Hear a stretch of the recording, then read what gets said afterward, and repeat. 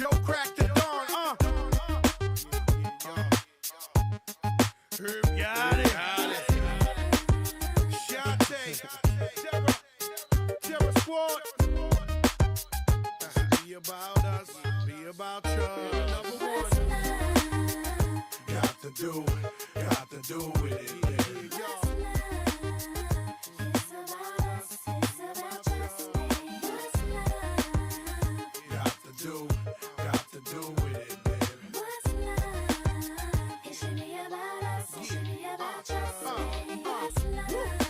Slow down, baby. Let you know from the gate, I don't go down, lady. I want a chick with thick hips that licks her lips. She could be the office type, but like the strip. Girl, you get me aroused, how you look in my eye. But you talk too much, man, you're ruining my high. I don't wanna lose the feeling, cause the roof is ceiling is on fire. And you looking good for the getting, I'm a rider. Whether in a hoodie or a linen, a provider. You should see the jury on my women, and I'm living it up. The squad stay filling the truck with chicks that's willing to trizz with us. You say you got a man and you're in love, but what's love gotta do with a little menage? After the party, me and you could just slide for a few, and she could come too. That's love. What's good, everybody? What is good? Welcome, of course. Welcome to another episode with your boy Resla over here on Opinionated. Ah, man, you know what we do here. You already know the drill. We like to cover big topics. We like to tackle honest conversations. You know, we don't like to hold back on the thoughts as well. But are those thoughts yours? The big part about it all. Oh, of course, tonight, as you can pretty much see, it's a little different from my last conversation. But tonight, we're going to be diving into what hits a lot of people, right? No matter where you are, no matter where you're from, no matter what you believe. We're going to be hitting the whole point of what's love got to do with it. We got to talk a little bit about it. I know a lot of people have a lot of different emotions when it comes to it. So we going to get into it. We going to have a little bit of a conversation. I know everybody going to be pouring in. Normally I start this thing and I just go ramping right into it, start setting the groundwork. You know how I do things. So of course, you know, I don't like to give everybody the shout, but I like to give everybody who was immediately walked into the building a little bit of love, right? Starting first with, of course, Locksmith Jeremy, who says, yo, hard lessons of life, right? He also says, do me a favor, folks, if you haven't already, you just walking in here, you getting that notification for the first time, you've been recommended by a friend, hit the goddamn like button. Subscribe if you haven't already, because you know why? My man's already said it. It's free, bitches. It's free. Let's go. Absolutely. The lovely and talented Yvette Marie, baby girl, has already walked up in here, and we gonna have to have a one-on-one, because you know I got an open door policy, but for you it's gonna be closed door only. We gotta have a one-on-one. The Kiwi, it's up here. What's up? Appreciate it. Yo, of course, my guy, the infamous one, the talented one, OG Do Dirty, up in the building, who also supports and say hit the like. Guys, we're just getting started for today. Please, do your guy a little bit of service. A little bit of service. All right? We getting up there. Oh, we got Zoomer walking in with that. Hey, he's already giving his love to Yvette. Yo, say, hey, what's up? It's a little different. You know, Zoomer's been getting on his little thing. You see, he on the treadmill now. He been really trying to get on his act right, because he used to just be nasty and come in with the booty hole brown, but now he been acting really civil of late. You know, could it be a little bit of influence? I don't know. I'm just saying. Miss Raven is up in here too, saying hi there. Hello, madam. Hello. Scotto's up in here. Yo, what's good, Scotto? Yo, hopefully this is going to be a good conversation for a lot of people. Hopefully it will be. I've been really getting into my whole close knit of the people getting together kind of arc. Just a little bit of questions while we are on this holiday times, right? True Keys up in here. Appreciate you, True Keys. Appreciate you. And of course, if you're walking into the building, say hi to everyone in the chat. Don't just be a lurker. Be a berserker. Make yourself known. Scream. Get into it. Share your opinions. Share your thoughts. That's the way how we do things here. So let me give you guys a little bit of the setup for today. Because we look at marriage, right? Marriage. The moment I open my mouth, damn, Justin Thompson is up in here. All right. That's what's up. But marriage has been pretty much tied to love in the way that we look at the market today, right? But in 2024, we're almost at the tail end of this bitch. 2024, let's just be honest, the era that we have been in today pushes the ideal of individualism. That's just the state of affair with the generation that we are dealing with currently. Individualism is the name of the game. And the question that has to be in place is, are we still looking at marriage the same way, folks? When I think about all the things that encompass individuals and how we look at marriage, I think about money. I think about offspring, kids, children, whatever you want to look at them, prodigies, whatever you want to look at them as.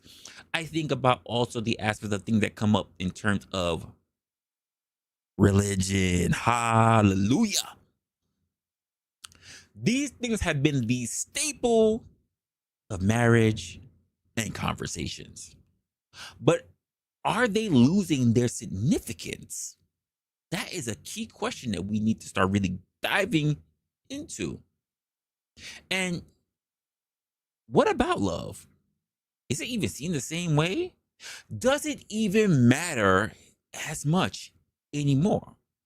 So I'm going to invite you guys to actually have this conversation, build your own thoughts, whether it's in the chat or whether you come up in the panel, which will be later on. I know some of y'all get a little antsy. You were like, oh, that's me. Oh, I got some shit to say. Let me cook. Buckle up, get your favorite drink, sit back, whatever you want to do, just don't put your dick in your hands because we're going to impact a lot of this. We're going to try to do it from as many angles as possible. Now, I want to hear from you guys, especially because you're going to be out there in the chat for a little bit, right?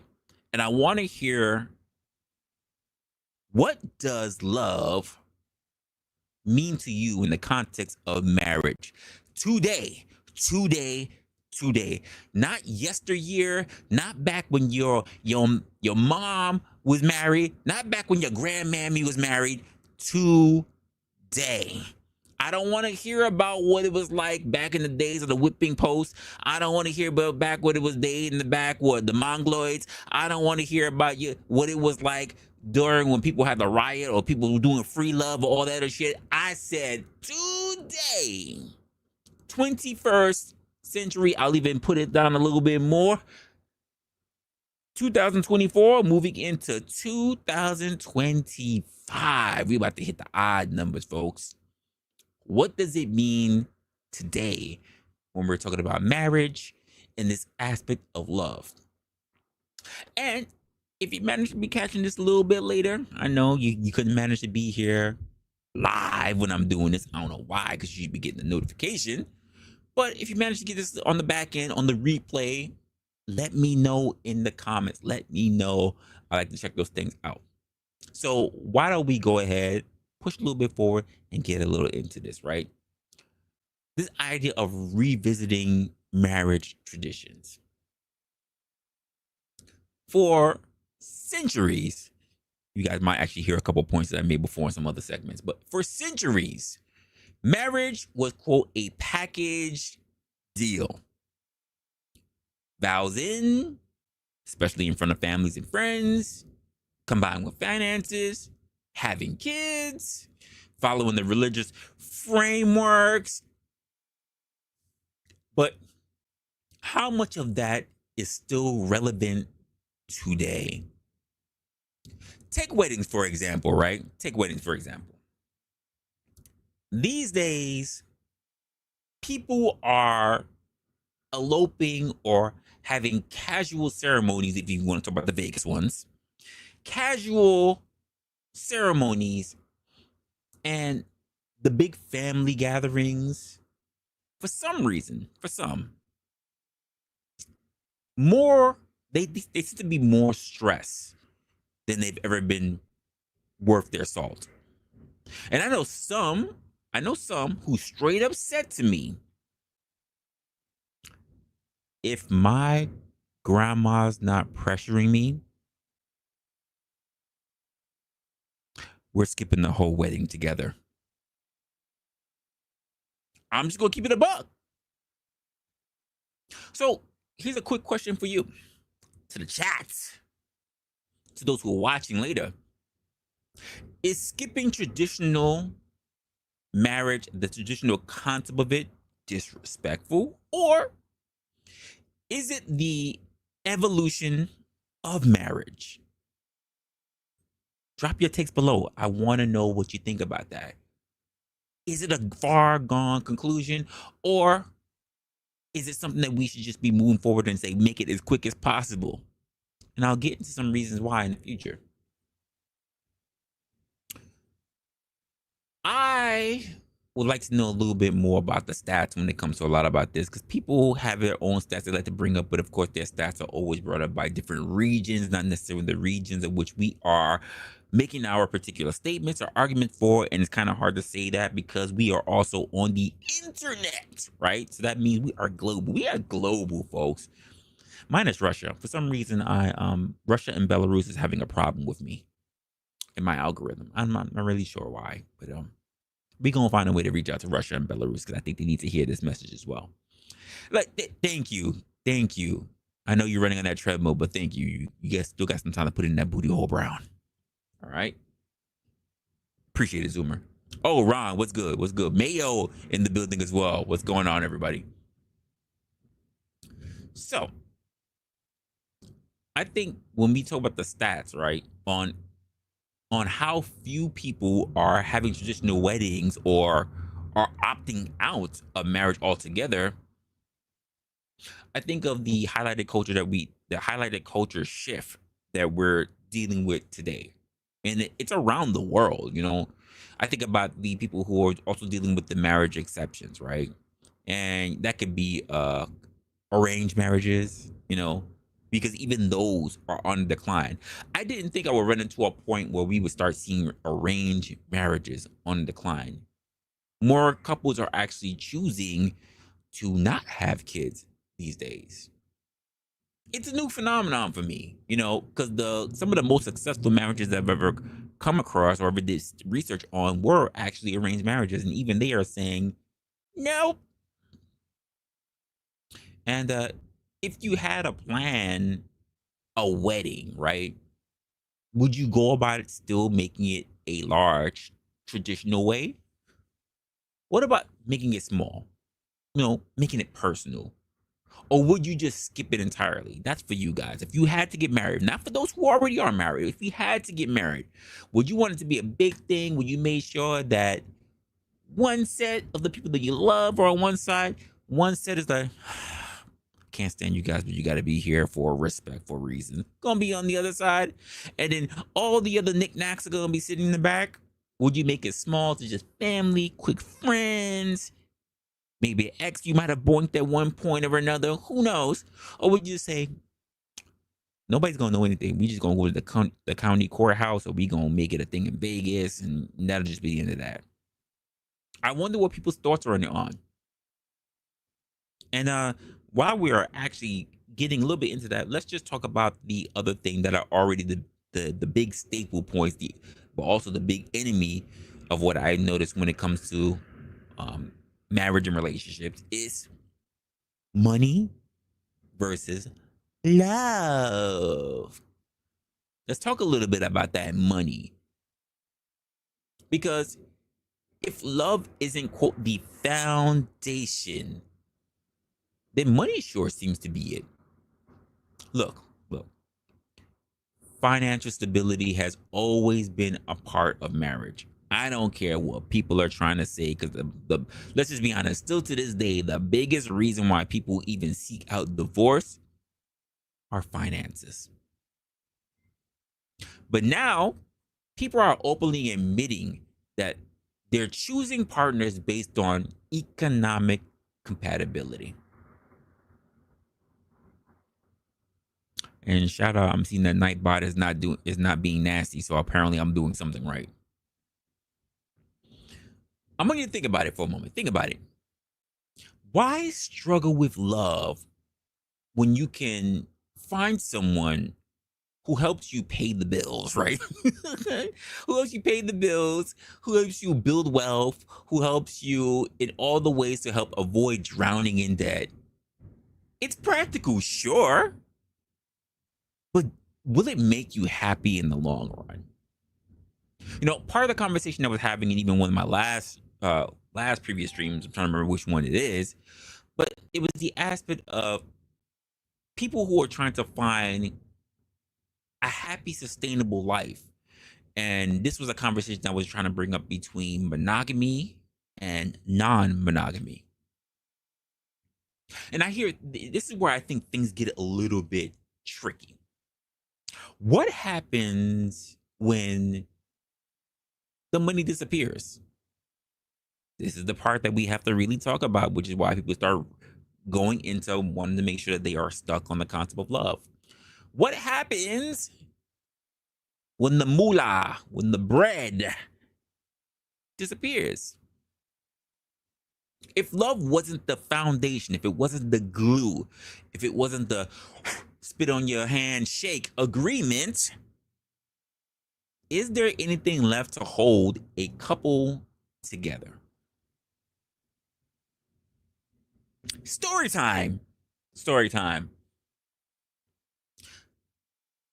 Let me tell you about a guy that I know. He married a woman who had six figures. He did not, by the way, but he married a woman who had six figures. He said he loved her, but everyone knew her paycheck was doing most of the heavy lifting. He had to hear about this for a while too. They did split. They split after I'm gonna say 3 years or so. Maybe didn't make it to the fourth year. They split into 3 years because, in his words, we didn't connect. I, for one, was like, 3 years, almost 4 years, 3 years, and you claim that you didn't connect? My question was, or rather, my question is, did they ever connect? Or was it just always about upholding a lifestyle? In the same way how I can say that about this gentleman, we can say for also the inverse when we have ladies, young ladies who like to back off when things go bad as well. Would you marry someone for their financial stability alone? I want be honest, keep it a buck for a moment. Would you do that? Would you marry someone if they could promise you a better living condition than what you have now? Because I know this to be more common than people care to admit. Let's talk about the kids aspect, the joining and making a new life, right? I'll call it the kid conundrum. As someone said, it's a conundrum. I said, oh, really? Shit. Now I'm thinking about it. That's exactly what I'm going to call it. Kid conundrum. Let's just shift gears a little bit, right? Kids, the big question. To have or not to have? For past generations, kids were the default. If you got married, expected. You were having babies. No questions asked. But today, people are saying, actually, no thanks. Not doing it. Why? Because kids are expensive. They change your life completely. And not everyone seems to be as part of the happily ever after anymore as we used to hear about, right? But here's the conversational take. If you're married without kids, are you missing out on a deeper purpose? Or are you just avoiding unnecessary pressure? For you single folks out there that want to do what you want to do and you want to still say that you want to get married.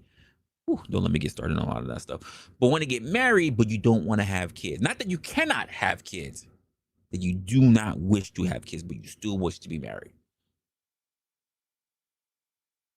And let's not forget, some people don't agree on this before they even get married. Can a marriage survive if one person wants to have kids and the other person doesn't? Yes, people are still having very poor communication. This still happens. I wonder if this really holds up for a lot of people. If you manage to have been, if you are a parent in the chat, let me just ask you the question. Was having kids worth the sacrifice? I didn't ask you whether you would trade your kids in. I wouldn't trade my kids in for anything in the world. I promise I want to be a good person. I don't want to be looking. I promise, Lord. I swear kids are the best thing in the world. Please don't persecute me because I want to make it onto the Heaven Express. That's not what I'm asking you. It's not what I'm doing. I'm asking, was kids worth the sacrifice? The emotional, the financial, was it worth it? Because we can only look back. We're not talking about how you think life is all precious. That's not what I asked you. People like to just mix shit. Listen to the very question I asked you. Was it worth the sacrifice? Not everybody gets a happily ever after with two parents in the household. Was it worth the sacrifice? And let me ask a different question. For the kid-free folks, do you ever feel judged for your decision for not having kids? Let's hear it. I got a couple of people saying yes. Someone say absolutely. My kids is my biggest accomplishment.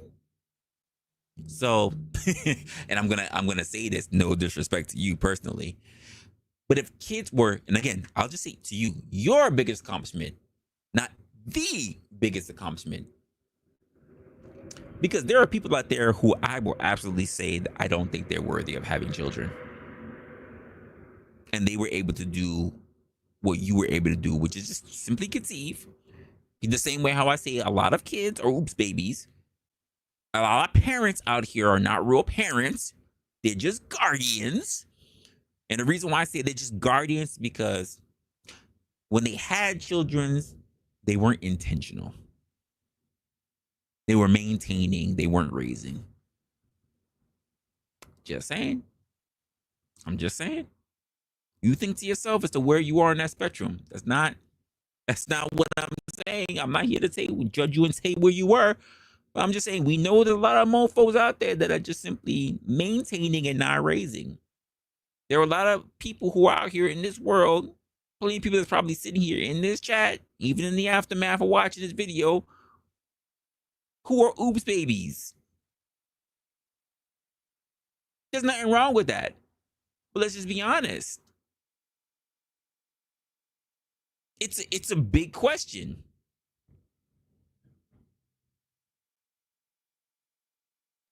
Look, So Raven said, look, not gonna lie. Some days I seriously question it, but in the end, yes, it's worth it. But I can tell you also, I've seen many parents who turn around and say, I I was so happy when I was free. Oh, don't you wish you when we didn't have to worry about so much about kids and we were able to just travel more because now we can't? We were able to pick up and move wherever we wanted to, or they weren't ready to understand what kids really came with. Oh, I can't do anything. I can't go anywhere. I can't do. There's so many different things that people who are just not ready, and there were a lot of people out there, by the way, folks. I know, especially for the ladies out here, because you're the ones who conceive, who bringeth lifeth. Most of you will say, I wouldn't trade it. But I've seen plenty of women who turn around and say, ew, can't stand you. Wish I didn't have you. You remind me of your father, who's not around, by the way. Or if he is around and you can't stand him, say still the most nastiest things. I've seen this with my own eyes.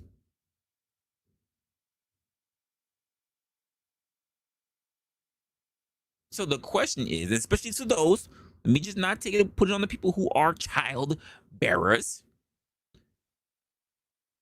But for those who do not have children, have you been judged for making the decision not to have children? Because maybe you say it's too much for me. Maybe I'm not. Maybe I just want to be a guy who doesn't have kids because they're just too much of a responsibility and I like my freedom. Maybe you wish to just be a forever auntie because you just don't want to go through that adversity. You don't want to go through the struggle. And again, not judging for you making the decision. My question is it worth the sacrifice for those who have? And if you have not, how do you feel about being judged for making that decision? We're not talking about for the people who cannot make the decision, folks. That's not who we're speaking for. For those who are capable, there's nothing wrong with your uterus, there's nothing wrong with your nut, who made a conscious decision. Just saying. All right, let's take a breather. Let's take a breather. Let's take a breather. Woosah. Let's take a breather and let's just get into a little bit of these questions and these comments that I see lighting up. I definitely see a lot of the ladies out here pretty much giving their perspective.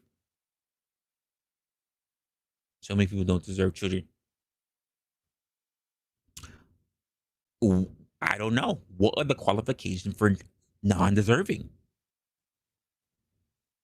Say what? Fail. Did you? Oh, you said natural selection? I mean, maybe, maybe not.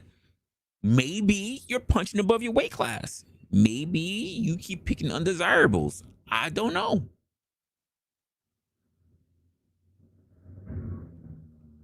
Hey, some people are able to manage that. Some people are not. I agree. But there's people definitely. I can't tell you how many people are just sitting there trying to sneak, trying to get a freaking sneak trying to get twins, sneak trying to get a New Year's baby. Just saying, definitely people out there.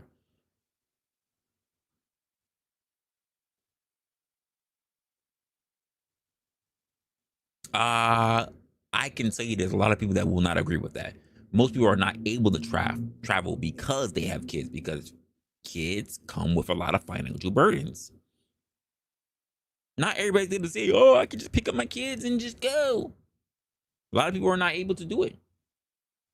Especially to the young women that were sitting there when they were traveling all the time. I can go anywhere I want.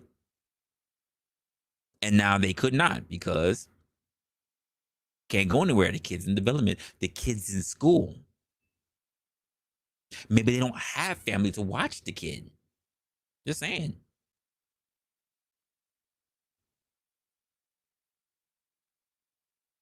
But there are people who judge all the time. That's the thing. There are people who judge whether they are family, whether they are friends, people who judge you whether they work with you. Fuck those people, by the way. Fuck coworkers who want to judge you in what you make in your personal life, by the way. Because they are definitely those people who sitting around too. Yeah, fuck you, Rachel. Who asked you what I'm doing with my dick? You know?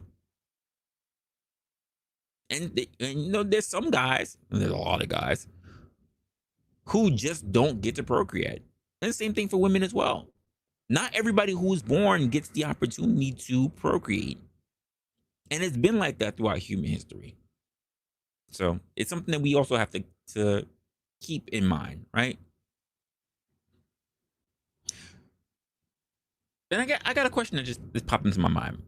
Do you think that social media has made marriage harder or easier to navigate today? I wonder what your thoughts are. I got my own particular thoughts that I'm just thinking about it right now, but what are your thoughts on that? Let me repeat the question. Do you think that social media has made marriage harder or easier to navigate? I think most people are going to come to the same conclusion. Okay, we got two people says harder. Oh, wait, no, one's on the fence. She said, well. She said harder. She's like, well, let me take that back. Undecided. Okay, we got an undecided. Okay, those DMs get people in trouble. That's true. Those true. But it doesn't speak to the question though. Has it made the aspect of getting married harder, or has it? Let me just say it again. Let me say it. Did social media make marriage harder or easier to navigate? Because there are people who are already married, but they have to deal with social media. Do you think it's made their life? We're not talking about people who just talking about they want to get married. What about the people who actually are married? Has social media made their marriage easier or harder? Think about it. Whether you are unmarried and you're trying to get married, or whether you are married and you're navigating this whole world when it comes to social media, has it made it easier? Has it made it harder or easier to navigate? So Alex said harder, then switched, said undecided. You know, Crazy says definitely harder. Zoomer says right, not really sure. Justin says harder. Okay. Refep says harder. Oh, we got LA Wilkes in the building. What's good, LA?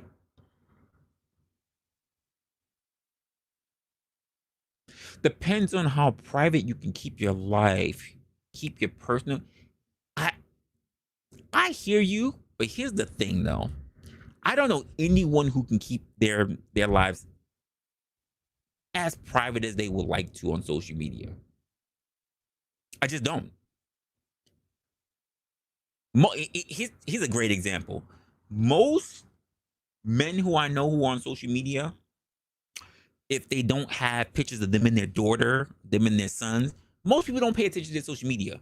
But a lot of the ladies I go to, they got everybody in their family on their social media. Their kids, some of the husband, some. Their moms, their dads, their sisters, their brothers. And let's just be honest. If they are single, as in not married, you'd be surprised if you even see their boyfriend on social media. Like, oh, haven't you been together for like 6 years? Yeah. I don't see your man on your... Girl, I be forgetting. 6 years you've been forgetting? Shit, that's a lot of amnesia. Just saying.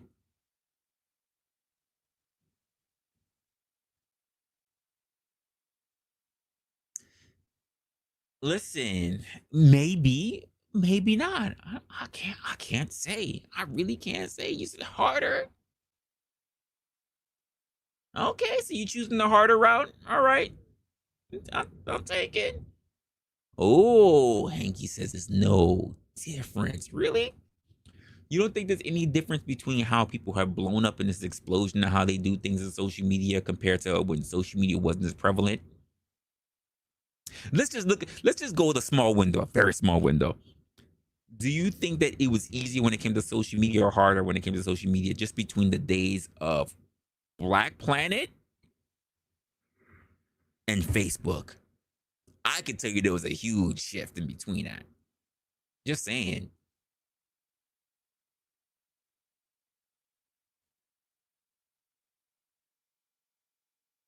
Oh shit. God damn. That's crazy.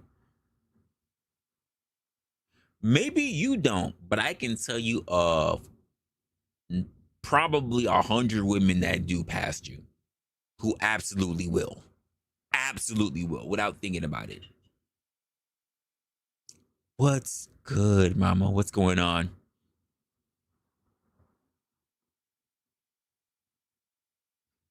That's true. That's true. But you know what? With the aspect of catfish, there's also people who's into some freaky shit, so you never know. Listen, here's another thing about the catfish part, right? As much as we talk about the people that turn around and they say, I got catfish, the bitch was actually ugly. Let's just be honest. Before the age where we started getting, before this most recent trend of catfishing, because catfishing isn't new, but this most recent thing of catfishing, let's just be honest. There were guys out there who got a picture of a woman who was giving them basically their younger years of the picture and then meet the chick later, and the chick was not exactly what her photos looked like. And I'm just gonna be honest with you, those guys still smashed. They still smashed.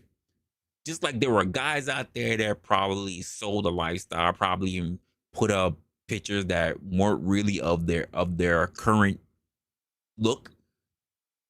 And there have been women that turned around and still gave these guys a shot because, quite frankly, he still had the lifestyle. He may not have had the look, but he had the lifestyle still.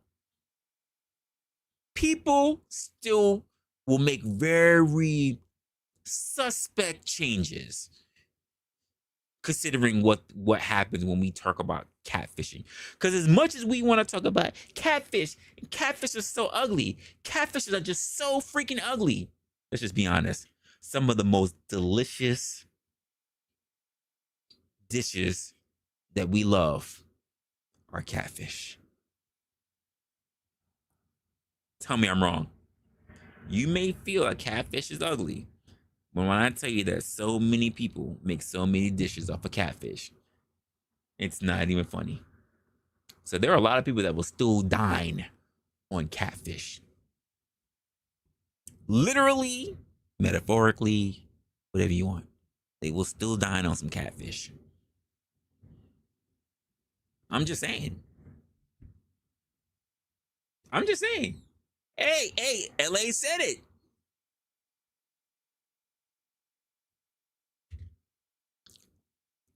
He said all my bitches is ugly.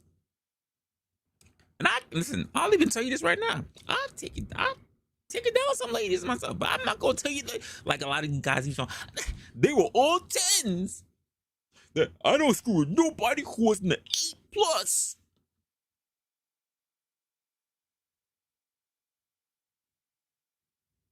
All your chicks are just 8+s, but you looking like a solid 5 yourself, bruh. That ain't happen. That ain't happen. It did not happen. Come on now. Come on now. That's not a thing. Most guys have to be even honest and just turn around and say that some of the chicks that they laid down and they got their body count from were not up to par. That's okay. Because before, ladies, you probably heard this. We're a lot of us are old enough to know this. But there are literally, like, we turn around and we say, oh, Zoomer, what you do tonight? But oh, you OD with the emojis, my guy. You OD with the emojis. you went a little overboard with the emojis. I see why she went ham. Like literally, we had guys that would turn around and they would say this. Hey yo, Resla, can I talk to you? They give me the call. Yo, Resla, can I talk to you? I'm like, yo, yeah, Scott, what's going on, man? He's like, yo, I gotta talk to you about something, my guy.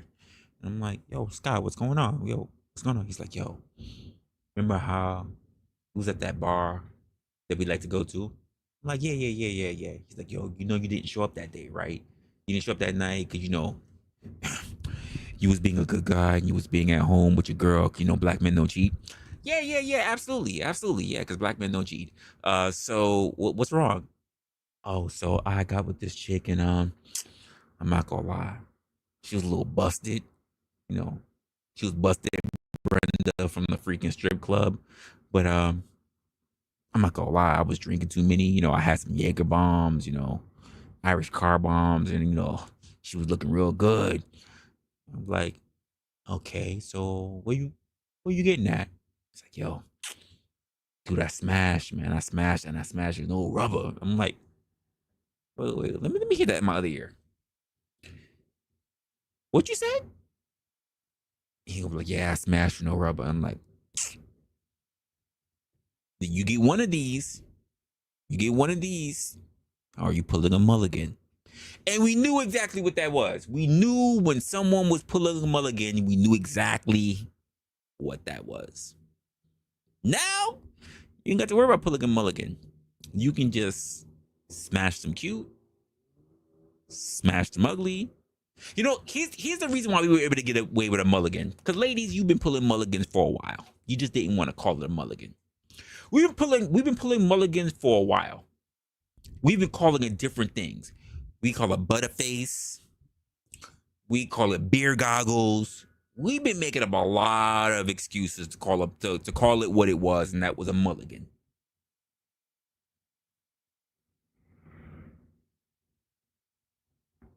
Say you fighting with women again? No, I don't fight with women. I don't fight women. Believe it or not, LA, most women follow my program. I I'm typically very smooth enough to talk to women, and they get on my program. So I really don't have to fight women. Listen, either you gonna agree or you gonna disagree. Either you gonna like me or not, and I'm fine with that. You get over it, or you won't, and I'm gonna laugh every time you give me the mean stink face because I ain't really thinking about you. I don't really waste my time fighting with women. I just don't. Too much going on. There's too much going on in my life to be sitting here worried about one person. Just not my thing. Yo, what's good, Resto? Says salute. What's going on, my guy? Yeah, Nightbot. I don't know. Night. I'm gonna get her right, but so far she on it. She on it. No, that's not. Cause here's the thing about the ugly though. Crazy. Here's the thing about the ugly. You forget they're ugly, right? Which means that probably I would say back in the day, the attention wasn't really there. So that means there's two things that could happen. Two.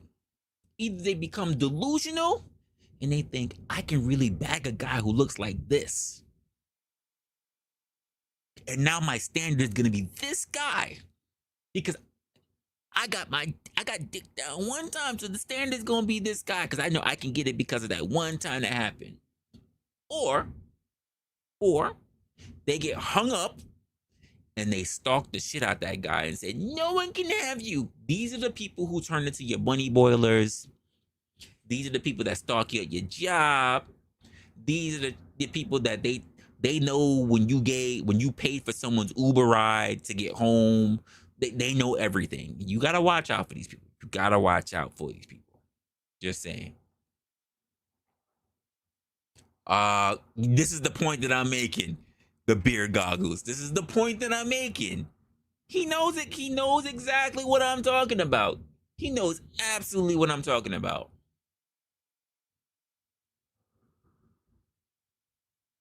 See, here's where you fucked up. You waited till sunrise to leave. You can't fall asleep. You cannot fall asleep. It's called ejaculate and evacuate. You can't fall asleep. You can't go, woo, that was good, and hit that pillow. You can't hit that pillow. If you hit that pillow, you're done. You cannot hit the pillow. You gotta get up still sweaty, get your pants, get your drawers, everything, and you got to leave. You can sleep on the train ride, you can sleep on the car ride, or if you got an Uber or whatever. Hell, if you drive it, pull over on the side of the road, you can get a nap. Sure. But you cannot, absolutely not, N-O-T not, you cannot fall asleep in that heifer's bed. Because it's gonna mean something new. It's gonna mean something different. You can't do it. I'm speaking from experience. You can't do it. I literally, in order for me to get away from a falling out on someone else's bed, I literally got up, went while they were still, got up and made them breakfast and slipped out the fucking door with a note. Was fun. Here's breakfast. Left the little paper towel on top of it, and got the fuck out of Dodge. That was the only way. Thank you for being a gracious host. Got the fuck out of Dodge. I'm just saying. So you can't do it. Absolutely cannot do it. Can't let that slide. Just saying.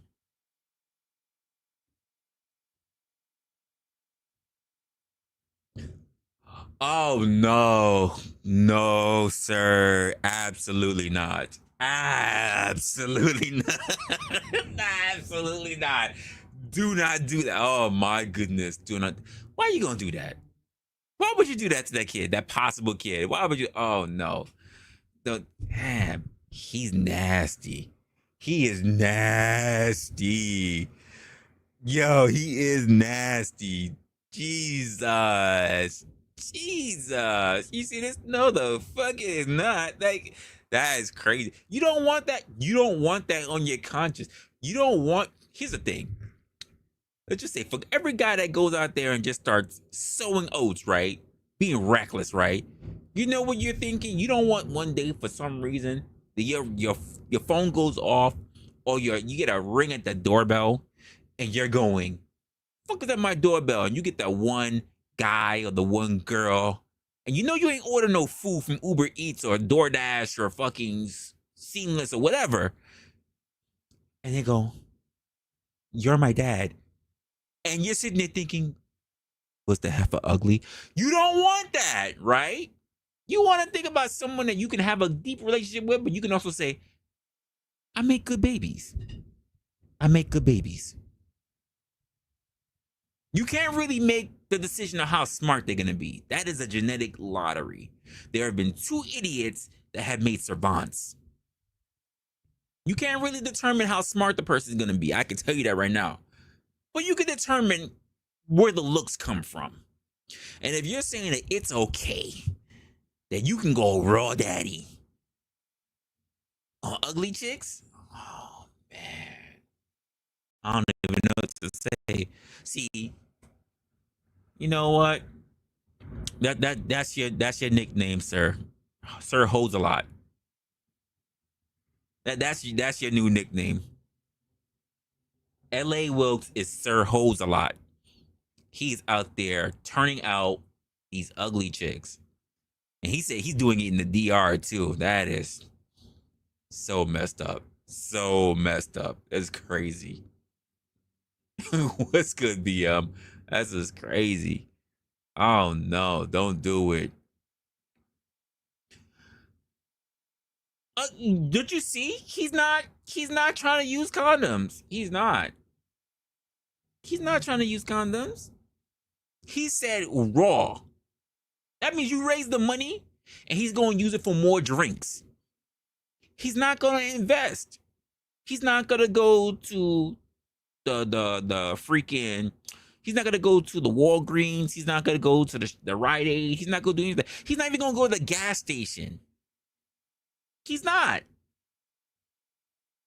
In fact, here's more proof. Since he already turned around and said it's okay, like it's a rule that you can go raw on ugly chicks, he's most likely the person to say, "Oh, yeah, you got a condom, right?" And he goes, "Yeah, sure."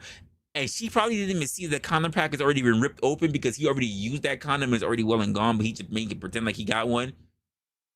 And he's just gonna do what he's gonna do. That's crazy. It is crazy. Come on now.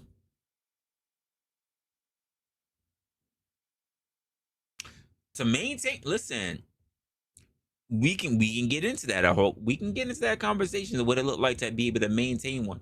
Because I'm not no well, first of all, I'm not talking about love or lust. The question is, a lot of people in this day and age, right? A lot of people in this day and age are saying that love has nothing to do with the actual coupling of relationships or anything like that. Or rather, we can even still talk about the older generation, still talking about how love, and I even did a stream before about monogamy versus non-monogamy as being, monogamy being the standard for things. But people are also questioning marriage because, quite frankly, I'll just say this I'll just say from Gen X to millennials, coming down all the way to we have our Zennials now. Zennials have been looking at us from the Gen Xers, from the millennials, and saying, y'all been effing up. We don't want to take no advice from you whatsoever. I'm just realizing my camera's a bit off. God damn. We don't want to take no advice from you whatsoever. And since we're not going to take no advice from you, we're not going to take advice from a lot of things, from finances to how you live your life to what you think is more prevalent. The white picket fence with the freaking family ain't prevalent. We see so many people getting divorces, ain't prevalent. We see so many people are backing out from religion, ain't prevalent. There are so many things that our next upcoming generations see us drop the ball on, that they believe that anything we say should be heavily scrutinized. And I can't really blame them. I cannot really blame them. So when we look at how people are moving around now, when it comes to the idea of marriage, is it really prevalent? Because think about we trying to turn around and say in our age, no, because the old days, marriage had nothing to do with love. Nothing. It had everything to do with property. It had everything to do with who inherits the house, the kingdom, the dynasty, the lineage between houses. That's what it was based on. It wasn't based on love. Later on became this whole concept of love. And that's what we ran for so long. Listen, if you were a 80s baby growing up in the 90s and the 80s, we heard so much love music. Love music. R&B was full of love music. That's not something we really deal with today. Because why? The concept of love has been dispelled. The idea of love has been dispelled because the very people that turned around and said, I'll do it for you, baby. I wanna do all the. Now it's, why the fuck you lying? Why you always lie? And I can't even say shit because I can see the shift in the generations myself. I can see the hardcore shift.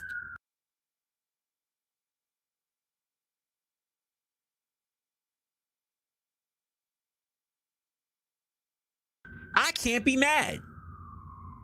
I can't be mad how we used to make jokes about how you was getting wet because of all that love making that you was doing, to the point where we shift that around and said the reason why you gonna get wetted is because you were shot up.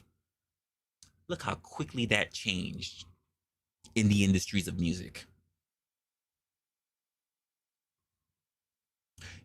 Getting wet, having your t-shirt wet used to be about how you was grinding it out until We even got to the point where our rappers used to say,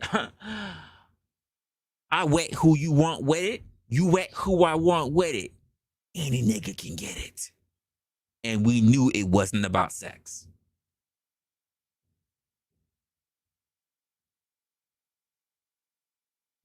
They have seen the older generations not only try to be the examples, but fail horribly at it.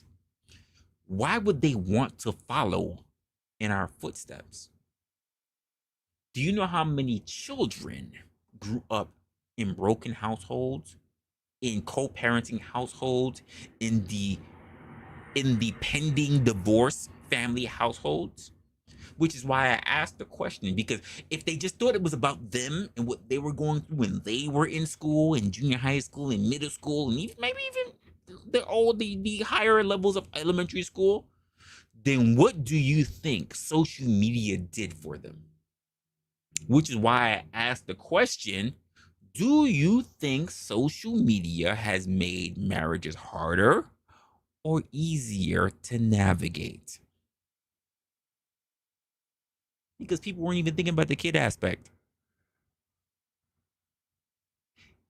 It made it harder for kids to want to accept marriage. Any kid that sees turmoil happening in their parents' relationships are not thinking to themselves that they wish to enter marriage.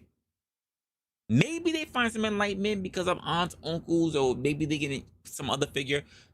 But I think anyone who's sitting there through the adversities of what they have to do and see the fights between and the ugly points between adults when they're children will pretty much opt in saying, I don't want this for myself. I'm just saying. And that's the reason why I bother asking the questions. Would you stay in a marriage where love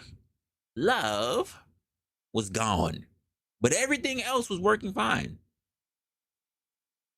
For me, personally, yes. But that's just me. Because I say the most important part is not the love aspect, it's the respect aspect. I know plenty of people that would turn around and say, no, if for any reason he or she doesn't love me anymore, the love is gone. And I'm like, so, okay, nothing else mattered. Everything else was just hinging on this little thing. Because not for nothing, you're treating love like the sword of Damocles. And for those who don't know, because I just realized I just made a reference that people will not understand, that a lot of people may not understand, some who understand and some who don't. If you're hinging everything on the aspect of the sword of Damocles, Damocles was, I'll just break down. I don't even want to go too far in this, but Damocles pretty much wanted the whole bunch of riches as to what everybody with the king wanted, whatever. Okay, cool. So they turned around and said, we'll give you everything you want. You can be comfortable with everything you want, but here's what I'm gonna do. You can lay here and get all the pleasures, whatever you want. You can lay here on this little couch, but we're gonna put this sword up in the air right above you, and it's going to be held by a very thin piece of string. Do you not understand the amount of nervousness that came from that?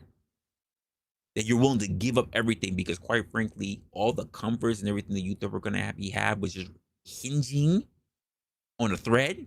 This is the reason why we also call it the thin line between what? Love and hate. That is your sword of Damocles, folks. The thin line where everything can break. And if you don't have other foundations in place, which a lot of people do not, I'm just going to be honest with you, which is why we see such a huge divorce market. And because a lot of people did not figure these things out, why would the younger generations want to go down that same path? Just saying, folks. I'm just saying. Think about it. Think about your family. Think about your parents. If you're a millennial, think about your parents. If you happen to be Gen Z here, think about your parents and even your parents' parents. Because you may be one of those people that has been shaped in thinking about that, like, yeah, I didn't want to make that sacrifice because of what I saw my grandma go through, or what I see my mom or my dad go through. I'm gonna walk away with that. I'm gonna walk away from that because that's been a whole lot, and I want you to just do your own reflection on that. You can come back and you think about it in your own time.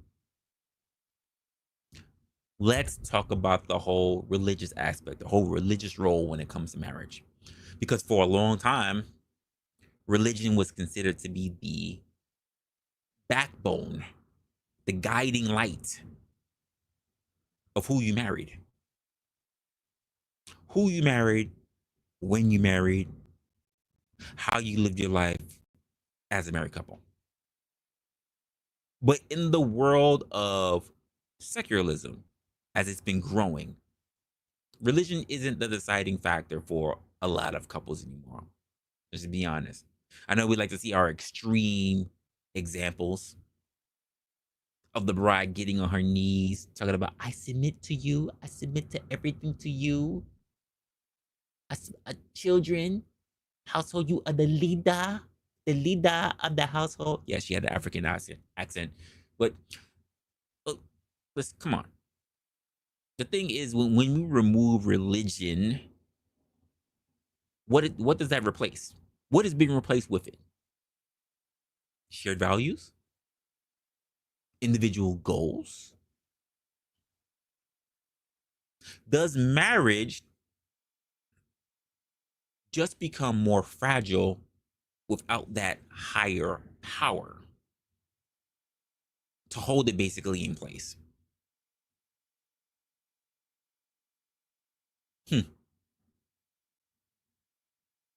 In a world where marriage was entirely secular, right?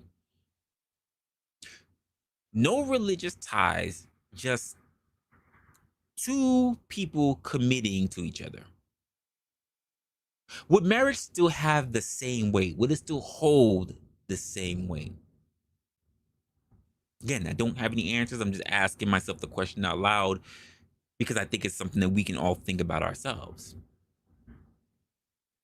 And for the religious folks, right? You know, do you think that marriage without faith is doomed to fail? And for the secular crowd, what's the glue that holds your marriage together? I'm wondering. Let's take a look at what some people are saying. You said great analogy. I mean, I try to stay studied. I try. Glad you liked it. Glad you liked it.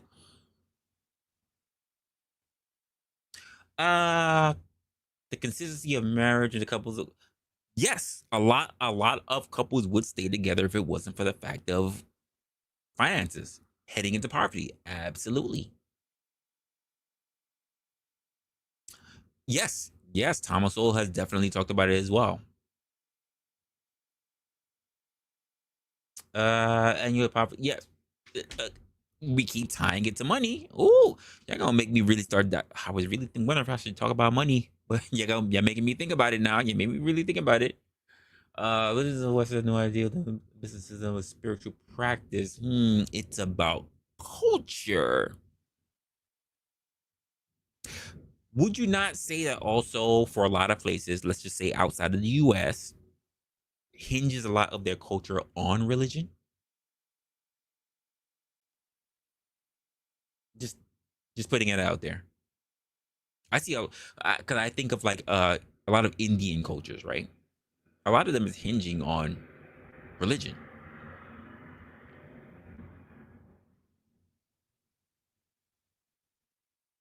Would you say men get married to keep the woman? Uh, so it's a good question. It's a good question, and I'm gonna tell you from my own personal experience. Personal. A lot of ladies get married for the status. They get married for the title of being quote wife. When I ask a lot of people about what are the tangible benefits of getting married, most men and women, by the way, don't have a clue. Anyone can just say the word taxes, right? I go, what taxes? What are the other benefits? Could you just say taxes? What else? And they do, I don't know. So if you don't even understand what are the benefits for getting married, right? Because when I speak to ladies, they turn around and they say, for my family, for my friends to understand that there's no love like any other love. Our love is like no other, and it's to be under the eyes of God. Then we choose each other and we cherish each other, and all the vows, all the, you know, the love is eternal, and until death do us part, and you know. But then we see statistics, say that most women tend to be the ones who initiate divorce. Interesting. So if the concept was for all these other things that you mentioned, but when I say you want to get married to the government, right? You didn't say you want to do with some weird rabbi. You didn't want to do any of that other shit. You didn't want to just say that we would treat each other as man and wife. You didn't do any. You got married under the guise, under the rules, under the tyranny of the government. You're going to do that officially at a courthouse. You're going to file a marriage certificate. But you don't know what the actual tangible benefits of getting married under the state is? You're failing. That means you're using it as a status symbol. You have no concept of what marriage is. Especially under the state. You have no idea. I tell people, even within my own relationship, I care more about the commitment than I do what your title is. Because I'll be honest with you, what I see most of the time, is that people get a title and they act brand fucking new. Brand fucking new. The title was not for you to act brand fucking new. The title was based on the commitment. It wasn't for you to start switching up.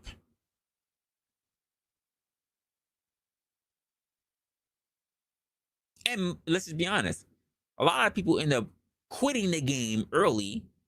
Let me just say this way. Marriage is nowhere as sacred as it used to be, because why? The convenience of divorce.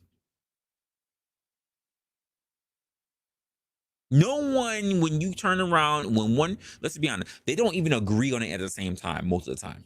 One person decides to get a lawyer, or they go to the courthouse or whatever, and they turn around and say, I'm not happy.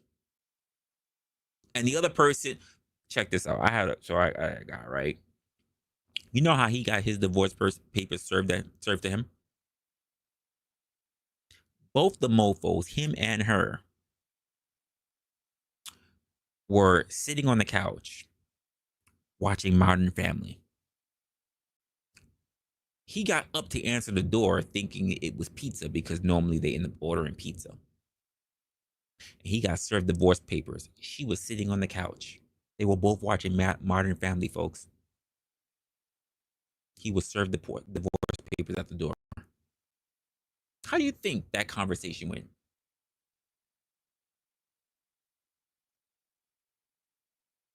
How do you think it went? He had no fucking clue it was coming.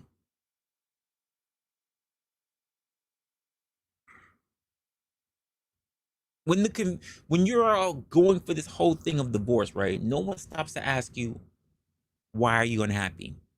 Why is it you're no longer in love anymore? People don't ask that question.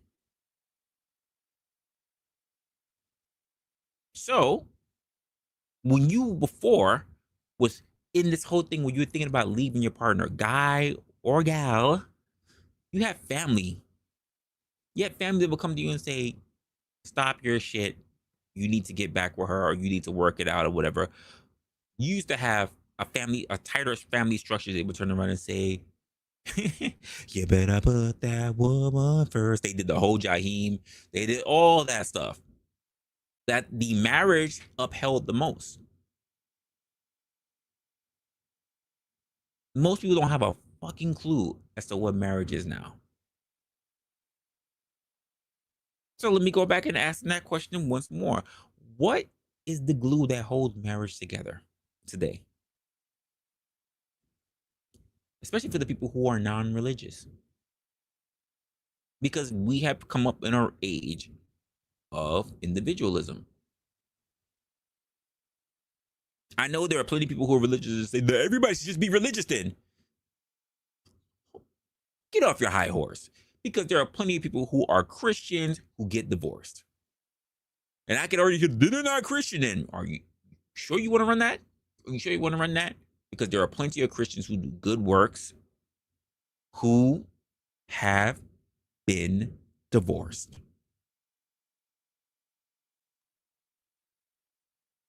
Get your heart out of it when it comes to this idea of individualism. Because we're in an era right now where people are prioritizing themselves. They're prioritizing their careers, they're prioritizing personal growth, they're prioritizing their freedom. It's all about me before we. But can that mindset coexist with marriage? This aspect of individualism, because some people say that individualism is killing marriage. And I, for one, would actually agree with that. I can see that. Others argue it makes it stronger because now people only stay in marriages that they choose to be in. They don't feel pressured to maintain the marriage. And it took me a while to think about that one, but they got a point as well. So here's my question. Can you fully be independent and still have a successful marriage? Or is that just a fairy tale we tell ourselves in order to feel better?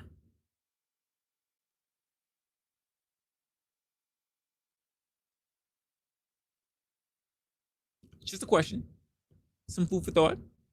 Can individualism and marriage work together? Or are they just so fundamentally opposed? What's love got to do with it? What's love got to do with it, folks? In a world where marriage is being redefined pretty much every day, love might not be the only thing that matters. But it's still one thing that I can say a lot of people still want. Maybe the real answer is that love isn't everything, but it's still something, still rather important. And when you mix this with the other respects, the other understandings, and maybe just a little bit of patience, a little bit, maybe that's what makes marriage work. But that's my thought. I really wanted to make sure I ran the gambit down on this one because I've seen marriage work. I've seen marriages that are beautiful, and I've seen marriages that have been woefully, woefully chaotic. I've seen how social media is when it comes to marriage. I've seen in my own personal life people who have gone through very tumultuous times when it comes to marriage. Marriage is not just about a fairy tale ending, ladies. And for guys, marriage is not just simply about trials and tribulations. But that's my thoughts. I've been long stroking you long enough. Give me your thoughts. Link is in the chat and pinned to the top of the chat. And let me get a little bit of a break from you guys. Get myself together. And you tell me, what are your thoughts? What do you feel about all this? To then. Grab a drink, light you a blunt, sit baby still, fast and fly. Evidence plain, no dick holding in, no blankety black shit. We chilling with the crew. You welcome for the session. I hope your time was pleasant. Now did you learn your lesson? Welcome to the porch.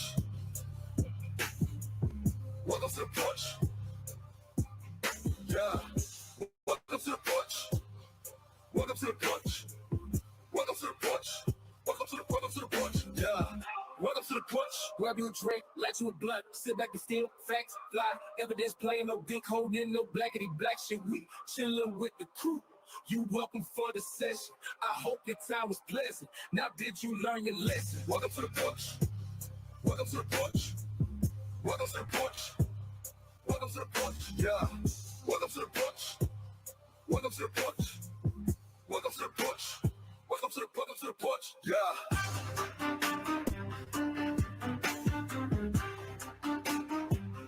Welcome to the porch. Yeah.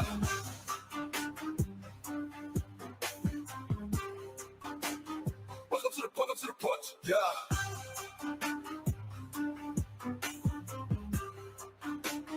Welcome to the porch. Yeah.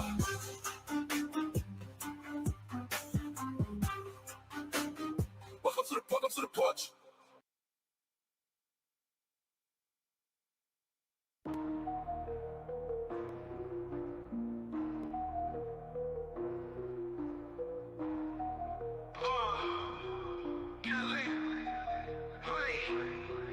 OG do 30, flipping packs in the back, stuffing the blood, fat stack, jet black Cadillac, stacks in the mattress, cash cow status, walk in the streets, heat up, no crack, blood blazing, smoke hazing, OGs in the attic, crispy clean kicks, ain't nothing static, southern nights, trap dreams, raw matic, light it up, inhale the magic, erratic, down south, making moves, 808s, hit raw, sip the lean, slow the scene, outlaws on call, counting bills, run the grills, trap house ball, switches in the air, grandiose alcohol, dirty dope dreams, with the crew so mean, like some movie scene, trap king, royally king, purple haze phase, hazy days, cash in streams, hit the streets, beast mode, blitzy jewel schemes, OG do 30, leaning like a tower, got the power, hour after hour, living fast, mile high, never sour.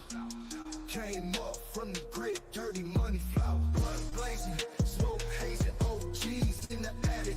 Crispy clean kicks, ain't nothing static. Southern nights, trap dreams, raw matic. Light it up, inhale the magic, erratic. OG do 30, leaning like the tower. Got the power, hour after hour. Living fast, mile high, never sour.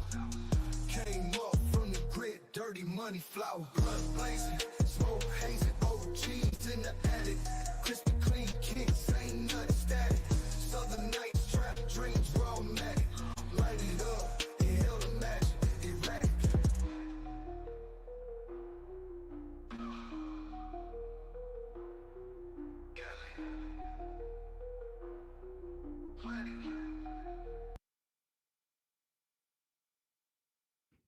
Interesting. Interesting. A lot of you guys got a lot of interesting thoughts sitting out there. Makes me wonder. Makes me wonder. A lot of people have their own thoughts about what takes place in these in these streets and what we think about marriage in general, right? Or rather, very specifically. And I'll say it as someone who's not married or doesn't even have any children, but I can tell you what a lot of people who I've heard say, and a lot of people who have said to me personally what they think about a lot of different stuff. It's going to be a rather interesting ride, and I'll even add this particular one to people. How exactly are we going to go about reshaping the future? Let's just say you're someone that believes that marriage should be the de facto thing that we aim for, right? Let's just be honest. Even our quote American dream, it's not the same standards we used to be. That idea of the white picket fence, 2 kids, motherfucking dog, goddamn lassie. Ain't it no more. Younger people prefer to travel. From the passport bros to hot girl summer. With the changing of the guard, the changing of what we see as what was the traditions of evolution have changed. Is just another aspect of that, another area that is also changing. And keep in mind, right now we've gone to a point where it's been uh, male and female dynamics to the point where I'll even just say it, we had to the point where we were allowed to have uh, gays out in the open, whether it's fighting against Don't Ask, Don't Tell, or even in gay marriage, to the point where now we have an entire community being celebrated for them, you know? And now we have the trans debates that go on as well. The idea of love, conventional love, and who marries who, what love looks like, is it really important? Again, you have the idea of multiple marriages or even no marriage at all, polyamory that pops up. Is love the thing that rules? Because if you ask me, love is turning into the minority. It's not there yet, but it's turning into the minority. And as people who fight for love, what are you doing to convince other people that it's a worthwhile journey? That's my question to you. What are you doing to actually make that a worthwhile journey? Or are you just saying, it's enough for me and that's enough? I don't need to talk to other people. Because that's kind of what got you into this problem in the first place. And I say this for a lot of different people, and when it comes to a lot of different problems. When we see things that can be threatening, not just to us personally, but our future, a lot of people get very selfish and just say, it's happening to other people, it's not happening to me, therefore I am not concerned. And they are never concerned until it hits them personally. The same way how I would say this about your local politics, right? You're never worried about your local elections. You're only worried about once it's your major elections, your general elections. But how did they get there? They got there from people at the local level who did not do their due diligence. We have this thing that's called the calm before the storm. You cannot get mad if the storm is hitting you now. The calm happened. There was a preparation time. And you said, I'm not worried about other people, I'm just worried about me. And I think the problem with the aspect of how we move in this generation, how we look at how the silent generation was, you know, when it was that generation, even to the point where we had the newer generation that came through the Vietnam War, everybody was like, it's about other people, it's about free love, it's about not being a part of this. It's like, whoa, what is it good for? That's not the world that we live in today. It's all about, what have you done for me lately? It's not about what's good for other people. It's always about what's good for me. And if it doesn't affect me, then it's not important. And then when we leave things to fall apart, we find out that it's on our doorstep too. And then we get mad and all of a sudden we want to work with other people. It's too late. It's too little too late. You saw the signs. You saw the signs. And you didn't do shit. Because you said it wasn't important to you because it wasn't affecting you and your friends. And then it hits a whole national scale. And then you want to be in an uproar. Too fucking late. There are people to this day that turn around and they want to take away things. And I go, you can't. Once, whoever heard of someone putting anything back into Pandora's box? Once that box is open, once something slips out, it never goes back. Never goes back. Once we evolve into something new, it never goes back to the way it was. Never. The endless now doesn't happen. Times change, and time will only change to the people who decide to be negligent. Either you want to be a part of things changing, or you allow things to change because you were negligent of that fact. You probably saw it and you didn't do shit. And then there are people who didn't see shit and shit happened to them. Either way, you're responsible. You're responsible for the fallout. And I cannot be upset at the world that we are in now with our youth who are not only thinking that the world is fucked up, because I even heard this, I can't remember who it was, but I won't have children because why would I want to bring children into a world this fucked up? Cool. Do you not know that you were also a contributor of that fucked up world? No, I wasn't. You were born. You're old enough to remember a particular time. You could have advocated for something else. You're also a part of that fucked up world. You don't want to bring you don't want to bring kids into a world that you have also participated in having fucked up. I'm just one person. So am I. But collectively, we make decisions. And if you have made none, you're a part of that problem. Plain and simple. But I will also say this, because I've also said this to that statement. You cannot expect to have a better world for the future children if you don't have children. Because you'll be long and gone. And if you don't have children, the world is only been ending, being fucked up on your watch. Think about what I just said. If you turn around and say, why would I bring kids into this fucked up world? And pretty much eliminating the species, right? Limiting the species almost to the point of extinction, right?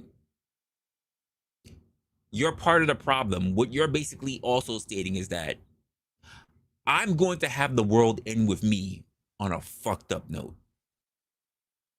No resolution, just a nasty cliffhanger. You're part of the problem. Think about what I just said there for a moment.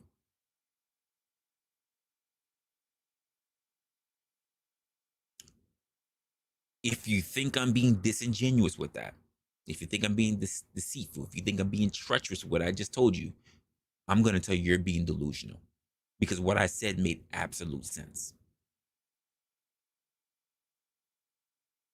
As they say in the world, if you are not part of the solution, you are part of the problem. And the idea of thinking that doing nothing contributes to something positive happening is a fallacy. It's a falsehood. Now, if you just don't want to have children, that's fine. If you just don't want to get married, that's fine. But for those who do wish to get married, for those who do wish to have children, be intentional. Because like I said, most children are oops babies. Be intentional. Show the next generation the positive aspects of getting married. Because if not, well, you get what you paid for. And history is a good indicator of what? The future. And history has already shown to our new generation why they should not get married. So with those who are already married, for those who may be still millennials now who still haven't been married but wish to be married, you need to be an example. Don't you think? A little too ironic. I got a lot of music that's running through my head today. I don't know why. Don't you think you should be the example if you wish to have any change? It starts with you. It doesn't start with them. And blaming the people who already came before you that didn't do a good job ain't enough. It starts with you. Be the change that you wish to see in the world. Don't blame those for the things that you're also contributing to. That's my opinion, though. Anyone else that want to give up their opinion, feel free to do so. Because a lot of people have opinions, but a lot of people, like millionaires, don't put up their voice, don't put up actions. A lot of people have their own thoughts. A lot of people don't speak when it really counts. I'm just going to be honest with you. And I'll say it the same way how I'll say it for our education system. What the hell is up in my phone? Uh, a lot of people are taught to speak. The inverse is this: a lot of people are not taught the value of speech. You're taught to speak words. You're not taught the importance of those words. And a lot of people these days are not curious. They want to be told what to do. Or, just as bad, they want someone else to do the job that they are also capable of doing. You'll have everybody lined up when a disaster happens, and everybody's looking at each other, wondering who's going to be that person to come forth to take care of it, when they also themselves are capable of taking care of it. It's like looking at a fire where everybody's capable of using a fire extinguisher, but everybody's wondering who's going to be the one that picks it up. If no one picks it up and everything burns around you, you're all responsible. Every single one of you responsible. Now, if you just turn around and say, opt out, I'm not using that goddamn fire extinguisher, I got nothing to say to you. But if you're wondering, well, I could use the fire extinguisher, but I mean, they also know how to use the fire extinguisher too. Maybe one of them is going to use the fire extinguisher. I mean, if you allow the village to burn around you, you're all responsible. Great. Wow. Too many chiefs, not enough Indians. I like that. I like that.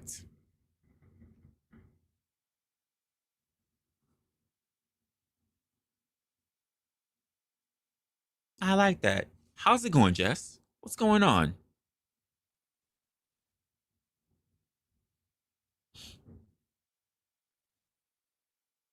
It's something to be said. A lot of people have their own opinions as to how they would like things to be. But when it comes to ask people what they should do, or to be vocal about how they would like to see the change in the world, or how they would like to see the world in general, you know what they do? They stay quiet. They even say that there is someone out there who can say it better than they can. How do you know that someone else can say it better than you if that person's not around to say it? I don't want to say anything. I'm pretty sure somebody can say it better than me. You're here. They are not. Why not speak your mind? Imagine this. Your child is not doing good. You go to a board of education meeting, right? And shout out to those parents that actually go to those big meetings and they chew out the school board, they chew out the people. Like, shout out to them. They have their voices heard. But there's some parents that go there and they sit there and they're in anguish and they're mad and they're upset. And they never voice their opinions. They never get up to walk over to the freaking lectern and state what their grievances are and what the problems are with the Board of Ed. There are never people who even do that when they have a chance to address their senators or their congressmen and women. They don't do it. They sit back hoping that someone will have the exact same thoughts, the exact same diction, the exact same worries that they have, and will be able to expound on it in a way that they could never do so. And most times, they are left voiceless. Don't let someone else do something that you could do. Don't let someone else be an example that you can proudly be. That's my thought to you guys. That's my thought. That's it. I don't think I really have more that I can give to you guys. I give you my opinion. It's not just about my opinion, but I've given you mine. And it seems like no one else really has their own. And again, I respect that. I respect the fact that you don't have an opinion or you're not willing to voice yours. Absolutely good. But I will say this. If you have an issue, if you have a statement that you need to make for yourself, if you have concerns about what's going to be taking place in the future with our generations, because we're not just talking about, especially because there are plenty of people in here that said they have children. That means your children are going to be part of the next generation. If they're not part of the current generation, what are they doing to make sure that the next generation is going to be good? Or are they just being quiet as well? Something to consider. It is.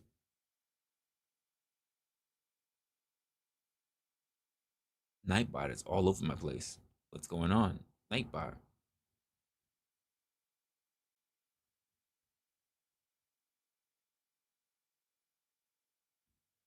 So here's my thing about this, right? No one chooses to be born. The same way how no one chooses to have bad things happen to them. That doesn't mean it's not your responsibility to act. And I don't want to even hear anything about the billions of people to fix the world, because here's something that we can see without question. That it's the minority that makes all the changes in the world. The majority tends to most likely be voiceless. They are the quiet ones. They like to bitch to other people and bitch to themselves. But when it comes out to actually making changes, they wait for somebody else to do it.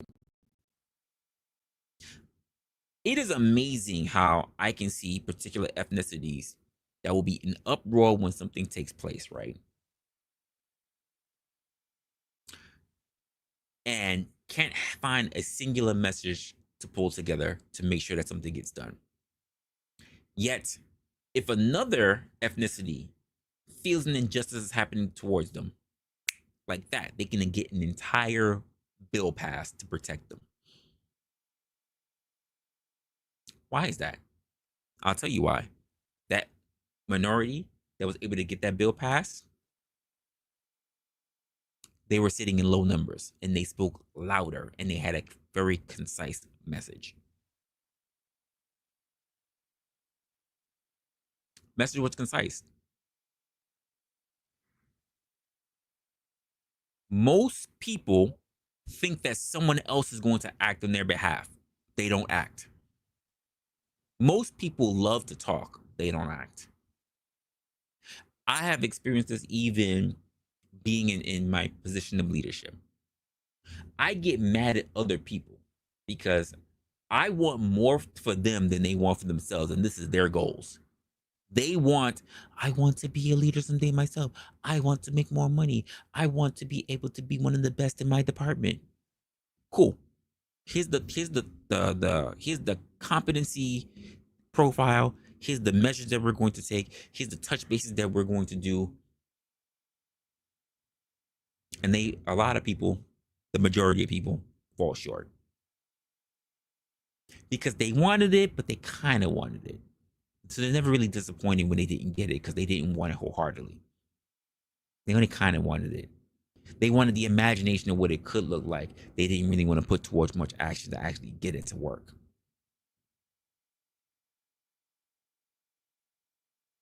Do or do not for a lot of people. There is no try. And a lot of people do not. They don't. I'm just going to keep it a buck with you. Most people, here's a great example for my ladies out there, because I love using this example because it still rings true to this day. I still see it, young and old. You want to get that body right. You want to get that figure going. You want to go to the gym. You could just go to the motherfucking gym. But no, you don't want to go alone. You need your friend to go with you. And your friend turned around and said, yeah, girl, we should go. We going to the gym. We both going to get snatched. And then when the time comes, your friend makes a whole bunch of excuses as to why she or he does not want to go to the gym. And what do? You don't go to the fucking gym because you're waiting on them. Why? Why do you allow someone else to hold you back from the thing that you know that you should be doing? This is the problem with people. If we don't go as a group, if we don't have a lynch mob, we can't do the job ourselves. When the majority of people who I do see who are active, who actually put their foot forward, even if they must stand alone, other people are inspired by them. Cause you know what I see? I'll go back to that same lady, the same ladies. When for the ones that actually do go to the gym and their friends start seeing them getting in shape, see them start getting a better looking figure, start seeing the attention that's getting into them, start seeing them slimming down and getting or fitting into those really nice dress sizes or fitting into other stuff where, everything starts fitting very nice. Start seeing the attention that comes from other people. Start getting the atta boys, atta girls. They go, I need to go to the gym with you because I can see the results that you're having. I'm sorry I wasn't going with you before, girl. But I see how much work you put in and I see how you're getting the results and I want it too. There are plenty of y'all, plenty of people who won't move until you see somebody who you know who has already done the work. You don't want to be trailblazers. You want to be followers. And when we talk about the people that we have to be responsible for, our future, when we talk about being responsible as people of our nation, we cannot be a people of procrastinators. We have to be a people of doers. Because you need to take a step back. You need to take a step back and take a seat and don't even talk. Keep your mouth shut. I really wish more people would be more vocal because that's the only way how math is going to work. When we say majority rules, that's the only way math works. But let's just be honest. It is the minority that have the highest voices. They tend to speak loud. Hey, folks, maybe you're not a piece of shit. But you know who will look at you as a piece of shit? The people who believe that you are based on the minority. The minority sets the rules, the standards, and even the stereotypes for the majority. Why? Because they speak the loudest. Because for some reason, fractions speak a whole lot more than whole numbers. Let me say that again for you. Fractions in our culture of people, of how we think, the thought process, fractions speak a whole lot louder than whole numbers.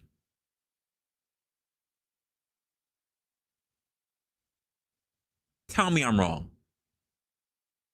Tell me I'm wrong. We see so many people who do not like something, whether it's on your message boards, blogs, videos, chat rooms, comment sections, call-in shows. But we see the minority out there marching, lobbying, putting in their own personal dollars to get shit changed. And then next thing you know, you're the one that has to turn around and acquiesce. You don't think something's wrong with that? You don't think something's wrong with that? You complain about your tax dollars even. You complain about your motherfucking tax dollars. But then get mad when someone puts in not only their tax dollars, but additional to get what they want. And again, you and people who think like you outnumber them.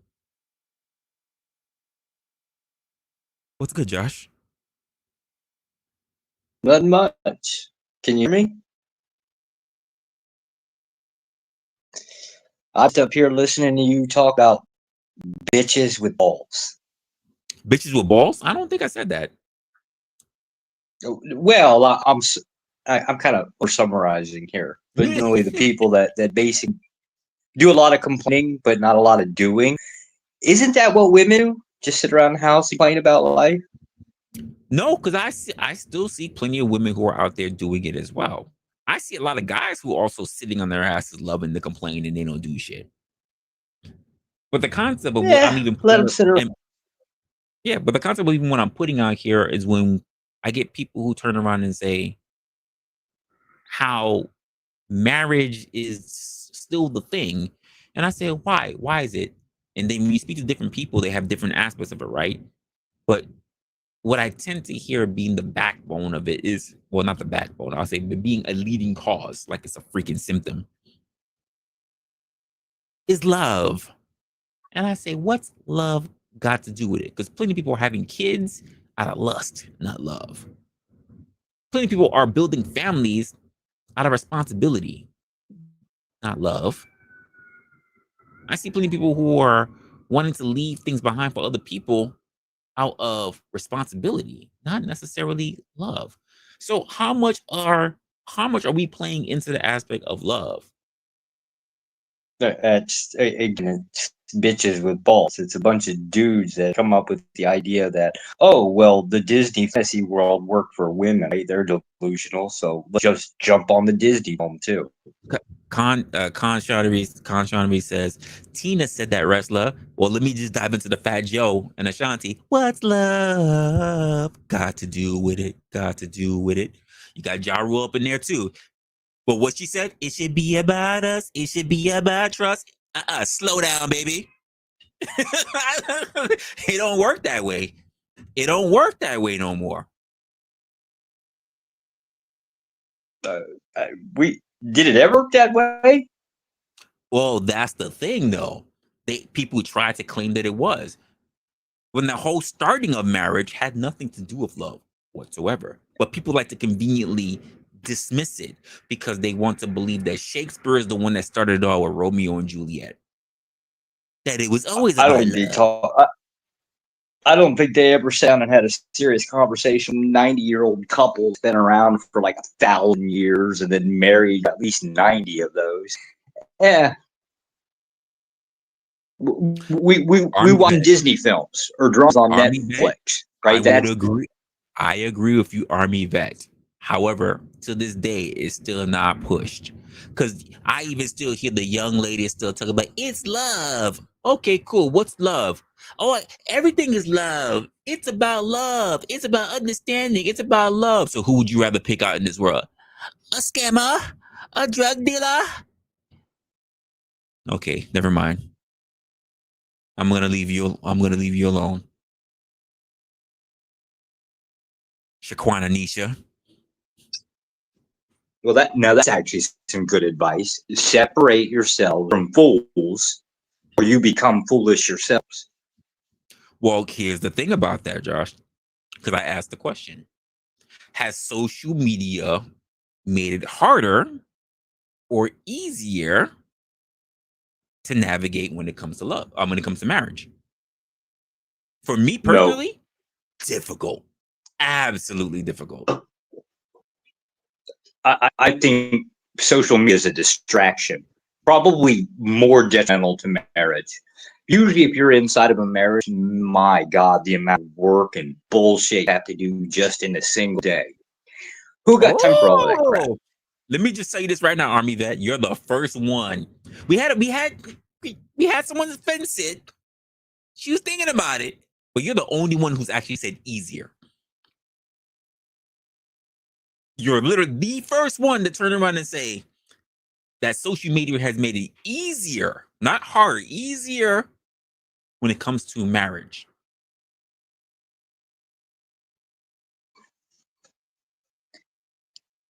Maybe it means Oh, easier to what's fuck. going on?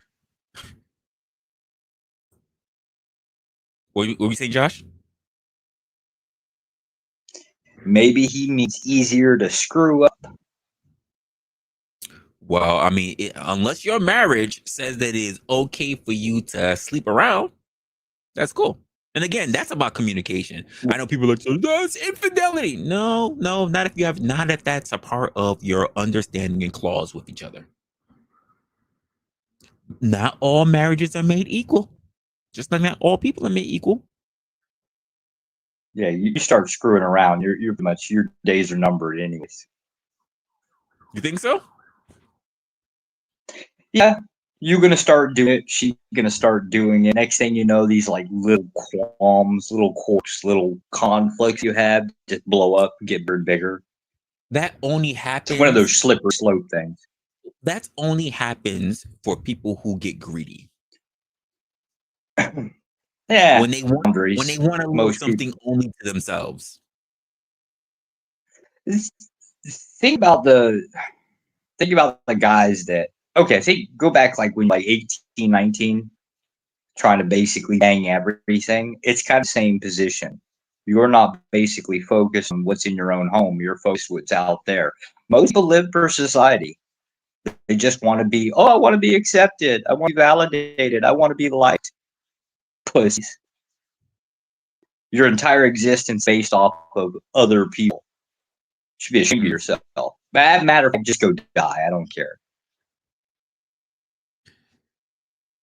Yeah, I mean, like I said, I still run across people who, let's just be honest, I have run across guys, but most of the people I talk to happen to be women and turn around and say it's the word love. And like I said earlier in the stream, but I've also said it several times, so people won't turn around and say, yeah, this is something that wrestlers only saying now. No, I've been saying this for a long time. For people who know me well before I started doing content, I've been saying this for a long time. When I talk You to hear people, dudes? yes, Do you hear talk about dudes using love, the love. They that? use that word love. And when I Yeah, ask I'm standing both on. men and women, really, so you're going to get married under the guise of love. Can you tell me why are you doing it? What is the tangible benefit of getting married? And What? majority of the time Oh, is this. The majority of the time it's because family and friends can see us and it's like, no, it's like our love is no other love and we're gonna be committed. Wait, how long you been together? Oh, 7 years. And you think now that your family should figure that 7 years, you're finally committed. Oh, ah, so happy. Oh, you're about to go into debt, paying for this wedding and everything. So now you're finally committed. Oh, bravo, brilliant. Come on, you oh don't no, even I'm understand the kind of of the. benefits that come with getting married. You want to get married under the state, but you don't even understand what it entails because you're running on an ideal. You're not running on anything tangible. You have not seen a lawyer. You have not asked other people who are married the benefits. And I mean long-term marriages, not divorcees, because they're gonna be too busy talking about how shit went bad to tell you all the shit that went good. Most people walk into marriage blind. Oh, Motherfucking I'm blind. a dad. That is damn sure the truth right there. I didn't know what the hell I was into. I've been in 7 years now, and I still don't know what the hell I'm doing half the time. Here's my point though. They'll come in and spend tens of thousands of dollars on a wedding, but won't spend at least $1,000 getting some marriage advice from a fucking a lawyer. Yeah, Make it that's make sense. that's again. Well, that's again because they're doing it for society. The big showy wedding where everybody has to go Good see army what vet. they're doing. What up, big dog? Oh, my bad. I'm just letting you finish, big dog. I don't want to interrupt.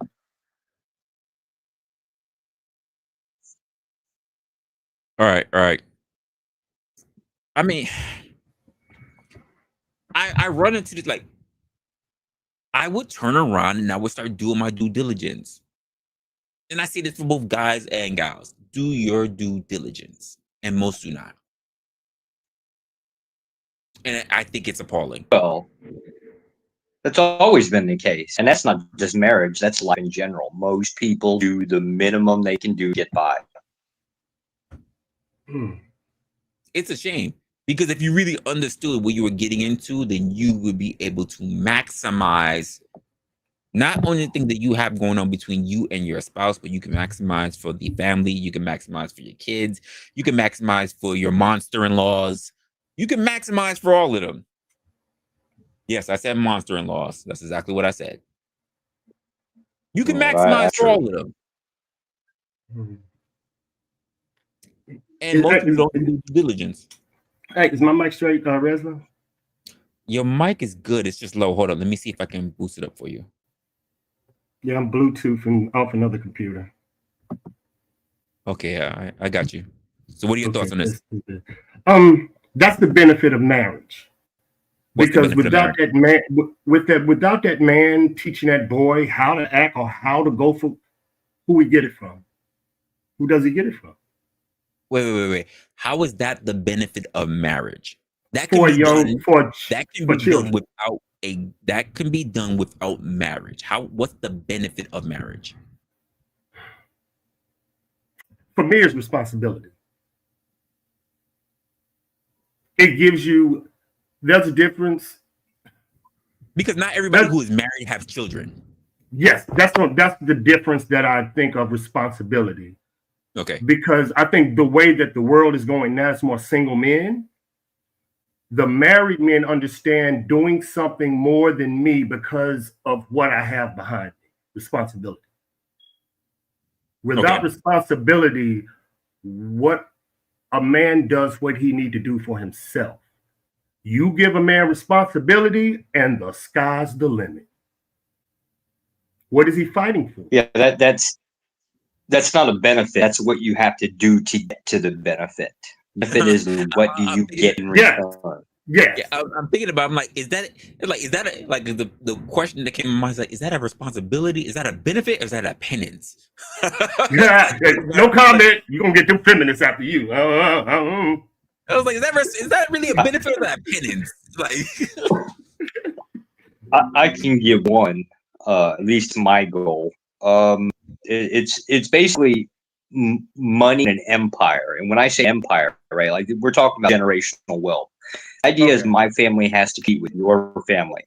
So a long series of people. It's not just you. It's going to be the people in front of you and the people behind you have to make a somewhat decent list of decisions to go forward.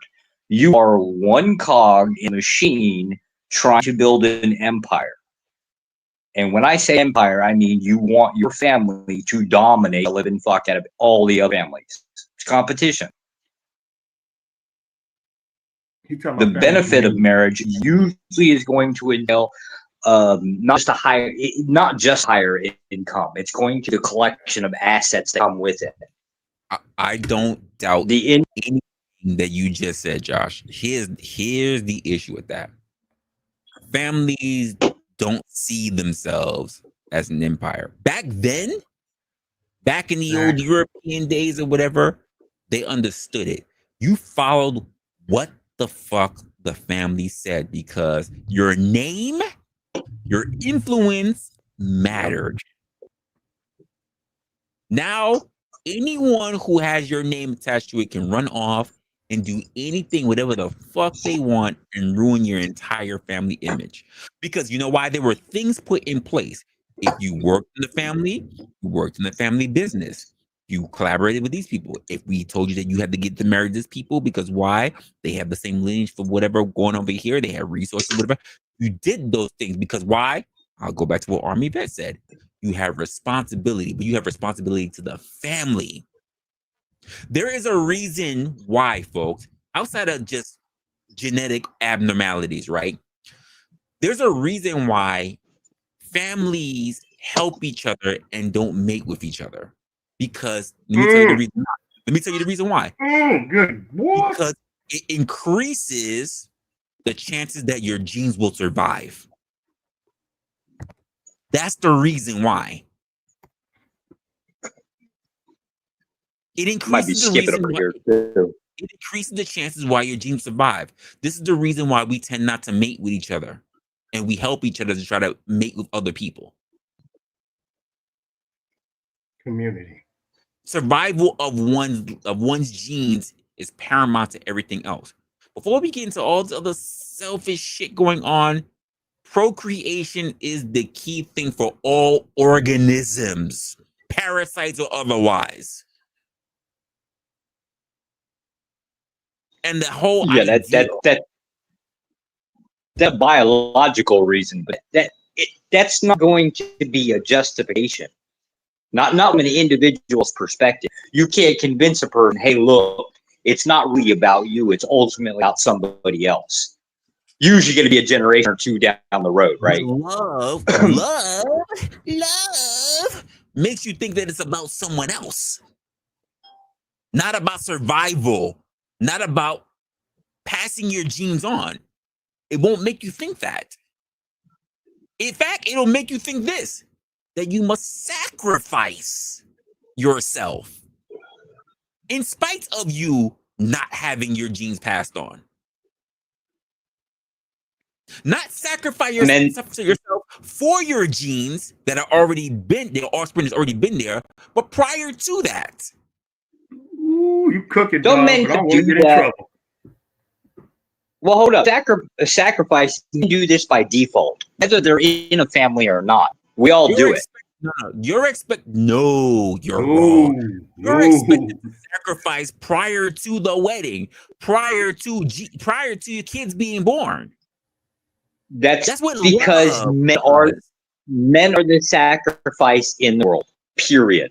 You are going to destroy your body to make sure the thing keeps spinning. Do you believe, without society ingraining that indoctrination, do you believe that men move that way if they did not have offspring on the line? Well, I don't know. It's kind of hard to. It's kind of impossible. It's impossible to imagine a world where it's just one generation for a species. No. The only nincompoops that sacrificed their life whole willy-nilly were knights. No one else was really doing that. No, men do this in general. It's a very slow, destructive process. Nah, when you're talking about knights, you're just talking about no. You're talking about going off into battle and dying in a day, right? We do it worse. We do it. I'm not about the battle. I'm not talking about the battle, Judge. I'm talking about the concept of honor. The honor. The honor thing is you're not gonna drop on the masses of society. The majority. Look here. Go back one step. Let me ask you a question. You're talking about Let me ask you this question. Real cool question. Do you believe that chivalry always exists? Yes, technically, but it's a minority of group. Yes. Oh, Army vet. Do you? But that's the thing. The successful people in society are the minority. The successful marriages are the minority. You're talking about minority and then applying a standard across the majority. The majority failures are the ones that justify the rest of the successes. Period. No, it's the minority that made all the rules for the majority. The aspect of houses and wealth and freaking chivalry came from all higher houses. True. What rules? The majority doesn't. They don't abide by those rules anyways. Who set the rules? They're just to the majority. They're just words. It was to the majority. They're just words. It still runs that way to today. It's the minority that sets the rules for the majority.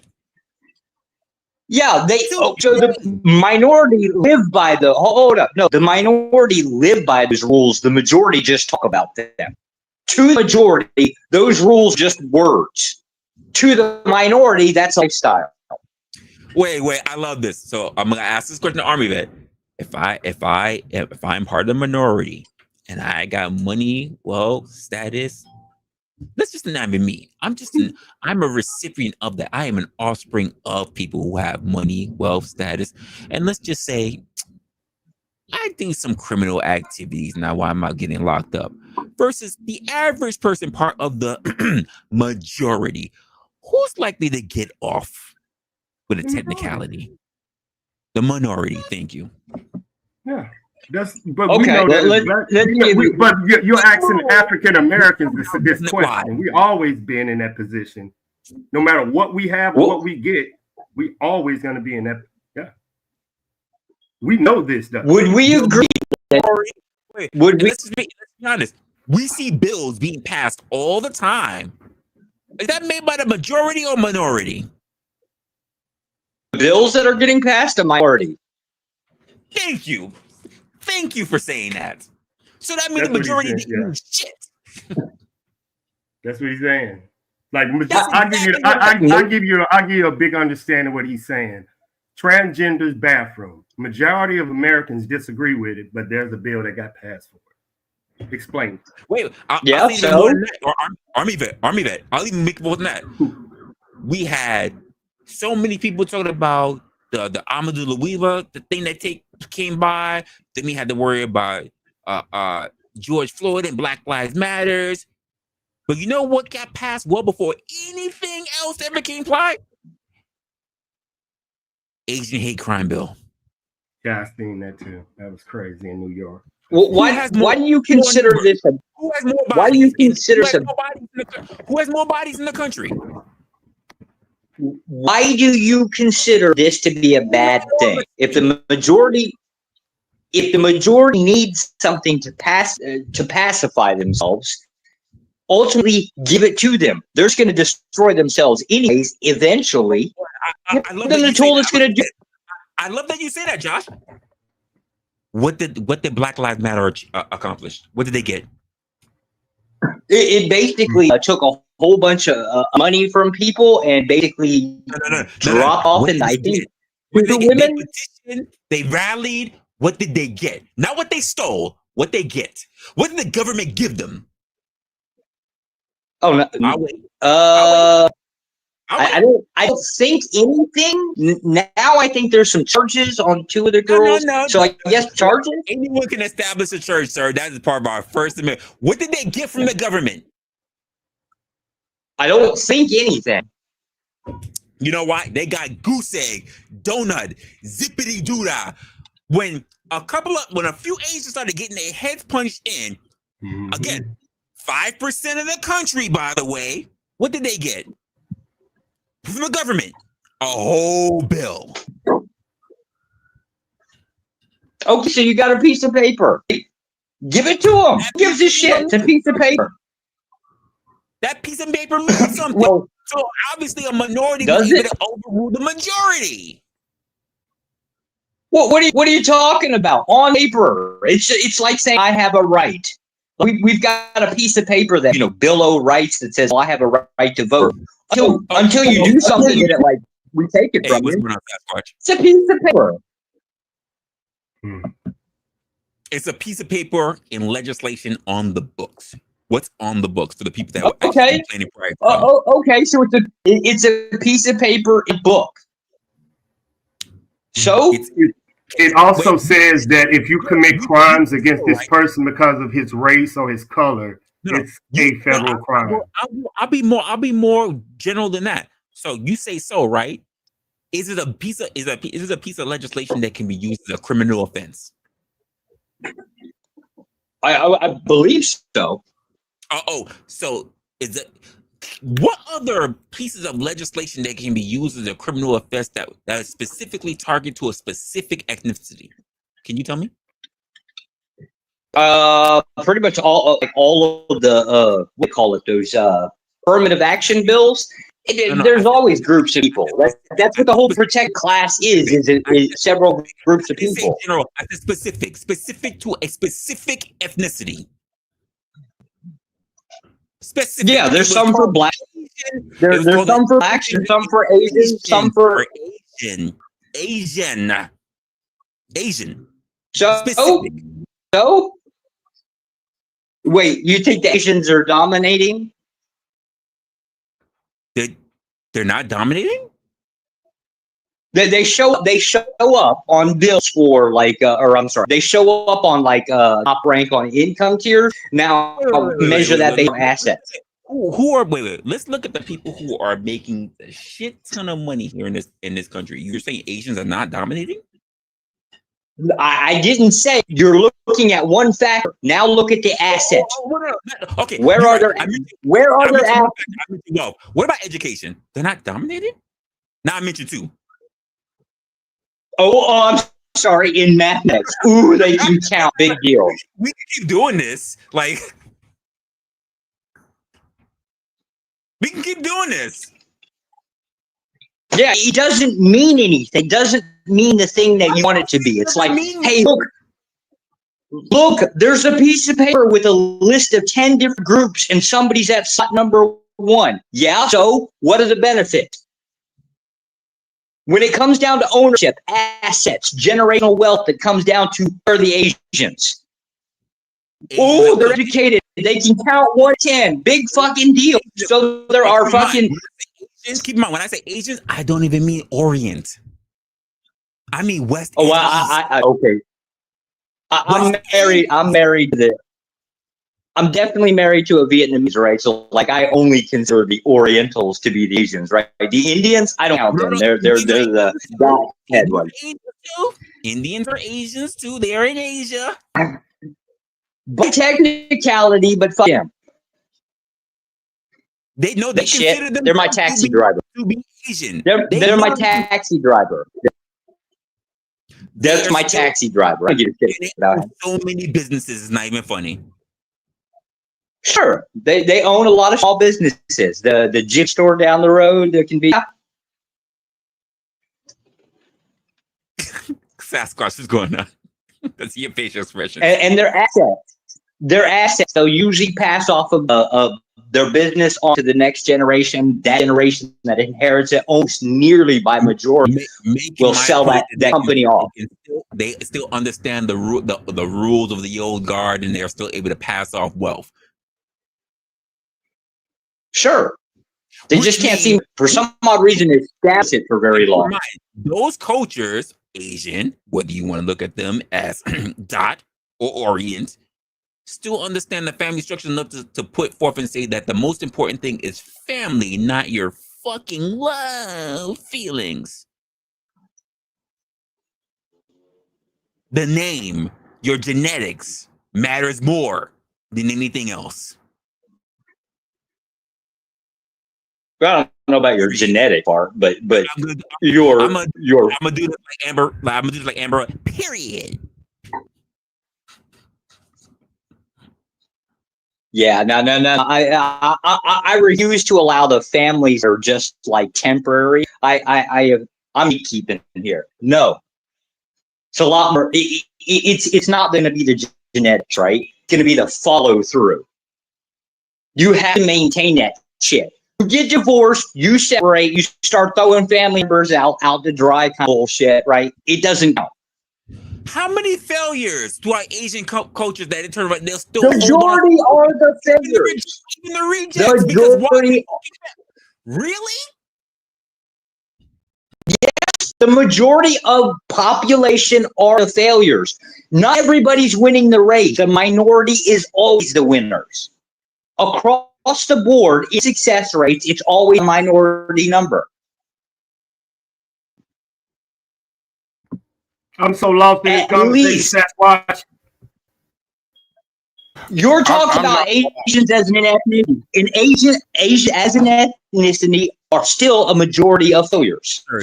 Their marriages fail. Can you rewrite that? Their marriages fail. No idea what that means. Their marriages fail at the same fucking rates that slight decreased in ours. But they also have another mechanism, so here in Vietnam, I assume it's kind of the same in China, the swinger groups, right? They're not operating that way. Just on face, it looks like that.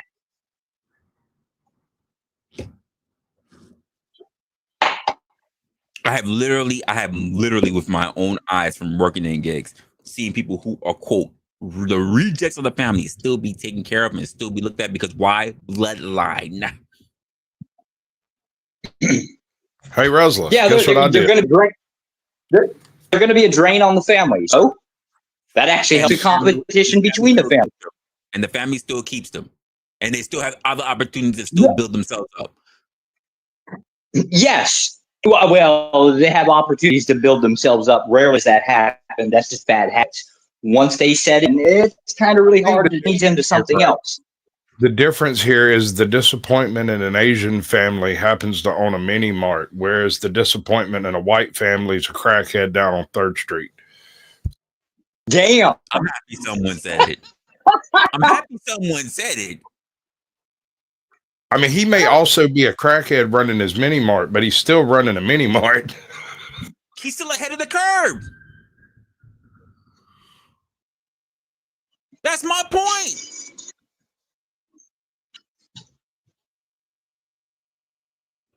That's my point. What are we talking about? Yeah, I don't think you have the numbers to support that. You know what? You know what, Fed? I think you have the idea of it. Do what? Go to the CDC, sir. Go to the CDC for what? CDC will show you those stats. For economics? Yes, economics as well. Yes, population growth, economics okay. as well. What am I? Economics. Pull it up on screen. What am I looking at? Pull it up on screen. What am I looking at?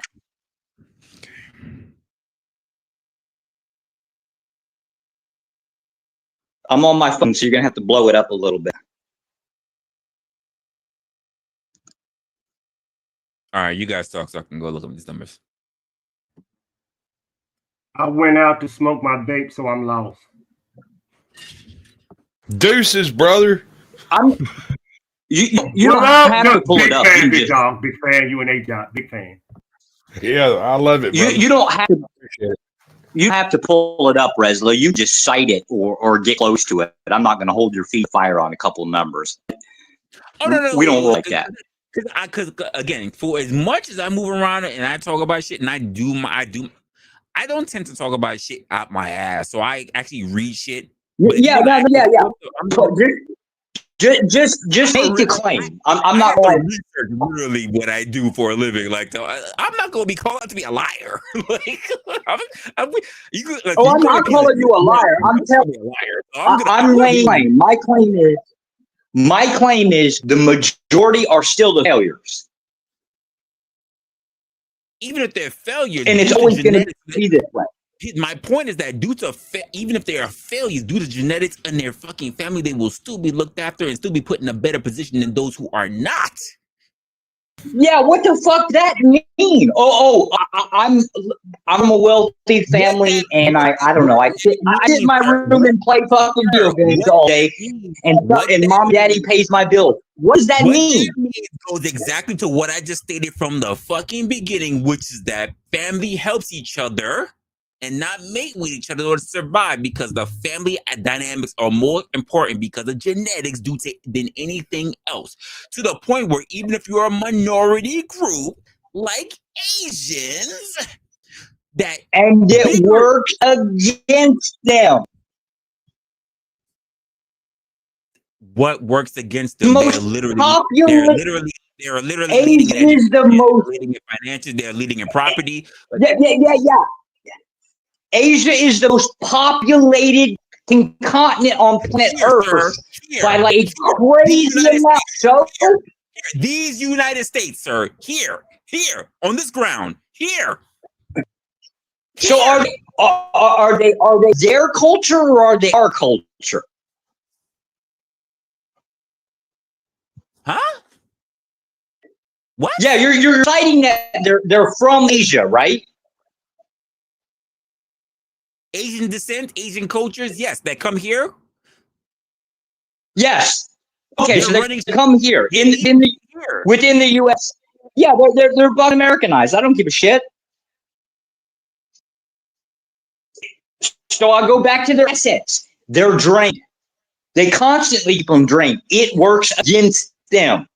When they have 3 or 4 kids, right? 2 of them turn out to be, I don't know, just fuckwads that basically sit and play League of Legends in their bedroom all the day. And mommy and daddy basically has to like support them for the rest of their lives and all that bullshit. It's a drain on their family. It's why their assets are drained. It works against them. And you believe that's the majority of those first Americans that come up?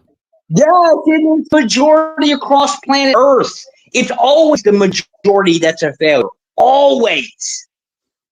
It's like saying everybody can win or everybody can run in the race and everybody's going to win, or the majority is going to win. No, it's going to be a small percentage that's always going to be the top 5, top 3.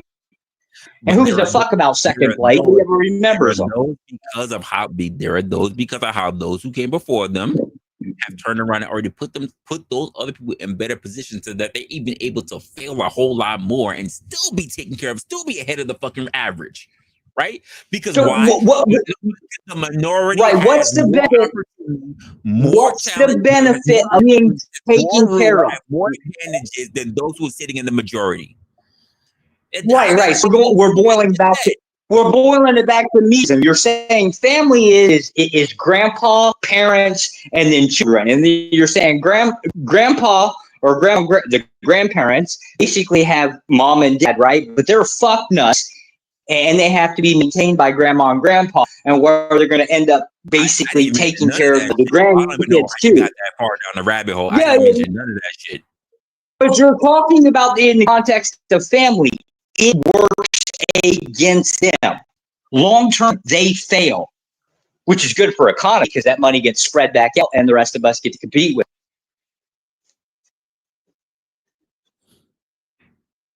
it. It works. They get a good start. They get a start. I will give you that. They will definitely get an advantage. Everybody gets some type of advantage in life, right? And then they also use those advantages, probably makes it too easy on them, and then they fail. Which is still the majority of the case, regardless.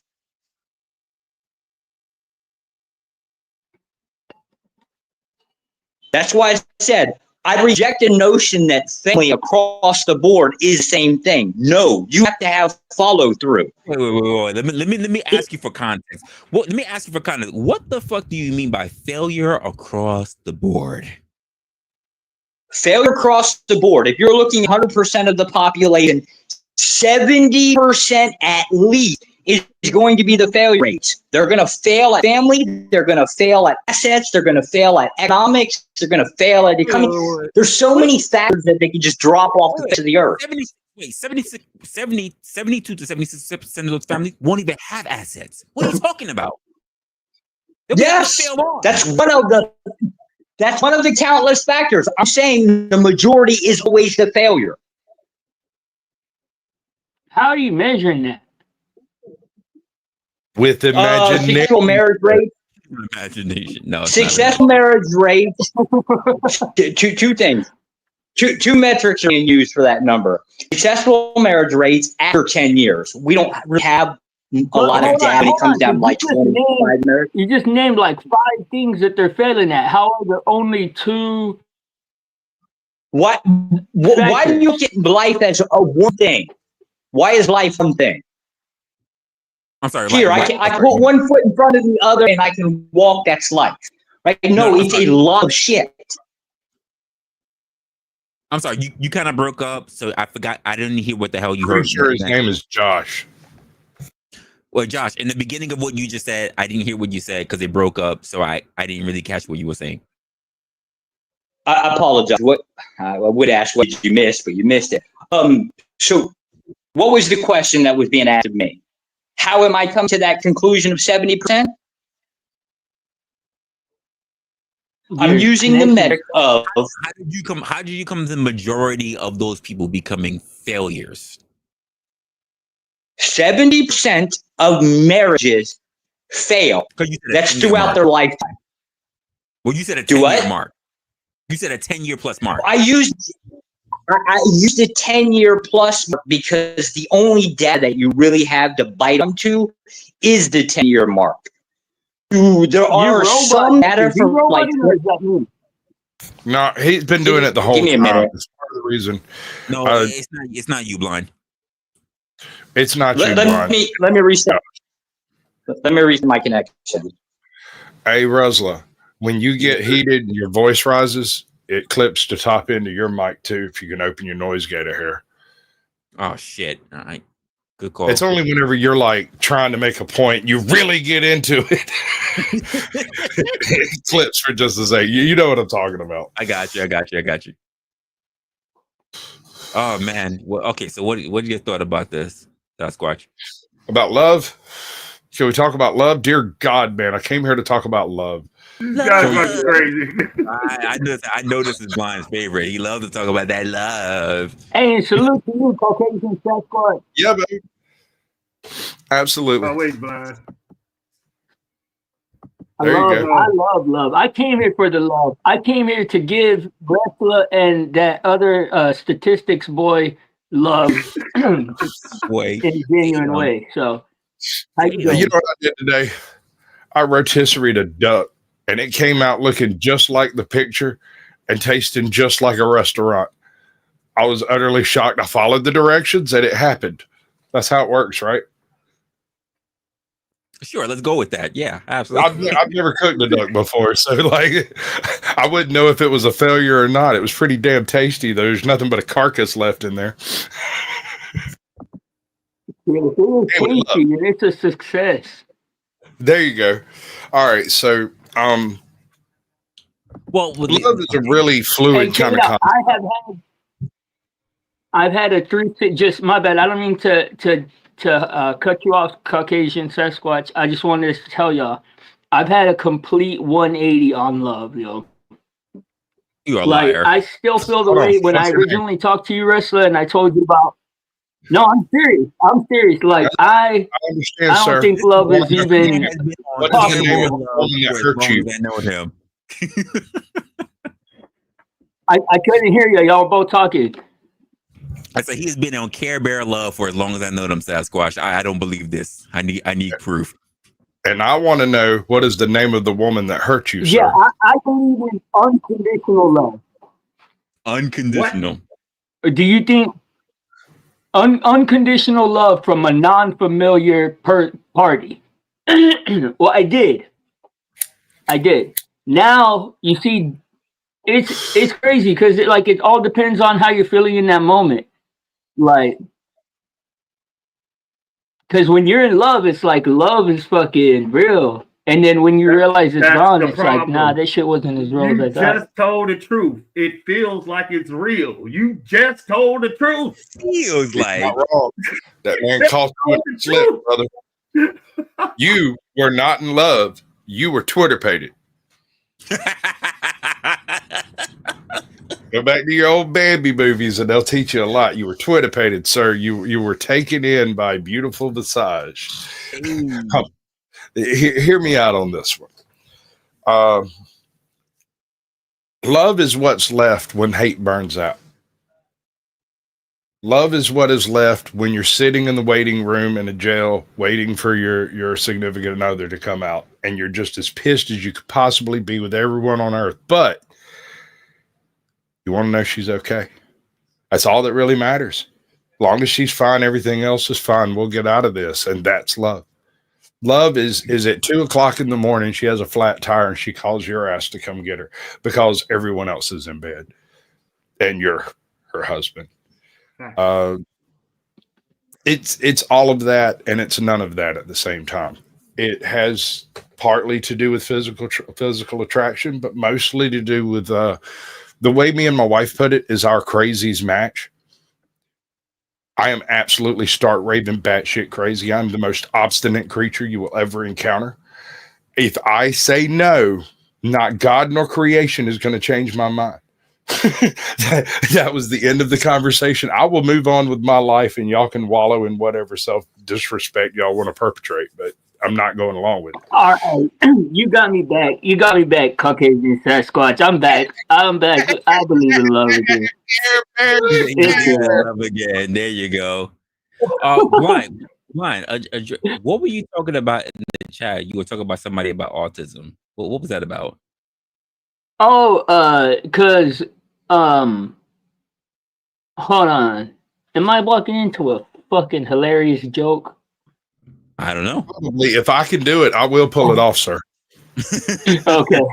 No, because I don't know what his name was. You're right or some shit in the chat was at your neck, bro. Like, and Oh yeah. he No, said, no, there are some people who just normally come for me for no reason, but that's all right.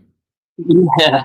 Well, that's why I was egging him on, and then Josh said something, and you're like, I'm not gonna be called a liar, and I said, oh no, he didn't call you a liar. He called you autistic, but he didn't really say that. I was making it up.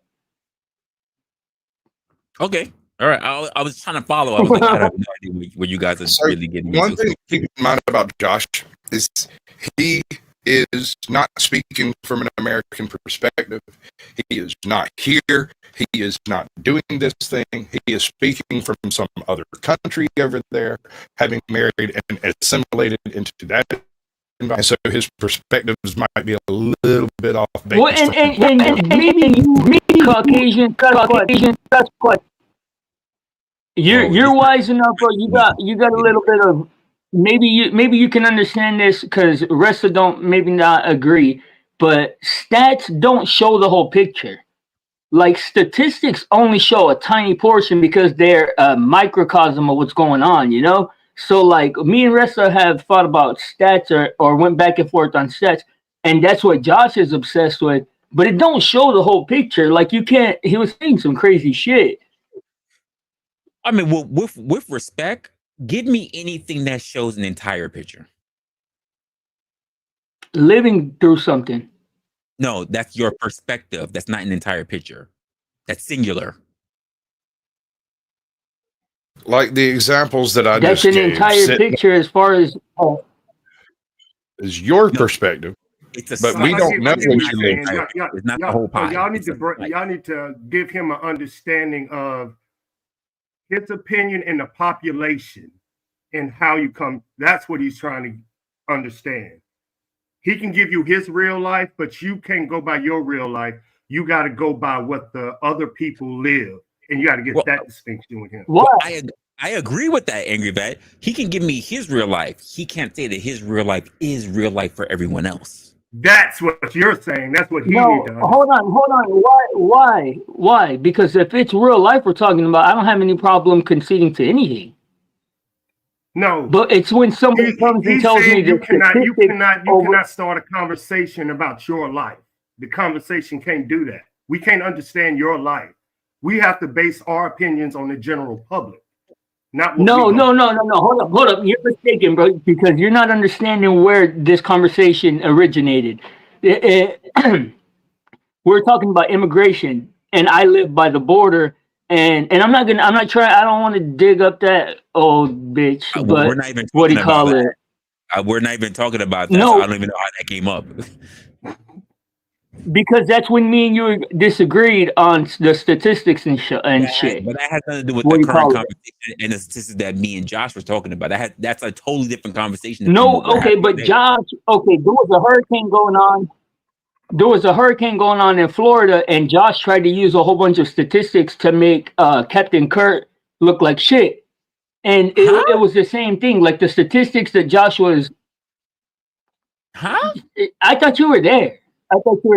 We never admit Captain Kurt mentioned no Florida, no nothing. None of what's happening here? Well, Josh, do you know? It was a long time ago. Never mind. Hold on, Resla. I'm gonna go get high, and I'll try to explain. Yeah, can you give me what you can? Like, I have no clue what's going on here. Yeah, the conversation was about a sundown town called Perry, Florida. What happened is the storm, that last hurricane blew through and supposedly fucked it up. It actually didn't do that much damage to Perry. Did do to Keaton Beach, that shit. Everybody sitting around on a damn panel feeling sorry for people, 5 generations of people that manage a sundown town. They were talking, let's get together and save the people. Yeah, the problem is I was vindicated probably about months later when the feds fucking took away their funding.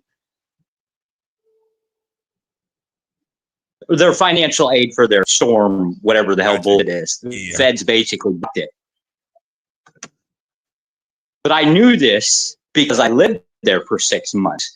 My mother was married to one of those pieces of shit. So when I say I know that town is a sundown town and that I know the families that run the town, yeah, I'm not bullshitting. You try to make it about somebody else. No, it's about that fucking shit-ass piece of shit town. Okay. I mean, that was a conversation that you guys had. I'm trying to understand how the past stuff had relations to what we were talking about today. That's how I'm trying to piece it all together. I have no idea.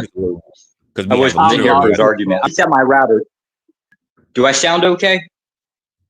It's kind of going in and out, but I get the majority of what you're saying. No, I was just making the point that statistics, although it is a glimpse into what could be going on somewhere else, it isn't always the whole story.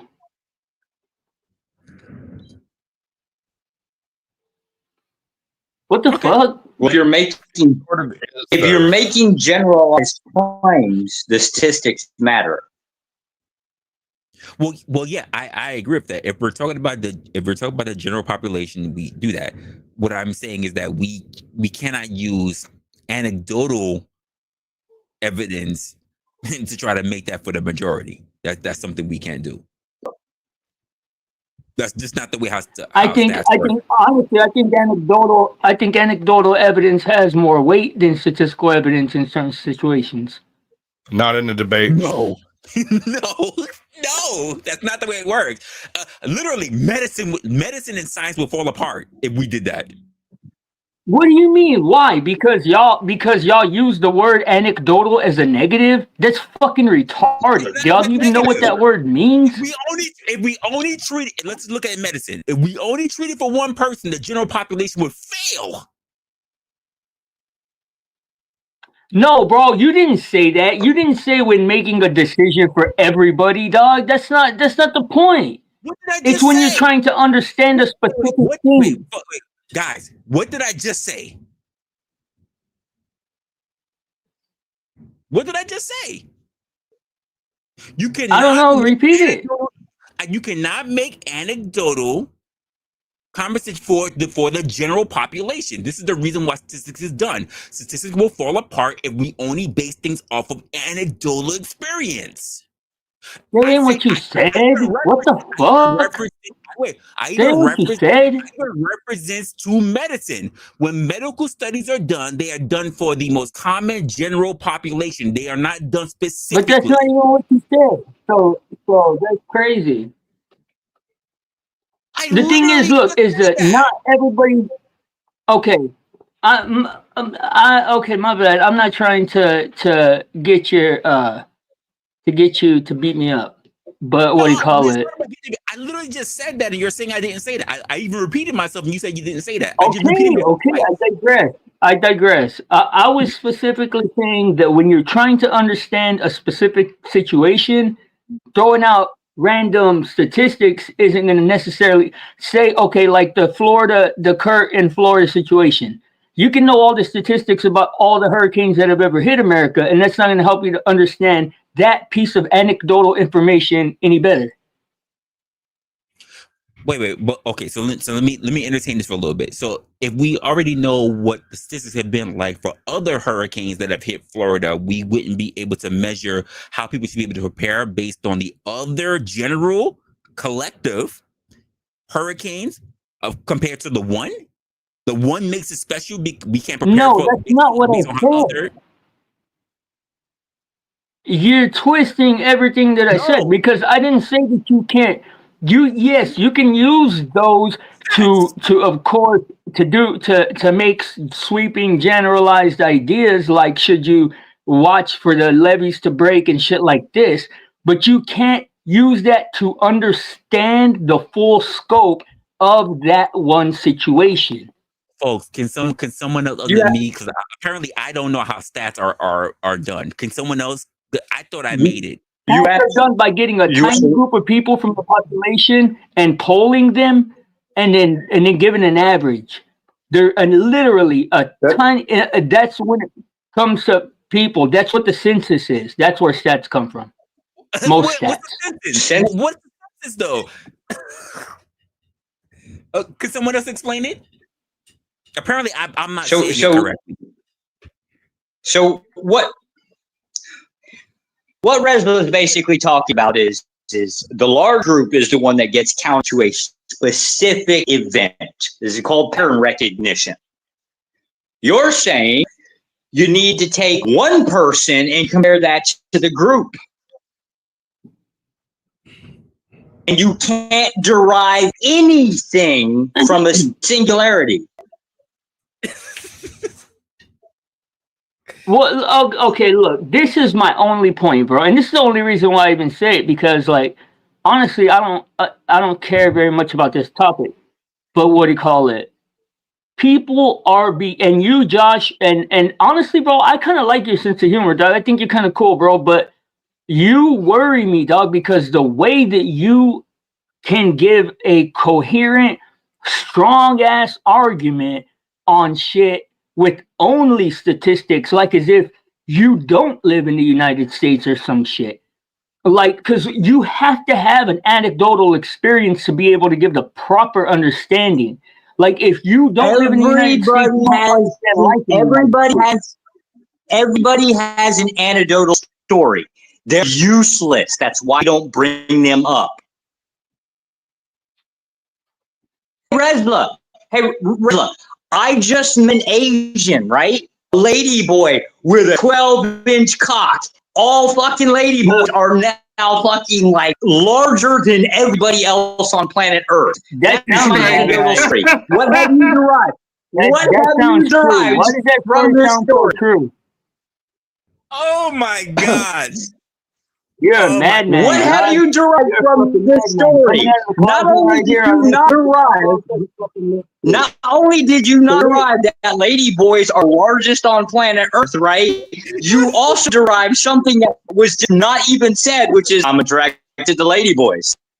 Oh, hold on. Let me give you a statistic. It's like, I guarantee there's a statistic that says the majority of guys with the lisp are the catcher and not the pitcher.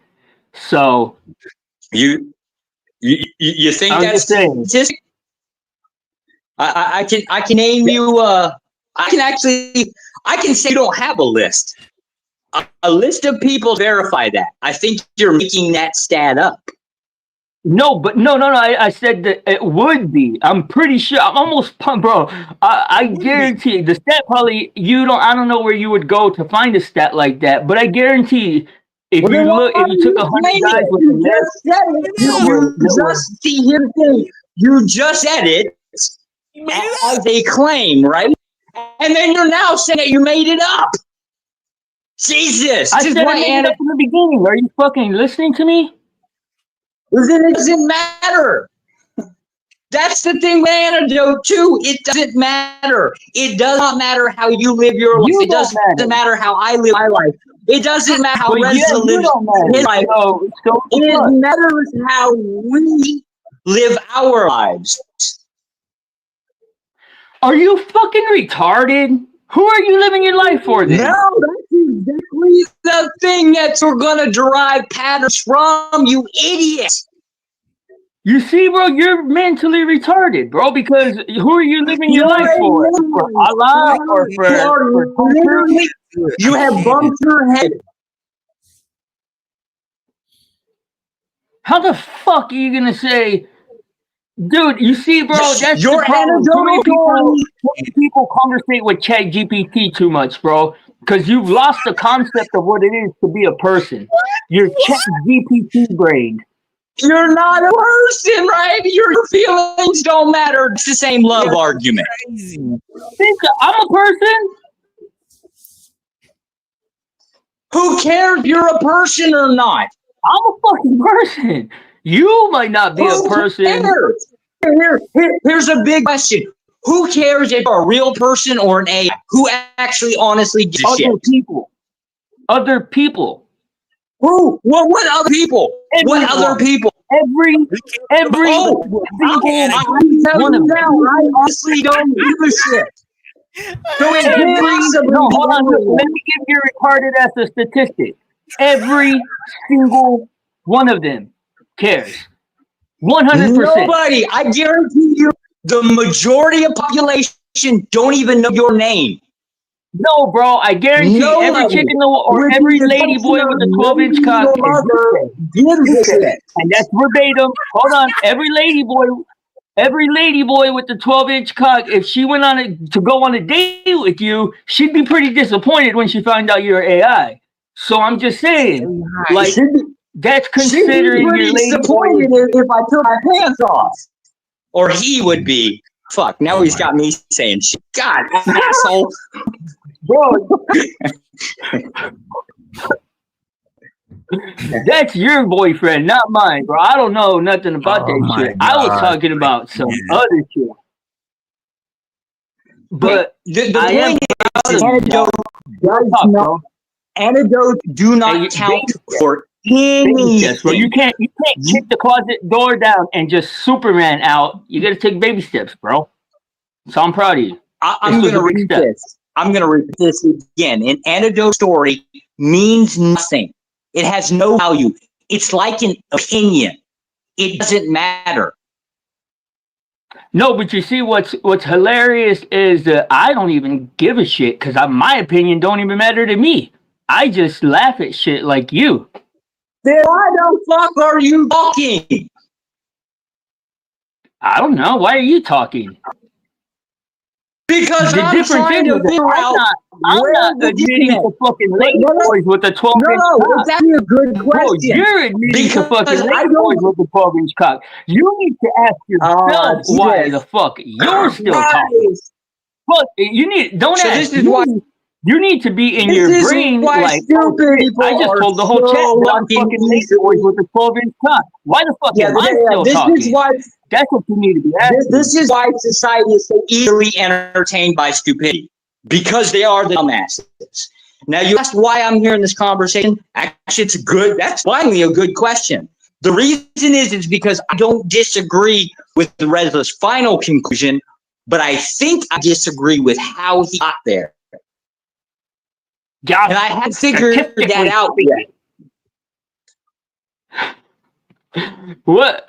I didn't hear nothing you said, bro, because you don't matter. But 12-inch cock, lady boy with the 12-inch cock, that's all I heard. Like, my ears started ringing when you said that, and I still haven't, like, gathered where I'm at.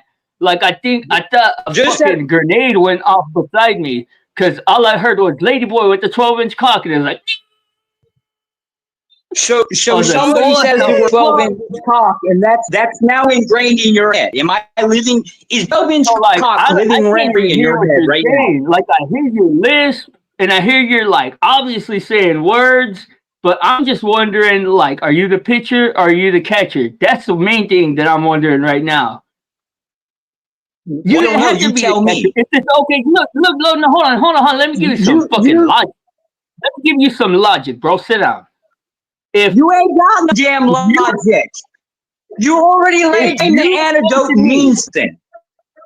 If you felt the need to tell us the size of her snossage, I'll just say, then obviously the size of her hold up, Josh, I'm logicking, bitch. Shut up. You're not logicking anything. I'm logicking. Oh no. Okay, hold on. Now, if you felt the need to tell us about your lady boyfriend's 12-inch cock, then obviously 12-inch cocks are impressive to you. So therefore, logic says, i.e., vis-a-vis, quid pro quo. Did you just say vis-a-vis? Oh God, he's just making sounds. What did he just say? Mic drop. I'm sorry, mic drop. I'm out of here, guys. I'm out of here. I'm the fucking champion. Fuck Josh. I love y'all wrestlers. Be good. I'll talk to y'all later. Dude, I sat down and the first thing I heard was IE and vis-a-vis, and I was like, no, motherfucker. No. Oh my gosh. Oh shit. Oh my god. Well, that was kind of fun, actually. I haven't gotten into it this then. Oh my god, that shit was ridiculous. So I'm just I the part agree, about but slightly entertaining. I didn't hear that part. Oh my god, I can't. Don't. Oh, that shit was Just- ridiculous. It just makes your sides hurt more, dude. Oh my goodness. I don't even know. I can't tell you why that happened. Because I he just know don't it's like it. fucking stupid. Mm. All I can tell you that it was beautifully stupid. Okay, that works. Oh my goodness. Now what, fearless leader? So love, did we come to a conclusion? Is it a thing? Is it not a thing? I'll tell you right now, when it comes to like family members, there's something special about that.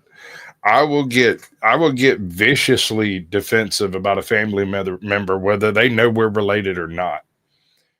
It doesn't matter. I have a huge family. It is ridiculous how many people are in this family. And we tend to be in small communities. So you run across one of us, there's a damn good chance you got a whole drove of us running around over there. So and we don't talk to each other. We don't hang out. We don't associate for the most part. But you come across one of us and start some trash, and it just kind of draws a crowd. It's the weirdest little thing, you know. Don't nobody say that. They just walk over and watch for a minute, see how it's going to play out, and then see whether you make it out of here.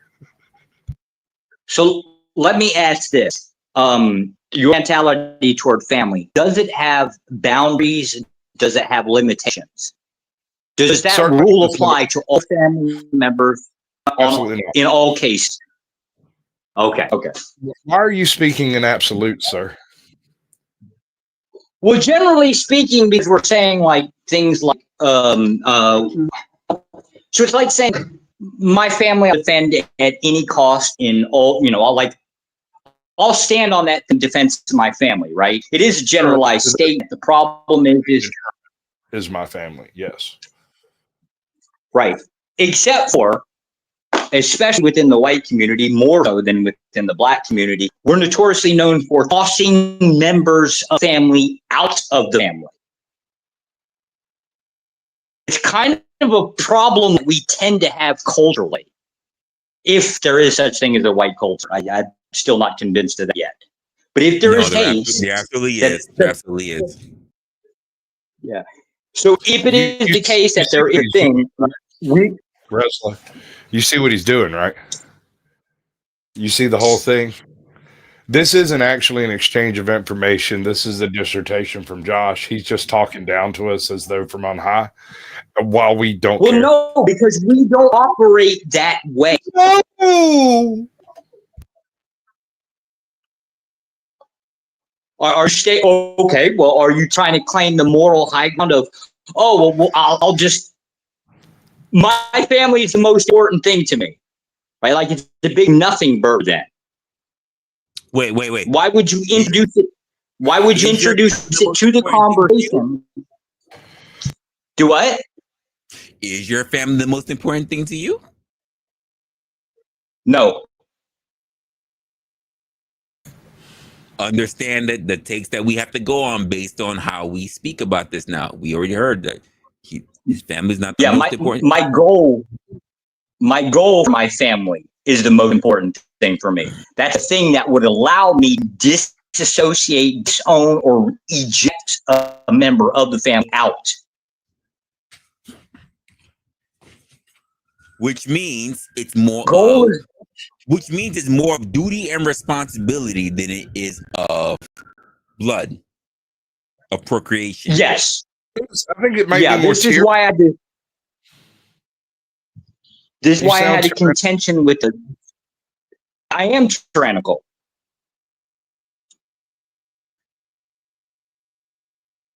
I mean, like I don't test that. You've heard me many times. I'm an authoritarian. Again, I don't have a problem with it, but there are so many people who will be under the guise that they want this or that when they won't just state what their true intentions are, which is why I look at a lot of younger people today and they turn around and say, what's the point in this idea of marriage to be beholden to someone who will either have different a different idea as to what things are once the idea of marriage comes in, or when a child comes in. I could just be on my own. He or she can be on their own. And then if the shit falls apart, it falls apart. You know, and I put in different things that people hold as to why marriage is sacred. You know, money as in the pool and resources, the original foundation, which was more than just resources, it was property. It was more than just money. It was property. It was the inheritance of other things like Careful. but then you have the whole kids. Then of course, way down the line, literally the last thing on the line was literally religion. Literally, religion is the last thing on the line. People don't understand that. Wait, really? Marriage, last thing was online. The Marriage was a concept well before religion got attached to it. Well before. The concept of unification has been with us damn near since the dawn of time. When we find early men in evolutionary standards, early men and women, we rarely find two men buried together, but it's not terribly uncommon to find a man and a woman buried together. Yeah, the unification of coupling was well before the establishment of marriage to have a hold on it. The idea of, again, the idea of people being married had nothing to do with love. It had everything to do with resources, property, family bloodlines, ties. I mean, there were people who even got married because of rivaling clans in order to bring those clans together. It had nothing to do with religion. Religion and the concept of love got brought in way later. Right. For the longest, marriage was utilized as a necessity. You basically traded a daughter for a son. You traded a son for a daughter. You set up your diversity inside your own household by picking your daughter's companion. And you would try to marry them well, but at the same time, you were also looking for skills. And if there was somebody who had lower status with a plethora of skills that were needed in the household, like nowadays, we look for a doctor for our daughters to marry. You know, I mean, a great example would be not that this didn't happen in actual real life through our history, but a great example, since people can only really look at this as most something recent, is Game of Thrones, right?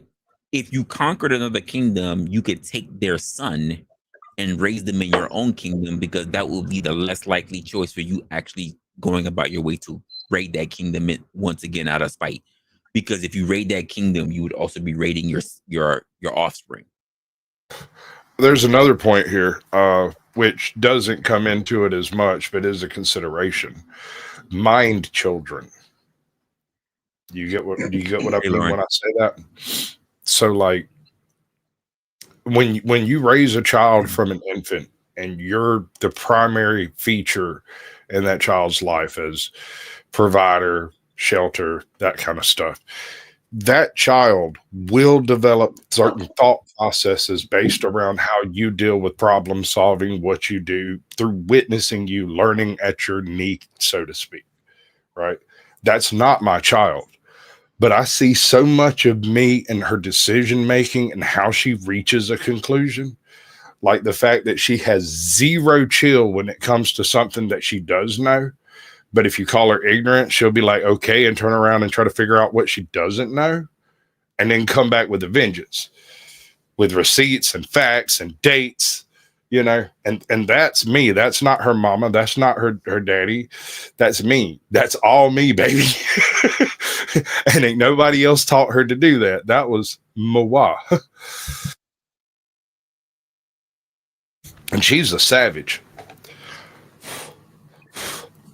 So it sounded like the way you described unity was grounded in ownership, like when you said skills, like a goal-oriented direction. Why are you calling it unity? Doesn't that open the door for love? Well, unity, the idea of unity is the bringing in of other people. It's the bringing in the fold. Unity has been something that's been across all of time.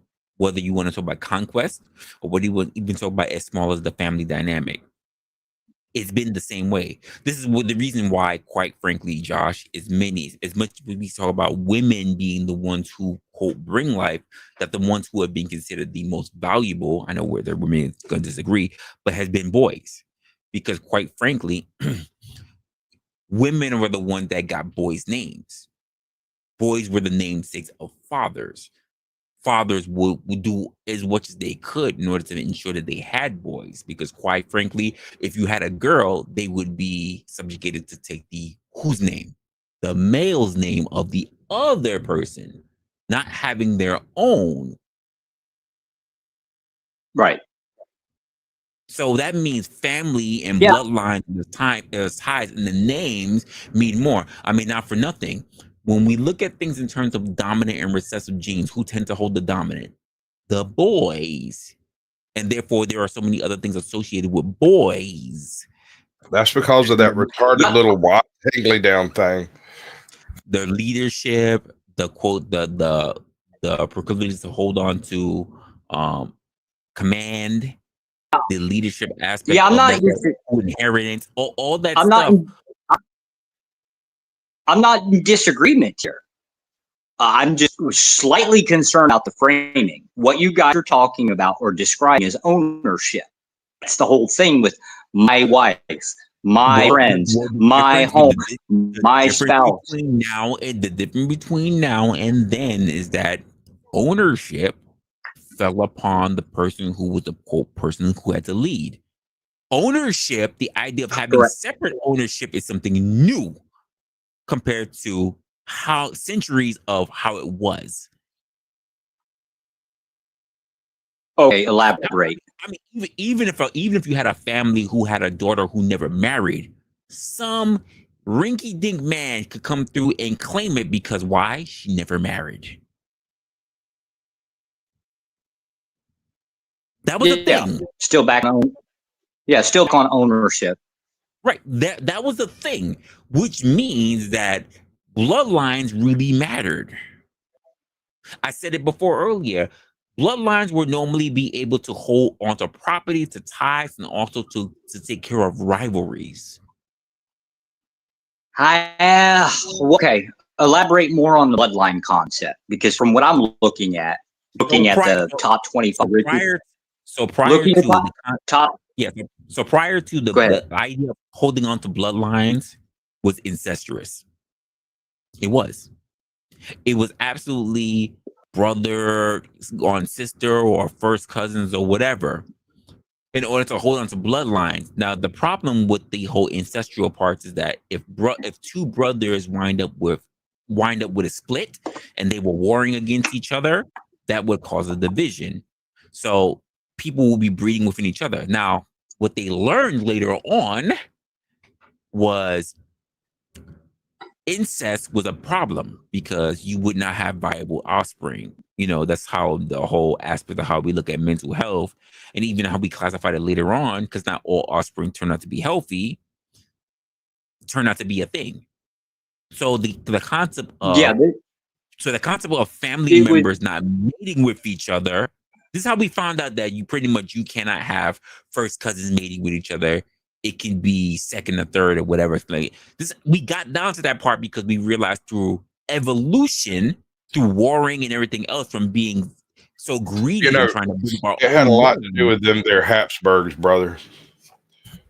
So the idea of that is the fact that we understand that it is stronger for us to mate with other people and bring them into our fold to be subservient to us, if you want to put it that way, to do everything they can to be under our fold if we are the top dog, that is, than to mate with another person who is part of our genetic bloodline who would not be capable of leading the next generation.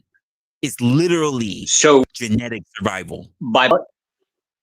Okay, so by bloodline, you don't actually mean like a family bloodline that's just basically a singular or like a parallel line, right? You mean it's veins that run in from other sources. It started out that way, but they understood early that a singular bloodline came with too many complications of mental instability.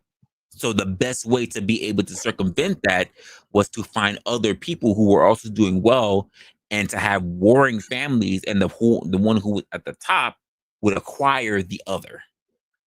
This is also So where then- the tradition of things like prima nocta and various other traditions of like a chieftain impregnating Correct. a family was because, Correct. or a wife, was because it was very common in small tribes for not only the chieftain, but also the husband, the wife, their parents, or all of them, you know, not so distantly related, and to add distance between the relations. I mean, and Yeah, Josh, this is just to be honest with you, this is also like why they didn't mention things like this in Game of Thrones. There was also the reason of taking other people's firstborns and bringing them into the houses of the kingdoms that won the war. Those sons would eventually end up marrying the daughters, creating a stronger bloodline. But that son would also be under the subjugation of that bloodline, of that kingdom. They would have all that ruling, all their upbringing, everything would be on. They wouldn't basically have even known their father. They would have been raised under the conquering father. I And marrying the I have daughters issues to bring with that bloodline, to have ties. I have issues, or I take issue with the term bloodline, right? It doesn't mean the thing that you're talking about. Okay. So it's just like, so a bloodline would be purification, right? Like it would be like my siblings, and they give offspring, right? But now what you're talking about is the introduction. Yeah, It is what we're talking literally about is the introduction. It's literally you're talking about when it comes to eugenics. It's literally the issue that we have today when it comes to eugenics. Because the idea of eugenics started first, not because of we want to make sure that we keep the white bloodline, that whole genetic thing that happened. That's not the whole point. The whole point of eugenics that started, guys, was that the fact that smart people believe that if you're a smart person mates with another smart person, they would have a more intellect baby. That's not the way how eugenics or how DNA works. You can have two idiots that can give birth to a savant. That's just not the way how genetics work. But they will still try. You know, my favorite part about all of that, when they broke it down after the war and we got all the data and we collated it, it turns out that genius shows up, or rather higher intelligence shows up as an inverse curve to your autism/retardation scale. Yep. So if you remove your less valuable, quote unquote, parts of the population, it doesn't improve the population. It also removes the super brilliant people. The genius factor is lost. Yeah. Most people don't know that. I don't know what the relation is there, but there is an inverse curve relationship there, and it's statistical across the board for everybody. And not for nothing, this is why when we look at the numbers game, and people forget about this, which is why we say you should still procreate, because why 2 negatives can't equal a positive. Yeah, everybody knows that ugly couple out there that has that beautiful kid. Absolutely. It's like, where the fuck did you come from? Exactly. Two ugly parents, 4 ugly grandparents, and 3 generations back, but that kid's going to be a star. The same thing for anomalies that come for eyes. You may have 2 parents that put both brown eyes and they produce a kid with freaking green eyes. Oh, this is the same way how so many people for so long, when they didn't understand genetics, would murder the parent, mainly the woman, because they thought it was infidelity, when truth of the matter, it was just genetics. Have you ever heard of the phrase beaten like a redheaded stepchild? Absolutely. That is why the redheaded stepchild is beaten, is because it's not my kid. Yep. And even if genetically speaking it is, in that individual's mind, they don't have any concept of how there could be a redhead mixed in. And that can happen with any race. There's nothing that locks out. I have literally black people with oh my God, auburn hair. Yep. Listen, when I was growing up, there was this chick in high school named Tracy. She was about 6'1", beautiful mocha skin, bright red hair naturally. It was No. woolly, but at the same time, it stuck straight out. It was absolutely stunningly beautiful, bro. One moment. What say Lou? No. If there's enough genetic backline that's happening in there, if there is anyone who's ever procreated who may have had any genetic or abnormalities, two brown-eyed people can produce another kid who actually has green eyes or even hazel eyes or even what we call silver eyes, gray eyes. It's definitely possible. Sorry, go ahead, Sasquatch. In any event, what it comes down to is there's a difference between the reality of genetics and the following of quote unquote a bloodline. I would think what you were referring to more along the lines of a family or patriarchal line, right? Some of the Native American communities, the Algonquins in particular, utilized a matriarchal line. There would be a war chief of the village and a hunt chief of the village. There would be a matriarch who would be not necessarily the oldest woman in the village, but the most accomplished woman in the village, who was typically pretty old, right? She actually, in the white man sense, owned everything, because if anything had to be signed, she had to say okay to it. If there was any vows taken or, you know what I'm saying, stuff like that, she had to witness it because she was the arbiter of all things societal. We don't have any of that. I think there might be a very metering effect to a matriarchal line. When a hunt chief died, it was his wife's nephew, oldest nephew, would take over the play that job. Not and if he didn't work out, the wife's nephew, because it was a matriarchal line. Okay. He was only hunt chief because his wife was descended from the previous hunt chief. If he didn't have a son, it went to the nephew, is what you mean? No. It just immediately went to the nephew. The son was never in the mix, bro. Never in the mix. He was born, raised, knowing he would never be hunt chief, but he would look for a different place to be in the tribe, even if that meant selling off and creating a new branch of interesting people. Right? It's a really wild when you start breaking down that type of a hierarchy. And I hate saying this out loud because people are going to hate me for saying it, but it's a much more socialistic / communistic type system. When there's an old lady at the top who delegates all of the resources to everyone, you know she's got a favorite. Yeah. Well, isn't family in general a socialistic system? Yes. Yes. So they're not. Then what's the matter with claim? Like why would somebody be opposed to that? They're just different creation. Well, more so. Having a matriarchal overarching authority tends to increase the bottom end rather than the mean. Does that make sense? This is very. I gotta look at this one. Very difficult to say in English, bro. Like. So let me cover something that What Say You says. She was saying interesting to the idea of two black people, two brown-eyed people, equating the brown eyes, right? And the reasons that here's the truth of the matter when it comes to people: we are so much mutts that we don't want to admit it, or depending on what your demographics are, where you come from, it's not simply about ethnicity. It's about where you come from, what you've accumulated, what you've been eating. You know, the reason why facial structure, things like that, breathing, heart, your height and everything is a culmination of where you're from on the planet. What you eat, what you consume is very much an indication of how your genetical structure and how your facial structure will mean. That kind of air that you breathe. People who typically are in the mountain have larger hearts.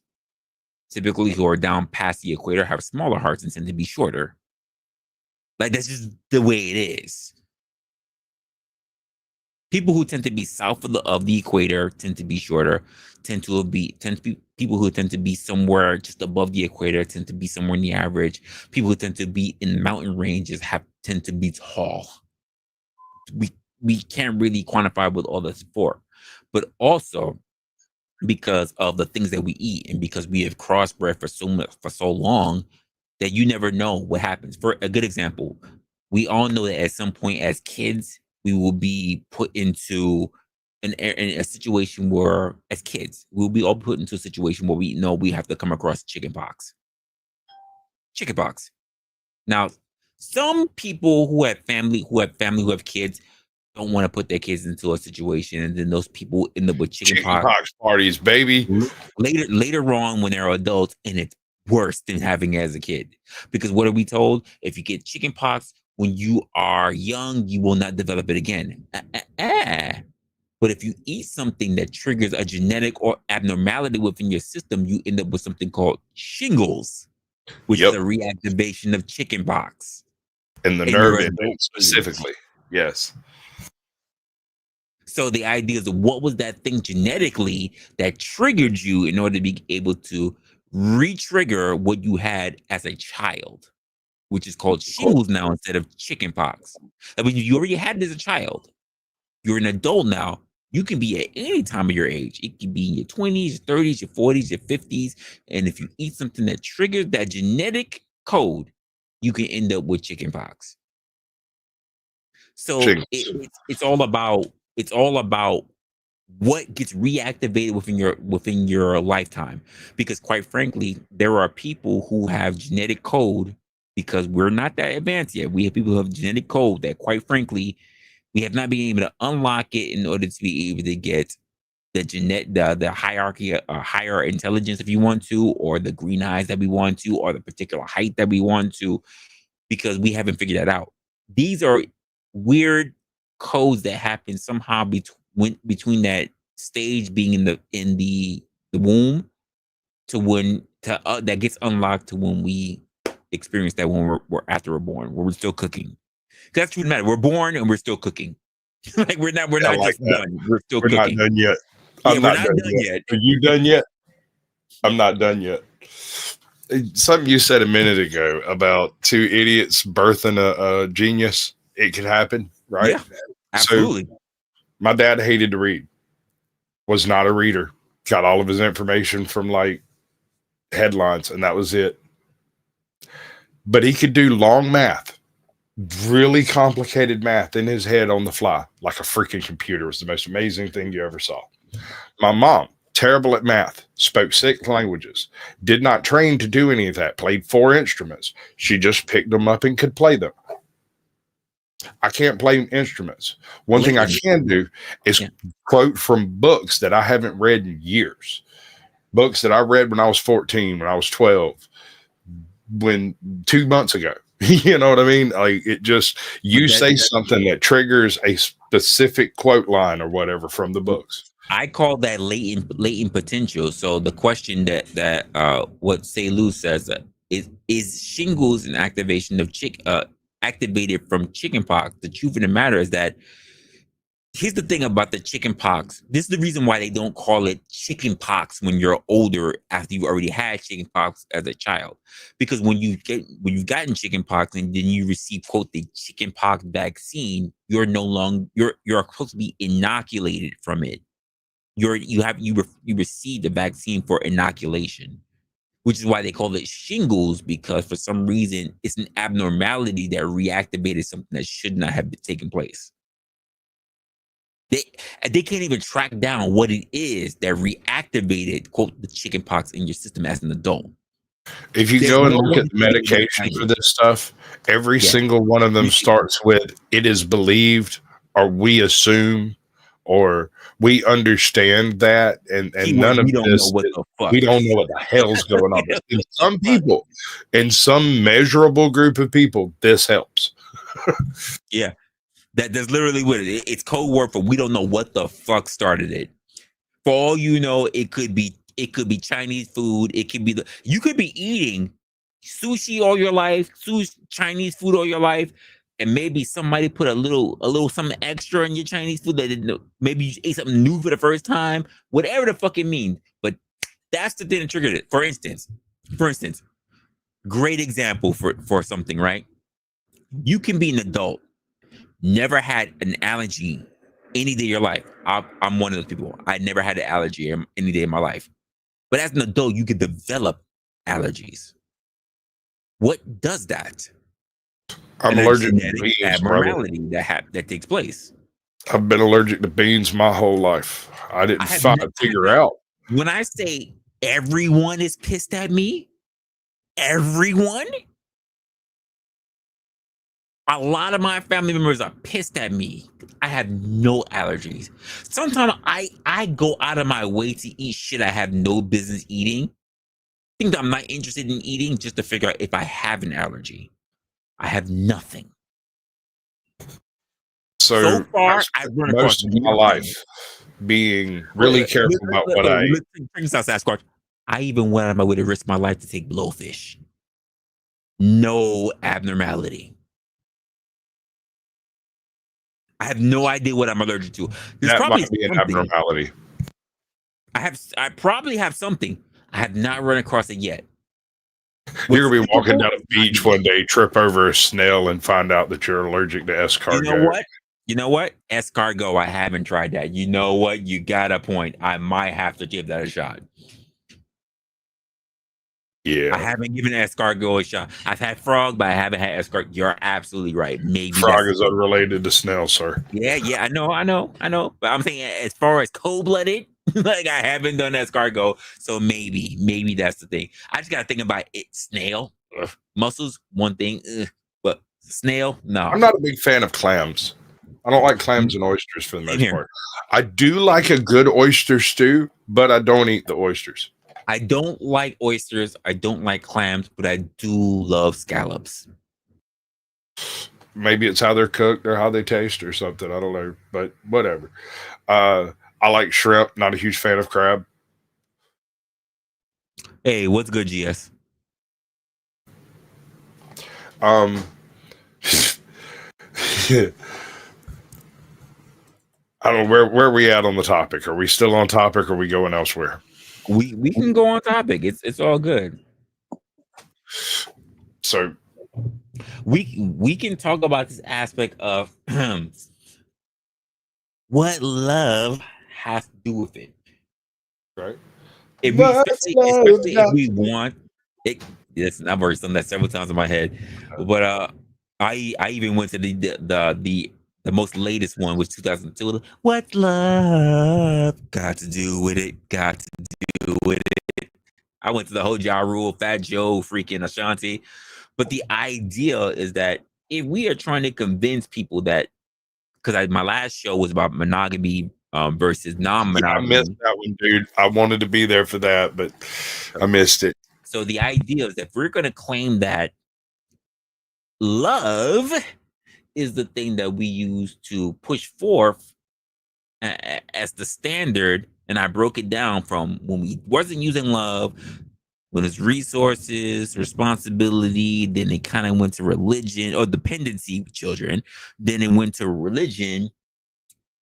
How do we try to help convince the future that we have, the future that we've already haven't seen yet? How do we convince them that love is still the standard? Because quite frankly, polygamy is something that comes up in, polygamy is something that comes up with. I'm not sure you have to.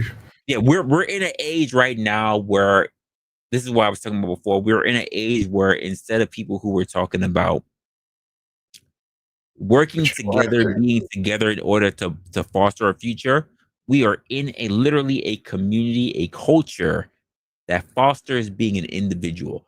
The most important thing right now is to be an individual. Is to be individualistic. It's not to couple with somebody. So how do we get people to get married in an age where it's a me mentality? That's where we're at. You don't.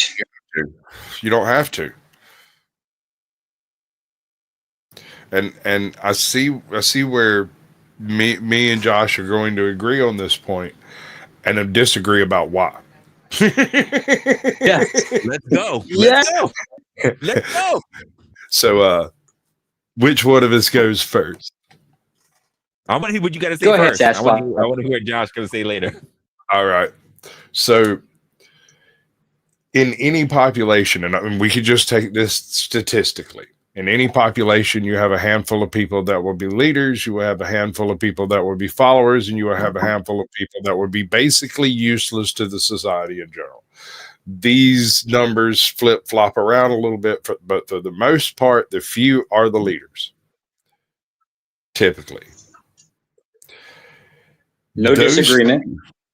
Those few, when in a situation where the men aren't being men, those few will be the men. That's part of the reason why in this individualistic environment, we are seeing what 30% of the men servicing 80% of the women online. And so the few will fill the gap when the gap is felt, right? The issue is that the hoveled masses at the base, these people are all scrambling for what are basically the leftovers of society. Because of social media, 80% of women think they are 20% of women. You get what I'm saying? This is a terrible way to put it. I'm not speaking clearly, but instead of 20% to put it. No, you're making sense, and I'll say it for people who don't really understand this, because I said this before online. You know, when it comes to men, and I had this conversation with a woman I was hearing her before, but she said men tend to see themselves in other men. Women tend to see themselves as other women. And it made so much sense to me.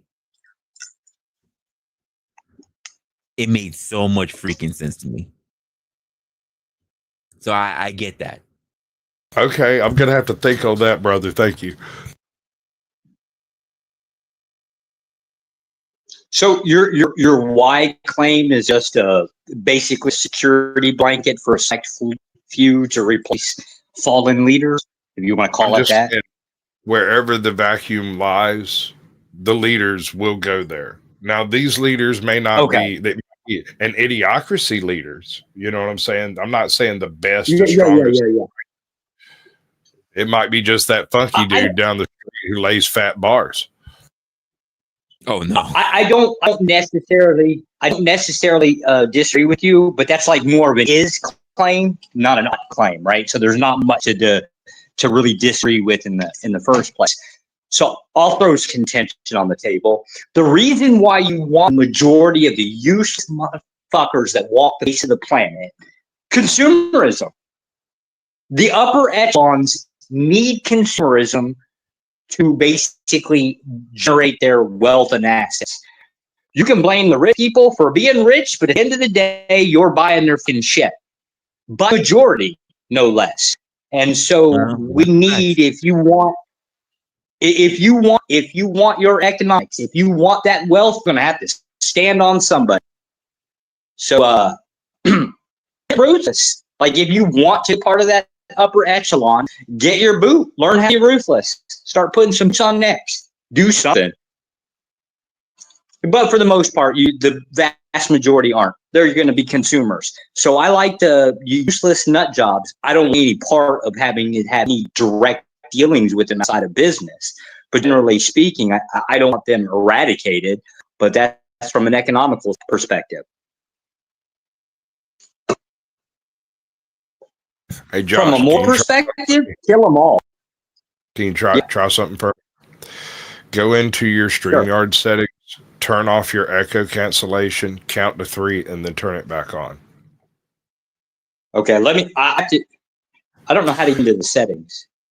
I can't get to found it. Yeah. Yeah, audio. Echo. Right. 1, 2, 3. Turn it back on. Okay. Does it sound better now? It's about the same. It's no worse. So, thank you. I'm pretty sure it's my shitty internet connection. I was a bad boy last week, and so my router is being pushed.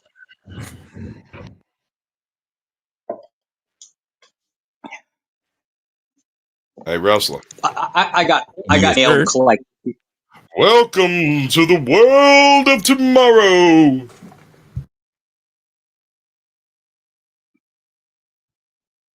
Hey, you know, so. Well, hold up, Sasquatch. Do you disagree with my economic take?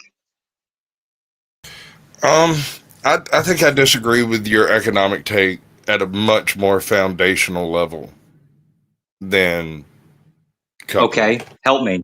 Uh, Walk me through it. I'm not a communist. I'm not a socialist. I'm a capitalist. I don't mind working for my money. I pay my taxes. I pay my dues. I don't like it, but I do it anyway. And for whatever reason, that doesn't bother me nearly as much as having a full-on freaking socialist agenda laid out with my tax money versus them just randomly sending it to other socialist countries. okay. However they want to do that. That's them. That's not me. I'm not really given any choices on that end of it. So trying to plug me into the whole political spectrum on that one's not really it. I'm more of an economical kind of guy in the first place. Like,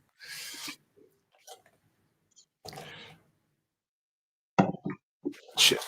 Yeah, I'm lost on the disagreement. What on the foundation part? What do you disagree with? Wow.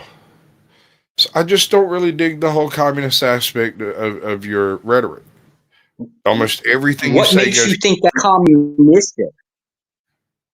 Everything you say goes back to resources and the distribution of those resources, and either them being arbitrated by, I guess, you, or being arbitrated by some mythical authoritarian overmaster that we don't know what is. It's just kind of a strange. I don't understand that. I'm more of a self-reliant. It's straight up businesses, or so it's straight up businesses producing a thing, and the vast majority of people buying that thing. It's incredibly capitalistic. I just have more of a pull toward being ruthless about it, just generally because I believe it's a ruthless system.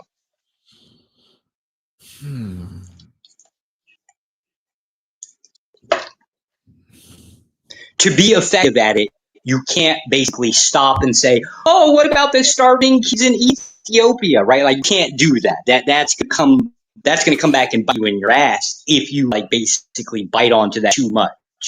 But the same can be You could said do it for about, tax write-off. what about the rainbow people? Yeah. I mean, you're holding up your business for 0.2% of the population. I don't understand how What do you mean that's holding up? Fuck that shit. Take advantage of their asses too. Start fucking manufacturing rainbow flags and sell them that bullshit. Who gives a damn? It's not like they're gonna breathe. Oh my! Oh you my! took that one left turn, like a left turn. Listen. Let's not invoke the rainbow. I don't want the YouTube gods. I don't need the YouTube gods kind of. I didn't mean to trigger you, bro. That was a wild turn right there. I don't want them taking a look. Yeah, I mean, what's wrong with basically saying, okay, I'm going to basically print rainbow flags and sell them to their stupid ideology? It's so just what exactly is the issue here?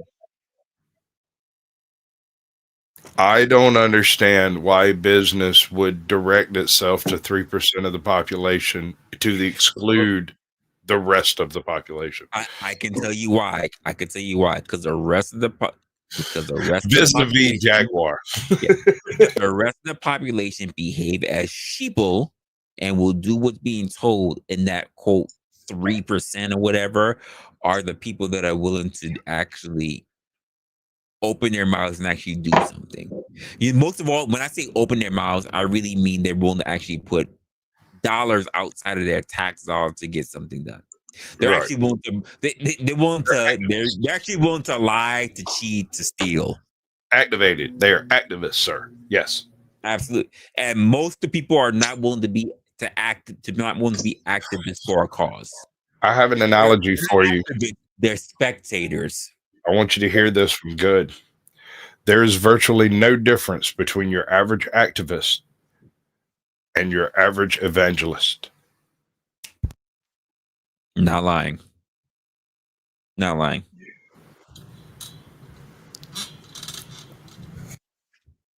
You know who was one of my favorite wrestlers back in the day? Eddie Guerrero. Yeah, baby. Yeah, baby. Eddie Guerrero, because he did whatever he had to do to take the gold, but also to win. And I love this theme song. We lie, we cheat, we steal. He did whatever he had to do. And a lot of people don't have that concept in their head. They think that if they're good enough, if they work hard enough, someone will notice them. That's not the way how the world works. You have to take what you want. You know what? I even think about this in terms of Spider-Man. If anyone said that Spider-Man, the whole multiverse thing going on, you know who I love the most out of everybody in that film? No, it wasn't about bringing Tobey Maguire back or Andrew Garfield Spider-Man. You know who I love? Willem Dafoe, Green Goblin. You know one of the greatest lines that he said in that movie that I love? Bringing it back to even shitting on what basically Tom Holland said in one of his early movies. He said, these powers, they're gifts. That's exactly what Tom Holland said in the other previous movies. These powers that we have, they're gifts. We don't ask for power. We're gods. We take what we want. Okay, so is this an alpha thing that you've been running through?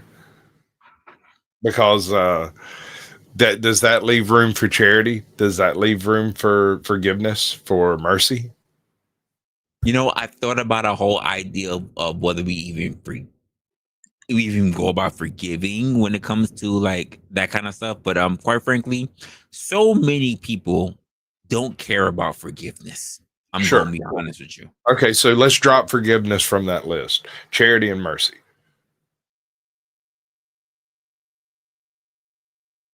Only you cannot beseech charity downhill. You do not go to people who are less strong and in a lower status for charity. Mercy. You cannot. Someone who is weak cannot grant mercy. They don't have the strength to grant mercy. Only people in power can grant mercy. Only people who are strong enough can grant charity. It is literally for the weak. I agree. So, we only get charity to the weak. I'm too selective to allow as a generalized rule. I would show mercy to one group or some small percentage of types of people, specifically if they have like similar goals or something like that, right? But a blanket statement would never do it. What? No. You said you though. Why? Yeah, well, generally because I don't give a shit about the vast majority of people on planet Earth. I don't give a shit about the vast majority of people in my own town. So long as we're agreeing in it. So long as we're agreeing on a goal. I'm not agreeing, but I'll co-sign with what he says is being authentic, since he doesn't give a shit about what happens with his own bloodline. Well, it would be the same concept, right? Like if I had a kid that turned out to be a nut job and just complete liability to the family, right? Like I have to pay for his, whatever resources that I have to make up for his shortcomings. I'm more than likely to either adopt another child, have additional children, and get that little fucker off my damn plate. You heard that. Are we drinking? You heard that, right? I heard him, and I'm wondering, do we need to be drinking? Oh, I've already been ahead of you. Already been ahead. So, Josh, bro, have a heart. Oh no, he doesn't have. No, hold on. Just hear me out, bro. No, I have no heart. Okay. And you're young. I don't know what soul is, so I don't know if I have one or not. But earlier, I mentioned it so much earlier. I mentioned the bloodline, looking after family, even when they screw up. Josh he's been consistent in saying he doesn't go. Even about Josh has a child. Here's the thing. Here's the thing. What they say about drunk words or sober thoughts. If I go in here and get this bottle of rum and start drinking, Josh, I might be a little more honest than I really want to be. And I'm not directly attacking you. It's just the ideals and ideas that you're bringing to the table. I have children that I would go to bat for that are mine, and I have children that I would go to bat for that are not mine. One of which I raised from infancy, just like you would as a father. So, but actually two of them, but three of them, honestly. We already don't actually disagree. Here's a demonstration. All of your children that you're responsible for, are there boundaries or lines that you can imagine that they could cross that you would eject them from family? Well, not eject. Okay. I'm the same. However, my list of boundaries are a lot more stringent. Oh, sure. I get it. You're much more authoritarian in your arbitrary decisions. They're yours to make, and you feel like, I think through a bit of hubris, you believe that your decision must be right because you decided to make it. I don't have a problem with that. That's your life. You run it how you see fit. But your world, the whole universe is better when you're a better person. When I'm a better person. Better for who? Ooh, better for who? I knew he was going to go there. I'm not saying you got to be a heel. You don't have to be a pushover. You don't got to be that guy that gets run over by people to be just a little bit nicer. But better. You got to be a little bit more. You got to be a little bit more specific. Better for who? The little old lady crossing the street. You can speed up a little bit and she'll have to wait. Or you can slow down and stop traffic and she can go ahead and go. You know she's not going to make it in the light. So do you stop early and let her go? Run the yellow. Go back to the core of it. Is this little old lady in hypothetical any relation to me? I can't show my immaterial. I do not see why that's important. I see why you would. Right. You want me to. You're making a proposition, or you're making a claim that we ought, the moral stance, we ought. I'm saying basically give some type of charity toward people that we have no responsibility to, or assistance. Why should I assist some stranger? Why? Because they need it. No other reason. Because what? Because they need it. Who needs it? The person you assist. Why? Yeah, because they need it. Okay, that's about them. I'm the one that has to be. I'm the one that has to be convinced here, right? Why do I care what she needs? I do not have to convince you. You will convince yourself in time. You will recognize the benefit of helping others eventually, and you will recognize that it doesn't have to. In fact, participating in hold up. We have a very good. We have a very good system for this. It's called. We have a very good system for this. It's called tax write-offs. We don't like it. We don't like it at all. Let's just say out of tax write-offs, right? Let's just. And I'm gonna hate this because I already know where this is gonna go. So, I have a feeling where this is gonna go. But Josh, let's just say outside of tax write-off, right? How about the fact of one day you may be owed yourself, and we're looking at the golden rule. Even when it's about karma, let's just say that. Is that not worthy enough to just be to show a little bit of decency to people who are elderly? Sure. To my group, right? Like to my parents, to my grandparents, to aunts and uncles as they age up. It's kind of a little weird in my family, right? Yes. The question isn't are there people that I already said there's a very select group of people that I would be willing to deal with charity, right? Let's flip this on its head. Let's go at this from a different direction. Is there anyone out there who is not directly related to you or agreeing with your whatever it is you've got going on? I don't really understand it, but okay, you approve of them, but they are not related to you and they are not a part of your in group. Yes, we would have ties in, say, virtues or goals. We would have similar goals. Like I'm a real big into the whole like How you should can you have a family discuss kind of virtue? thing. What are virtues to someone without a moral concept? Well, from a secular perspective, we just call them goals, right? So they're basically rules to achieve that goal. Right. Okay, I'm not a big From a fan of secular word perspective. goals. If we're doing this secular, that's fine. I mean, we can go. I say we can go Southern Baptist if you want to, but I might convert you. I don't mean to. I'm an atheist. Hard. Yeah, Wait. you wouldn't be the first. He's worse than the atheist. He literally had put himself to be a Christian nationalist. Like Yeah, he's look, out there. Yes.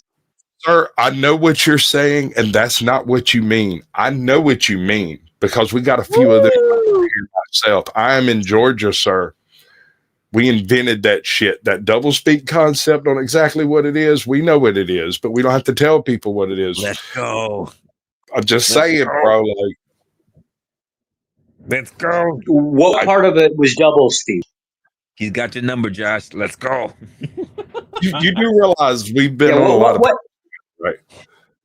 Yes. I've heard you what part of this? What part of? Are you saying that the Christian nationalism doublespeak? There's more than one way to interpret that particular combination of labels. Okay.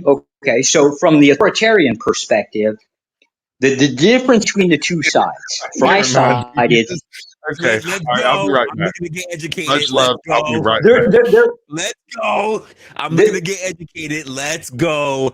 I would love. There is a very specific set of goals within Christian nationalism that I tend to agree with.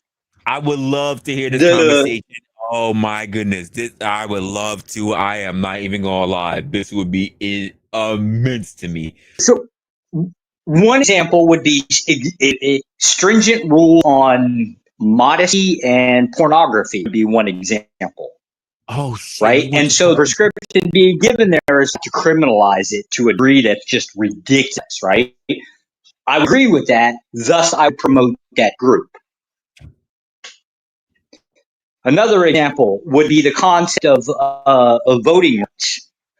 Christian nationalism fully supports the idea of basically what they call like a single family or a single person within a family being a representative at a vote. Like it's one vote per family effectively is what it is. So it's definitely there's a division between the have-nots and the haves. And this would be what I would call a virtue, would be this goal orientation toward family, and everybody else can fuck off and drop off the face of the earth, just less likely to care. Okay. So what you're getting hold on, Rosa. I want to do a toast. And this is to you, Josh. I just want you to know, wherever this goes tonight, I have no hate for you personally. I have no shade for you. It is all idealistic, and I am a smart ass. Okay. Here's my toast to you, Josh. If water was beer and I was a duck, I'd swim my way down and drink my way up. Water's not beer and I'm not a duck. So I'm going to take this shot and get fucked up. Oh, shit. I love it. Oh, my gosh. I'm hell at a bar. Let's go. I'm gonna love this conversation because I've been waiting for a conversation like this one. Oh my goodness. Josh boy. Oh yeah, no, you were saying something. My bad. Go ahead. So Josh, are you saying that basically? I'm gonna boil it all down to what you were saying, and again, correct me anytime that you want to. But the idea, just basically summarizing what you're saying, is that basically, so let's just say if the husband is the quote head of the household, right?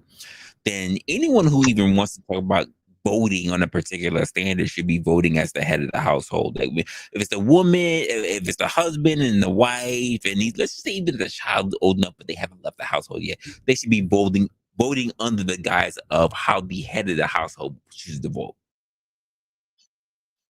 Correct. That's effectively the end goal that they're trying to achieve. It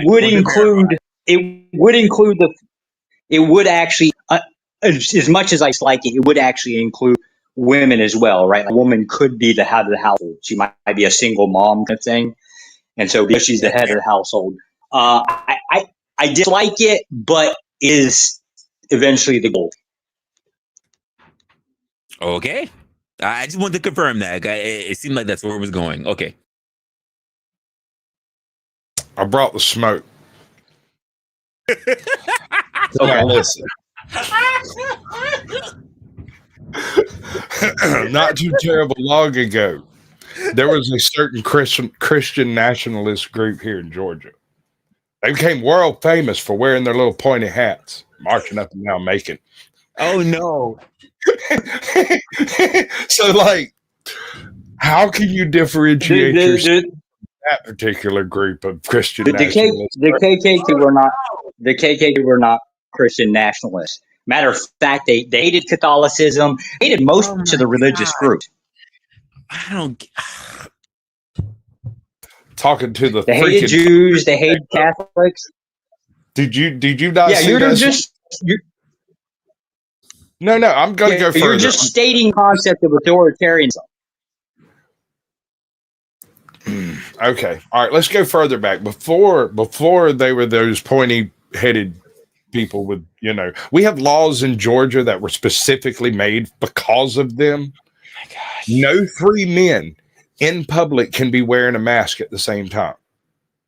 At least 2 of them have to not have a mask on. That's in the books. Yeah. So? Hashtag just saying so? Okay, let's take it a little bit further back. Do you know the origins of that particular pointy-hatted group? The origins of the Klansmen? Pre-Klansmen, yes. What are the proto-Klansmen? Do you remember that? No. Before Klansmen, no. I'm not familiar with the group before the Klansmen, no. So there were several different influences that came in on this. Not a little bit of it came directly from Nazi Germany. I'm not saying they were Nazis. I'm saying that some of the authoritarian statist type things that they.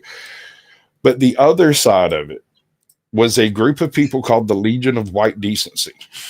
Now, how's that for a racist moniker?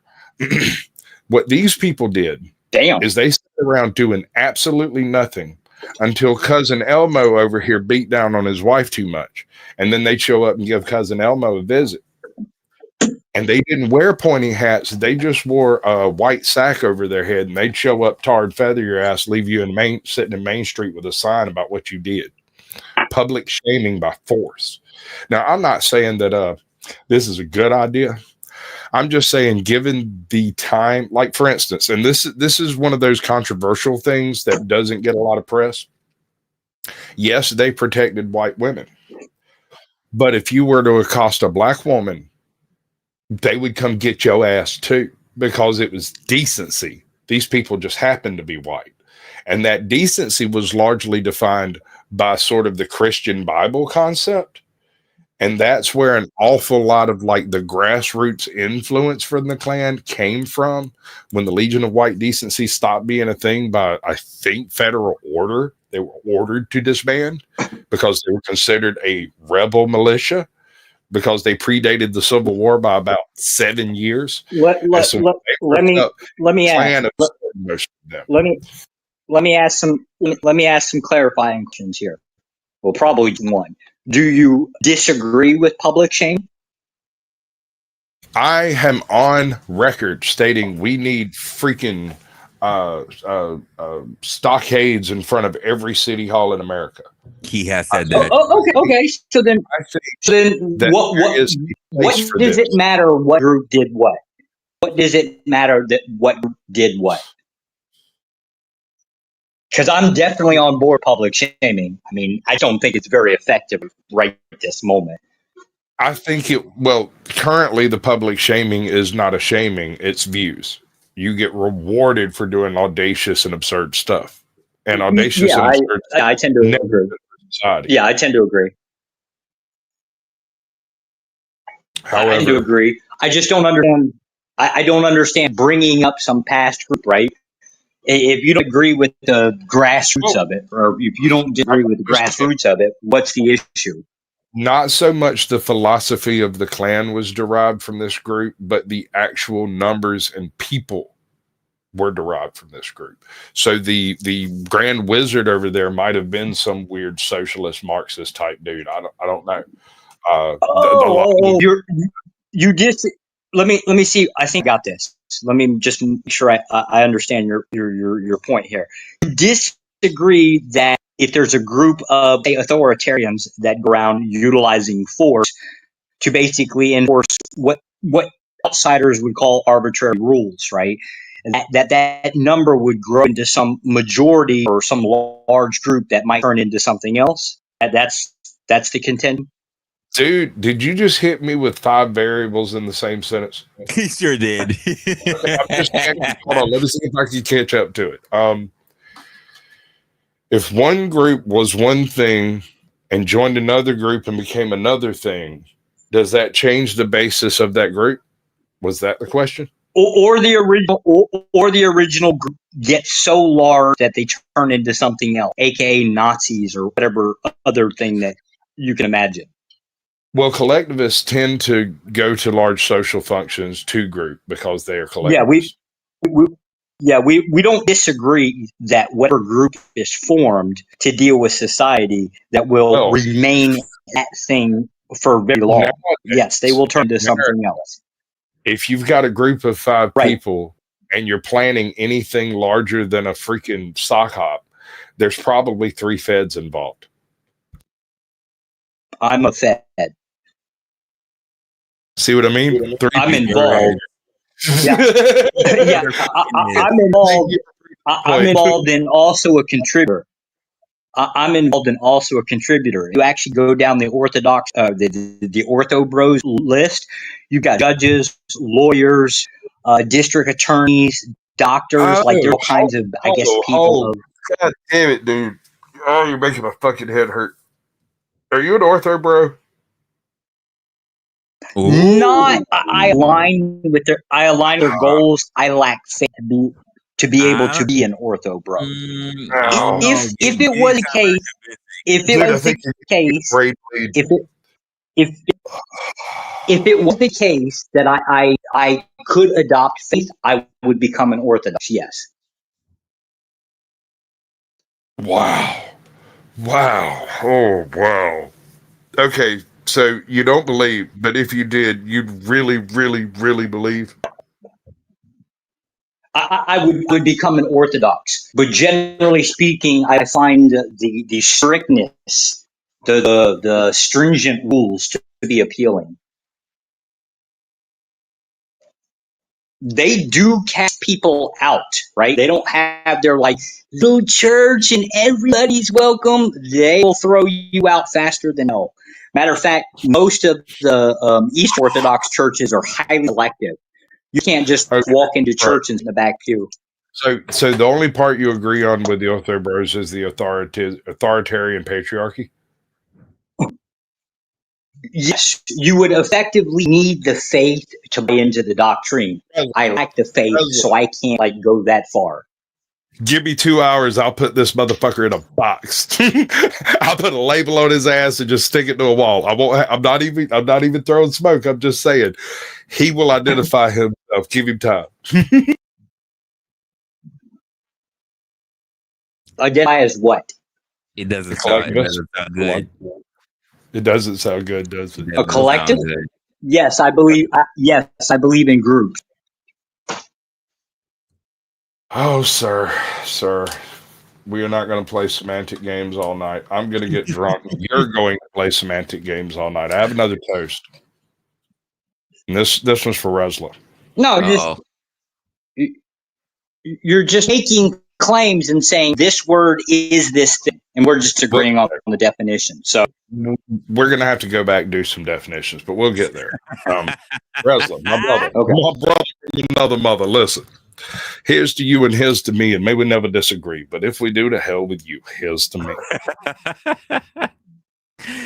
Oh man. All right.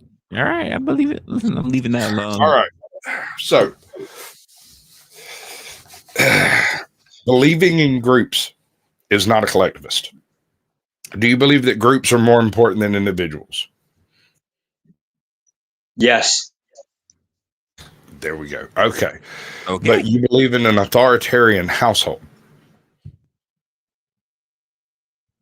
Yes, and society. I didn't even ask that, but thank you for volunteering. We'll get to that in a second. That's too much. That's too much of a piece. We can't chew that. Hold on. Let's cut a little bit bigger piece off. Hold on.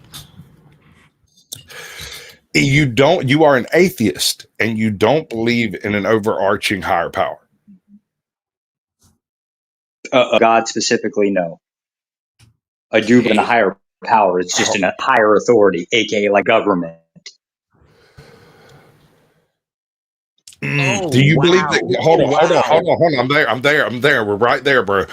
Oh, wow. Do you believe that government takes the place of God? God damn it! Oh, you eat my ass. Yeah, in our society, the answer is yes. Okay, when you say our society, because it is the logical. Secularist. It really is. Secularist society. Secularist society. Secular doesn't distinguish between nationalities, sir. How can you be a nationalist and a secularist? A believer and a non-believer. To a non-believer, there is an authority. Go ahead. I'm just trying to point out the points of cognitive dissonance that I'm having an issue understanding. And I'm not like I've said it before. I brought some smoke, but that's just because I'm a smart ass. I'm really trying to get down to the brass tacks of exactly. When you talk, I have a visceral disagreement with you on many of your subtler points, right? I can't quite define them because we haven't had this conversation yet and we haven't pegged them down. We don't have definitions. We may be talking at cross purposes. I don't want to do that. So to hammer this down, we have to get into the basic physics of society, correct? Like, weird way of wording it, but okay. I think I agree. Okay. Right. Well, the point is without God and without the concept of, non-secular morality as understood by most of the Christian world and, do unto others and all that cool stuff, where do you derive your morality from? Is it just laws? Taught. Traditionalism. So right and wrong was taught to me by parents. They were actually Christians. I adopted the vast majority of them. There might be a few that I might disagree with. I just can't name those off the top of my head.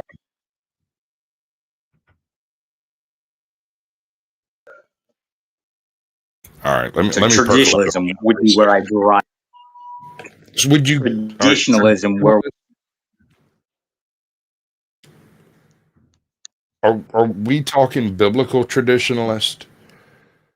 No. Well, I mean, yeah. Technically speaking, the right and wrong, the moral stances that are actually originate from Christianity.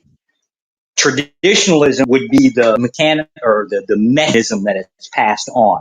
AKA, my parents were Christian. They supported a very specific set of rules. I follow them. I teach them to my children. Right now, just one. Steal, thou shalt not kill. Thou shalt. Are these basically them? Thou shalt not murder. I don't. Killing doesn't. Are the 10 Commandments would be considered the core tenets? Yes. All right. So minus the God part, right? Because you need. I'm going to give you a win. Let me say this. So in my younger days, I was a total atheist. I didn't believe in God. I didn't believe there was any meaning to the universe. I thought it was all just random freaking static in the world. And I happened to be here just as random as everyone else. At this point in time in my life, I was evil. I did evil things, nefarious things. I plotted, I deceived. I did all of those things that people would call, and the influence of the dark and demonic, all of those things. I did those things, and I did them willfully. I don't ask for forgiveness for them, and I'm not looking for redemption because I don't believe I can get it. Because at this point in my religious studies, I have become agnostic. I just don't believe I have enough authority to say whether or not there is a God. And if there is, I don't think I know enough to be able to define what that God might be. And even if I could, I don't think I'm smart enough to figure out what that plan would be. It would appear to be gibberish. To quote Arthur C. Clarke, the only thing you said that I might disagree would appear as magic to the uninitiated. Yeah, the only thing you said that I might disagree with is the labeling that goes evil. Evil is a necessity.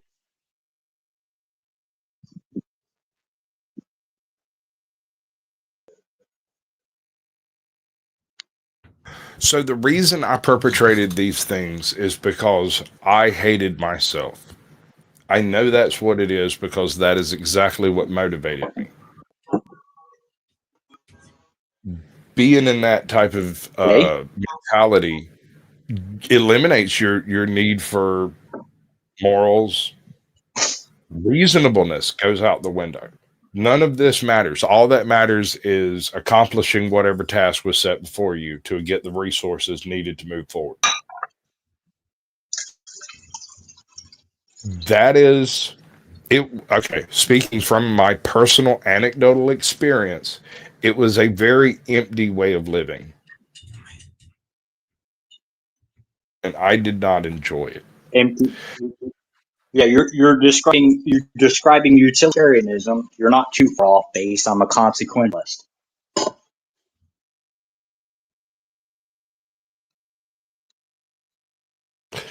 The difference between the two, a utilitarian is an ends justify the means.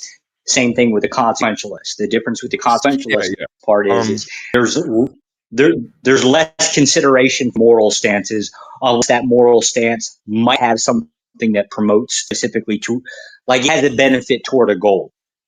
I haven't recently read Robespierre. I'll have to get back to you. So what I'm getting at here is after I got clean and then remembering I didn't do the AA thing. There was no 12 steps. I cold turkeyed. I basically locked myself in a room with a glass of water and hard balls them motherfuckers. Like I had seizures. It was horrible. Everything sucked. The world sucked. And people talk about rock bottom. My rock bottom was nowhere near what a rock bottom should be. I simply came to a conclusion that I would rather die today than live one more day as the dirty, evil, horrible son of a bitch that I was at the time. I was the most pitiful creature you could possibly imagine. And I wouldn't wish it on my worst enemy. And I have enemies, sir. But I would not wish what I was on them. So do you think that evil is not a necessity, that it must be the case that it exists? I think evil must exist. You can't. Sir, I believe evil is a byproduct of good men doing nothing, which is why I am trying to convert a good man today. I'm not. I don't put me in the category of good man. So come on, baby. Come over to the light side. Evilness produces a product. I'll give you an example. So let's say Hitler. We can all. Do we agree or disagree that Hitler was kind of considered an evil person? Hitler was an extremist. That is, if he was pulling the trigger. Most things evil. Would he? Let me finish. Would he meet your definition of what? All I'm asking is, would he meet your definition of how you define evil? And the explanation will answer, I promise. Anything carried to enough of an extreme is a detriment to society. And whether you're speaking secular or through religion, that is an evil. Okay. What was the single event that basically took the United States and created the largest naval power that still exists to this day, surpassing the Spanish Empire? No, sir. No, sir. So we would have eventually became a superpower without Hitler. Trust me, I'm going to get to your nationalistic part in a second. Okay, nationalism is in and of itself is not a negative, unless you're a globalist. If you're one of these globalist people, I can't help you. There's nothing negative about nationalism in and of itself, as it is. The U.S. Big fan of world domination. Big fan of world domination. Big fan of it. We can get to world domination later. Calm down, Pinky. I'm the brain. We'll take over the world in a little bit. Just let's start with this. I'm the globalist train. I suspected as much. I have an offer for a globalist. Would you Sure. like to be my ambassador? No. Very good. That's fine. I say we go with globalism. I say you're right. I say you have absolutely nailed it, except you've made a little bit of an error on the human rights issues. Let's carry the Constitution to the next closed border. Canada doesn't want to close. I disagree. I disagree with humanitarian rights. You don't like the Constitution? Yeah, I believe the Constitution is a piece of paper that makes people feel good. I believe we trample on a daily basis. I feel really, really good, and they trample on it daily. And I give people who stand in the face of that with a bullhorn and scream at them with free speech a platform to do so. I help them. I like them. Yeah. Right. Loud on the internet. What? First Amendment, Second Amendment. I'm aware that on YouTube there is no First Amendment. I'm aware none of that applies on YouTube. I am aware. I am also aware that while I live in a nation. The United States. Yeah. I'm not talking about YouTube. I'm talking about government will actually send people. Right. They have the complete authority to do so. So the First Amendment doesn't exist in the sense that it's some kind of like always thing. Okay, the government often, like a gag order would be an example. Their difference. Your freedom of speech getting shut down with a pin. Gag orders are unique situations, and they're even kind of in a question. Sure, there's lots of situations. There's lots of situations in where we trample on rights. Yes. You're just stating that a piece of paper is an idea that you agree with. Idea, not the paper. I don't care about the paper. It's the idea and ideals ensconced therein, sir. I like the rights. Right. My creator, be that secular or religious, the right to bear arms. Right. Do you base your life on those rights? My life? Well, no, I live in the country. Yeah. I am in that nation where these rights are ensconced, sir. Yeah. You don't think we don't trample? They try. They do. They do every chance they get. And there are people out there. Have you ever, this is going to sound like really strange. Have you ever met Press On, Press Now, Press Harder? I don't even know how that is, so no. It's a channel on YouTube. He's one of these sovereign citizen types, right? Very strange guy. Very unique. God. Hear me out. Now, I'm not a sovereign citizen type. Do not make that error. Do not make that mistake. But I sat down and talked with this man for about 4 hours one night while he tried to explain where he existed in this universe. And it turned into a set of goalposts loaded up in a backpack, moving from definition to definition, from Black's law to modern law to, you know what I'm, secular law. And it was kind of a fruitless conversation that took a while for me to realize it wasn't going to go anywhere. Right. That man has just as much of a right to wander around and do the weird shit he's doing as I do when I'm going around doing the weird shit that I do. And that you do, except wait, hold on. You're not here, are you? Not in America. What do you mean not here? Not in America. Not currently, no. No, not at all. Yeah, not currently, no. Currently, you're not under the Constitution except for being a Fed. You do realize when I roll back home, I still have diplomatic immunity, right? So it technically doesn't even apply in those That actually circumstances. proves my point, sir. You are operating at a higher status of rights than most other citizens do, talking about collectivist goals and collectivist dreams while moonlighting on the concept of redistribution of wealth, largely to yourself, is what it seems to, or your family members, is what it seems to be. You're a proponent of nepotism and a employee of the federal government.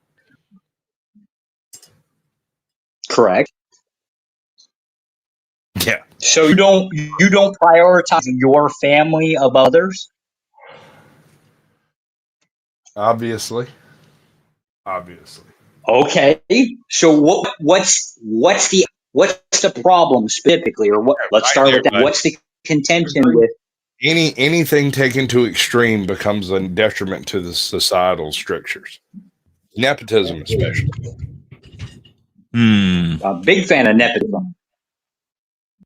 I know, and you're one of those people who think you're obviously going to end up on top of the pile because you were a useful idiot during the revolution. But you just end up on top of the pile of bodies, literally. You're the last. Usually it's the case. No. Usually it's the case within a revolution that it's the poor class or the bottom class that attack the upper class, right? The only way to defend against such things is to basically leave. This has happened countless times within history. It is, again, a redistribution of wealth. What the people do is they attack the rich people, saying, right, they basically pick up their money and go to some other country for, I guess, survival reasons, obviously. Right. And so those poor people are now stuck in a leadership role. They feel good that the leadership role with a deficit of resources.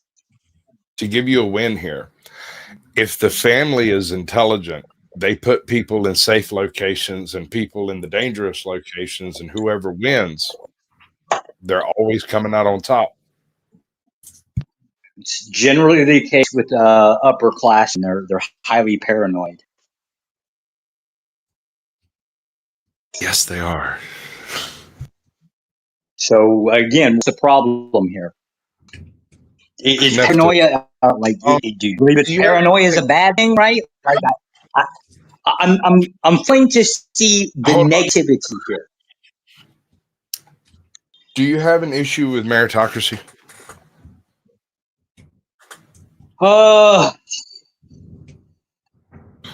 And in your entirely.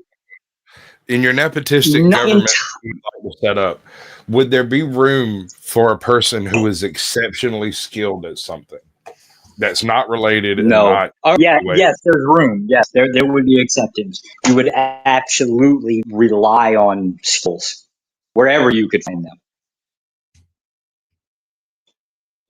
If your family operates as a deficit, if your family operates as a deficit and you are lacking in skill, you have to basically outsource. Okay. The point of a family is to generate your traditions or cultures, whatever that thing is, that ideology that you believe in, and push it forward. Hopefully with the intention of competing with all the other family and have your ideas, your belief process dominate everybody else, or as much as you possibly can. I mean, everybody is kind of an unrealistic goal, but that is your ultimate goal. A very dim and dark corner of the universe. You carry no light in your soul. You move through this world in a darkness of. I mean, I don't even know what to call it. I mean, if your only goal in life is to improve your standing and that of your family. Yeah, my 100% priority goal. Yes, my priority, my main number one priority in life is to continue on 180 years of family. And I used to be. I'm not the man I used to be. Yeah. You know. So what's the alternative? Me is You glitched out. Try that again. what is the alternative? Me is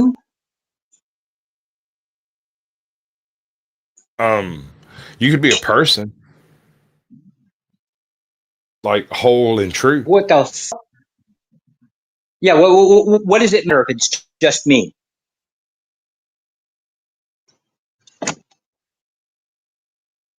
I'm sorry, you glitched out again. What?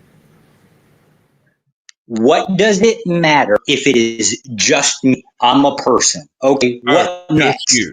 No. You misunderstand what I'm saying. You seem to be all right. You remember those ortho bros we brought up earlier? No. I Ortho. don't know. I don't know who you're referring to. I know many. Okay. I am from the concept. Wilson crowd. Yeah. We discussed the ortho bro concept. Yes. I don't recall the panel. No, I apologize.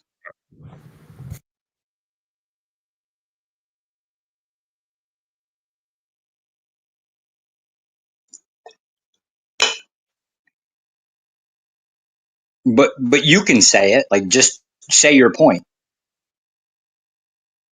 Well, I mean, if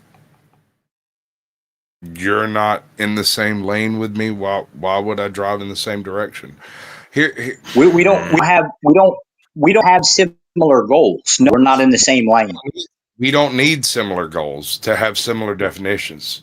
When you change the meanings of things from one sentence to the next, it makes it impossible to have an actual conscious communication. What it does is you sound like a moron and everyone else sits around and giggles. And I'm trying to get to the point where we can understand what the motivation is behind what I view in my experience.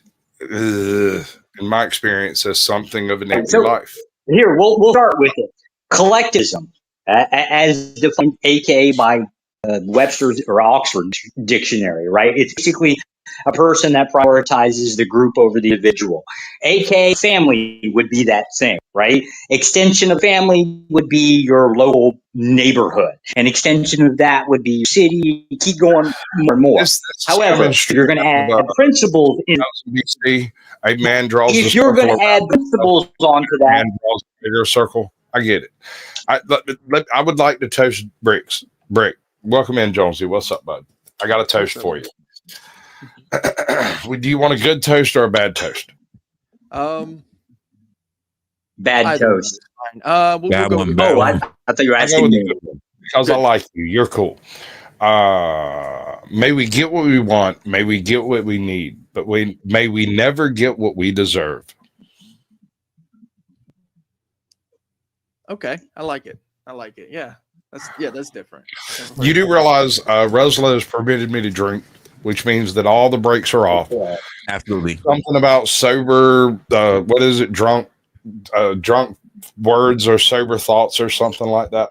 And we're going with it. I've been kind of hashing it out with Josh over here. I kind of feel like we're not getting anywhere. Drunk words are honest thoughts. I don't know how honest they are. Sometimes I'm just an asshole, Resla. I don't mean that shit necessarily, but you're an funny as hell.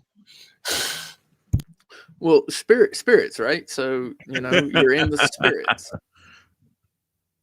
Resla, you're hot. Never forget. Yeah, you haven't said anything that I can remotely find offensive. Never forget, bro. I would have to bump it up. I'm a nasty. Absolutely. Absolutely. I've never seen that before. I got receipts, brother. Absolutely. I absolutely am. I love it. I love it. That's why I'm here. I'm here 10 toes down, bro. Jonesy, Brick. Brick. All right. I feel like we had a little bit of a counter effective conversation last time we met. Yeah, but I've been on maybe before. You've met other people and I've met these people, and we've kind of agreed that the people we met first were the ones that are probably right. That's probably. So can we simply leave that outside of this conversation totally? Is that cool? I love it, man. I love it. Awesome. I don't know who all the other people Okay, so are. we're talking but, about love. Yeah. Love is the conversation. With Josh, we got into the whole what it means to love, and to him, it's materialistic, it's resources, it's attention, it's energy, it's all of that stuff. Is that correct? Absolutely not. I define love as a chemical in that. Okay. All right. So he's also very contrarian, which I also respect. What the fuck are you talking about? It's literally the definition within psychology. Oh, I love it. He just threw all that shit out so quickly. Right? He's just like, no. I've never once in this entire conversation promoted the idea of love. Resla asked how we go about promoting it, and I said we should not. Most of the last 2.5 hours of which I've been a part of has been a discussion of economics, resources, ideals, and controls. I don't know what happened before that, but I'm just saying we've been discussing resources largely. These are goal-orientated concepts. I have a goal. I have a direction I'm trying to go. Oh, that's a goal, right? The concept of love does not basically inch its way into it. Okay, goal is a perfect word for us to discuss the problem here. When you say goal, you equate goal to virtue. Okay. Virtue and goal is not necessarily the same thing. The virtues would be the sum total of your principles in action, meaning you're doing them, not just talking about them, in the direction of, ultimately in the direction of a goal. AKA, I'm a big proponent of like family matters. Basically means I believe people do what? Can you have bad principles, sir? Yes. They're counter to mine. It's a bad principle. It's just arbitrary. It's very subjective. You know what I'm saying? His authoritarian curve is specific. He's just like me. Me and him agree on absolutely everything. I'm slightly right of Genghis Khan. We should all do exactly as I say. But if we're not going to do that, let's work out this voting thing. Josh, I'm trying to work out the voting thing. I've realized that we're not all going to do what I say. I oppose, and I already told you, like one of tenets within Christian nationalism is not everybody gets a vote, right? So we don't agree on the voting concept. Brick, please bring up anything. We're talking about love. Well, yeah, because love, it's very simple. So I go by the biblical definition is God is love. Here we go. And so, I tell you, we're going to dig deep. We're going to go all the way down to the rebel. We're going to come back to the birthing place. We're going to have every single dime you've got in your wallet. I already explained this shit well before. Okay, Brick. Go ahead. Bring it to biblical. Somehow that's where all this started. Go ahead. Because a lot of people do have a lot of different definitions and even different words that mean love in the English language, right? But as far as like the biblical definition, that is God. God is love. Right. And God is good. And so all of love is good too. So it's whatever is good. Right. And so it's pretty hard to understand what how many is if you aren't good. Oh my goodness. Hold on. I count. I gotta counter this. I can't let it slide. How many go ahead. So I'm assuming you're talking about like the New Testament written in Greek. How many types of love were there again in the Bible? Just one? Actually, I did reference that. I said that there are all types of words in different languages that means love in the English language, right? So the word love in the English language is very limited. And so there's like agape and all these other extra words that are supposed to mean like brotherly love or, the love of family as a whole, love of humanity. But when you're talking about godly love, right? That sort of love. It's pretty basic. I got it. So there is a biblical citation that describes love, right? What would be that? Josh. Yeah, what would be that citation? Brick, you said pretty basic, right?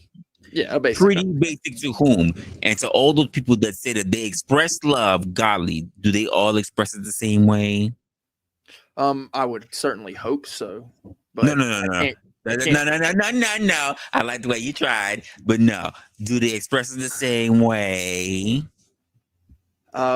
They would have to if it's that basic. No. They would have to? Do they have to? How can you quantify they have to? How can you be able to discern that everybody is basically expressing it the same way? Because quite frankly, no one expresses love the same way, whether from parent to child to spouse. So how can they say that they can actually expound the same type of love to God the same way? Please. Sure. So love actually is defined as well. It's like, as a matter of fact, let me pull it up and read it because it's in. Yeah, I tried to go down this path. There's very specific, set verses that describe it.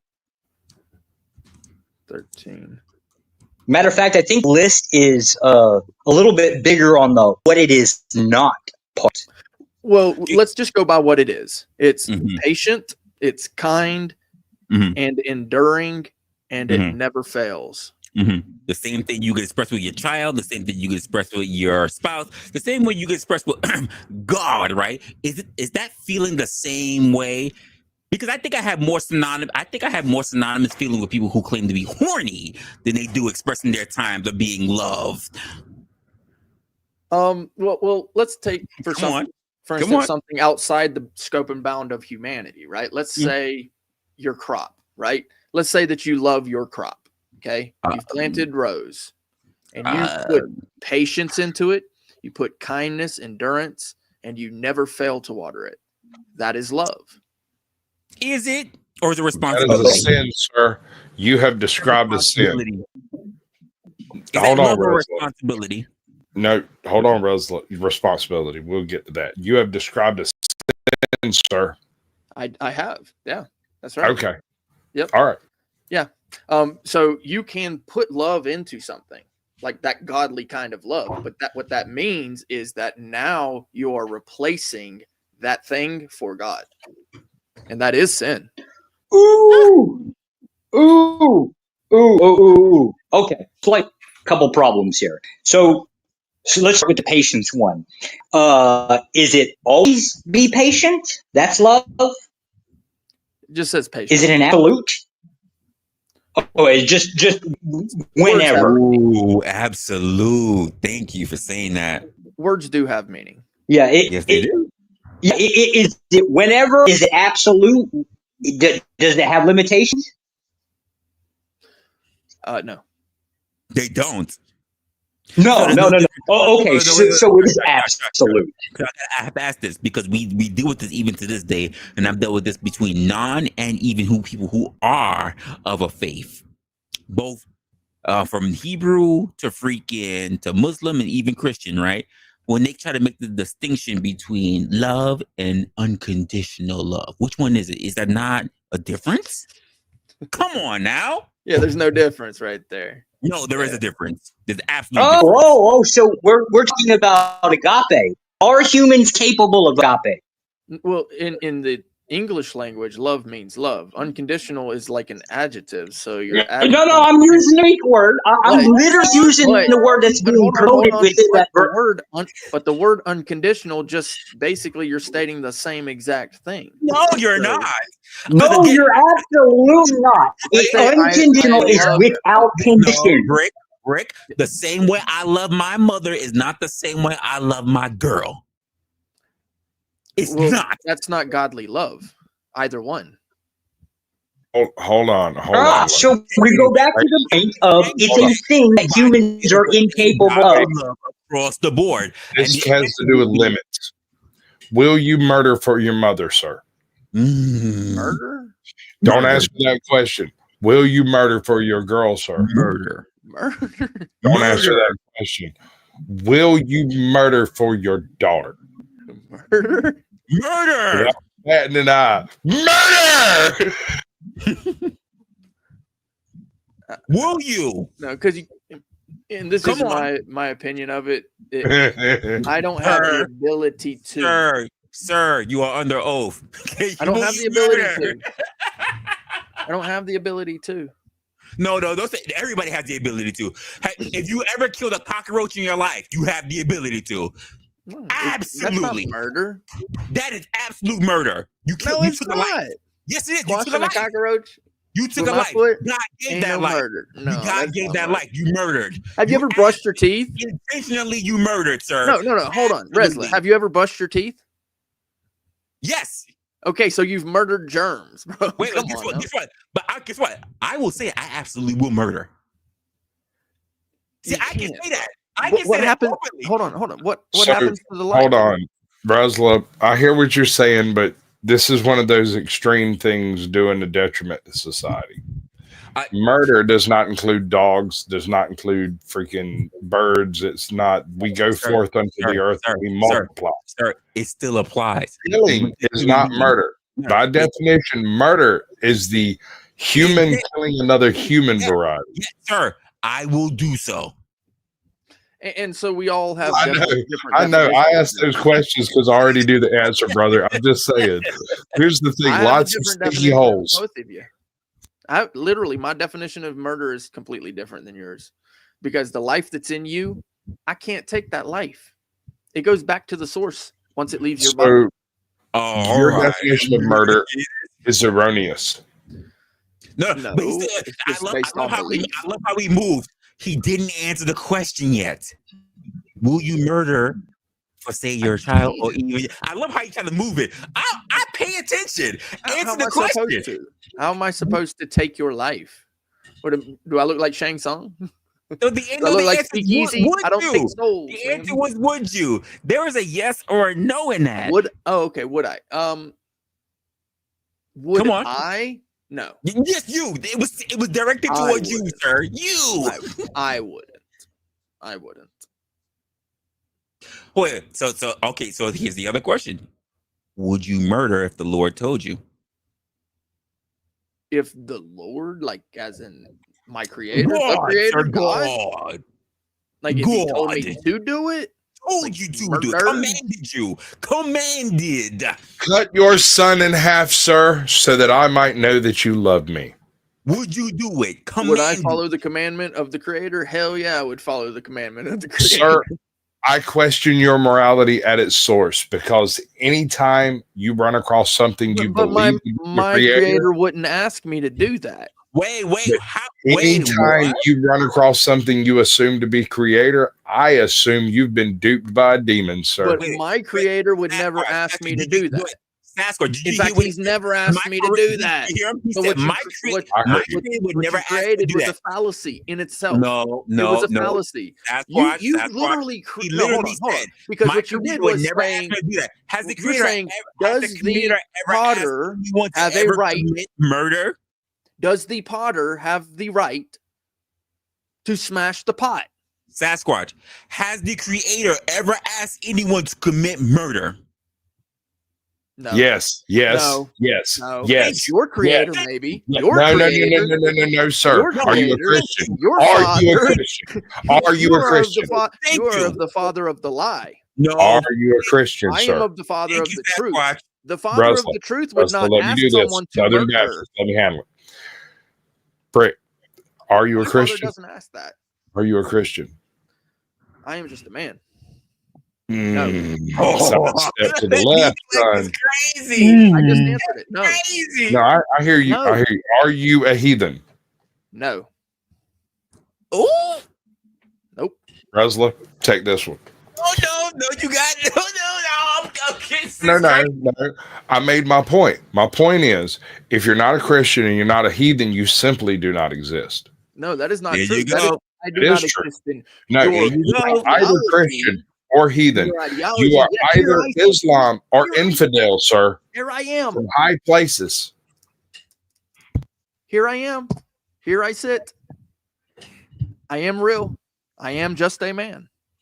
Yeah, but your opinions and entire view of the earth is completely immaterial to someone who has a religious bent. What is this? Religion, sir. Religion, orthodoxy, dogma. A These are whole called nine. hands. Everything. This is What are an you doing? A arm. man on the land? This is Are a you trying to head, pull the and this sovereign whole citizen body thing? is called a man. That's all it is. It's Right? not No, a I get it, heathen. Greg. It's not a I get it. Christian. It's nothing like that. It's just a man, dude. I'm just a man. Do I'm a you believe shell. in a creator? Yes, I do believe there Where is a did you creator get of the all things information? Where did you get the information about the creator? from all around. It's Oh, obvious. from everywhere. It's all anecdotal. No, it's Every bit of well, yeah. It's all anecdotal. That's a good way to put it. Okay. All right. Joshua, would you like to take a piece of this one? Oh no, I've got a problem with his citation. I can't hear Yeah, you. like you just passed right over it. Basically, he said agape, a thing. He said love is defined as a thing that humans are incapable of. So where can his moral offering come from? You ought to. I can't understand you. It sounds like you're at the other end of a pipe. bathroom in a inside a tunnel. bowl. Yeah. Are you gobbling penis? A tunnely penis. Sir, the idea that you turn around and you would turn and you would say that God has never asked basically anyone, he's never commanded anyone to kill is absolutely insane. No, well, I didn't say that. I said murder. What do we classify as murder? Intent, right? Well, I mean, just no. because What do you we kill classify as something murder? doesn't mean it's murder. No. We're not talking about defense. We're talking about intent. That is murder. Okay. Yeah, exactly. That would be considered So murder. Taking a God life, has right? never commanded anyone with the intent Actually, to slaughter someone else. By the way, your definition is wrong. By the way, murder is the intentional destruction of a life. Goodness. Homicide, sir. No, destruction of a life. How are you supposed to destroy a life? How are you going to do that? Where did you acquire this definition from? Because it's reality. Murder, right? Where did you describe? Where did you acquire this definition from? Let's look it up on Google. See what it says. Go ahead, please. Just go ahead. Definition. Go ahead. I have a toast. May I? A toast. Here's to virgins and to lesbians. Thanks for nothing. Go ahead and look it up on Google. You're gonna be woefully wrong, sir. Hey, I love queers because they leave more from me. Hey, by the way, when you look it up on Google, go ahead and do yourself a favor and go to Merriam. Go to Cambridge. Merriam's fine. Go to Cambridge if you want to. Yeah, and we could go to maybe the Blue Letter Bible. Oh my Look up the Greek lexicon. Could do that. But no, it says here the unlawful. Unlawful what? Premeditated what? Killing of a what? Of a human being by another. Oh, there you go. Another human being, sir. A bull cannot murder you. A dog cannot murder you. You cannot murder a duck. What is lawful? Yeah, because it says unlawful. No, sir. Yeah. What is lawful? It's not Do you just disavow all laws because you didn't agree with them? That's a fact. I do recognize one law. Are you going to say God's law, sir? Because if you say God's law, you are a figment of your own imagination. God's law. So you abide by Mosaic law? Is that what you're claiming? Yes. Okay. Yeah, I don't believe you. Just in the concept what you said about I'm okay with the like gays because they leave. You don't know Mosaic law, do you? Would you want to put a wager on that? Yes. Okay. What do you think I don't comprehend about Mosaic law? Life for a life, tooth for a tooth. You don't understand it. I just told you. You don't understand. No. An eye for an eye. I got you. What context what context is it being prescribed? Why don't you read it? Hold on. It's a citation. You tell me, and I'll tell you. No, you read the citation. You read the citation. No, you read the citation. Now I get to ask you a question, right? That's the way this Okay. works, right? Wait. And then go back Oh, and forth, Brick. right? I don't just sit here and answer questions all day. Actually, Resla, this is your Yes. channel, and you decide how this works. Brick. Am I under the Brick. gunfire right now? No, you're under the gunfire. You could definitely ask a question. But Brick, when we just finished recording, right? And you talking about unlawful, right? And you were talking about going through God's law. So we're gonna assume that I'm going to assume, not we're. I'm going to assume that you're talking about the Ten Commandments, right? Well, that's just part of it. Okay. Well, thou shalt not what? Murder. What do we classify as murder? We? Oh, it doesn't Well- matter what we Oh, no, classify. what was classified as murder? Right.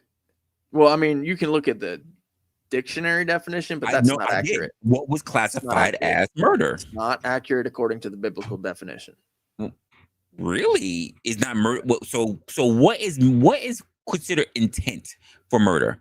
The intentional destruction of a life. And what is That's a murder. life? And what is a life? A life, that's Mhm. something that is a gift. Uh-huh. Life is a gift, right? That's Uh-huh. that spark. That's that A gift given by who and taken by whom? so that Sir? life, that spark that's in A you, gift given by given who to you by and God. taken by whom? By God. By taken By the taken by Creator. whom? Taken by Creator. whom? The creator. Taken by whom? The creator or another Yeah. human being? No. Creator. Or taken by whom? Really? Creator. Yes. Is He's the that only so? one. He's the only one that can destroy life. Is He's that the only one. so? Yeah. No, I'm pretty sure other people can take The other lives. biblical the Bible tells you that when the life leaves the body, it goes back to the source. It tells you that. Yeah. You didn't know that? It's okay. It's okay. So when the government executes a person, is it unlawful by God? Not by man's standard, but by God's standard. Is it unlawful? Is it I'm trying to understand your question. You're cracking up. When the government basically sentences a person to death, execution, is that execution, is that killing, is it a violation of God's law? For the government to like put someone to death and like the Yes, if a judge says, you did something, we're going to kill you, right? I'm asking a very specific question. Is the government enacting that execution a violation of God's law? No. Okay. So we don't disagree about the damn definition.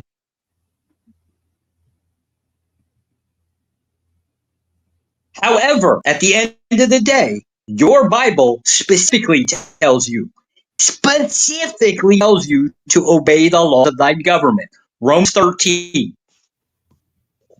Done. No. You're wrong. Sure it is.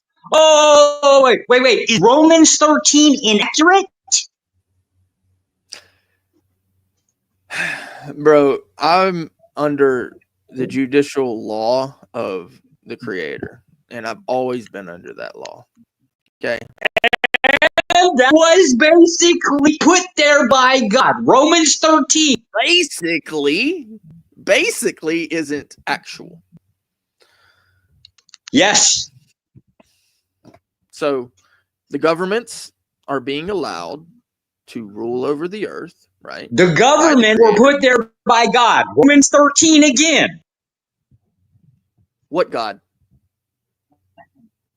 Your God, sir.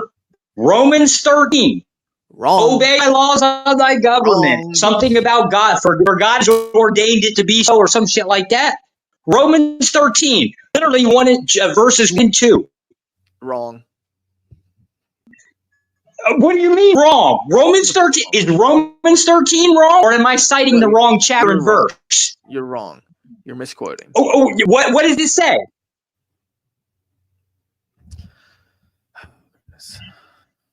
All right, fine. We'll go into a biblical lesson here, I guess. I mean, it is a good subject. No. Fuck your interpretation, right? Your interpretation means shit.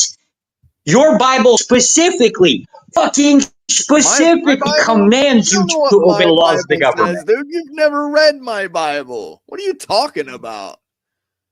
Sir. Man. Forge backwards 20 times over. Forge backwards and 20 times over. Huh? What? You're saying I've never read your Bible. Not only have I read your Bible, I've also studied the Bible right now. So Romans. No, not Romans 13 is going to. Romans 13, I guess it'd be verse, I believe, 1 and 2. 13. This government exists because God created it. You will obey the laws of thy government. All the justification you need. No, it doesn't. It quite literally says that shit. No, it doesn't. Calm down, little man. It quite literally says that. Romans 13, 1 and 2. All right, I'm going to read it for you. It says, let Go every ahead. soul be subject unto the higher powers. For there is no power but No fucking way. God. What's your The source? powers Give him share screen. of God. What is the source? Well, What are you the reading? government, not the higher powers, dude. That's What are you your reading power. from, sir? What are you your reading higher from? power. please give Bro, him share you screen. were wrong. Please give him share screen. You were wrong. What book are you reading from? No, give him share screen. Give him share screen. Let's see what he's looking at. He has a physical copy that he's looking at. I want to know what the physical copy is. So this. Yeah, can you hold up, please? It just happened. Okay, but what is it?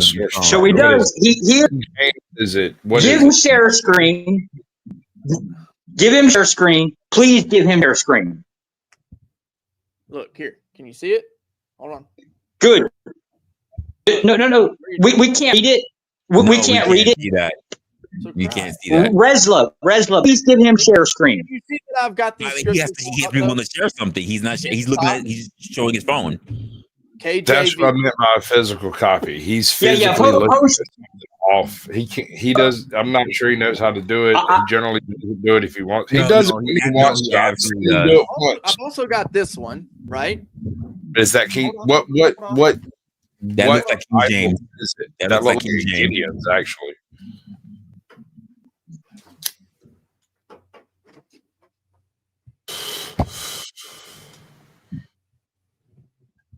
I would actually like to know what he was originally reading. I'm real serious. Right?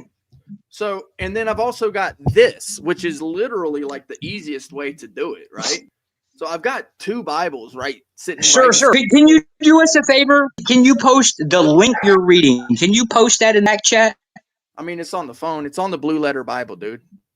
It's from the KJV. Yeah. Yeah, no, I just made a citation from the. It's the King James. Yeah, I just made a citation from King James Bible. The King James explicitly states the word. I can get the same. Yeah. One, right? And no, you can't. You absolutely not. You just share that link. That link on your phone that you just read from. Share that link in the back chat. Why don't you just look it I'd up, like to know what you were reading. Blue Letter Bible, bro. It's on fucking line. I absolutely did. Also in Greek. It's online, dude. Okay, and the funny thing about the Blue Letter Bible, we just want to know what you were fucking specifically reading. You asked me for receipts, right? And so I'm showing you receipts, and you're not accepting I'm saying you're making it up. I'm literally saying you're making it up. You're spurting. I'm literally saying you're making it up.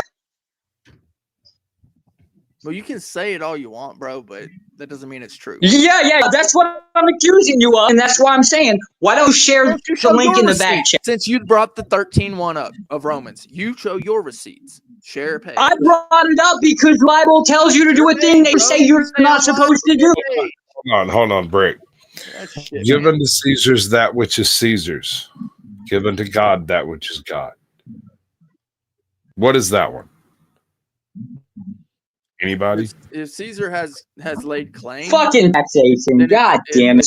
it might be his. I don't know, bro. I don't really own things, right? The whole earth is just a fucking creation, right? Now there's a degree of ownership, but it's called stewardship. Jesus Christ. And a good steward God, cares for his fucking- field. And you suck balls. I hate modern Christians. Jesus has nothing to do I with hate this. modern Oh, I Christians. love this. I love this. Some children need to be. Wait, because I'm literally as what we again. I'm gonna go back down to that freaking sixth commandment, right? Because I'm looking at Exodus 20:13, King James, by the way, that says, "Thou shalt not kill. Thou shalt not kill." However, the worldly manifestation of this is the Hebrew word such. So I turn around and look at that as well, which translate in Hebrew as to not kill, slay, or murder. Said Exodus 20:13. That's correct. All right, let's look it up. Let's see what the Greek actually means. Kill. Oi. I got it here from Hebrew. The Hebrew word, Yep. which literally goes to kill, I have a toast. slay, and even murder. I have a toast. Exodus was written in Hebrew, not Greek. This. Just to be clear. I said Dude, Hebrew. we'll get that in a second. I got a toast. May you work like you don't need the money, love like you've never been hurt, dance like no one is watching, and screw like it's being filmed, and drink like a true Irishman. Max. Yes. Okay. Rasa. Actually, it's pronounced ratsak. Mm-hmm. It's a verb, primitive root. Mm-hmm. So this is the actual primitive root. Strong's definition is properly to dash in pieces, especially to murder, put to death, kill, slay, murder. That's kind of what he just said. Yes, what I said. Kill, murder. Okay. Literally, it's of a manslayer. Okay, so how are you going to do that? Oh my goodness. Wait. Where's the man part? I didn't read man. Yeah, there's no like. Yeah, there's manslayer in there. There is that. So you do see it. Okay, cool. There is that. Yeah, So you do see it. Okay, cool. I see it. But what's the context? Okay, let's go back to the man killing other man.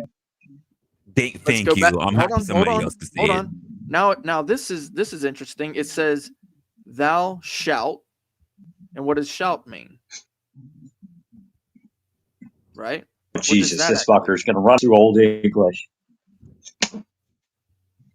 Old English? No, we're going to the Hebrew, right?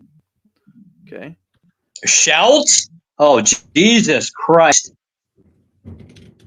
Yeah.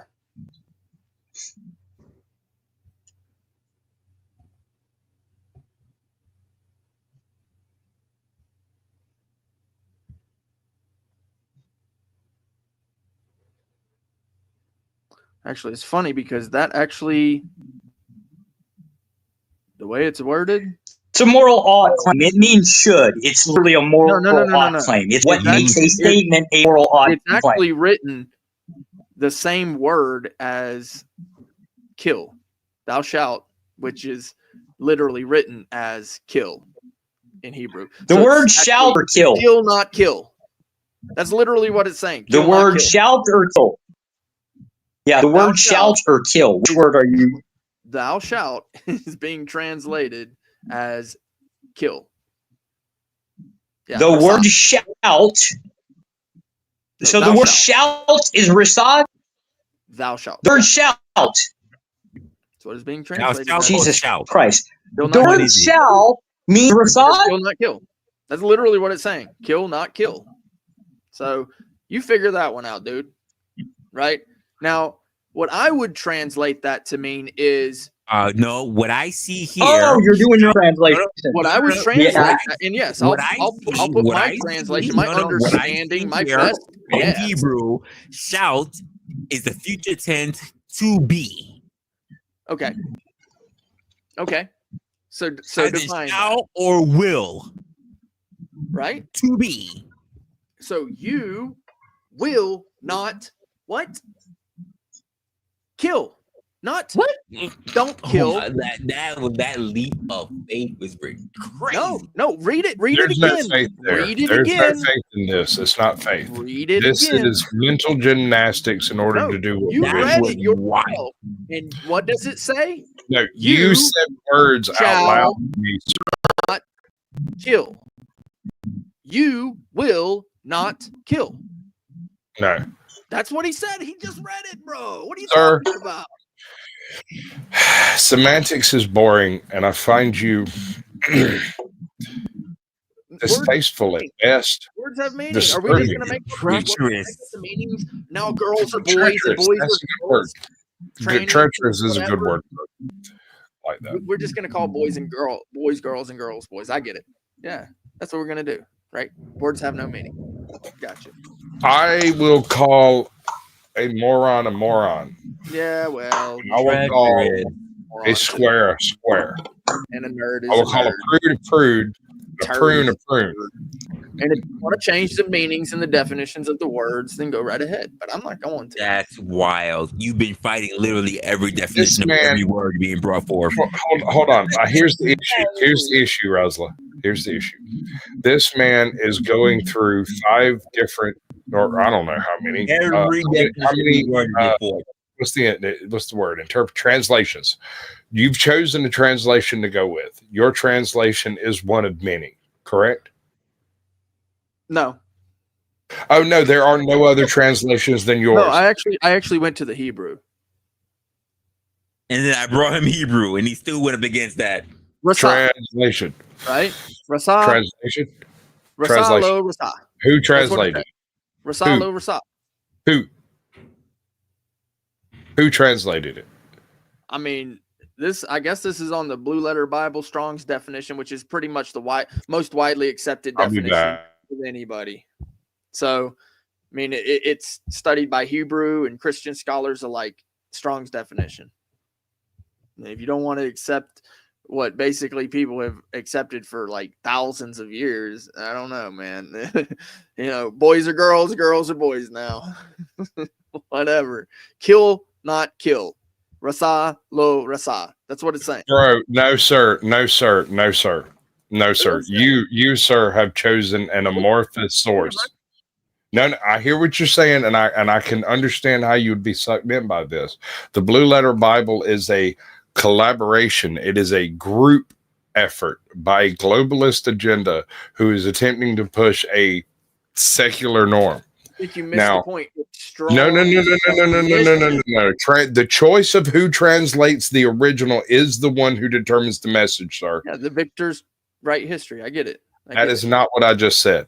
Not what was being said. Not at all what I just said, sir. You can misconstrue this to someone else. You don't, because you stated it wrongly. Who wrote the book? It is written in the original Hebrew. The more important question, who translated the book?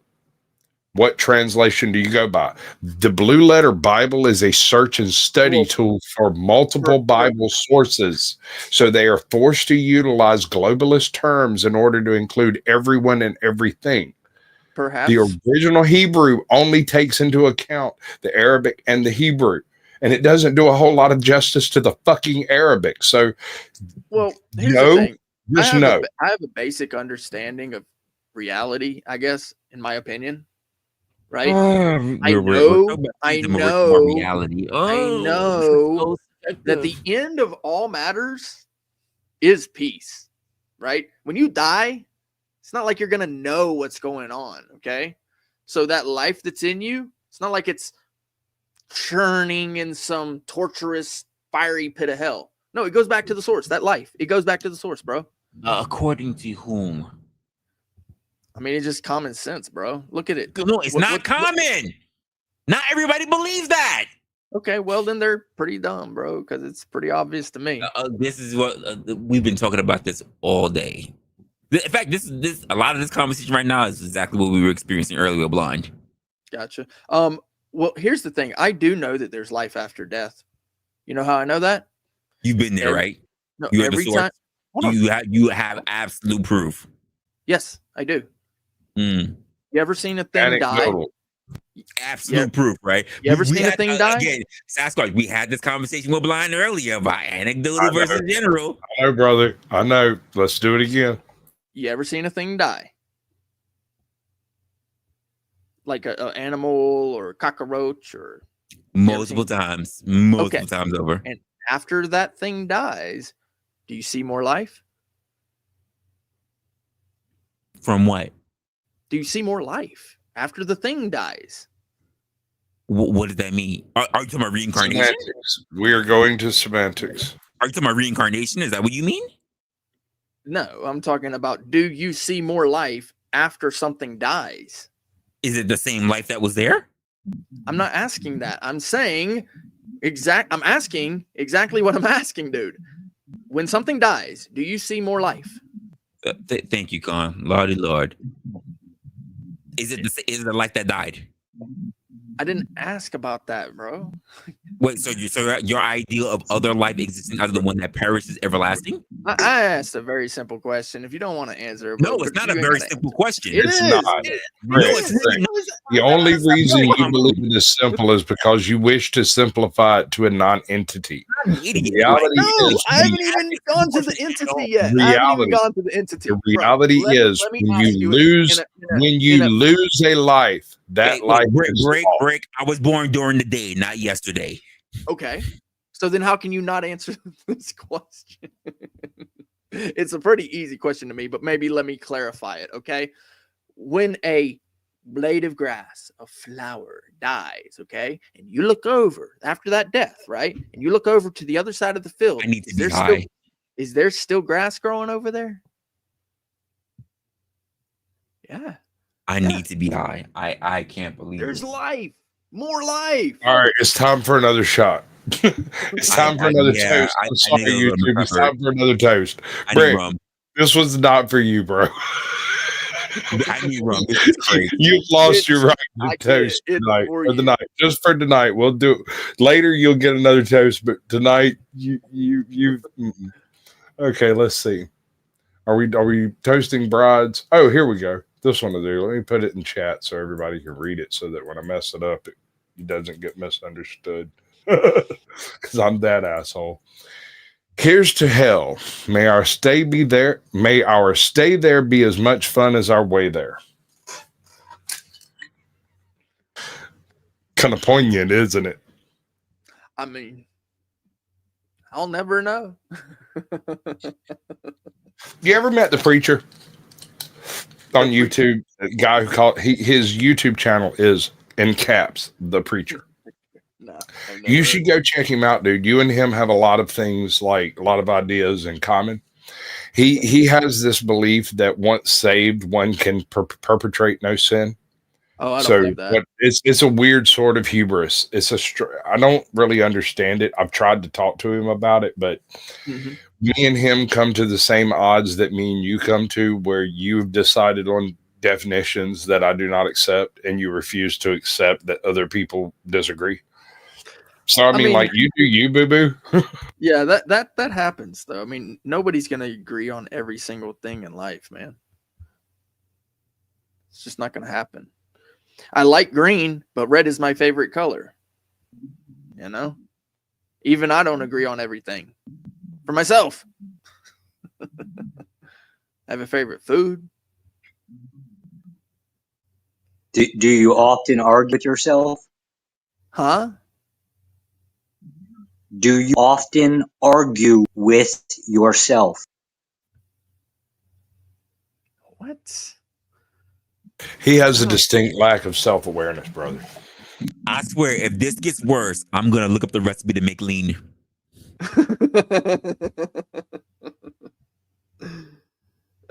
Goodness. Bro, that question just absolutely made no sense to me. Do you often argue with yourself? Listen, Where do I'm you gonna go even look Think at about it. man. How This is often? crazy. How Oh, bro, often do I'm you not walk to the thinking. subway and see somebody arguing with themselves?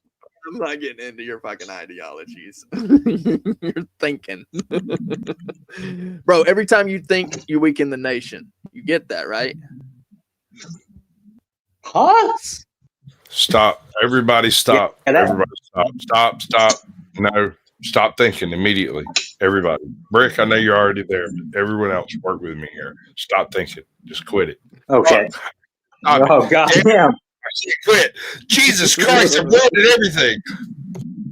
Stop thinking to be enlightened. If you bother thinking about what Brick has to say, it's just going to ruin everything. I'm not speaking falsely. I'm saying what he said. It's true. It's true. That is the saddest part of this conversation. Resla, help! I need help. Bro, life is Call simple, somebody. man. Phone a friend, bro. Like, I don't know what to tell you. To me, life is simple. It doesn't require argumentation. You need food, shelter, water, clothing, a few things, whatever. Love is pretty cool because that's God, right?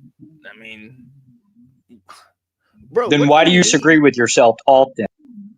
Then why do you disagree with yourself often? Why do you disagree with yourself often? If life is as simple as you claim, why are you disagreeing with yourself? Semantics. AKA like red, but that's the game you play. Thank you for finally fucking it. Right? No, this is the third time I've had him admit semantics was the point. I've been here 3 times. I've seen this happen, and yet I participate every time because everyone thinks it's fun.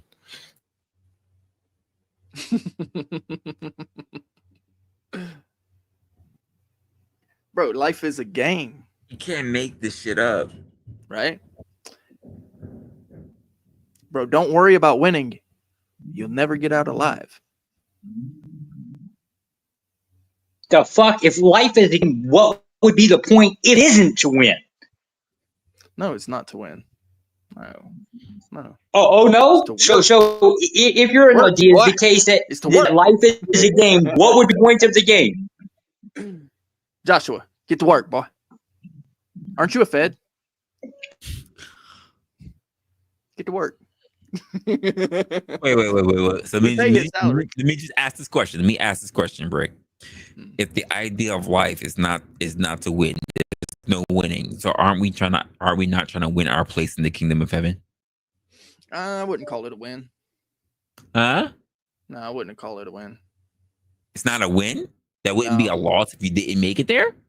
No, because you're gonna make it there. So guaranteed you're gonna make it there. The life that's in you, it will go back to the source. Yeah. That life, it will go back to the source. And you will be at peace, my brother. So if regardless of what, you're going to be able to go back to the source, right? The life will, yes. The life that is in you and him and everyone. What is the point of your good works? What is the point of you even believing?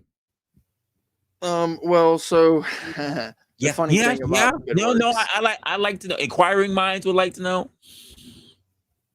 The good works part is not necessarily on us. No, I'm aware, unless you're Catholic. But I'm very much aware. So if you don't even really need to worry about it, even though the most important part was to believe, but if it's just gonna go back anyway, back to the source, what's the purpose in doing all that? What's the purpose in even believing?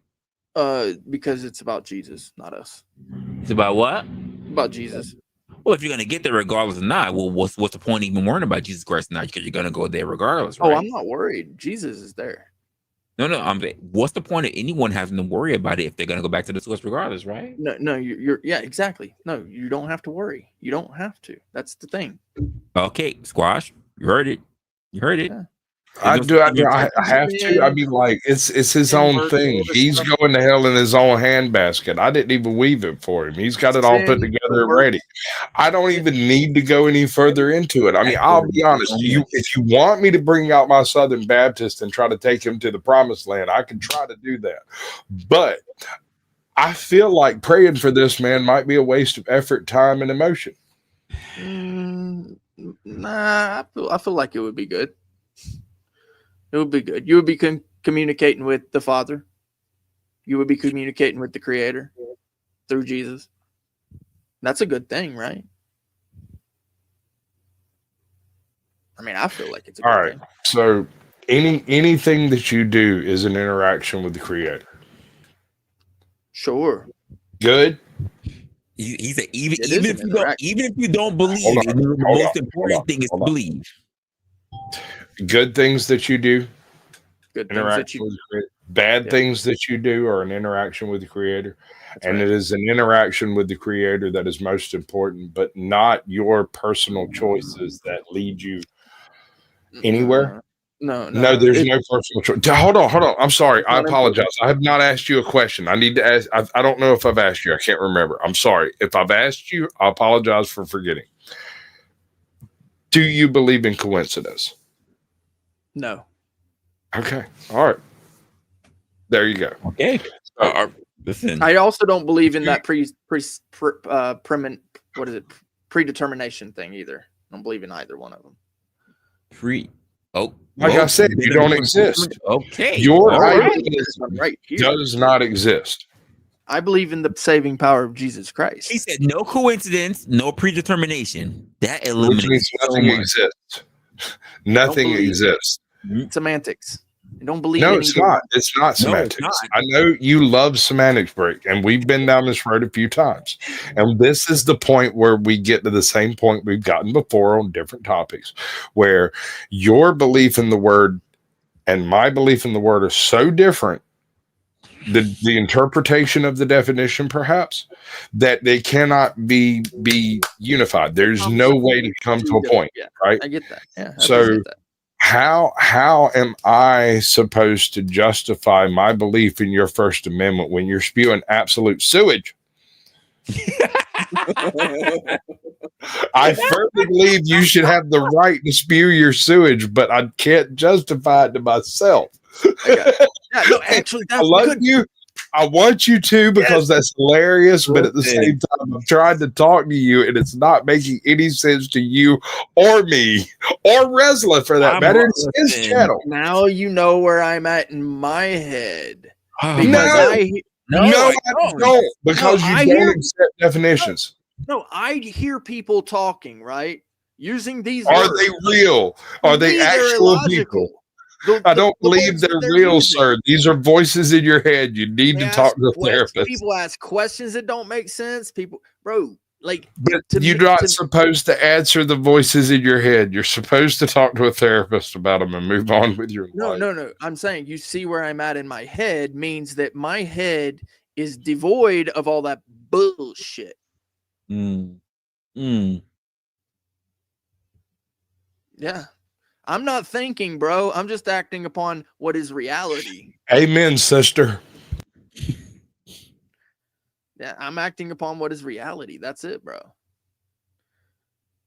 That's it, man. I have a toast. I have a toast. It could be for you. It could be for Resla, but it's in the chat. Time is never wasted when you're wasted all the time. Yee. Oh, that's good. That's a fact. That is a bar right there. Bars. That Hey, is Resla. a bar. I know this is like one of those racist statements that people make, but I'll be honest, I don't know a lot of rappers, and I feel like you might know more. I've got a rap that I wrote that is a parody of another song, and I'm looking for somebody who can say it fast enough, and I can't do it. It's a spoken word thing, right? It doesn't require a whole lot of skill, but I'm from Georgia, and I just talk slower. I cannot say those words as fast as they need to be said. I can write them, but I can't say them. I've tried. I've got like 500 failed attempts. So my stepdad's family is from Macon. I have a lot of family in Macon. I can't help that, dude. Macon's where we No. Nope. Sorry. That's not where it was. It's Milledgeville. Milledgeville is where we used to keep the crazy people. But since we shut down all the asylums, we just put them on the porch, give them a pistol, and a Mint Juliet. Bro, I won the horseshoe tournament. The last I love Resla's reactions to me. I mean, hey, look. Everybody got that cousin Johnny that ain't quite right. Right? You can trust him with your kids. You can trust him with your wallet. You can trust him with your wife. You can trust him with your life. Can you trust him with a pistol and a drink? I disagree. I think if you have a porch, that is the proper place for your slightly distant uncle. Okay. Yeah. I'll give you that one. Put him in his place. That's right. I like that. I'm just saying, bro, he's security. That motherfucker's crazy and he'll get off. I like that. If you just go ahead and give him the pistol, he already knows what the show is tonight. Bro, everybody deserves their Second Amendment right. I get it. Yeah. Or not. Oh, really? So let's get Not even the majority of you deserves, let alone the Second Amendment. Well, you know what? That goes back to his toast. You're right. I used the wrong word. Deserves.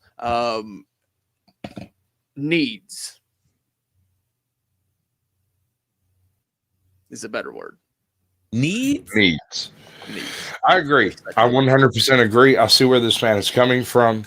Theists wrote our freaking Constitution, and they did not agree on a particular God. But they did agree that everyone deserves the right to defend themselves by any method necessary. That being said, the Second Amendment does not end at firearms. It also includes every weapon of war ever. That's right. That's true. Too late. You guys got turned pussified and decided that you wanted daddy government to regulate you. So now you got the ATF that is now allowed to redefine what they can. Honey, baby, sweetie. That a gun is the only way I'm going to be able to stop anyone running towards me. First of all, I'm very good with archery. I have plenty of bows. I have plenty of crossbows, and I am very good with a hatchet. You don't know. You have no fucking clue. I will smash a kneecap so fast it'll make your head spin, dude. I'll stomp your arch in. I do all the dirty tricks. I've never heard of a fair fight. Sitting over there. I got 2 hatchets sitting right over there. Like, it's not a problem. It is not a problem. I always got something in reach. He's an internet warrior.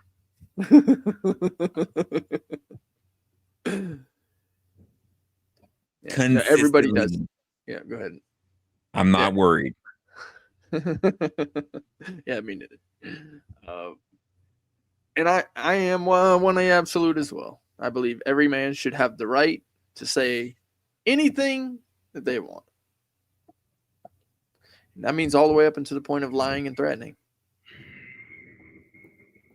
Lying is possibly that consequences come with it. Doesn't mean they should do it.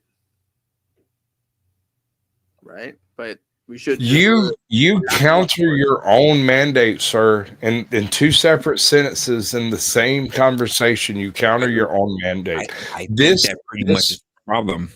That's a problem when we talk about everybody lying, right? Because if we're talking about the commandments, right? Bearing false witness, hubris. He believes that he can do no wrong, so what he decides must be correct because he is the arbiter of his own fate, and semantics be damned. Yes. Brett, you and I are going to have problems in future panels. It's just going to be an issue. If I were you, I would avoid me, but you do you, boo-boo. I'm just saying, much love, brother. You do you. I'm just saying, this the things that I do that are going to be a problem. Well, I mean, what would you do? One of these here, the whole heartbeat. Mm-hmm. That's the issue we have. I don't know what that means. I know. It's semantics. Gotcha. Hey, Josh, you and him should go on a date. Y'all would be excellent together. Oh, my gosh. He wouldn't survive. You're right. You'd eat his ass alive like booty chow. Anyway. Is that true that you believe like you're the arbiter of your own fate? No, Oh, okay. I don't believe that fate is a thing. No, he said he literally doesn't believe in like coincidences or anything. So not even like the predetermination of things. So Jesus. Wait, not even the pre. Yes. Not the pre. Yes. Yes. That's what I said. Yes. So God didn't design things to be a certain way? Sure, he designed things to be a certain way. Wouldn't that be predestination? No. It's That's funny when an agnostic, a Christian, and an atheist are all on the same side, bricks on the other side. That is hilarious.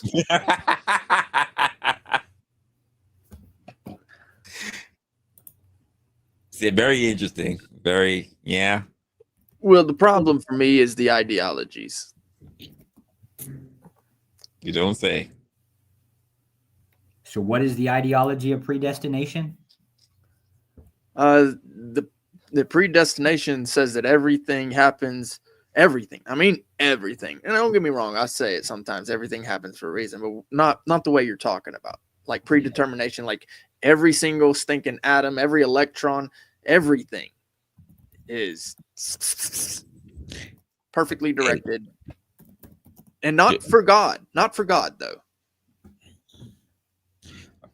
Josh, you weren't here for it, but pretty much it doesn't matter whether you want to believe in the Most High or not, because regardless of where your beliefs are, your affiliations are on it, your essence is going to return back to the planet, to the Maker. So it doesn't even matter whether you believe in Him or not; it will return to the Maker. Technically, that is what I believe. That's actually a technicality. It's only a truism based on a technicality. Yeah, when you die, you're going to go back to Earth. So if the Bible lays claim that Adam was created from dust you came, dust shall you return. It's technically Or just clay, depending upon which particular interpretation of that verse you happen to go with. Ashes is also another acceptable interpretation. Well, Yeah. the point of that, which before you dropped out, was the whole point of that. There's no winning because there's no prize at the end of anything. You just return. No prize? As in, there's no kingdom of heaven. It's just you just return. So there's no kingdom of heaven. No, I didn't what say the- that part. Okay. No, that was the point that I made, and you turn around and say we just return. We just return to the Maker, basically. Yeah, we do. Right. Which is why I said, well, I guess the whole point of us, even to the most highest thing that we can do, the first and foremost thing is to believe. And you were like, well, nope, doesn't really matter because quite frankly, we're going to return regardless. So regardless of what side you sit on, whether you believe or not, you're going to return. For me, right? I have a toast. From my understanding, May I? Why'd you stop talking? Here's to people who don't drink. We should all feel bad for them. When they wake up in the morning, that's the best they feel all day. Oh, yes. Please give me your pity. That's exactly what I need. I got a pity and a Great Dane.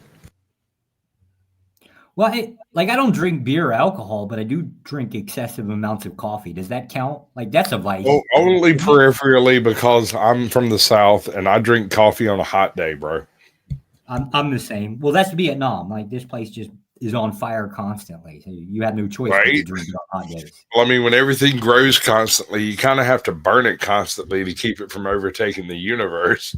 I've met kudzu, bro. I know how it is. Damn, yeah, I mean, coffee and vodka? Jesus. LA walked into the building and so did Marcus. See that? You know, the reality is we're never going to agree on every single thing as human beings, right? Fair. Okay. So if you do find someone who's as far out from your belief as I am, eventually, you know, you have to agree to disagree, right? No. So what you're saying is that anyone that we do agree is an infiltrator and a traitor. Damn. As he said, if they're far out there, they're safe. But if they agree with you, get ready. It's the enemy I know. I'm just saying that's what I picked up on. You know, you're not far off on that one, right? I'd rather have a conversation with someone who doesn't agree with every single thing than to have someone have a conversation with me where everything they say is like, yep, you're right. Yep, you're right. Yep, you're right. Yep, you're right. It just, I mean, it's boring. Imagine if we all ate the same freaking meal every day. I mean, it'd be cool if it was steak, but if it was oatmeal. Actually, sir, I've eaten steak for about a month straight, and eventually you can only cook a steak so many different ways. I mean, you eventually repeat, and you're like, oh yeah, garlic, turmeric, there it is. Yep. Oh, Now, a hamburger. charbroiled rind, excellent. It's still good, but I mean, you know. Yeah. Yep. I mean, it would be a bland world. But really, though, what's love got to do with it? Nice. I'm just still listening for the definition or the moral claim as to why we. No, Josh. I'm sorry. Semantics has ruined this entire conversation. It's down to semantics. He's not going to land on any particular definition that you agree with. It's going to float around the edges of everything that might possibly be. He functions in the universe of the quantum wave dysfunction. I mean, I get it. I can understand. Honestly, I swear to God, back when I was on drugs, I was that guy. I mean, not exactly, but similar enough. Dude, I could smoke up a motherfucker for 25 minutes just on a weekend. It was nothing to do it. But at the same time, I was wrong. it? So you say now, but back then you weren't wrong, right? That's hubris, sir. Well, let me ask you something. That's hubris, sir. Is it wrong to be at peace? Because you believe yourself to be right in all things? Yes. Ooh, who that fucked you up? Yeah, now you're moving the goalpost. Bitch, I got goalposts in my backpack. I'll set out more if I need to. But listen, you don't need to mention goalposts to me, bitch. I've seen you function. When you pull to the side, you make sure you put some. I got like three of them just for you because Paul speaks in three. I carry 3 goalposts with me everywhere I go. Damn. Yeah, you work that shit through your skull, brother. Yeah. You're trying to put thoughts in here or something. Am I reading shit? Yeah, only a little bit, but just stop thinking so loud. It'll be all right. Hey, Resla, how you like this show? This has been funny. This has been very entertaining for me. I have been everywhere. I've been everywhere, man. Everywhere now. Everywhere. This is crazy.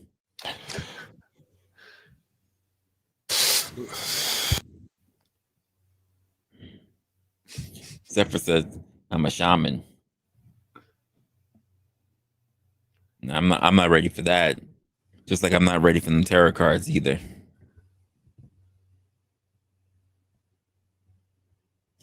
Oh my God. I don't listen. Honestly. You know, I usually do jokes. Would you like a joke? Sure. What do a redhead and a bowl of Jell-O have in common? They're both red? They both jiggle when I eat them. Oh, Jesus. You can call me Sasquatch, sir. I do not mind. I'll call you Jesus. You got a beard. Right? I'll even like sit here and stroke on it just because it makes you horny.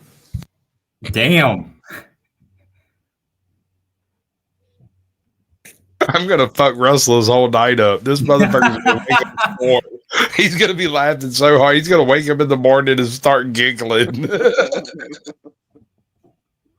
Dude, have I ever told you about the time that they tried to arrest me coming out of Milledgeville?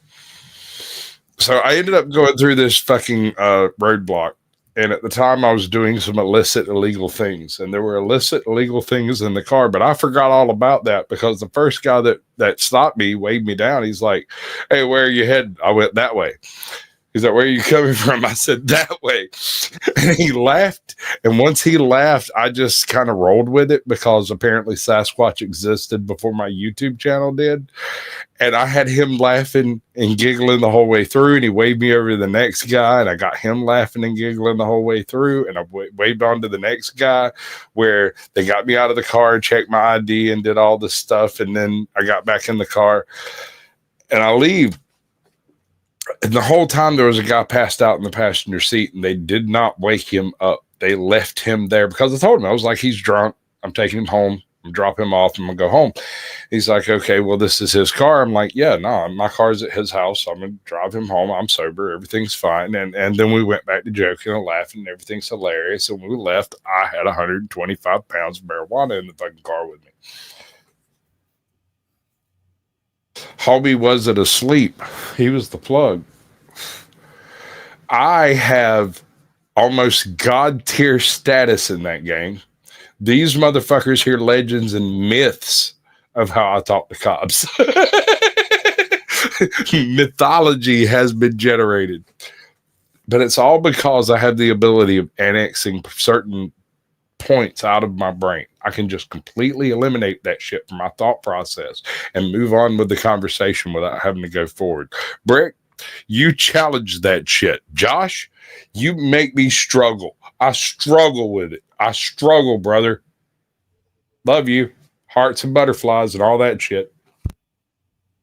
Yeah, what's love again? What's love got to do with it? I don't think, honestly, looking at how the youth is looking at things, I'm almost inclined to agree with them, to be honest with you. I don't think it means right. It's kind of hard to stand against the whirlwind, but I've been into a burning ring of fire. You know what I believe it is, though? I gotta agree. I believe that men, I mean, even written down into history, have been arguing back and forth with each other for so long that this generation, our generation, guess what, Resla? I'm your generation too. Yeah. We're just fed up with it. We're tired of it. We're calling bullshit on all of it. On all of it. Just you are like all of it. You are our age? Yeah.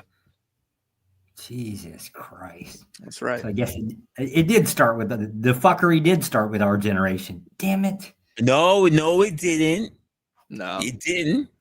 It No, started with the previous one. It started with X. Yep, that's right. Oh, okay. That's I forgot about them. I keep forgetting about them. God damn it. That's right. I will honestly, it started with X and then it got bad. And Y is like, they totally did. At least with us, we did. Some of us did something. Other of us was just fucking up. But now Z is like, we're not doing none of that shit. Yeah, that is true. and to the point where they said, we're not doing none of this shit, but now we're doing shit that we never thought that anyone else would be doing, which is like, we're not having kids, we ain't getting married, we taking on he's, we taking on she's, we taking on theys. They gonna be Furbies. They're everywhere now. Theys. Yeah. Yeah, it flipped. All of a sudden, with the current generation. X and boomers thought that millennials were crazy. They haven't seen anything compared to what Z be doing now. And they are the one who changed the word, meaning they are. Like, you can say whatever you want about X and whatever you say about millennials. We didn't walk around changing the entire pronouns to call ourselves plural. This is a whole new thing. We are y'all. Y'all are we. Facts. Stop thinking. Don't think anymore. This is the end of thought. We shall all agree. One of us. One of us. One of us. I mean, I never thought anywhere in my lifetime that I would see people who wasn't considered to be clinically insane identifying as an animal while being in human form. I never saw that coming. I always thought you had to be on something and you were just recently out of Bellevue or something. I did not realize like that was a thing. Is the whole Furby thing, is that like a sexual fetish thing? No, it's attention. The same thing as all generations. It's attention. Yes and no. I mean, well, all right. So rule 34. Hold on. Rule 34. 34? Rule 34. Hold on. Hear me out. Rule 34 is the reason I don't believe we've been to space. I'm not a flat earther. But this motherfucker's gonna make me Google astronaut porn now. What an asshole! Because you know I'm like addicted. So you're trying to tell me you are trying? Okay, the moon landing was Kubrick's greatest works. We are on a planet. Those two things are cohesive with one another. Once you realize that there has not been a single jizz shot in space released by any space agency anywhere ever. And you're trying to convince me that you locked a bunch of monkeys in a fucking can and they didn't fuck each other. I saw people deep underwater in a pool struggling for air and still trying, but I've never seen anything in space. Wait. Rule 34 just means there has to be a porn category for it, right? It doesn't exist if porn does not represent it. Bullshit. I just found one on Pornhub. Thank you very much. It does. This motherfucker, you knew he was going to make me Google search for it, right? Like, you knew I was going to fall for that trap. No, I Google searched it. I never saw anything in space. I have never. I don't know if it took place in space. I have never seen. No. Here's the qualifiers, Josh. They can't just be dressing up in spacesuits. It cannot just be a background that looks like it's space. I mean, somewhere along the line of the money shot, there needs to be jizz floating slowly. Jizz man in space. This is what I want. I want the comic to blow up. I'm actually a co-creator. There needs to be just floating slowly. We got to see it. We got to know where it came from. We must understand the quality of this jizz. This is the best of the best of the best. The best that America, any space agency, honestly, has to offer. Why can't we see their spunk rolling through zero G? I don't get it. If you haven't seen it, it hasn't happened, and they're full of shit. There's a lie here. I'm not saying specifically what it is. I'm just saying I'm saying I don't know what it is, but they're hiding this one point, like a one gulp kind of thing. It got to be like people who trying to catch, like they throw like gummy bears. I would take me and every little bit of it as she's floating away. You gotta be fishing for it in the air to try to get as much as she can because it's just floating everywhere. Like that's the only way. If you have that representation, I'll take a look at it. But outside of that, it doesn't exist. It does not exist. I don't think I've ever heard or seen any videos of such thing. But the conversation, zero gravity. Do you not believe that porn? Do you not believe that as much as Elon has sent dick-shaped freaking rockets into the air, you don't believe that Brazzers would have paid to have at least one scene? I'm saying, like, you don't think Brazzers would have paid enough to have at least one scene in space? Sasquatch threw a fucking wrench. Oh god. What's love got to do with it? Google again. God damn it. Like, I'm pretty sure I don't think I'd find videos of sex in space. Bro, is that love? There are plenty of conversations of astronauts talking about sex in space. It needs to be represented. Yeah, I mean, if the qualifier is there has to be a video for it that's going to be kind of more of a problem. That's the proof. Space love. Love in space. Have you ever made love? No. The name of the comic book is Jizz Man in Space, sir. Get it correct. Say it right. Jizz Man in Space. Honestly, I wanted to fight back against it, but when Sasquatch said it, I said, God damn, he's Bro, right. I've broken so many motherfuckers with this. It's ridiculous. I remember permanently avowed globetards. I had these people who are absolute NASA-ites, as it were. And they're like, no, we've definitely been to the moon. We've definitely done this thing. We've done that thing. I said, okay, so I'm going to skip the Van Allen radiation belts. Well, I mean, I'm almost having right over that. We're going to go straight to the. You put two monkeys in space in a capsule and they didn't scrump. Men, women, men and women. No, sorry. 50 years, 60 years now. Where's the footage? I want my snuff film, sir. Yeah, we were going back and forth about. I remember we were going back and forth about the flat Earth, and then he mentioned the moon, and he just said Rule 34, and I just went, "Fuck." It's over. It's over. I kind of have to give him his credit, man. It almost makes sense because you can't hide it. Almost my ass. This shit makes so much sense that you can't goddamn deny it. So fuck you for saying almost. You can't. I'll wait. I'll be right here sitting behind my Sasquatch picture waiting for you to bring me a snuff film. I have no receipts. There's nothing. They don't have them either.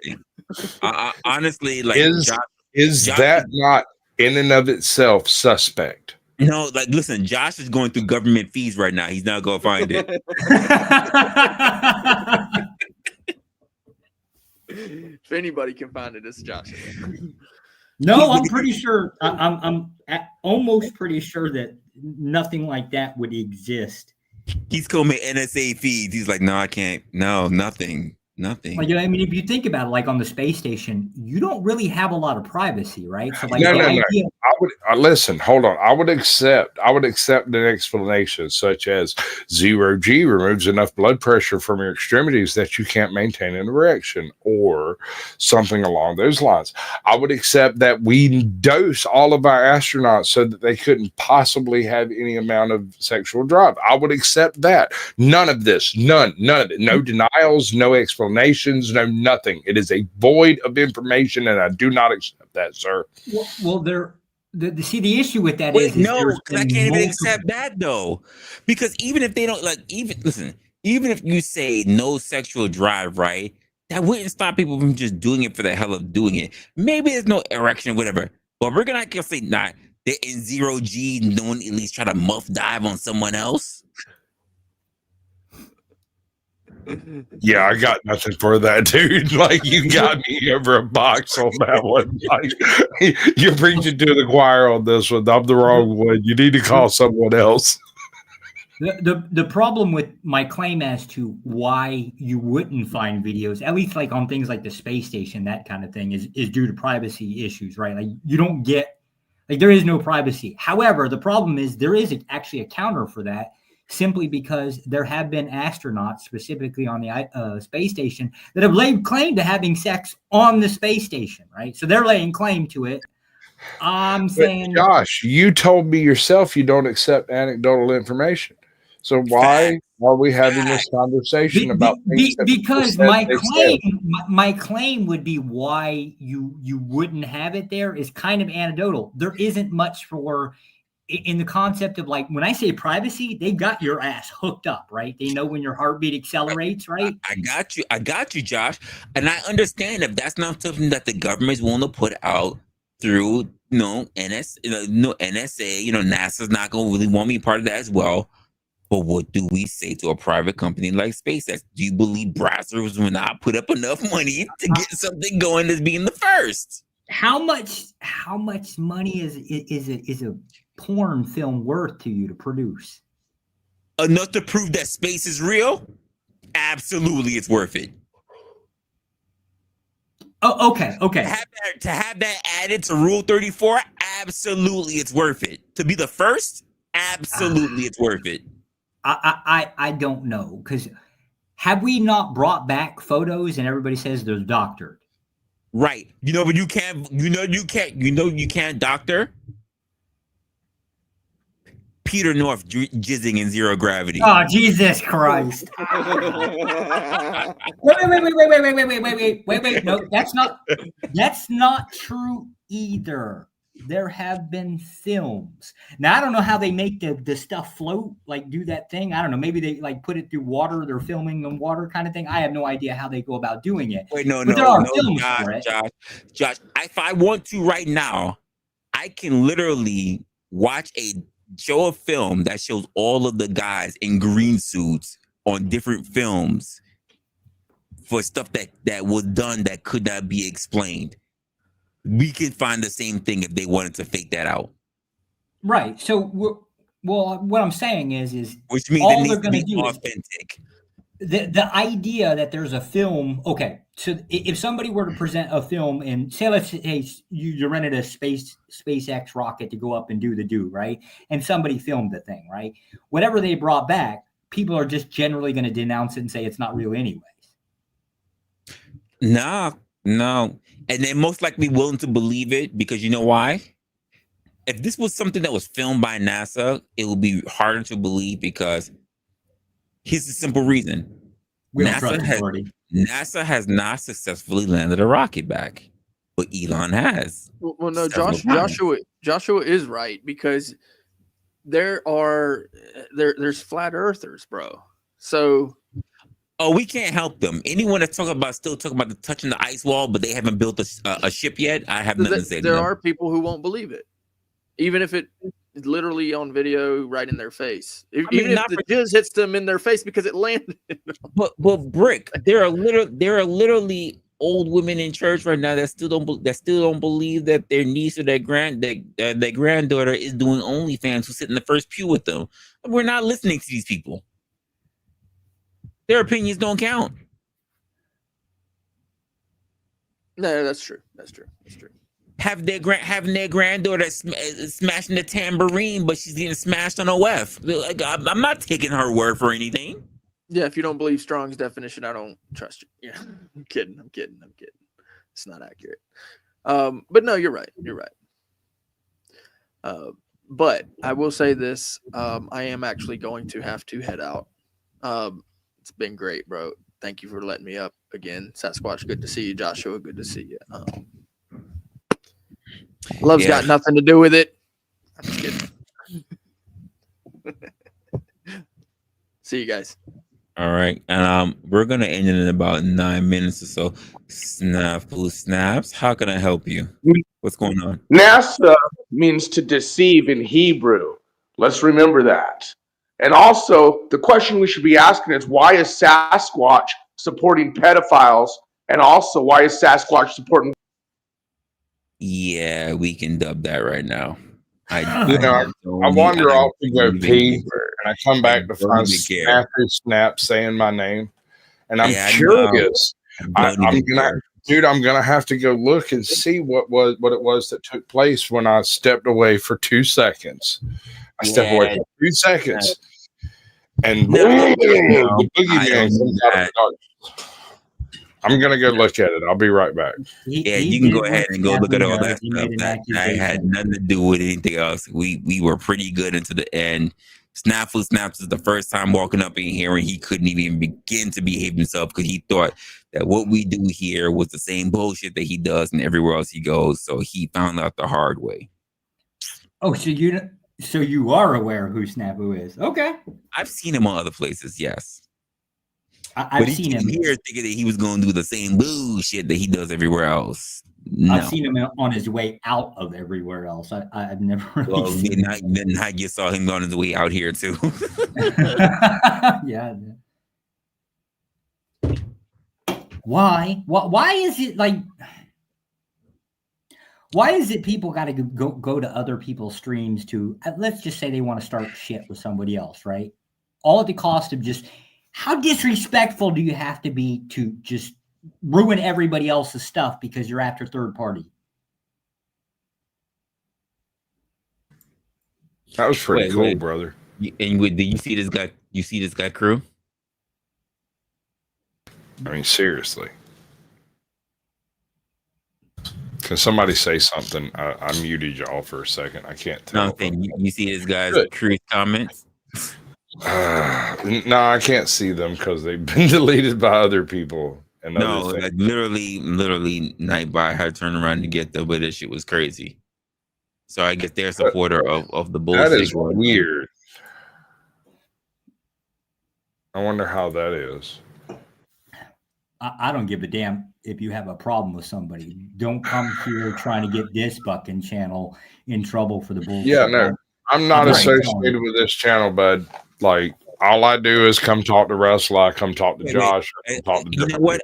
I'll put it out in the open just so everybody else can see what the fuck I'm talking about. Look at this bullshit.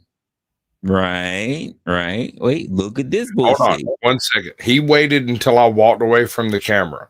I said I'd be right back, and then I typed "be right back" in the back chat, and I walked away, and then I come back to this. I don't even know, man. Look, you see this? No, still Yeah, added. I see it. Yeah. No, that's his. You saw the little picture that he brought in, the zebra. He's gonna go and use his alt accounts to try to strike somebody. I've had people coming at me for the past 3 years, dude. I tried to tell you about this stuff, like this kind of thing. We talked. I'm not gonna lie. You should just automatically ban the fucker. Let me help you out. Whoop. Let me help you out. Yeah, you was about to learn now. Well, here's the thing, and I will speak straight to Snafu. Snafu doesn't like me because of my association with Flow State. I've encountered him a few times over there. I'm Flow State's producer.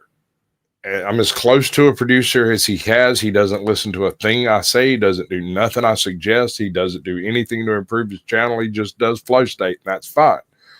He says I am an exercise in him learning to trust. I'm good with that. On the other hand, nothing to do with me. Has nothing to do with me. None of this. Other people, so therefore they fuck with other people's channels. Right. Has nothing to do with me. I'm not, this is not what I mean, but this is what I'm saying. You are a third tier effect.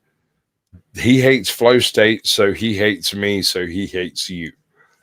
Which is crazy.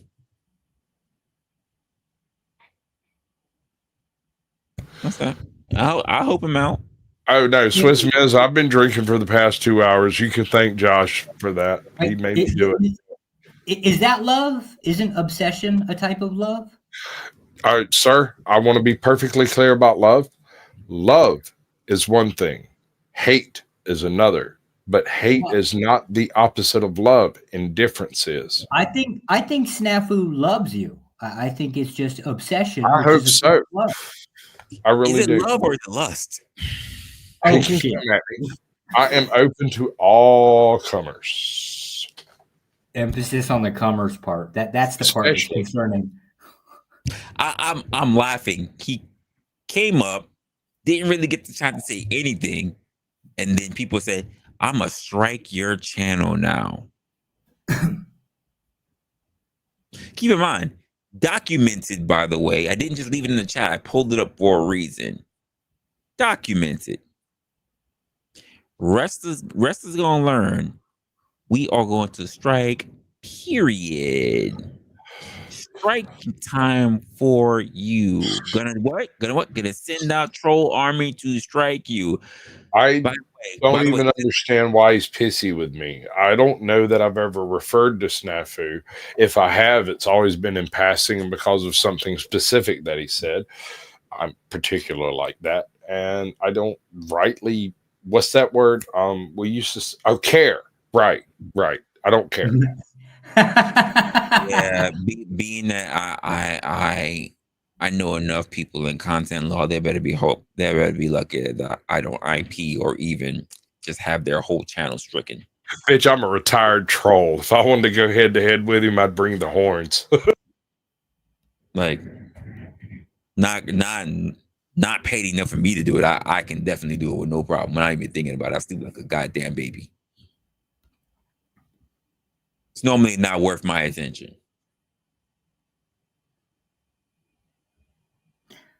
So anyway. Which is why I always found it weird why Snafu Snaps is in love with the zebra look.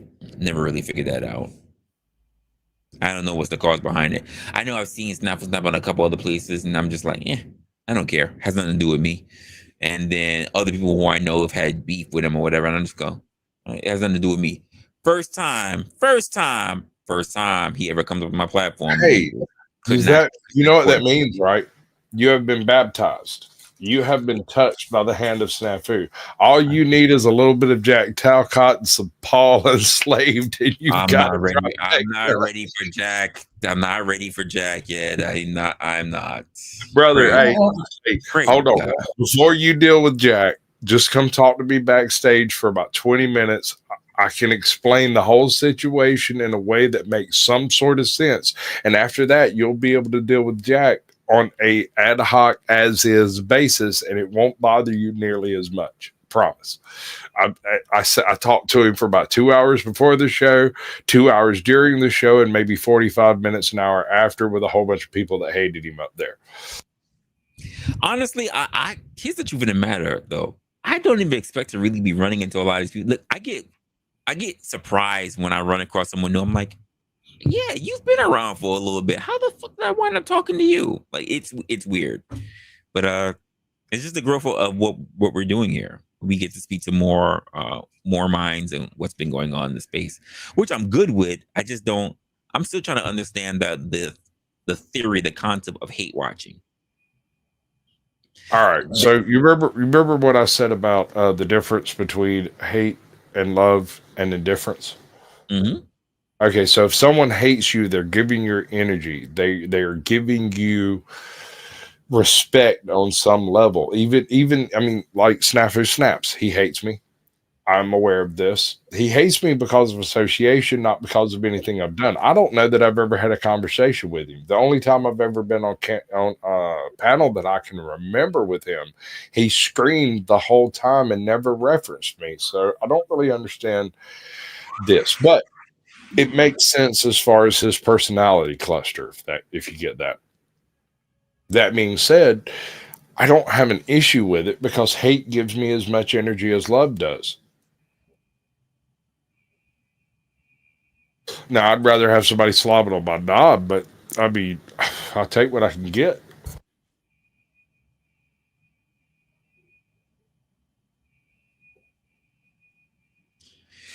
Interesting. Yeah, I don't understand that. Even the people who have really gone out their way to talk a whole bunch of shit, I just kind of leave them leave them to themselves, and it's been fine. Eventually, they just either give up, or honestly, I don't pay attention to them enough, because quite frankly, they don't go about their way trying to pop up on my channel. It's the weirdos, and I'll literally state it as that, weirdos that decide to go out their way to click my link to really not even address me, to address other people who open my platform. Like, fuck off. No, I get that. I totally get that. And if I was the type of creature to apologize to people, I would apologize to you. But quite frankly, my fame has preceded me, and now we're here.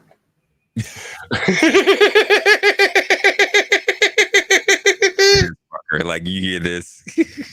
No, dude, you can have all the clout you can get. Let me get you a spoon. Where's it at? I got to straight up ask. Sasquatch, you're famous now? Oh, Sasquatch. Apparently. Famous. Never been seen. What's the metric to use to define whether somebody's famous or not? How do I've actually got an answer for this. Someone else told me this answer, and I haven't reached it yet, so no, I'm not famous. But possibly him. Is that the guy? Huh? Is that the guy who shows up in your chat? Hear me out. So the way you know you're famous is when you show up at a place and someone recognizes you and tries to blow you. It doesn't matter if they're male, female, transvestite, whatever they are. That's the metric of fame. Once you have offered blowjobs just because you happen to show up, that you're famous. You're officially famous. And a gay guy told me this, and it must be true. So if somebody knows your name and you get a blowjob, you're famous. If you know somebody else's name and you're offering the blowjob, you're a groupie. Whatever you have to tell yourself to sleep at night, brother. I really What an ass. total ass, baby. Yeah.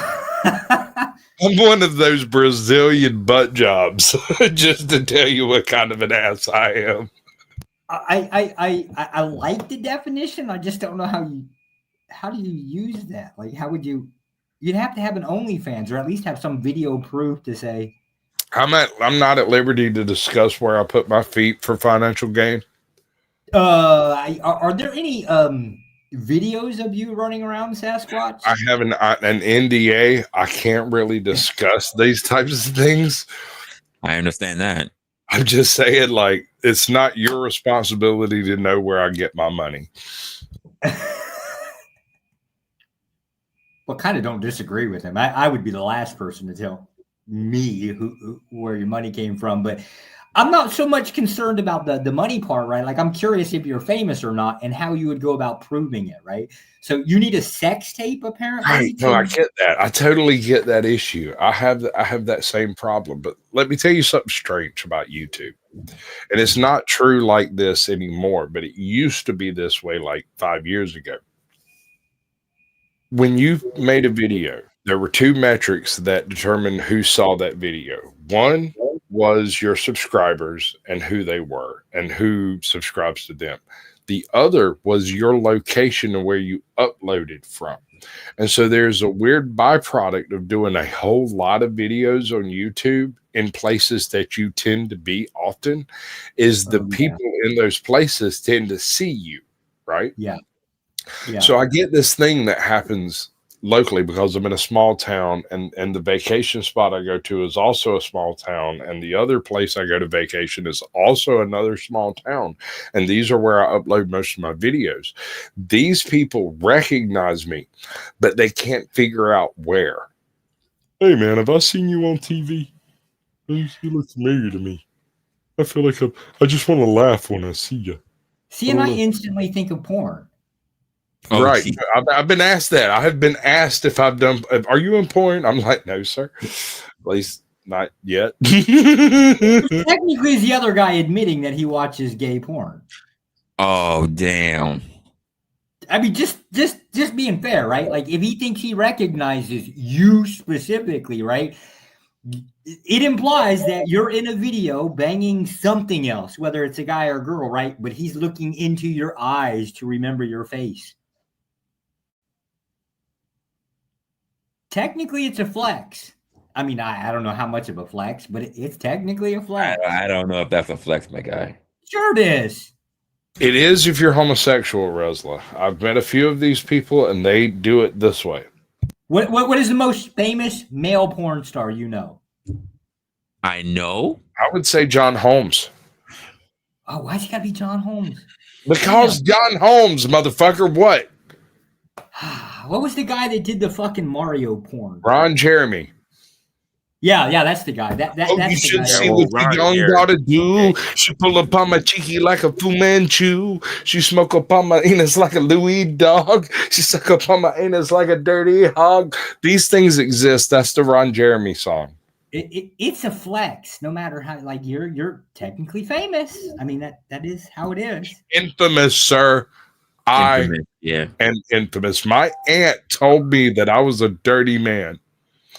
She found my channel. She watched what I did, and she came to me and said, I'm not really happy with what you do. And I said, well, with all due respect, honey, I don't make my content for little old ladies. And I don't mean to be an asshole. I'm just saying little old ladies aren't really the driving force behind my content. I hear you. It is what it is. Would you, if they super chatted more often, would you be interested in serving the little old ladies? Sure. I am not monetized. I do not accept donations. You cannot super chat me. I will not accept your money because you are a dirty, dirty, dirty man. Cash App? That was a good response. Honestly, to tell you the truth, I attempted to do that, and they told me I was a scam. They just wouldn't let you have money. 'Cause apparently they don't understand jokes. What about you, Resla? You got any videos out there? None that I posted. Okay, let me rephrase the question. Could it be possible that there are some naughty videos of you out there in the ether? I mean, by somebody who wants to make a profit, it's possible. It's possible. So could it be said that you might be famous? I don't know how famous. I have never been stopped in real time. Has anybody offered you a blowjob?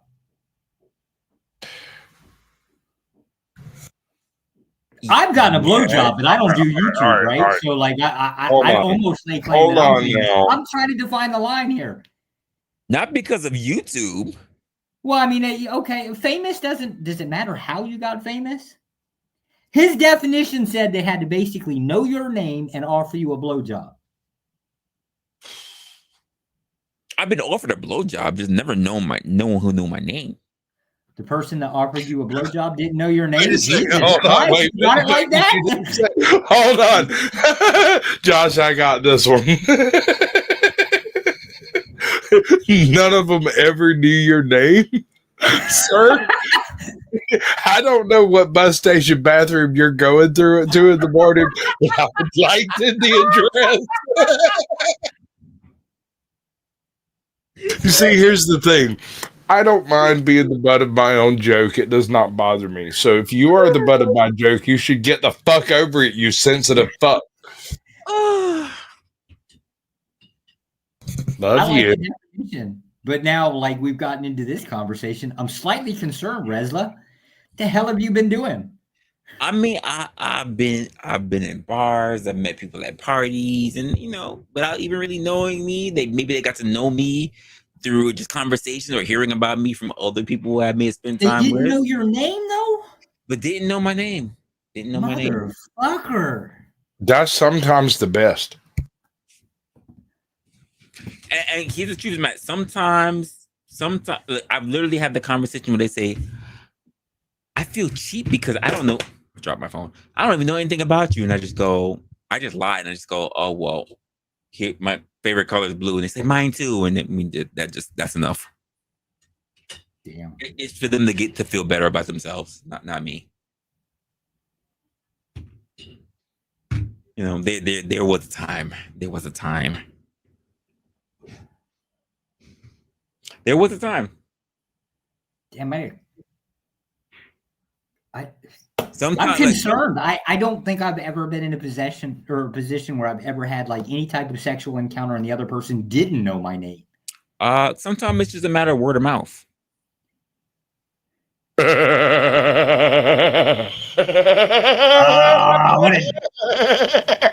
asshole, Resla.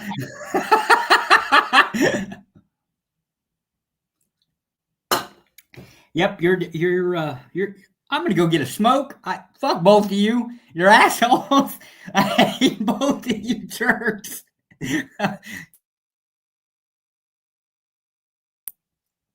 God, you're bastards. Look at the size of that beer mug. What the hell is in the cup? What's in it? Wait. Did you tell Sasquatch he wasn't allowed to drink, but you're on here drinking? You're muted.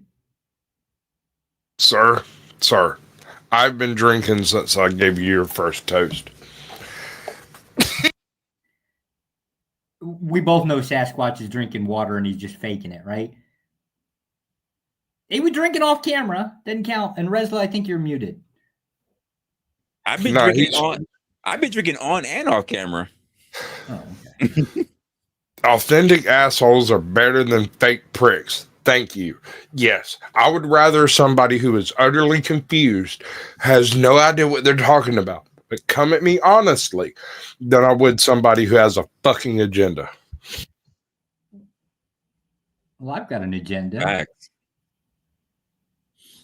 And you've described our problem. Damn. I told you when I start drinking, the whole clutch comes out. There's no breaks. We're not fuck. I'm savage. I'm a fucking savage. I was a troll, and when I start drinking, my troll nature comes out, and I just respond the way you don't fucking want me to, because you have an agenda, and I'm dealing in honesty, and the truth is a lion. You need but set it free, son. So the snafu pop up, right? Like this is your fault. That guy. You created it. No, No. that's organic as fuck, dude. I have no problem. No, sir. That's not one of my fucking sock accounts or nothing like that. Right. If you said you did a whole bunch of hours or whatever, you come up if you want to. It's all good. I'm gonna be on for a little bit more, just a little bit more. So if you wanna show up, kick it for a little bit. It's all right. Join the degeneracy. That's a fact. You missed out on a lot though. Damn. Yeah, I mean, like I said, I've seen Snafu on a couple of, honestly, I know Snafu of Snafu by word of mouth. Yeah, no, but is anything all right? Hold on. You don't have to answer this question because this may have an effect on your channel in the future. Okay. Have you ever heard anything good about him? No. No, I have not. In fact, the one time I think the longest I ever heard Snafu on a panel, he was literally getting the shit roasted out of him by Resto. Dude, I fucking love Resto. He was getting chewed the fuck out by Resto Chesto. And I believe Mel was on as well. I think this might have been an OTW. Wow, dude. I'd come up on OTWs, but the issue is like he associates people with people. I've interviewed 300, maybe 400 people. If any of these people were to ask me, hey, I'm doing a live stream, I need a hand, can you come up and help me? I would pop in backstage, I would sit there, give them fucking advice, and it does not matter what their ideals or ideology is. I would give perfect example. Midlife Burr Logic. Men have some very significant. We're good.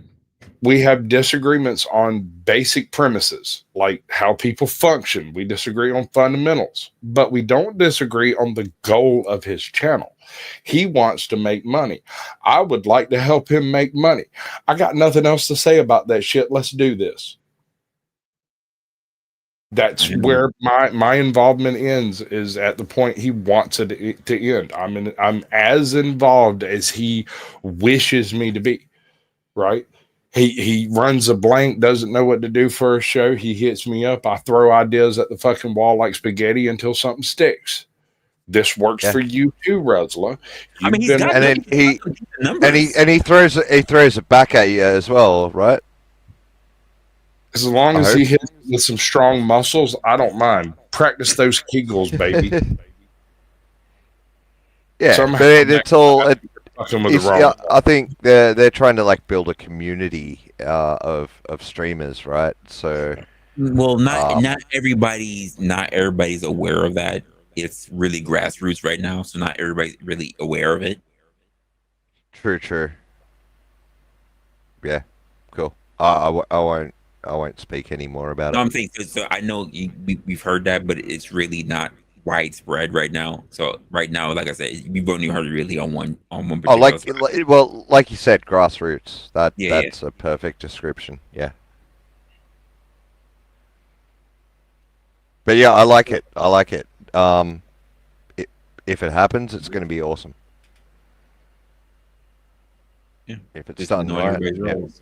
Yeah, just knowing where everybody's roles and that, it's going to be something. Yep. Hey, Zephyr, what's going on? Muting. I'm unmuting. Hello, how are you? Pretty good. What's going on? Oh, it's winter. I've been hibernating, so I just woke up like a few hours ago. Got you. Oh, you're catching me in Sasquatch now. We're a few in right now. I started when you started drinking earlier. Wouldn't Zephyr be the person you'd ask about the love thing? Like that's their language. They speak about it. Why not ask her? Is it though? But I don't know. I think it's highly manipulative, but right, that's only from my perception. You have to ask her. Ask me the question, please. Oh shit! There's been so much. I had a whole hour fucking monologue, hour and a half monologue. Yeah, we had a bunch of. All right, let's go. The other side. Okay. So, the topic of the show was basically what's love got to do with it, and what's got to do with it? Got to do with it. So, got to do with it. A lot would be my answer. A lot, but in a lot of different ways. Okay, because the way how we look at society today, the era today with the generations, right? And then we look back to previous generations. And when I say previous, I'm going to take away the silent generation. And I'll start looking at from the boomers to X, and I'll even incorporate millennials, right? When I look at Z, and I'll even look at millennials, because hi, I'm a millennial. I'll even put X in there too. There has not been a strong representation as to why the newest generation, because we're still getting Alpha that's coming up, but the newest generation, being Gen Z, should want to cooperate with the idea of conventional marriage based on the premise of love. In fact, they have been very much the most not to engage in love when it comes to relationships. They are the ones who are least likely to want to get married. They're the ones who are least likely coupling in order to procreate for the future. And while other generations, the earlier generations, turn around and ask the questions why, I laugh and I go, why would they? You've been a disgusting example. Yeah, I agree. As to why they shouldn't. Gen Z, so yeah. They're adults, but one of them is in a long-term, long-distance relationship, and the other one is trans. Toast. And I'm happy as long as they're happy. They're good. May I toast you? Zephyr, I have a toast for you. You can pick your friends, you can pick your nose, but you can't wipe your friends on the back of the couch. I was gonna say, because I pick my nose in public sometimes, but only if I feel comfortable. It's good for your immune system. Is that why the Asians are dying? Eating boogers is good for your immune system. Picking your nose is just a pastime, sir. It's just a means to an end, I guess, then. I tell people about it all the time, and they're less disgusted than you'd imagine. What's up, Ohio Steve? Welcome in.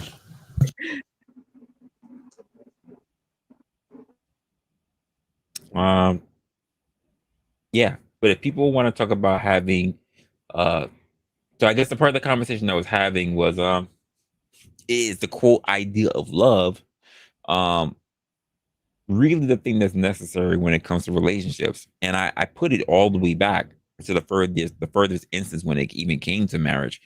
It has nothing to goddamn do with love. It never had to do with love from the beginning. It was all about property, securing land, titles and deeds, merging families through bloodlines. Love was the very last thing into it. And even, you know, what was the last thing that got introduced into this whole thing when it came to coupling and marriage? Religion. Kind of love people love to try to bring religion as one of the first foremost things to be in it. But religion was actually the last thing that got added to the idea of marriage. And when you ask people today, in today's era, when you ask them, what is the reason that you want to get married? What are the tangible benefits of it? Both man and woman who I've asked these questions cannot answer it properly. What do you get out of tangibly out of marriage? They say taxes. I go, okay, cool. Which taxes? So you want to get married and you have no inclination, you have no clue whatsoever what the fuck you're doing, because you really believe that getting married is all about the people who are watching you. Oh, I've been together with this person for 7 years, but now we're finally married on the books under the state law. Oh, congratulations, they're finally committed. 7 years being with each other, playing house and everything, but now they're committed. Oh, It's they 7 signed a years. fucking contract. Hey, Resla, it's all about the ceremony, isn't it? Yes. No. For those But it doesn't have to people, be fancy. that's yeah. All I want is a public declaration. And my guys, Zephyr, If you've I been would with like to somebody for marry 7 you years, tonight. Are you available? he's at work, so no. So you would have to have he to come here to tell you that you are available to marry me. No. No. So you would have to tell me that you are available to marry me. Yes. So And I you would would have to tell me without him. Hashtag just saying though. Look, I don't even know where you are, who you are, why you're doing the things that you're doing. I'm just saying. Why? Do you want to marry me? Are you serious? I got time. I love freaks. I only need one penis. If you were a Vietnamese girl, I might have to make an exception. If I was a Vietnamese girl, Wow. I'd have a bigger penis. oh man, there you go. Well, that's my door opener. My wife's Vietnamese. Yes, I did say I have two. I only need one. One of them is the Invisible Man. He lives in the shower, except for now he doesn't. We do. Hey, Resla, not care? Not. Yes? No. Do we care about how many penises she has? I would like for you to go get one more penis, put it in your pocket, and use it for your personal enjoyment. It's Now nice move to on with the conversation. Can't say I care. Or it fits in my pocket because I don't have very big pockets. I'm Bigger gonna pocket and a better sex life. No, my sex life is Sorry, great. Zephyr, I've been drinking. I apologize. I'm not a normal person. Me whatsoever. I am unoffendable, and I have proof of it. Right. Give me 15 minutes. yeah, you're offendable. You just haven't found the right buttons to press yet. You just ain't met me yet. You can try, but anybody that knows me would never. All right. I have met plenty of women that say, I'm not offended. How could you do? Never mind. You could not. I absolutely, I swear on a stack of Bibles, you could not. And once you knew me. All right. Hold on. Stop. Zephyr, you've already made yourself a disingenuous sacrifice on this altar because looking at you, I know that you do not believe in the Bible, much less a stack of Bibles. I find truth in the Bible. You find truth where you wish to find truth. The Bible is just one of those places you find truth. Sometimes, yes. Sometimes because it's convenient. Cherry pick. No, because there's truth in all things. If you look hard enough, it just, whether I'm making it a priority, jumps out at you. It makes itself obvious, and you're like, "Wow, that's a truth." Oh, yeah. If you spend enough time on this earth reading enough passages, you will eventually reach the point where it was all true the whole time. You just didn't know. You're preaching the choir here. I mean, not for nothing. Saying that is the same way. Like, wow, you know what? I've never had a bad horoscope because they don't give out bad horoscopes. They did. They would have less customers. There you go. That's kind of a low bar there. It's interesting though how like every horoscope seems to vaguely apply to you, right? The ones that you find in a newspaper, yes. Yeah. Your actual birth chart. Bad news. And there's never a horoscope that just says, "Bitch, stay at home today." It just never happened. Yeah, no. It has happened to me once. It's true. I must admit this. This has happened to me once. I woke up one morning, bright and early, and I heard, "Woke up this morning and stumbled out of my rack. I opened up the paper to the page in the back. It only took a minute for my finger to find my daily dose of destiny under my sign. My eyes just about popped out of my head." A little bit. Come on. Tune of the Purple People Eater, because it could totally be a remix or a mashup. I think we just demonstrated the Gen Z point. She's the one that basically makes the statement that it has a lot or almost everything to do with it. Love does, right? And then we go down this rabbit hole, right? And that's what the Gen Z is. You're saying that the Gen Zers are saying, you have bad examples. Fuck you. Why should we listen to you? Kind of thing, right? This is a problem. I could tell you guys a story about my trans kid that would probably enlighten you all a lot on how they think and how to correct the dysfunction between the generations and their generation. You mean you want us to look at an exceptional minority of a community or a population and find answers? Can't do it. The exception makes the rule, doesn't it? No, not a fucking chance. No, no, you are saying it wrong, young lady. The exception proves the rule when the exception proves the rule. It doesn't make the rule. If you think it makes the rule, listening straight up a rope. Normality is the point of society. Anecdotal turning around talking about they speak for the general. What is happening tonight? No, normality.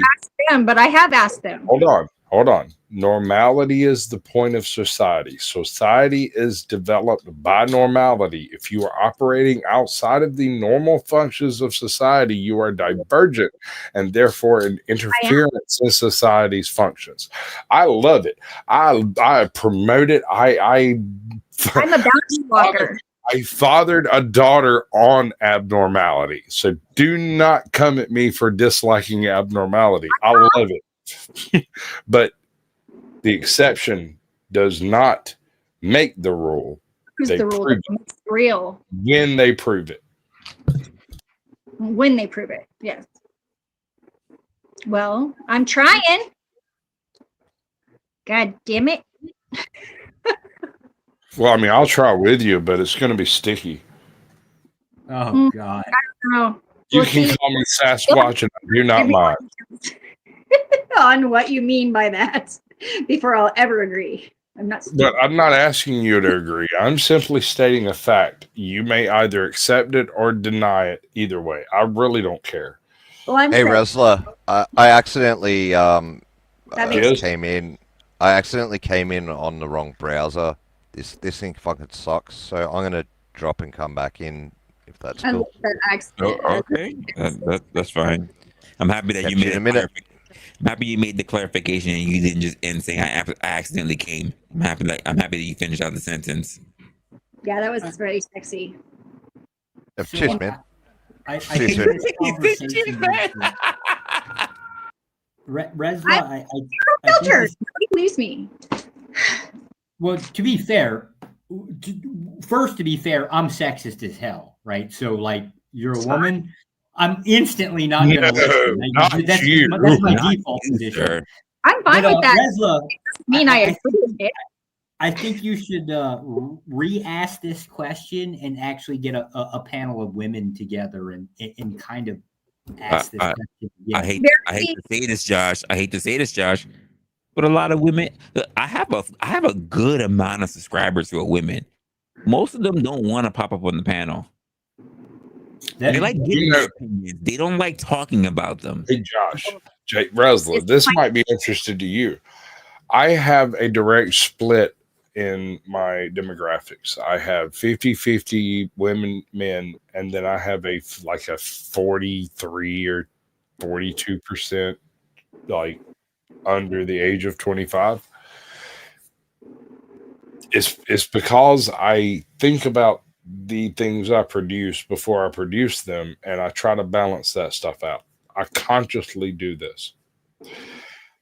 That is what I am told is impossible. They tell me that can't be possible. It's impossible because you can't think like someone else. And I'm like, well, I mean, I see the kind of things they think is funny, and I do a funny thing like they do. Mm-hmm. You can resonate. Oh, you're one of those. Yeah, we're going to get along fine. I love resonating, especially with women. Yeah, I'm down. Respect is a big thing for me too. Jesus. Yeah. You can call me Sasquatch, sir. You don't have to keep repeating it. I say CS, or my dad's nickname was Sasquatch because he's very hairy. I'm fuzzy, but he's hairy. I'm only fuzzy when I'm drinking. I'm hairy, but grass doesn't grow on a playground. You don't see hair where it's not. Yeah. Well, I'm invisible to your eyes with some in the sunshine. So if you're in the sunshine, you're invisible. But if you're in the shade, okay, I'm good with it. I got no issues with this, honey. I walk around in the dark all the time too because I'm pretty much blind, and most of my navigation is done by spatial awareness. I will be your space, and you may be aware. Okay, that's a little. It's a lot. Vague. It's a vague. You're funny though. Are you married? I keep meaning to ask. Once I'm married once, but I have side chicks. It's a thing. Currently. Yes. Would you like to speak to my wife? Oh yes, I would love to. That is so a good answer. Hold on. She might be asleep. Let me check. Don't wake her up. Don't wake her up though, please. I appreciate that though. No, you got them started now. No, wake her up. Remind her the dishes still ain't washed. Fuck that. I got a dish. Well, why are you opposed to doing house chores? I'm not. She is. Okay, then why you stop Sasquatch's home? That's not bossy. Okay? What? What? I'm allowed to be. Hold up. If my wife came in here, well, she's asleep right now, and I'm not going to wake her up. But if she came in here and talked to you, she would ask you how many tattoos you have. I have one. How many piercings do you have? None. Well, one ear. The other one split. See? It's split? Yeah, it was a mosh pit. That happens. Okay.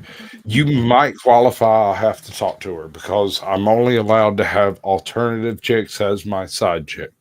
Alternative. Well, I'm an artist. I read tarot cards. Yeah. So I'm a little bit edgy. I like punk music, hip I will enjoy that edge, honey. Yeah. Good. I'm glad somebody does. Jeez, I thought I was the only one for a while. Tarot cards. I'll rub on it. Resla, you might want to just boot me out of here. This is fixing to go horribly wrong. I don't see it. Uh-oh. You don't like the fishing. I'm reading the comments over here. Whenever I look over here, that's what I'm doing because I have it on the screen muted, but I'm talking. I hope my audio is not bad. No, your audio is fine. I didn't do anything. The machine else fixed it for me. So, Zephyr, let's go down this. Why do you not want Sasquatch's dishes to be washed? Like, I mean, typical house. That you're inferring your own bias upon my statement. Oh, okay. Then why is he not allowed to wake up his wife to remind her that the dishes are not washed?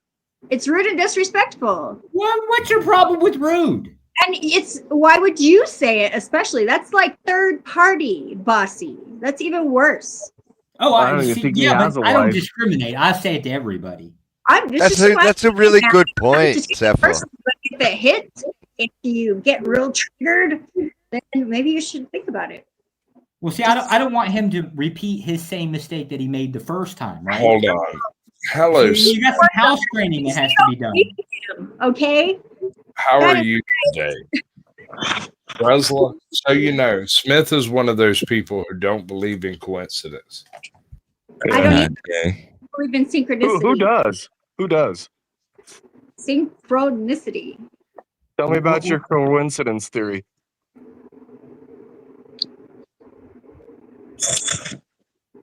Who are you asking? I was kind of curious about that whole washing the dishes thing, and you did mention Zephyr like third party criticism or something, but isn't that what you're doing? Isn't that what you're doing to Sasquatch? Yeah. A little bit, yeah. Hold on. I like being criticized. I enjoy it, especially when it's by someone of another gender. I don't care what gender they claim to be. I just prefer it to be not mine. That being said, I'm good with it. I don't have an issue with it. If she wants to come at me, she can come at me. She can come around me. She can come with me. She can come against me. And I don't really care how that works out. Resla, I apologize to you. My opinion would be that that's between Sasquatch and his wife. And if she has a problem with it, she can raise that issue. She'll email raise that issue. Yeah. But maybe she's cool with it. Who knows? Can I tell you why I clicked the link? Individual. If you had time without me, you might be interested in it too. I clicked the link because I was absolutely shocked to hear that Caucasian Sasquatch says that he believes in God. And then Zephyr said that she did too. She agreed with him, but then she says she does tarot. I guess you haven't read chapter 19 and 20 of Leviticus. Actually, and I was accosted by poor Jesus people on the sidewalk as I was trying to set up my table. But no. But did you hear getting into Bible verses? No, all right, let's go. Excuse me, that guy. Before I finished what I said, you replied to what I said. I said maybe you haven't read all of Leviticus 19 and 20 because that's pharmakia. That's magic, and it's strictly prohibited. Yeah, so is science. Okay. So science is alliance. Science is only as honest as who's funding it. Science is nothing but propaganda. Witches are the best lay I've ever had. So you can do as you please. Right on, dude. And I stream Minecraft to 6-year-olds because I'm a weirdo. Oh no, that's you. Wait, that's you. I have that's you, Caucasian Sasquatch. You have a completely split demographic because you've bought your subscribers. You're fake. You're a fake agent.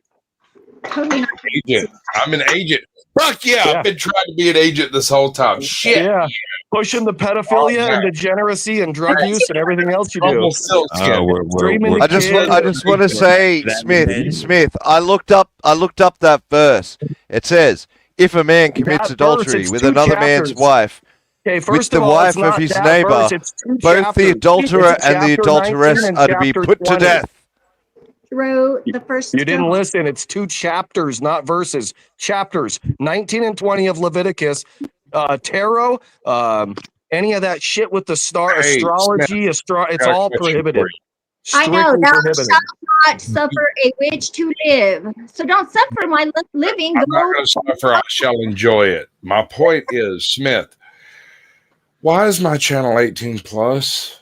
Because you bought your subscribers. When was your last live stream? How about that? When was your last live stream? Why is this important? Why exactly is this important? And how many people did you stream to with your 18,000 plus subscribers? 18,000, bro. What crack pipe are you smoking, bro? You said 18 plus. Why are you sharing? Wait, Smith. 18 plus channel. Oh, gotcha. Why is this important to you? Because I think there's a lot of agents online pushing pedophilia and Islam, which is the same thing. You which are is the same thing. We agree on certain points, but we okay. So after you say I'm correct, now agree that Islam and pedophilia are the same thing. It's a pandemic that cover your face like Islam. I'm not going to agree to that, man. The actual channel, what's going on here? How could you not agree with that when Muhammad married a 6-year-old girl? Talk over me. Talk over me. I'm sure you got something more interesting. I don't ever come to the channel. Dude, there's plenty of horrible, fucked up shit in the Bible that you want to gloss over. A 6-year-old? Do you get 72 virgins? Resla's talking. Resla, tell me a grown man that wants a virgin besides a pedophile that worships Muhammad that married a 6-year-old girl. Tell me you want to get kicked off the panel. Why was Tell me I give a fuck. Tell me I give a fuck. I shit on agendas. Trying to derail everything that's going on. Why was that important? So what the hell we were talking about today? Come on now. The fuck? Go somewhere else with that bullshit. You and whatever fucking crew and fucking the zebra fucking guy. Like go that way. Hey, Resla. Stage left. 18 plus channel, right? Children should not be involved, and I They just shouldn't be. I even tell my older family members not to get involved in my channel because I'm not nice. What he was is a bigot, and a bigot knows everything. They can't be wrong. And they know because of their book. Their book tells them. No, hold on. He came in on my channel one night when I was filming some stuff for another channel because they wanted some Minecraft footage of some cool structures that people had built and stuff. And they were like, hey, don't you got access to a couple of places? I'm like, sure. And I figured I'm going to be sitting here for the next 4 hours, so I might as well live stream it. And I sat and talked to people while I did it. He shows up in the middle of it and starts talking about the whole streaming the 6-year-olds things. And I'm like, bro, like I got an 18 plus channel. Like, and he has a point, but the way that he what is his point? Is wrong. What is his point? There are some people. The implication is that I am that person. The point is I have an 18 plus channel. My streams are not supposed to be available to anyone under 18. And not all. Can I finish, please? It's immaterial. Not all Muslims, of course, but some are arguing for that. I will end this conversation with the words from high places. Go looking until you find that phrase, and then we can discuss that whole thing. In the Bible, that quote? No, ma'am, it is not in the Bible. You will not find the phrase from high places in the Bible. You will find it elsewhere. Go looking for it. When you find it and you know what you're talking about, we'll discuss it. Good job. Grumple, brother, come on, say something more interesting than what's going on currently. Tell me something I get. Tell me something. Hey, brother. Good evening. My audio is a little hosed right now, and I'm sick, so please keep that in mind. Okay, so the new Transformers movie filled in a lot of the lore that was missing, even though it wasn't spot on. You want to talk about that? There's Transformers in Albuquerque. Okay, let's go. I don't mean the gender discussion. I mean real Transformers. They're pretenders. There's sculptures over. Wait. What are we talking in code now? No, they're talking about literally the Transformers, literally the movie, everybody else is the movie, and the lore of the Transformers movies. Yeah, I think that's what do you got? What do you got? Come on, to give us some more because I'm not with the way the Primes interacted with the history, and like a lot of stuff was retconned. Definitely Prime and Megatron were buddies way back in the day, you know. And that's the good guy and the bad guy. The main, yeah, yeah, like the main good. Yeah, I know Optimus, and then if you haven't seen it, I mean, sorry, if you know, you know. But I watched it as a kid. I watched it as a kid, man. The cartoons. I watched the cartoons as a kid in the 80s and 90s, maybe. Oh yeah, Transformers G.I. Joe. That was the thing, either right before school or right after school in the 80s. Yeah, even here in Australia, we got it. I had My Little Ponies and Rainbow Bright too. Those were a thing. I'll put like Punky Brewster. That was another one that you might remember. Soleil Moon Frye is awesome. To this day, we had this thing. Sorry, yeah, we had this thing. It's an Australian thing. It was called Agro's Cartoon Connection, and it'd come on every morning, and they had a puppet, kind of like the Jim Henson puppets or whatever. That's I'm sorry, guys. I'm sorry, guys. I got so confused listening to that other shit what happened beforehand. We were talking about something. Sorry, Grumple. I didn't even say nothing. You completely different. GS, I didn't even see you coming in. I was like, what the fuck was all that about? Sorry, guys. I've been drinking.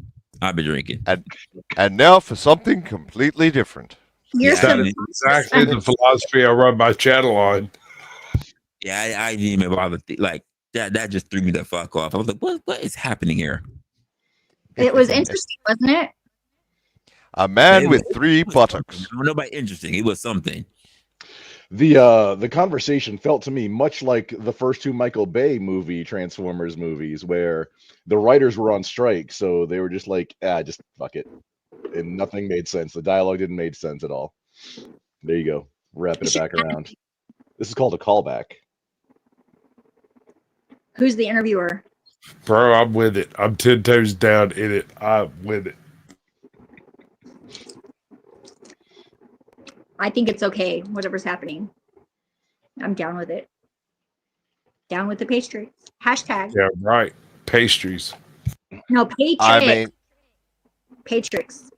It's the Patrix. Hold up. What do you have against pastries? No, I'm not having anything against pastries. I'm now like pastries, plural or otherwise. Change my name. There's no X in that. I cannot. now my brain is working overtime.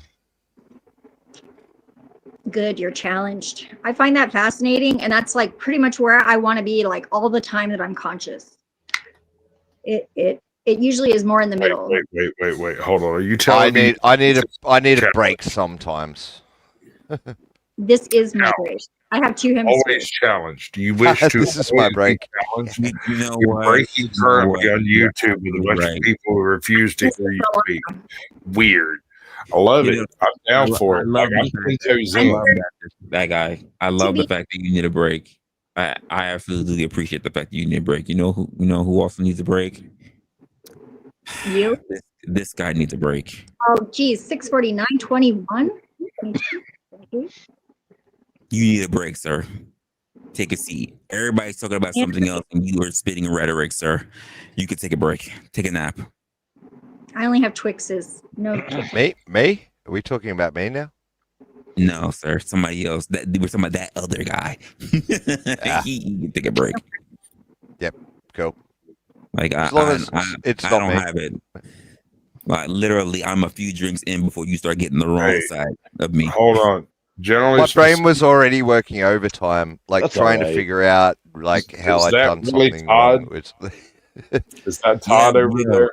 Well, when we find out what's going on, GS, how you been? I'm doing. I was a little shocked when I first That's came Todd. in. Yeah, saw Caucasian getting attacked. I'm like, he's probably one of the nicest dudes in the world, man. I try to be. I know I came down hard on you, but like I got reasons. But listen, I try to be as agreeable with people as I can. But at the same time, when they start spewing bullshit, I just kind of got to call it out, yo. You still did it. Actually, Nice, when I'm though. drinking, Todd, I have a toast for you. Hold on, let me find my. Oh, here we go. Butter on it. He been toasting everybody, my guy, all night. Come on. It's personal, but don't take it too personally. Oh God, here we go. All right, let's see. Let me get a good one. Can we see a picture of your shoes? You'll love this. This will be good. Let me copy it so I can put it in the freaking chat so everybody can see it. Slip-ons. Oh, what's good, Spider Here's Dog? to wars and revolution. Here's to whores and prostitution. Here's to truckers who keep on trucking. Here's to bitches who keep on fucking. Scold. Compile. Old Come people on. Solid. talking. That's disgusting, Sasquatch. You're welcome. I like. Was that like patriarchy racist, or what kind of racist was that? That was ageism. It was just flat Sasquatch, out ageism. come back on camera. I want to see your. I'm going to see your reaction. I got a toast. Mystic. I You always ready? forget the word. This is my favorite toast. Oh, come on, dude! You got to get back on camera for a second. The best toast. Why are you not on you camera? like it? Come up on camera. I will match you, bro. I will match you. Match me. I can't. Unfortunately, I got to re-upload it. It pooped out on me earlier this morning. I couldn't figure it out. So the best toast is actually either Texas toast or a brioche. I like the brioche myself, brother. Maybe a focaccia. No, So you're not going to come up my It's not camera with bad. me? All right. No, I guess That you is don't a get my nice toast. bread. Sourdough is a personal favorite. Sourdough is good. Sourdough is a personal attempt. You have to find the right sourdough because just gotta any make it sourdough yourself. won't do you. I like black too. You'll like this, that, the other, but you won't like the other ones at different places. Monte Yeah, I don't Cristo. want my jaw to hurt after I've eaten a slice of bread. It's not like that unless you. Oh, complain. Yeah, you can bitch all you want, but eat the bread, bitch. I'll take the brioche. Good choice.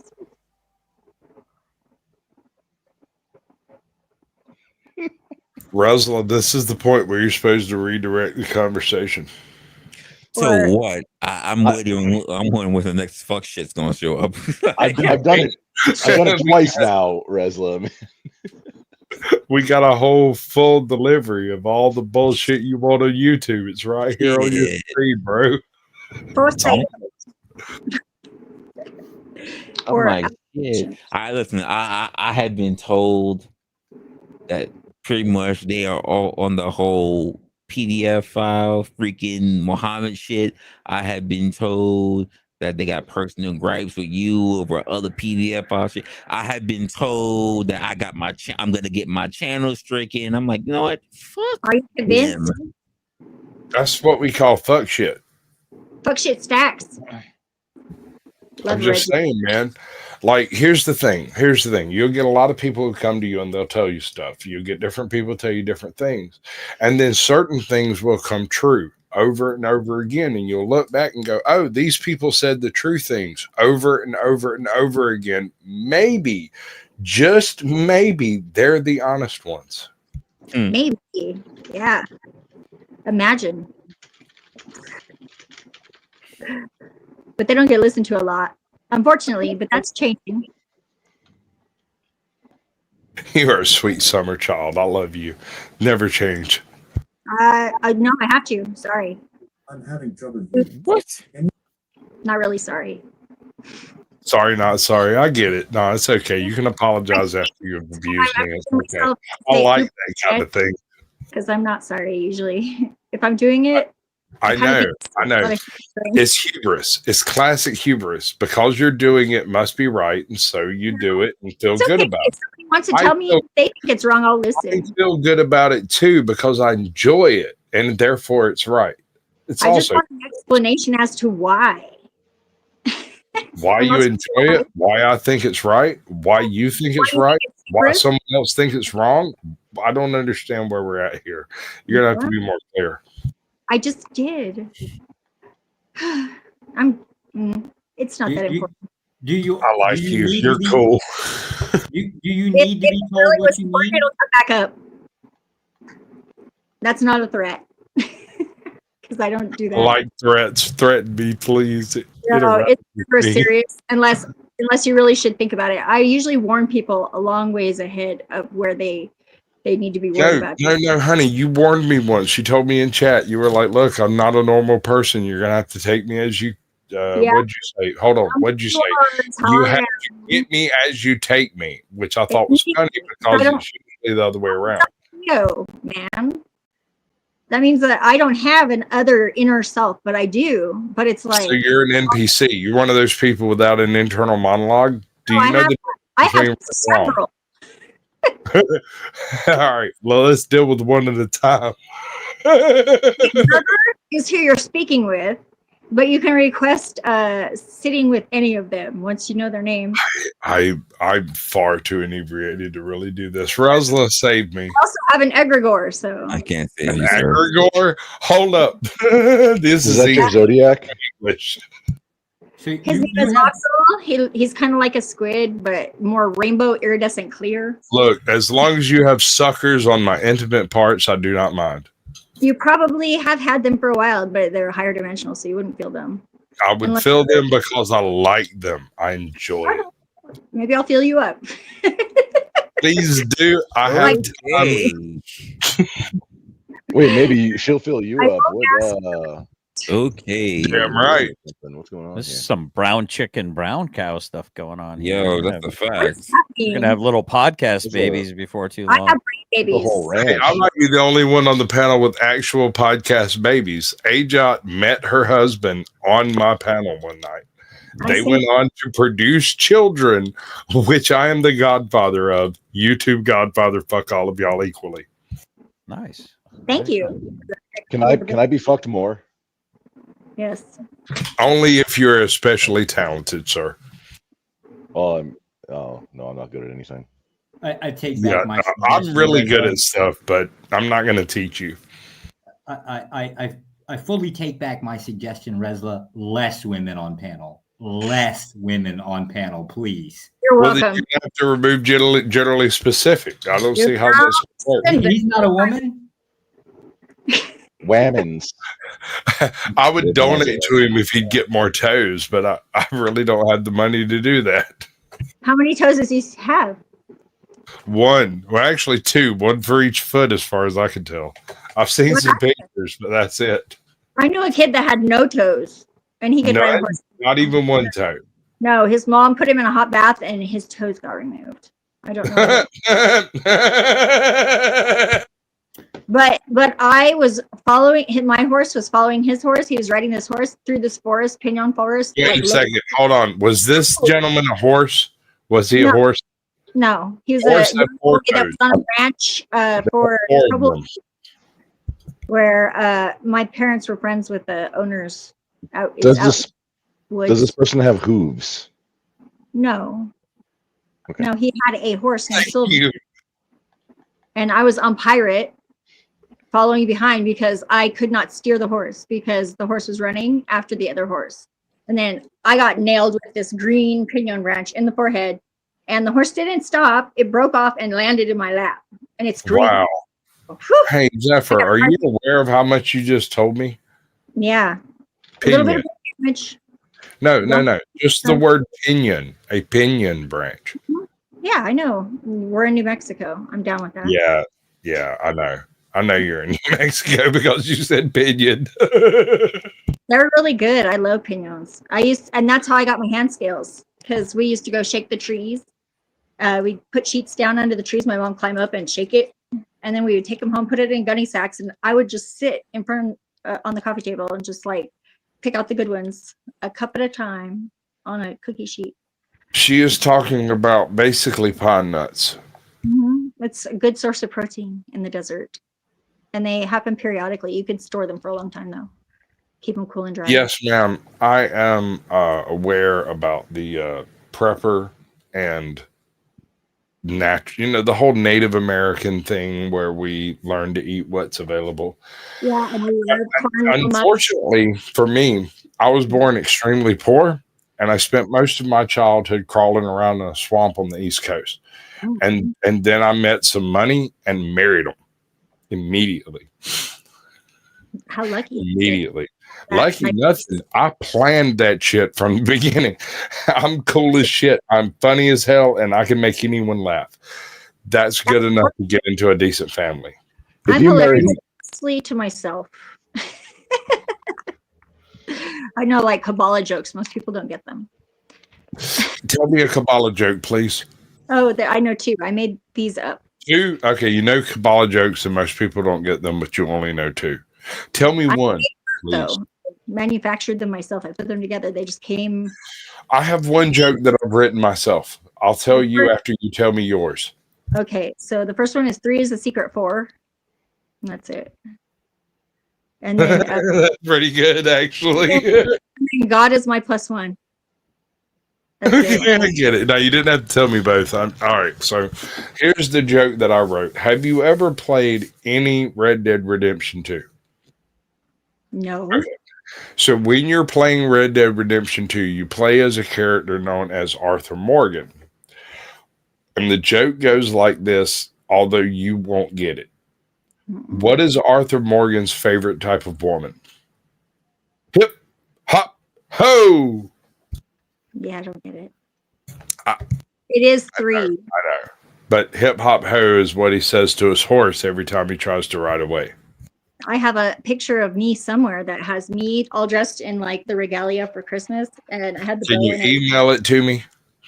Maybe. You know, Christmas is blood on snow in a pine forest, right?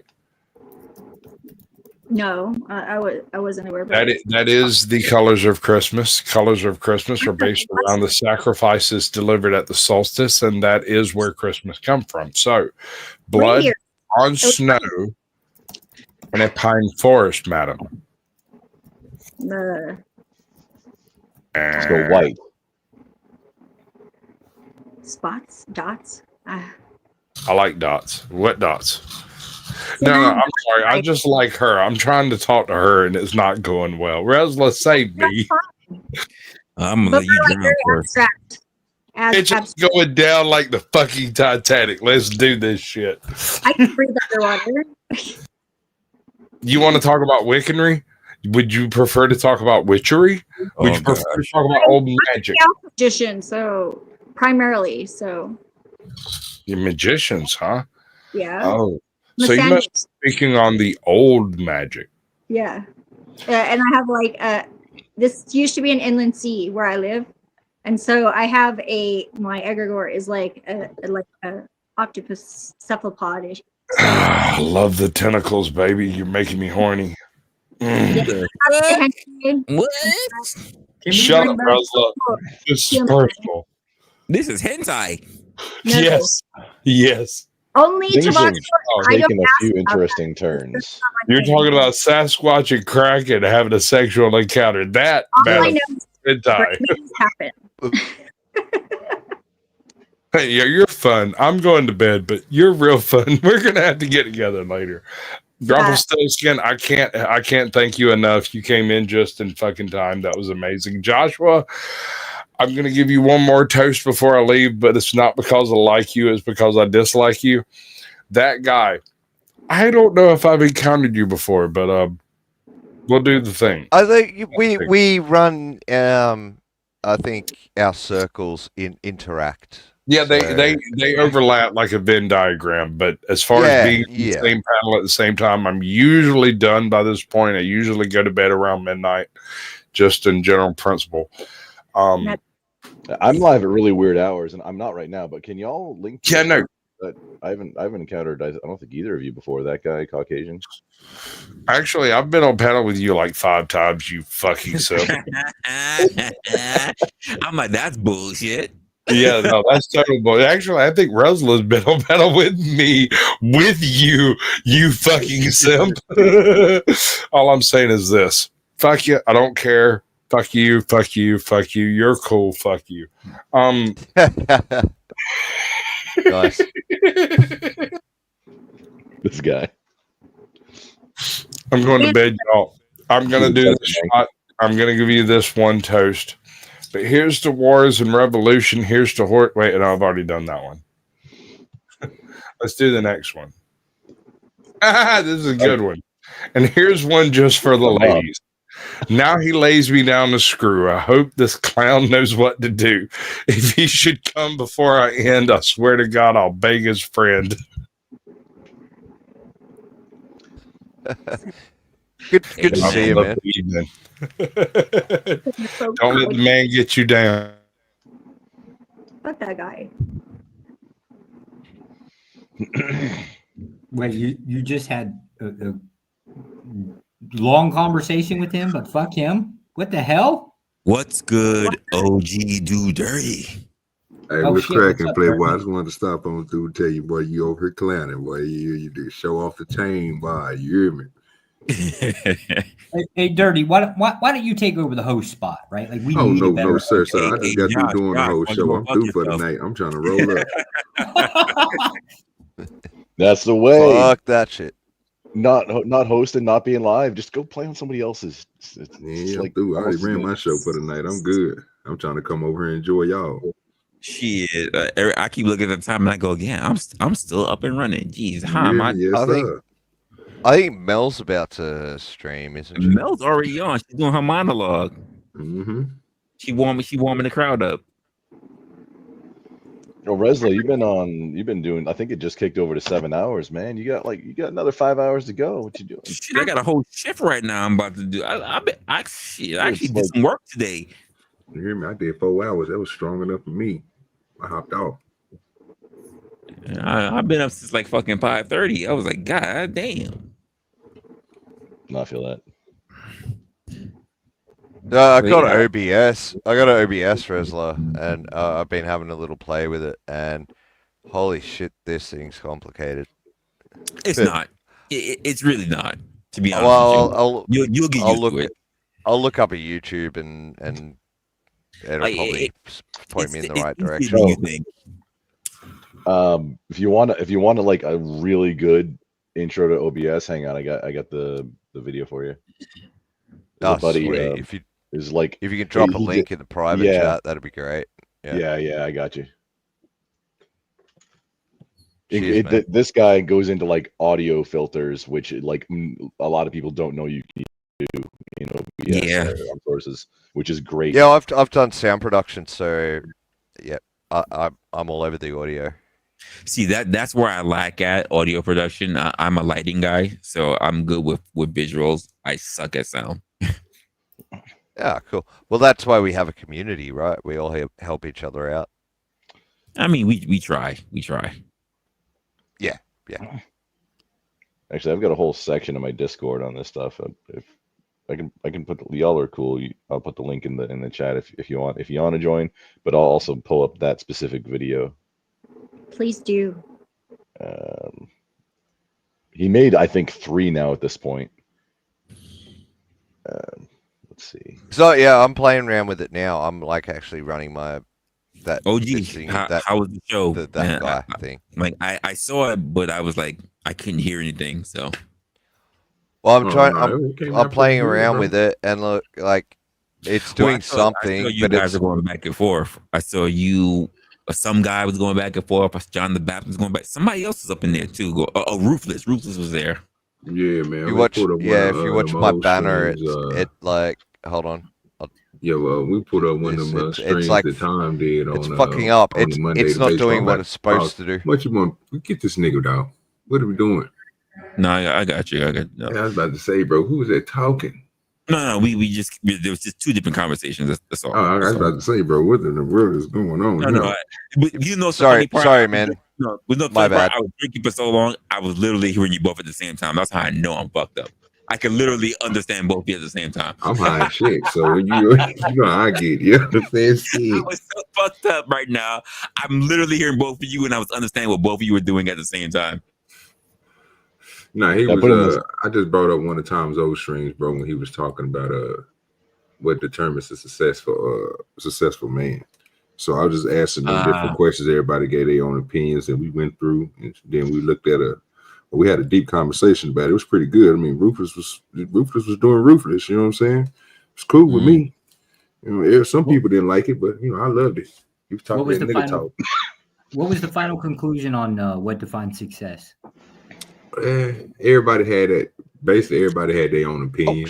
Man, you said Ruthless. That means the only thing following the final success is jail. Damn. It's surprisingly he didn't use that today. He didn't use it today, bro. It threw me off. Yeah, bro. He didn't use it today. My phone. It was smooth. Okay.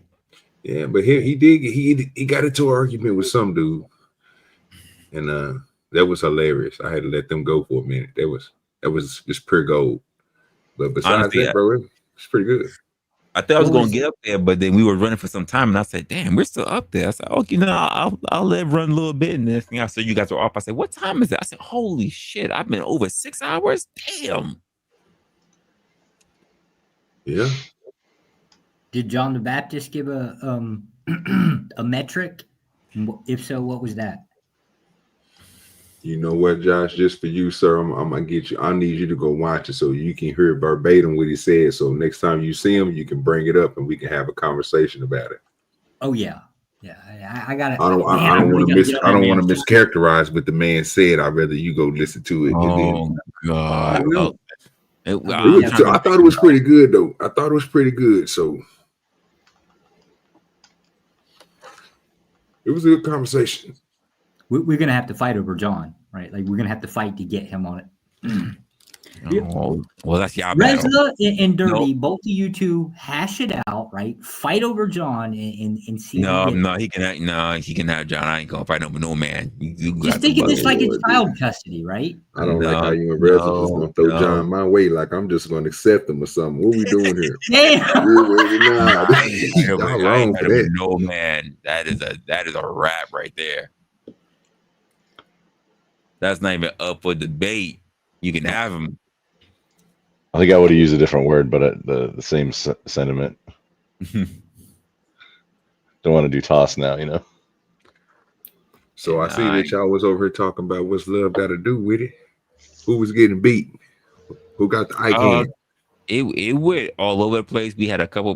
Listen, when I tell you, we had people that were literally making no goddamn sense, like all goddamn time. Like Rick did not make any sense for us. Blind came in, Blind not, but Blind has been making sense all day.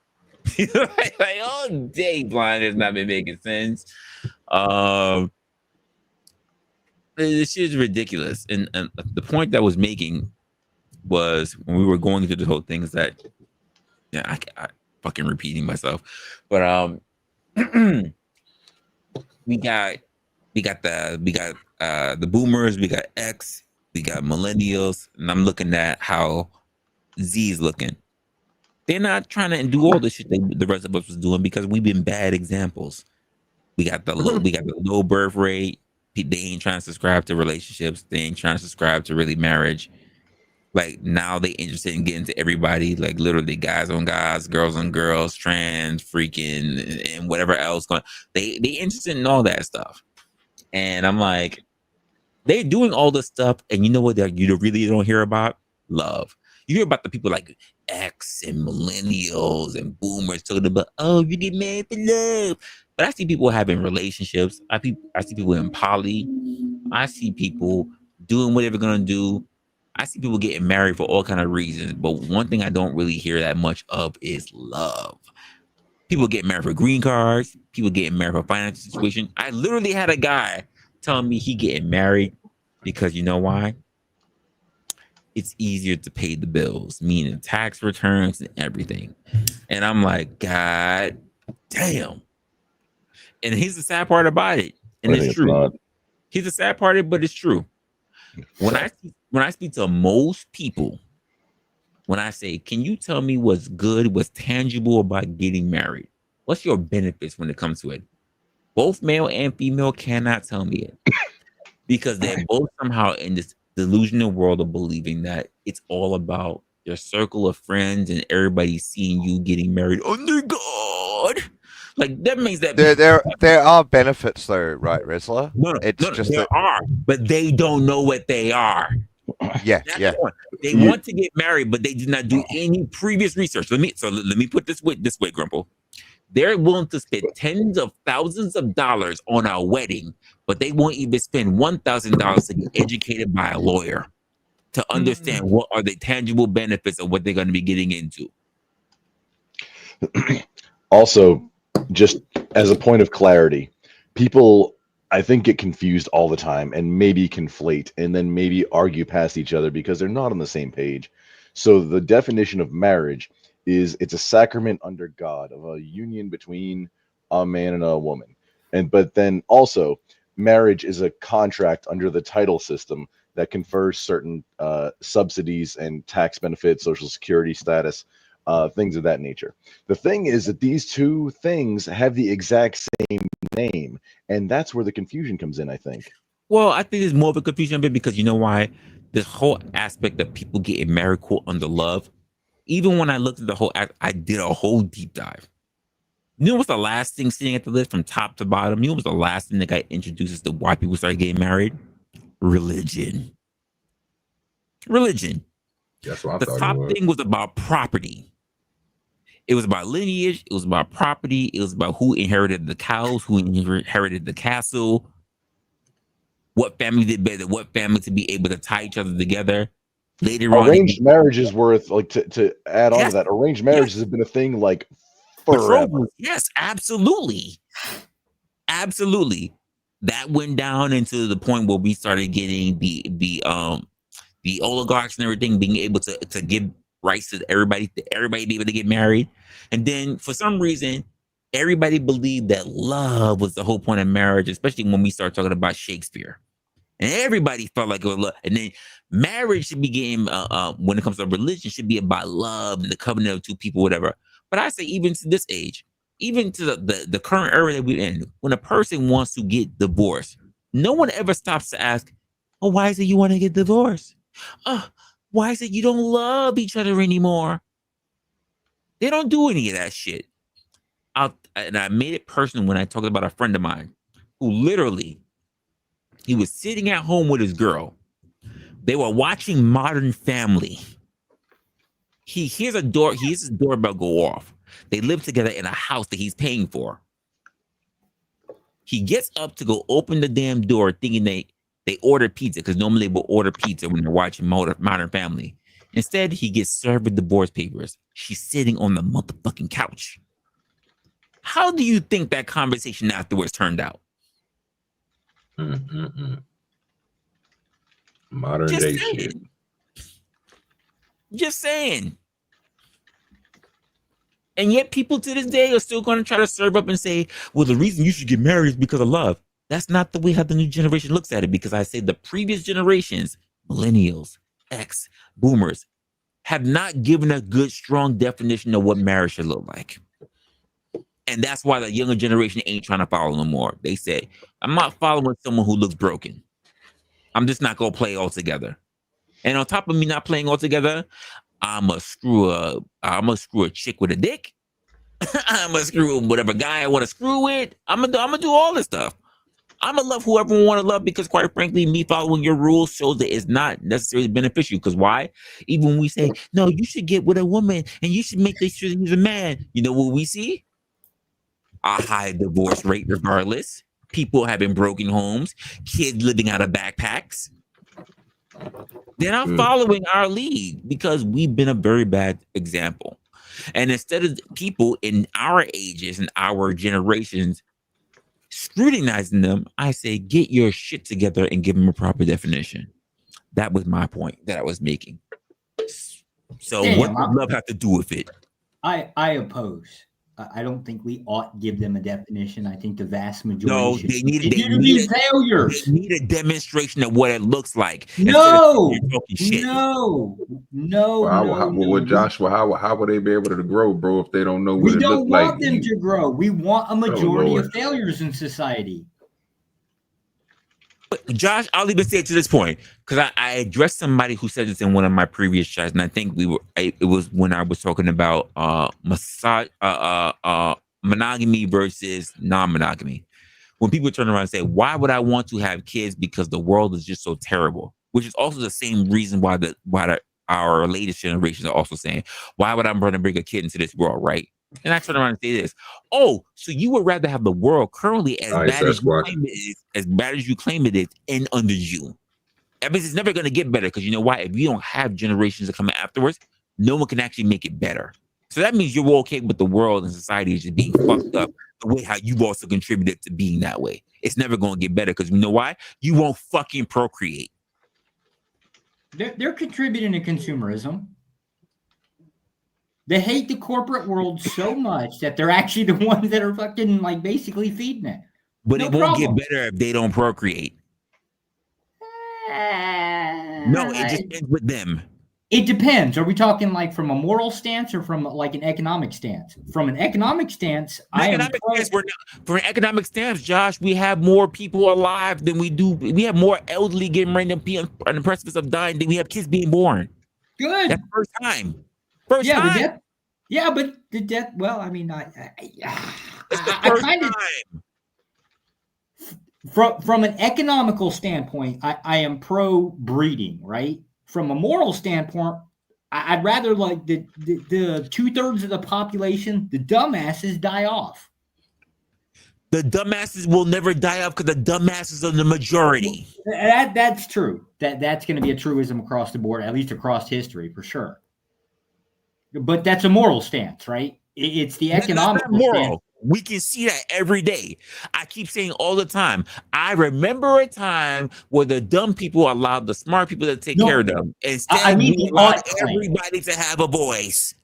I mean the ought claim. If you're trying to teach society something or pass on information, it's a moral claim. It's going to be an ought claim. But here's the thing, Josh. Even someone can follow orders in a moral sense if they're given the right framework. I'm a dummy. I don't know what to do, but this for what I see, this is the way to do it. And they can be loyal little sheep. You know what I don't need to see? Idiots making decisions that are very powerful. Oh, so you're now you're pro like removing rights to vote? Now you're good with it? I always said this. No, not now. I've always said the stupid should not be voting because that's how we got into this whole minority versus the majority and the minority making too many rules. Okay, put a name on it. Pick a group and put a name on it. Oh, I'll chew out people just from my own group, my own people. Can we start with women? That would be the majority of population, right? So you're No, that's not. Because you know what's the funny part about it, Josh? This whole thing that we jump on every day on these motherfucking YouTubes and these fucking internet streets to talk about women, it wasn't the majority of women that wanted this shit. It was the minority that pushed for it. Right. So then that would be an easy win in that case. No, that's the problem throughout history. For the minorities, it's always an easy win. You got to start somewhere. If you're going to start revoking rights, right? You got to start somewhere. Give me one minority group that hasn't won. The squeaky wheel gets the grease. What minority group hasn't won throughout the ages now? Feminism, they won. LGBTQ, they won. Asian hate crime bill, they won. But immigrants coming to, they won. The problem, Resla. The rules. The problem is that there's a massive reactionary pushback to that, and people seem to be losing for the majority. Yeah, but people seem to be losing their rights now. No, it's not about abusing. The problem that I have with society and what we see is that we're so not abusing, we're so in a culture of individualism. You know, when we talk about how we want to look at society and how we look at everybody else, and we want to make sure we take care of everybody. That's not how we talk shit. We don't do shit. But that's what a community and a society is supposed to do. You're supposed to look after those that are more vulnerable. But that's my point. We don't have that. Okay, yeah. Well, we are taught a society of me being an individual, and if it doesn't affect me directly, if it doesn't affect the people who I see in my own fucking eyeballs, God forbid if they're blind, but if I don't see my own fucking eyeballs, it doesn't exist. Yeah. And then they only complain once it actually starts shaping their lives. You cannot complain when the wind is blowing. You cannot complain when the tornado sounds are going off. You cannot complain when there's cows fucking flying, and then complain only when your house gets taken down. Yeah, okay. I think I'm on the same level as you. Yeah. It's too fucking late. And these are, well, we should do something about it. It's too fucking late. The genie's out of the goddamn bottle. It's too late. Tell me anything's happened. Tell me anything that we can tell, that we measure through our evolution of our societies, that is, once it's been taken, it's been acknowledged, it's been legislated, it's been championed for, that we were able to revoke that shit. It hasn't happened. Too late for who? Look to other countries, Resla. I have. Because it has never changed. It has never gone backwards. Again, we'll look at inflation. Has anyone in their lifetime seen deflation? I'll wait. Well, you guys did. You guys did, like, Biden actually did really well. No, he did not. After COVID. What? He did not. Yes. That's a lie. That's slander. Hang on, what did really well? Well, let me expound. Deflation. Nobody in the United States has seen deflation in our lifetimes. Nobody was alive. No one has ever seen deflation.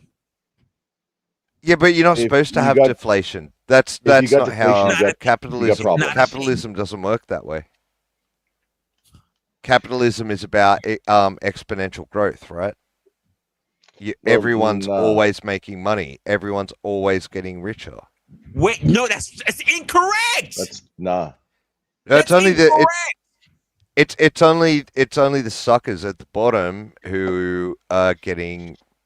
You say at the bottom? Do you mean the entire middle class? Yeah, and everyone underneath them. That's crazy.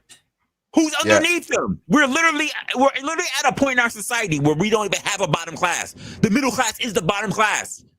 Yeah, you still have people in poverty. You know what we call them? Unemployed and homeless.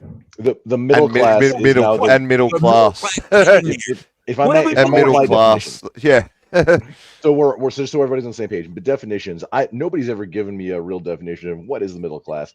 I'm going to say wage slaves is the middle class, and then the middle class. Slaves, then slaves to the government is the class below that. Facts. Yeah, well, do you have a working class? I figured it out. Is below the middle class. Which is wage slaves. Wait, you said the working class? Yes. Wait, stop. Pause. You said the working class is below the middle class? Yes. That's fucking crazy. Wait, anybody here? You know what? Let's talk to the Fed. Is that something that's true? But like, what below the Josh, is the working class below the middle class, sir? Oh, we got a Fed on the panel? I think by average income. We got a Fed on the panel. By average income, I believe so, right? Like, that's not a thing. The working class is below the middle class? The working class is the middle class. Period. Well, yeah, you're right, Resla. They're becoming the same thing. No, not becoming. They have been. Have become. No, have been. This is another one where people just, I think, talk past each other because it's a thing without a legit definition. That's why I kind of came up with that. We can literally look at economics. We can see how the growth has been from the CDC. We can turn around looking for the growth in the domestic products that have been coming in. What are we doing here? Middle class is a Marxist device. We can see how inflation has been up. We can see how the what is the actual I think Grumple's middle right. class is a Marxist divisive term because everybody wants to be the middle class. Thank you. Nobody wants to be the ultra rich because they're a target. Nobody wants to be poor. Everybody most people, like 90-something%, whatever, consider themselves middle class, and it's meant for class warfare. It's a wedge issue. It's a divisive tool from like the playbook. You ever read Rules for Radicals? It's like in the book. It's in the playbook. Literally, we are at the precipice of either the have or the have-nots, not the have some have-nots. That's not what's happening here. You're either poor or you're not. Or the global lizard people elites. Literally, this is the first time in our lifetime, and anyone who's up here in the U.S. who can turn and say this is that there are people up here who are making over $100,000 living paycheck to paycheck. Yeah, that's true. That's very true. How the fuck is that middle class? It's middle class. Yeah, because inflation for one, but also but so much. Thanks, so Obama. you're agreeing with us? It's middle class. What? That over $100,000 is middle class. Well, but maybe now, yeah. I just we cannot say there's a class below them because they're struggling just as much as the people that's sitting there making freaking $60,000. Well, they're not struggling as much. They're struggling more, right? Like sir. Someone who's earning $100K a year is probably struggling less than someone who's earning $50K a year, right? If they're worried about more money, more problems. If you're making $100,000, you get more bills, and that you haven't been able to shore up. Do you believe that but not $50,000 worth of bills? Do you believe that when they pay for rent, they're working off of a fixed income? Easily $50,000 worth of bills. Do you believe? No. Let me ask this guy, that guy. No, but the person earning. Hold on, real quick. Just sorry, Resla. Can I just respond to what the other people on the panel have said? Sure, go ahead. Yeah, so they said easily someone earning $100K would pay $50,000 in bills. Okay, but the person earning $50K is still paying bills, aren't they? So they're objectively, you can look at it and say the person with less money is worse off. No, it's a matter of scaling. No, hang on. No, can you hear me? It's a scale thing. Yeah. You ain't looking at it. I feel like you're gaslighting me. No, it really is. Yes, if you have more money, you can afford more shit. You can buy more shit. But still, even if you equate the person that's making the 50 and the 50 he's paying for his bills, he's still not paying 25. Okay, that's what if you're making $100,000, you were probably approved for a loan. I mean, just this is one piece. It's not saying everybody. Okay, so if you are making $50,000 a year, you are not you are not approved for the same loan for a house, just for your primary residence, or apartment or whatever, as somebody making $100,000 10 years ago. Okay, if you're making $100,000, you are in a different tax bracket. If you are married and your spouse is also making some money, you are possibly in an additional different tax bracket. The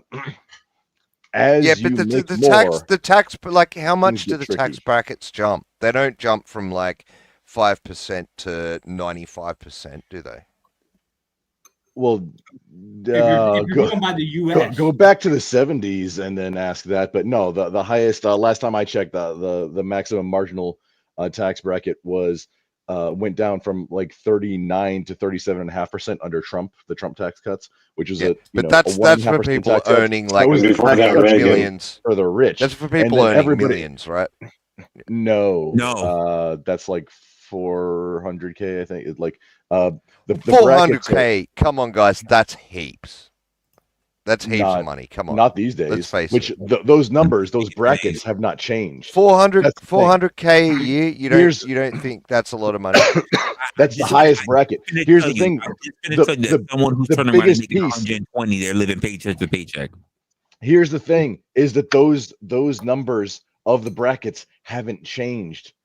If we've got all of this inflation because the money printer go burr for the last, like, 80% of the dollars in existence were made in the last 15 years. Well, you're catching on. Those tax brackets make more money every year. Need to move up. The middle and working class are getting fucked by the rich. Yeah, if you're doing the same thing you were doing 15 years ago, and why aren't you doing something different? Why aren't you bettering yourself? That's a problem, A. But B, if you're doing the same thing and the bootstraps, earning the same spendable, you are now probably in a different tax bracket and getting taxed more.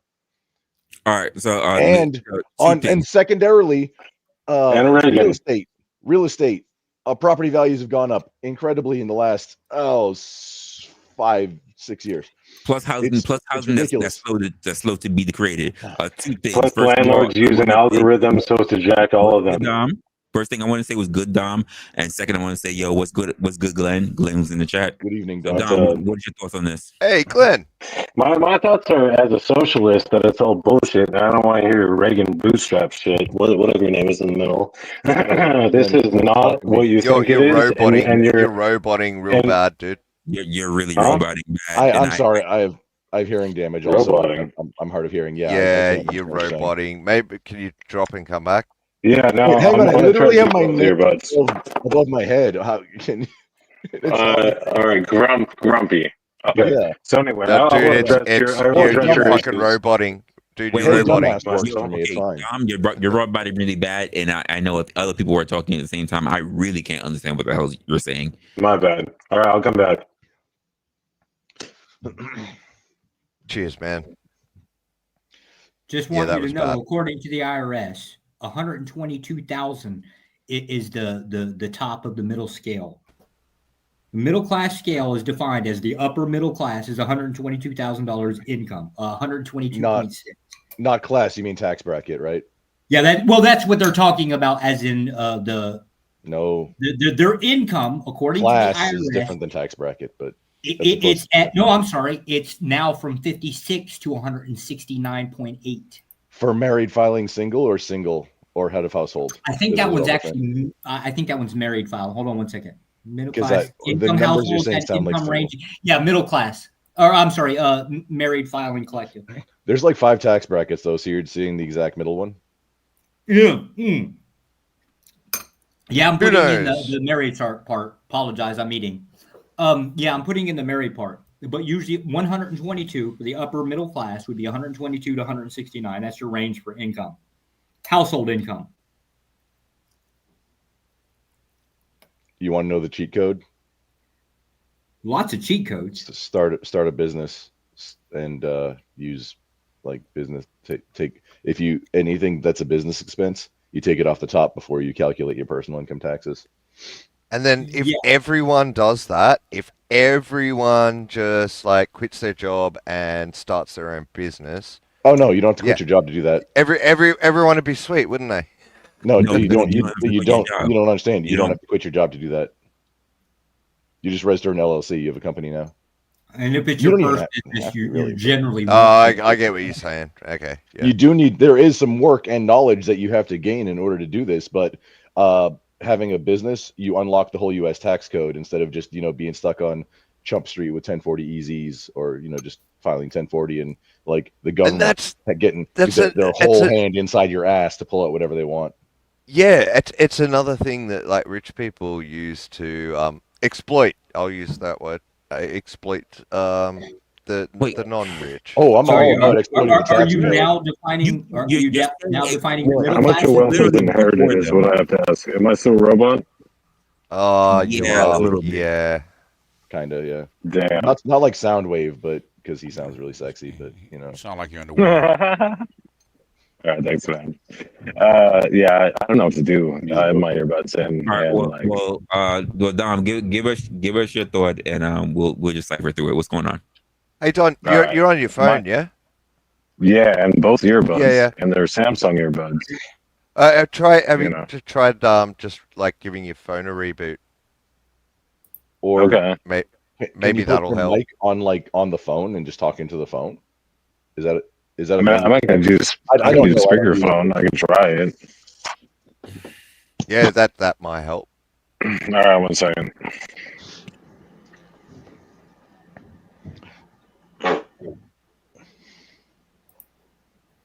All right, can you hear me? Perfect. Yes. Wait, hold on. Talk a bit more. Oh, I can barely hear you. But you're still what I was saying is, man. like I said, from someone with a different perspective than, Still roboting, man. Yeah, he's got bad reception. Should we just like let him try and get his thing out? I'll reboot my phone. I'll take off my Wi-Fi. I'll go back to like 5G and shit. Guys, I can't hear him if everybody wants to talk at the same time. Yeah, we can understand you though. So if you wanted to like get out a short speech, we'll be able to. No. I tell you what, I'm gonna reboot my phone. I'm gonna switch off Wi-Fi, and I'll be back. All right, no problem. Cheers, man. No problem. Cool. Cheers. That ain't the problem. He was good right then and there. He just needed to leave his phone still. He's moving around while talking. He just needed to set it down and be stationary and let that Wi-Fi work. It was all crackling. It's crackling. Yeah, he needs more strength on his Wi-Fi. BGS. What's going on? What's going on, man? I just came in because it depends on what definition that you're going to use for middle class. Because with under FDR, they changed the whole definition of middle class, and from a narrow middle class, which is supposed to be white collar managerial class, that Marx defines as that, and then after FDR, he wanted to include more people, so he brought in most of the working class. So basically, middle class is the rich people, the top maybe 1%, and then the broader working class is supposed to be middle class. I think right now the definition of middle class is from 30,000 all the way up to what is it? 500,000. If you go by if you go by how the United States defines middle class, that's how I defined it. Okay. Now Marx doesn't define it that way. If we talk about how Marx defines it, as the white collar managerial class, that means you have to earn at least $230,000 per household right now. If you're going to go to how Marx defines it. Now anything below poverty line is that gross or net though?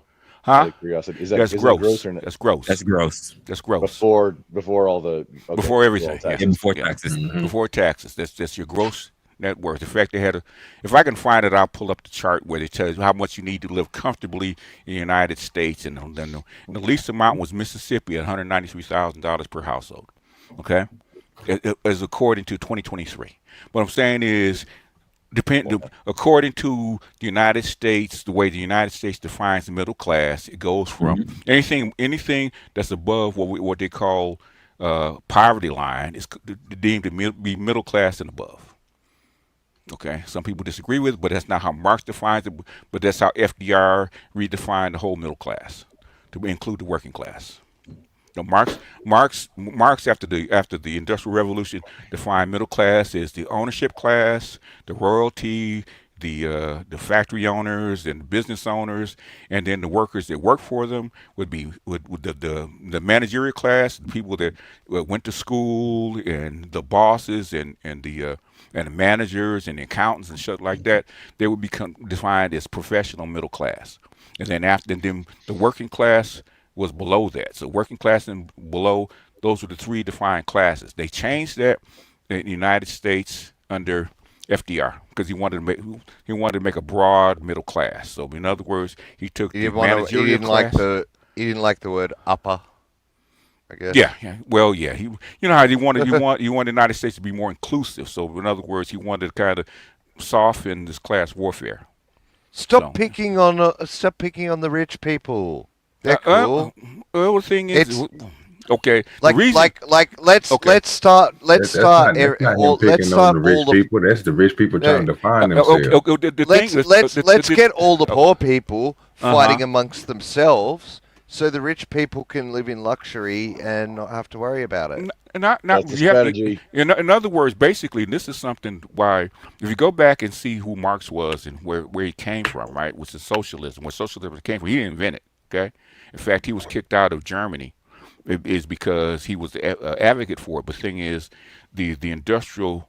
Yeah, man, because Germany was like a super good like role model. Let me finish, man. Unless you know where I'm going. Okay, why did Engels get Marx out of Germany then?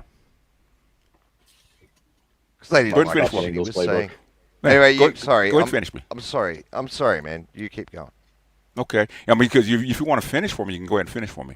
Okay. No, you land your plane, mate. You land that plane. In other words, remember the Luddites and the I remember the workers tearing up the machines. Okay, remember that because the Industrial Revolution, the model came from the South. Okay. In other words, if you read Slavery by Another Name, okay, not Slavery by Another, it was called Accounting for Slavery, right?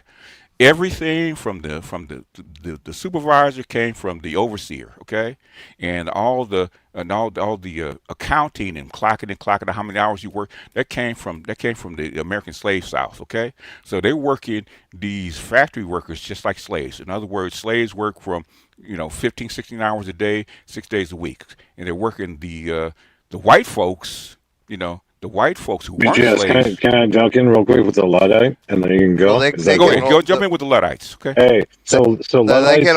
I studied this shit real quick. I studied this shit like randomly off some accounting major. Luddites were a group of people that sabotaged technology so as to not give the exploiting class, aka the elites, aka the rich as fuck, the ability to exploit them appropriately. And so that they took away that leverage of power to that extent. I didn't know that back then, but essentially they believed that there was a harm in this technology, and I didn't know why until like a few years ago. But that's what they did. And that's cool, man. I mean, in other words, if you read Accounting for Slavery, and in fact, there was another book I was reading about Empire Cotton. In Chapter 7, they were telling exactly how they transfer what was going on in the South into the industrial European North, and they were working these people exactly the same way. And the thing is that Engels knew that if it continued this way, there's going to be class warfare. They're going to tear up the machines, and the industrial revolution industrial capitalism would die. That's why he brought him up. So in other words, you had to bring socialism in it to soften industrial capitalism. Okay, that's why socialism actually really got started and got implemented. In fact, it's implemented all over the place, all over the world. There's no place where capitalism is that socialism is not. Because you have to, because that's the mediating stance. You got to get something back to the people, okay? And that's what happens. Okay, all right. But under Marx, Marx says the overseeing class, the professional class was supposed to be the middle class, which is maybe what 10%. Okay, and then you had the 1% to 10%, and the rest of the working class and below are the 90%. But the thing is, FDR changed that to make a broader middle class, so the working class becomes the middle class now. So your working class is, as my man says, anything below poverty is considered middle class. Sure, but that's changed in today's era. It has not changed. Below poverty. I'm not sure We have a national poverty line. You can look it up any place. Poverty line. You're a bit muted. And by the way, Frisco is like 150K. By the way, guys, hold on. We can't keep talking over each other. Okay. I need one at a time. You're talking. Go ahead, man. All right. So, Grumble, let me hear what you have to say. Dominic, if you have to say, and then that guy. You're muted right now. I can't hear you. Can't hear you. Test 1 2. Yes. Now we can. Okay, cool. Yeah, no, he obviously meant above the poverty line. Just give him that based on context. I consider the modern Luddite somebody who issues like a techno primitive kind of thing. Even though I'm in the industry, I do that. I don't carry a cell phone most of the time. Yeah, it's the same idea. So it's that, and it's also like as far as the leverage of power, it's both, But yeah, if you're not reliant on it, then it has no power over you. Exactly. Well, in like Matrix, I think that's the idea of the Luddite, anyway. For sure. That was all I had for exactly. it. Okay, that guy. Fuck. What were we talking about? Can you ask me a question? Oh, Jesus Christ. No. What is the meaning of life? 42. Oh, hell no. 42. Never. That's what you get from a philosopher when you ask a question. Nerds. Yeah. But anyway, sorry, man. Can I get my economics? Does everyone hear me all right now? Yeah, I've been up for over 24 hours now, on streams and talking with fucking Rock and shit. So don't blame Rock. What is that in metric? Yeah, my brain just like fucking. I'm doing brain farts every 10 seconds. So sorry about that. No worries. Resla, is it cool if I give? Can everyone hear me now? I mean, you still got a little bit of static, but we can hear you better now. Oh, man, that's terrible. Because I called in recently, and I didn't have this issue. I don't know what's going on, and then it's still the same house. I was trying to say previously. It's probably a connection thing if you've rebooted everything. Yeah, I don't even know. I guess I'll try to talk slower than normal. Does that help? No, you're all right. You're all right, man. That will help on people understanding you, even though it's still going to have the same cutting out issue. But that will help communication. All right. So what I'm saying is that the system that was set up, whether it be electorally or financially, has been designed so that generational wealth primarily leads the way as old money. Now there's going to be new people like Bezos, people that play by the rules and become incredibly successful, especially in a time where the wealth distribution separates exponentially. But unfortunately, whether it be like Citizens versus United or other trajectories, this country has been designed to operate in a way that it does. And although small businesses, I see the honor and valor in that, it is difficult to compete with the machine that politically thrives and suppresses others. Take Walmart or Amazon. The competition is not natural. And so I understand people have a belief in this structure of capitalism. I, as a socialist, do not. Though I work within, obviously, the structure. I'm a U.S. citizen, resident, so on.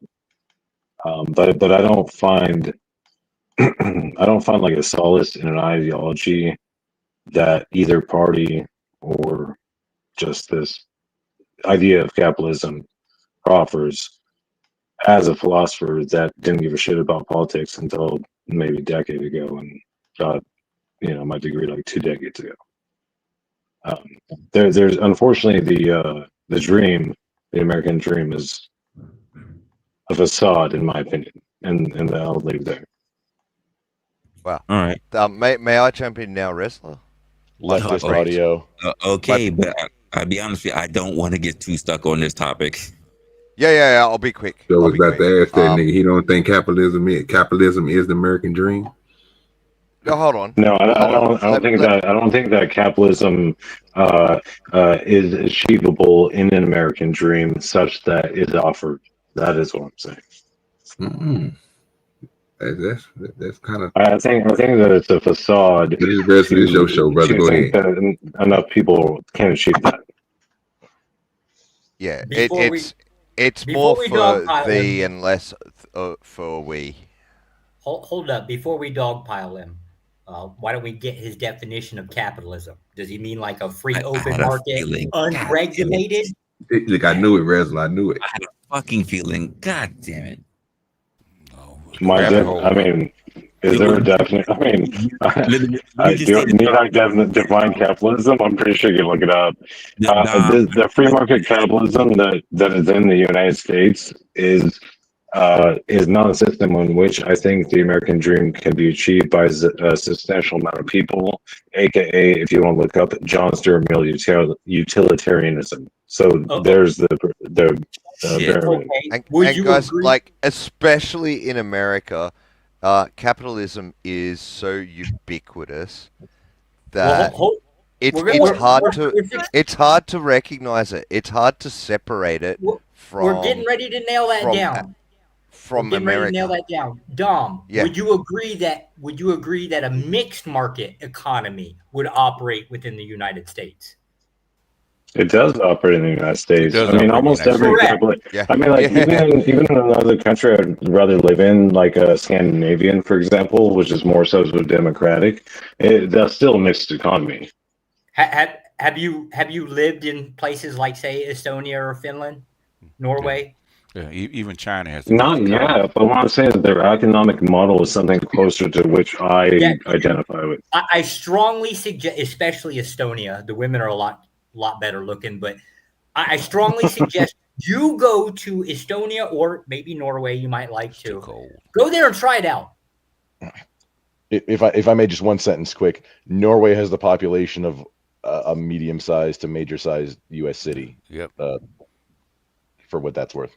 Oh no! I want him to go there and witness. I mean, keep in mind. I mean, there's more context. The CIA and the state will never allow any socialist country to flourish. That's something else to consider. So if you're gonna throw like other countries and why they are small or big, or they won't be successful, the U.S. will never allow socialism to flourish. Okay. Oh, probably. Well, maybe it's going to take a long time though. How do you explain also, China? But like to my China's point, not really a socialist country. It is. To my point about how capitalism is so ubiquitous, people who argue for it, they will say shit like, "Well, capitalism has given you everything that you have. So if you get rid of capitalism, you're not going to have any of the shit that you have," and that's not true. That's wait. You say that, right? But do you know of a system that has done it as successfully as capitalism? No. I don't think capitalism is successful. No, then you don't have think it's successful. Then you don't have another system that represents it as well as capitalism. Period. Mixed economies. Socialism. Mixed economies is what works. Communism. Yeah. Mixed economies work the best. With possibly a degree of like capitalism in with it, but like at the moment, at the moment the answer would be no. Like look at like the the Cold War and shit like that, right? That was a fight between capitalism versus communism. Aware. Capitalism is stronger. Aware, but like that's all that means. Well, yeah, you had the bigger fucking bombs. So what? Well, not just bigger bombs. The Allies didn't like look at the Allies, look at Britain, look at all the ties. You know? You realize that in '93, Russia had more atomic weaponry than the United States, thanks to Ukraine. They still do. Yeah, but Russia still has more. Well, yeah, I mean, I'm just saying. But thankfully, no one. Yeah, thankfully, no one wanted to use them. Yeah, so having they all want to use them. wouldn't be a factor, right? And would you like those missiles to have remained in Ukraine? No, I wouldn't. I don't even know what that would even matter. You're aware of the term. Few missiles are nothing but the U.S. or Russia. No, they have more than two. Guys, you're aware of the term mutually assured destruction, right? Yes. Yeah, exactly. Yeah, that's what it was. It's like, okay, if you fire a nuke at us, we'll fire all of ours back at you. Yeah. And everybody else. And then we'll all fucking die.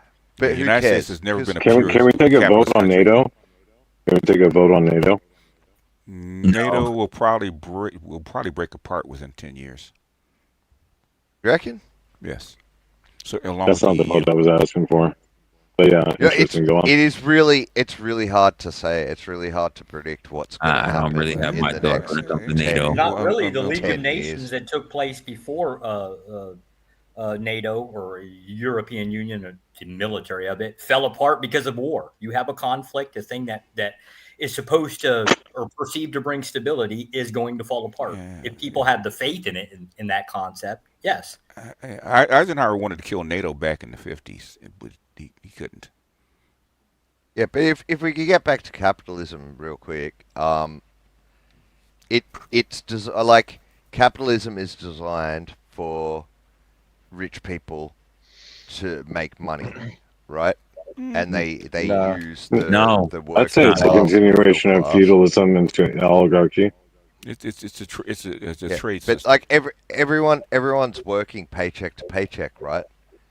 Not necessarily. But not the the only reason that everybody works paycheck to paycheck is if you got constant inflation and taxes. I think about 40 to 50% of the population in the U.S. to answer your question, Dagon. But I mean, you were talking about how did people survive before? You were talking about how the middle class is pretty much the working class now. That means that's what's defined. Yeah, is now. Yeah, so that means like people working class and below have been losing. They've been losing out overall. Hey Inflation has infected them because their wages haven't gone up. With guys, I'm just letting you know. Inflation. I'm letting you know. In about 10 minutes, I'm about to close it out. It's been 8 hours. I am tired. I did not expect to do a shift on this. 10 minutes. Fucking machine. I've done 13. You got 8 more hours. Fucking machine, man. Softy. I've done 13. It's 2 17 hours back to back. I am not trying to pull that kind of shit off. I asked you a job, and I'm still been up pat doing a whole double. All right. Resla, if you're gonna end soon, I might say thanks for having me, and I might drop out. Yeah, I'm gonna drop out too. Appreciate you, man. I know. Yeah, I noticed Mel's streaming now, so I might pop over there, and I might see you guys there later. Nope, I'm not a simp, sir. I don't follow women around. Well, I like her panels, man. Comedian. Anyway, I like her panels. Anyway, I'll catch you guys later. Thanks for having me on. Bye. I know if I go over there, that guy, they're gonna ask me to come up, so I'm debating because I'm already tired. Yeah, man, you do what's best for you. But yeah, I'll catch you soon. Either way. Okay. All right. Peace. Keep it sexy, TG. Is that Mega Man you're playing? It's called Dead Cells. It's kind of similar to Mega Man, but it's I saw the role, so I kind of figured it might have been Mega Man. He looked kind of built like Mega Man from here. Yeah, it's kind of brutal. Oh no, I saw a whole sword. Never mind. Yeah, Mega Man with swords, that'd be a badass. Like that would be badass. I ain't gonna lie. Mega chop swing. Can I give my conclusion on the economics? Since you decided to kill it by like going to bed, retiring bastard. Listen, you motherfuckers want to sit there and want to get hung up on freaking trade agreements. Like none of y'all motherfuckers, except you, Josh, you sneaky motherfucker. None of you guys are working in these damn industries. Hey guys, oops, fuck, hold on. He forgot I his, like a fucking wallet. Like a fucking idiot.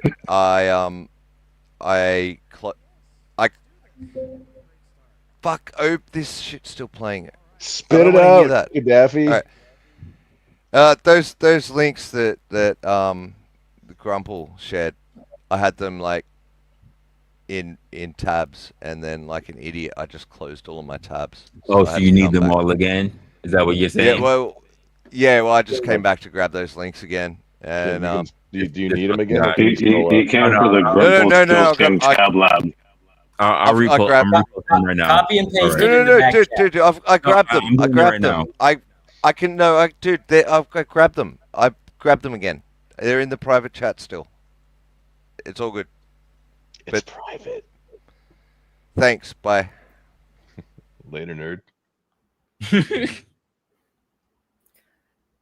So let me give my closing on the economics. Here we go, Josh, with psyops. I mean, closing. I want to be a complete dick about it because it's quite literally going to be the same closing as love. Love concept here. Basically, the people that are unhappy, that don't get the things they want easily, want to whine and bitch about the fucking game. So their arguments are, let's change the rules to the game from, say, checkers to chess kind of thing, right? But it would be the case that regardless of whatever system they're dropped into, it's usually the case their mentality, their mindset, and the way they put their functionality is the reason why they fail at this bullshit. Yeah, I'd agree with that. So it wouldn't matter if we were a socialistic society or a capitalistic society or a monarchy. I don't give a damn whatever system you want. You're still going to end up in the same bullshit that you're in now currently, not because of the system you work, but because of the bullshit. Exploitation is a bullshitter. How is it a bullshitter? How is it a bullshit claim? Oh, I didn't say it was a bullshit claim. I get your perspective. However, I largely disagree, but go on. So now I will agree with the concept of within the United States. Yes, it is the case that generational wealth is the thing that apparently seems to be the most thriving. So when we look at like the upper echelons of people, whether it be from economical class or ruler class, it tends to be the case, which would tell you if you want to be a part of that, you are now going to have your grandparents make the right decisions, you make the right decisions, and your children make the right decisions, at least a couple generations, to get put in that way. But what you fuckers want is, I want to make my decision now, and I want the fucking shit right now. Who is you fuckers? Pretty much anybody that desires that, I hate to say this, desires that lifestyle, which is a pain in the ass. I can assure you that. Standard woke lefty would be the I think who I don't. First of all, I'm a lefty, but I don't even like. Let me just preface this. First of all, the civil rights era term, if you don't mind, civil rights era term in which described the injustices which brought Lyndon B. Johnson's civil rights era bills upon the Congress, that Black people appropriately should progress towards equal rights. And I hope that most people in our country of this year at least somewhat understand that. If you are antithetical to that, at least you recognize the value of that. No, so, I'm an authoritarian. Woke is misappropriate. What's that? I'm an authoritarian. I'm going to disagree with you just on the. Okay. What kind of an authoritarian? He's interesting. Yeah, interesting. Okay, what do you mean by authoritarian? And then, and can you dissuade? Can you dissuade Let me that definition of oversimplify. woke? Well, I don't know what he meant by woke. Okay, I'm sorry. Who said woke? Whoever said Whatever woke, do you asshole disagree with my on Fox definition? News, I think that's what he meant by woke. I know Fox News is retarded and propagandistic Fox network, News just like CNN, just like fucking MSNBC. But who said woke? Well, okay, here, if you want to put it down, it's going to be basically the idealistic university students. Let's start there. Okay, let's start there. Then, what kind of power do the idealistic university students that aren't part of the Ivy League, that are Pete Buttigieg of the world, fucking conservative Democrat, how are they different than those fools? Yeah, even what conservative Democrat? Hold on, just back up. What co-op? Just before we continue, they don't need to be Ivy League. No, what I'm saying is that the university students largely have no power except for those of the Ivy League, which are conservative or Democrat. If that was your question. Wait, you think that the kids that are over there going ham are only from those from the Ivy League schools? I think that predominantly they take up at least 60% of our elites. Yeah, those schools. No, they're factories. Just like Buttigieg came from a factory. They may be high level schools, but I wouldn't say Ivy League. Okay, but primarily the first four, because you know why? Because all the net wealth is fucking donored in there. And like whether you take either party, by the way, the donor fucking donations come from primarily those Ivy Leagues. Wait, when you say donored in there, like, are we forgetting that Harvard gets, like, last time I checked, it was like $40 million endowment just from the federal government? Correct. Harvard. From all of it. The point is that that's the like sustenance. That's the pool. That's the pool at the elite women. Ivy League schools isn't about the education. It's for like high level people to network with each other. Correct. That's my point. That's my point. The Grumblestiltskin, that's the most we identified so far. But if that's the case, then the elites decide so much because they have the connections so that they build that influence in the government and in the private sector. So okay. And your problem is what? That you can't my problem, or not you personally, but some people. No, not me personally. I suppose my problem is a structure in which this idea of the American dream consisting in such that you build yourself from nothing to something is impeded by that structure alone, not just financially, but also politically, in which they make laws which structure our environment. I think we really need to have a good concept, a good idea, and a good talk about what exactly is the American dream, because what we think it is versus who are American born versus those who are foreign have total different concepts of it. That's a good one. Having a bunker and a farm and not being dependent on the government. Well, you say I like that side of that. You say bunker and a farm. Previously, it was the White House and picket fence. To the younger people, it's about traveling. Also, a 20 millimeter cannon and a 50 cal just on hand. Maybe Sure. Why not? Why not? Why not on that too? Texan, come on. And some nice acreage too. I mean, I'm working on it. And you know what? No less than 4 RPGs, right? Man, if you need an RPG, you got a tank coming on. I thought it could be over summarized by opportunity. They're way inaccurate. Yeah, but I don't think that's the American dream for us. I think it's the majority for people outside looking in. Why are we not looking at it as the concept of opportunity? Exactly my point, Josh. And I think we need to have a conversation at some point in the future about it. Oh, I thought we did. Holy shit. I didn't know I was that disconnected from the little university piss ants. From the little people. I went to Cornell. I don't know what to tell you. Right? You know what, Joshua? I'm listening, though. I'm listening. Cornell is an Ivy League school. It's like either Cornell. Yeah, it sure is. Yeah, it sure is. They're above Harvard and Yale. Well, it's not necessarily Ivy League, but it is up there. What? No, it is. It actually is. Sure? Yeah, Cornell, I wouldn't speak on that. Cornell is considered Ivy League. No, because let me say, I got my rejection letter for sure. I didn't pay for mine. The State Department paid for me. That means VI or GI rather, right? No. If you apply to you have to like apply to an Ivy League school. I remember doing it when I was like, late teens or whatever. And essentially this is in the 90s, and they sent back like an audio cassette tape of them laughing. They're not laughing. Damn. I used the GI to finish the GI Bill to finish my degree when I was like 37. Yeah. Who was that? I don't know what the GI Bill is.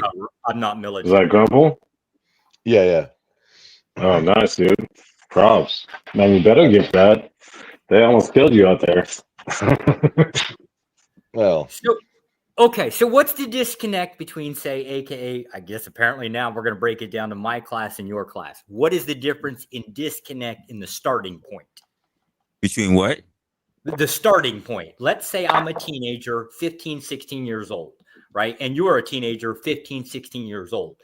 I'm in my position, you're in your position. What's the difference between us? Who is us? Who's the other person? Oh, I'm sorry, Dom. I'm talking to you, I guess. Oh, there's nothing. There's no difference between you and me, man. You and I are just normal people, man. We wouldn't be talking right now if you're a millionaire or billionaire. Normal. I won't lie. Right? I wish I was normal. If you're a millionaire, hey, would you concede if you were a millionaire or a billionaire, we wouldn't have this conversation right now? Resla maybe almost a millionaire. I Who can knows? assure you my property taxes are 6 figures. Oh, then you're balling. So no, that's the interesting. thing, right? When you guys describe like having all of this wealth, yes, you have a lot of assets, and the amount of energy that it requires to maintain it is a freaking nightmare. It's a lot. Yeah, it is. But do you ever wonder about like? Okay, let me ask you this then. I am about to work tomorrow 2 side jobs just to make enough to pay bills so that I can support myself, full custody with my about to be 5-year-old daughter. Have you ever like been stressing never like been in that, position, or never thought about it. No. Yeah. So I suppose that's the difference. If we get down to it, I suppose I would have guessed that you weren't. Yeah. Apparently, you're making more than me. That's where I'm at, and I have 2 degrees, and I was in law school. I didn't finish because of mental health disorder. I have bipolar disorder, and I didn't Let's finish. start there. Let's start there. Mm. Now, I don't, maybe not right off the bat after a law degree, but wouldn't it be the case that if you obtained a law degree and then eventually got to that point where you like create your own law firm, would you be in a better position than you are now economically? Sure. Okay. I mean, that's why I was going to finish my law degree in addition to the passion pursuit. Yeah. Oh, okay. So what was the overarching thing that stopped you from, I guess, going down that path? You mean finishing? Finishing? Well, I don't know what. Yeah, I mean, I was manic, or starting your own bipolar disorder. So they said, "Hey, you can't come back." so like this conversation could not happen in that state of mind in which I was manic. Well, this one right now, and I just didn't go back, and that was like a decade ago. Unfortunately, do you think if your parents like bequeathed unto you generational wealth or a portion of generational wealth, that you would have been able to do that or still be in the same position now? So for me, because of this, this inherited from my biological father disorder, maybe I would have fucked it up for that. I will say that anybody such as Elon Musk and Donald Trump that have that kind of inherited wealth have a leg up on all of us, including you, Joshua Jones, because it's very hard to fuck that up. Like you have to be a drug addict or a fucking alcoholic or some other degenerate to fuck up that kind of heart. Really? Okay, give me another instance. I don't know what the percentage is, but it is the case that upperclassmen fall constantly. I just don't know what the ratio is. Yes. Okay. Yes, businesses go, entire Constantly. industries go belly up over the case of a few months. It happens. Yeah, industries. You know what? If like somebody with generational wealth didn't have a fucking financial advisor, which by the way, I'm a banker as well, that told them don't do that shit, then they fucked up. You know? And if they're fucking what do you call it? Trustors of the money didn't make sure that they were taken care of, then they fucked up. You But gotta have a anybody that has that fiduciary. kind of inherited wealth has a leg up, period. In my I'm opinion. sorry, interrupt. Just on the financial advisor thing, you don't want to have just anybody with like that's. You don't want just to have a CPA or a professional financial PF. I forget what it is. You want to get somebody with a fiduciary credential because Exactly. It's different. It's different status where There's a conflict of interest differential. Yeah, exactly. They're obligated to look out for your best interest. True. So, Very do you true. do you believe that, or are you of the view that the only reason or the only difference between you and myself are basically how our parents raised us or bequeathed us? No, nothing is so simple. By the way, I have a bachelor's degree in philosophy. Nothing is ever that simple. Nothing in politics is that simple, in my opinion. You know. Okay. So So generation. there are so many factors because, like, just real quick to answer your question, if you don't mind, Joshua. Sure. There were two major factors, which are nature and nurture. Okay. So you said that the nurture essentially factor, that's just part of nurture. There's the nature also of the system around us, which feeds into it. However, give me an you can't example. break it down into something so. Nurture, nurture has to do. Nurture includes your parents, the government, school, societal structures, which include friendships, family, things of that nature. You know, So like you things that are not innate. Right. You didn't grow up with parents? You didn't grow up with a Are you government? kidding? No, what? No, I'm not saying that. No, So then- I'm saying that those are the variables. No, between you and me, we have those different. No, we had all those same things, which are different. Give me specific example, something I can work with here. What was your question again? Give me. I'm still trying to work within the framework of what's the difference between you and I, right? And I'm All looking kinds of for- things, man. Yeah. All kinds You of said things. nurture. You said nurture. I'm specifically asking for like an example of what you mean by nurture. So what I mean by nurture are those things that, you know, we share as far as categories, but those categories do not involve the same subjects. More specific. Okay.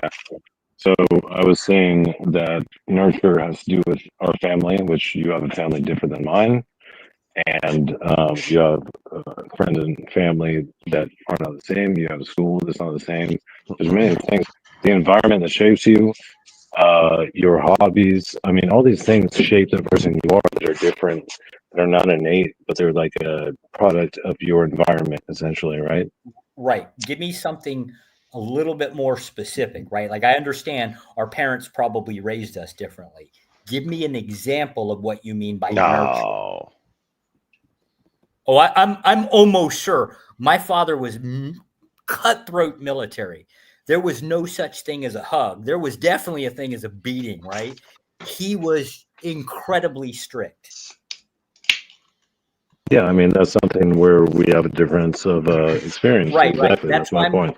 That's why I'm asking, what do you mean by nurture? Give me an example. I gave you all those examples, and you have different examples of your own. So you have your parents of the strictness. Since you won't give me something specific, I have parents. Do you have parents? Yes. I have a government. Do you have a government? What? I have a government. Do you have a government? Allegedly. Not allegedly. I'm just fucking with you. Yes, of course. Come on. Okay. I had friends. Do you had friends, or did you have friends growing up? I mean. Yeah. Okay. I still Dom, you want to help? I failed to see what you mean by nurture. If I may, Dom, you want a hand on this one? I mean, I answered multiple times. Go on. Yeah. Who wants to? Thank you. Grumble. Did I really fail that hard? Itty bitty Grumple. So nature versus nurture. Just with the example of a dog. I mean, you know this, right? A guard dog versus a herding dog, right? A border collie is going to be great at herding and immediately, like, very responsive to commands, and learn very instantly without the parents teaching that dog to be as such, versus a Staffordshire, like an Amstaff, which is going to be very stubborn. That's nature. Nurture is you training the dog those commands. Okay, so he just means basically the inputs, effectively. Which so what you have a philosophy degree. You know this. I'm just. I don't. Like, I don't have a. I don't have a philosophy degree. No. Dom said he did, right? Yeah, and I'm not trying to make this overly complicated. I mean, I love your poetry, Grumble Stills Kid. But what I'm saying is, there's two options. You're born with it. You learn it from environment, and I'm not sure how I didn't answer that well. Okay. What environment did you have that taught you anything different than what Every environment. Look at what there's 5 of us. What is? Everyone What has did a your different parents environment. That's the point. Yeah, what did your parents teach you to do? What? Invest. You're gonna have to be more specific than that. Did your parents teach Be you ethical, to I go out guess. and get a Be job? ethical. Yeah, did your parents teach Yeah, you? yeah. I said, yeah, hell yeah. So I was a okay. paper boy. I was a paper boy at 13. I worked at Macy's at 16 through high school and shit, and I worked beyond. Oh, okay. Okay, got it. I'm not sure what you think that. Your parents taught you the value of $1. Did they teach? Then the next level is, did they teach you to invest? Because that's the difference between rich parents for the nurture part, between the difference between rich parents and poor parents. You know, like actually straight out of Robert Kiyosaki's book, Rich Dad Poor Dad. That's the difference. That's the nurture part. Yeah, I was always. I mean, my mom was always smart, like as far as expense, invest, and so on. I mean, I was about to be an accountant.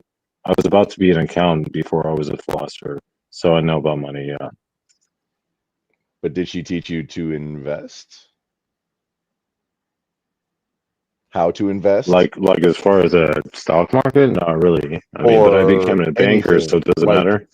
Sometimes investing is finding an asset, like being smart just about a particular thing and then buying that at a lower price than you can sell it at. Sometimes it's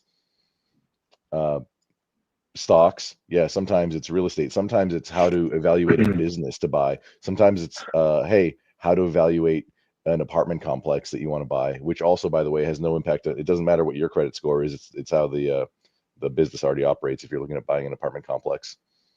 Fun fact.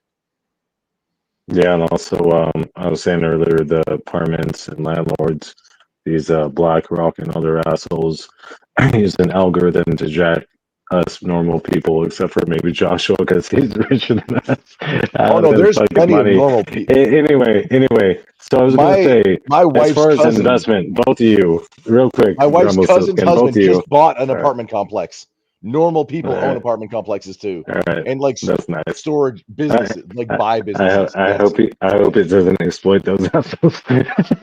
Anyway, Jason Jones. Sorry, I was about to say that investment from a philosopher's standpoint, I highly recommend you check out Stoicism. Yeah, because Zeno it is. He's a piece of shit. What's that? Zeno can fuck off. He's a piece of shit. Wait, you mean Marcus Aurelius or what? Yeah, exactly. That's what I'm saying. Yeah, I know because the idea that investment is necessarily financial or of capital is not sufficient or necessary from a philosophy standpoint. Let me try this. How did you go from I don't know, what did you say? Banking. What was your education? Banking, lawyer, and then decide to go into philosophy. Like, why do you? What job? Put it this way: what job or career are you going to pull off with a philosophy degree? Let's start my there. route was actually out of high school. I took took about 4 years to transfer from junior college to San Diego State. Accounting was my major when I transferred. And then I realized how little passion I had for that subject. And I believed that I was, well, and the whole time I wanted to be a lawyer. So I chose to be a philosophy major and got my degree in philosophy. If you ask all your friends, any of them are lawyers, what is the best route to become a lawyer for the LSAT, the entry, on like, how you get into law school anywhere in the United Right. States? It's philosophy, and the reason why is because symbolic logic in itself is the majority of that test. In addition to the fact that the ability to build one's argument is arguably most significant to a lawyer's repertoire, which is many Sure, skills. I So, agree. I agree with the part within like formulating an argument with a litigation. Like I get it, right? The question, well, I'm not gonna just say it litigation, again, but I'm saying the what test do to get you in. think you are going to do with a philosophy degree versus a law degree? I don't think you listened. Philosophy was the degree to have a bachelor's in order to get into law school, Okay. which is what I plan to do to become a lawyer, which is what I want to do since I was a minor. Okay. And the thing that stopped you was the mental Bipolar stuff? disorder, mania. Got it. Okay. Yeah. Do you I believe? I swear I said that already. Yeah, but I don't want to hold your. I don't want to like. Fuck. It's just a cruel thing to bring up. I'm not like that. I'm an asshole. I'm just not that asshole. Okay. So it wasn't specifically a choice. Do you believe, or are you of the presumption that like, a vast majority of people should basically like get into philosophy? I mean, I get your I think that the general population of any society would benefit from an understanding of philosophy. It need not be, indoctrinated, or propagandized. The value of philosophy is severely understated, in my opinion, for everyone who has a desire to understand the world. And most people don't even realize philosophy and math are the beginnings of understanding, period. Like the beginning of any language, art, all these things, they all begin with those two foundational pillars. So whether or not it is of financial value, my path was to become a lawyer, and unfortunately, I didn't fulfill that. But I learned a lot along the way.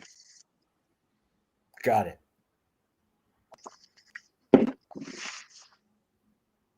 And the skills that I learned are transferable, in my opinion. Transferable to what?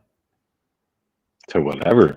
I mean, both work and personal life. Philosophy Because classes or philosophy, knowledge is great. It just the degree. I didn't know that helped you get into law school as a good foundation for it. Which thinking like the way you're framing that, that kind of makes sense. That I mean, cool.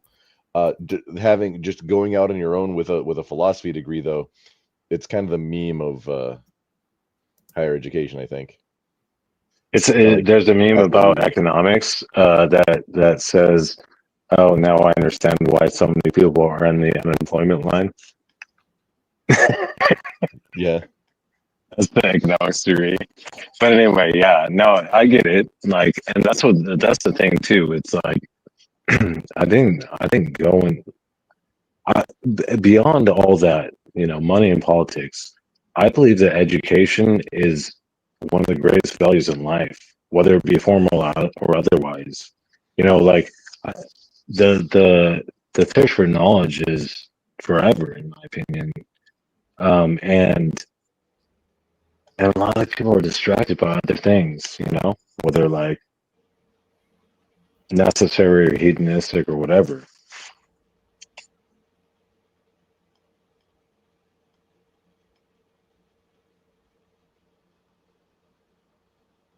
Oh shit! What's up, Zyrex?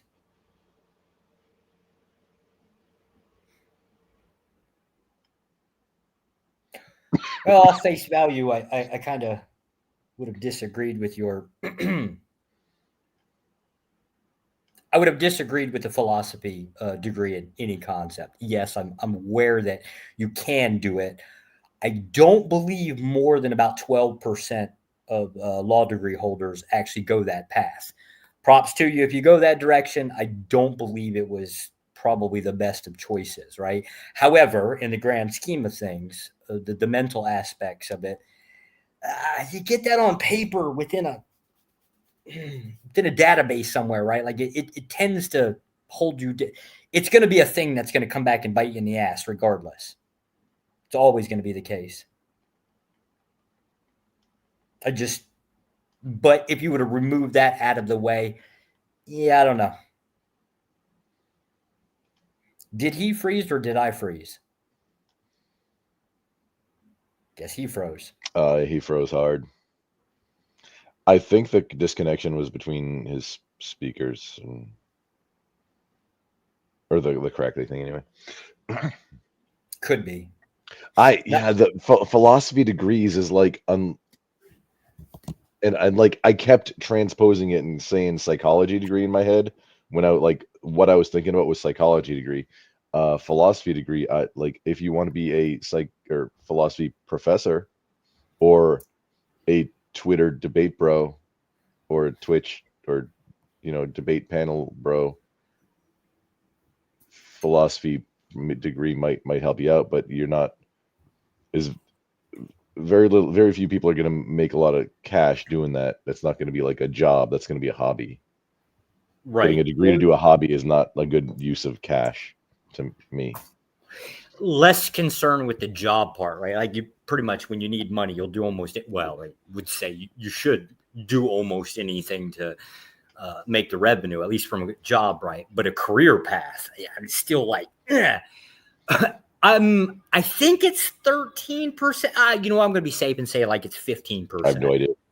Yeah, I kind of, I don't know if I can stand on it.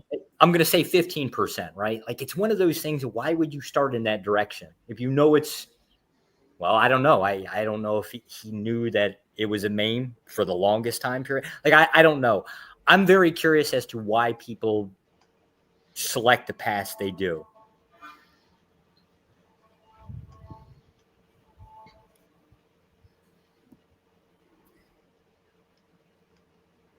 What's up, Zyrax? Why don't you come up on panel, girl? Have a conversation with us. I got to ask you a question about love. Okay. Oh, my bad. That's the whole topic tonight. My bad.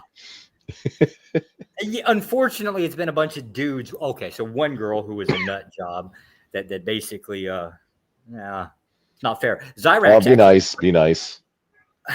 I don't do nice very often. Yeah, well, I mean, just people who aren't here to defend themselves or anything, and just like. Oh, I said it to her face. Now Zyrax, on the other hand, she's pretty decently grounded. I'm backstage. Chris, hey, Resla, bring Crystal up. I really want girls to answer. Crashed, dude.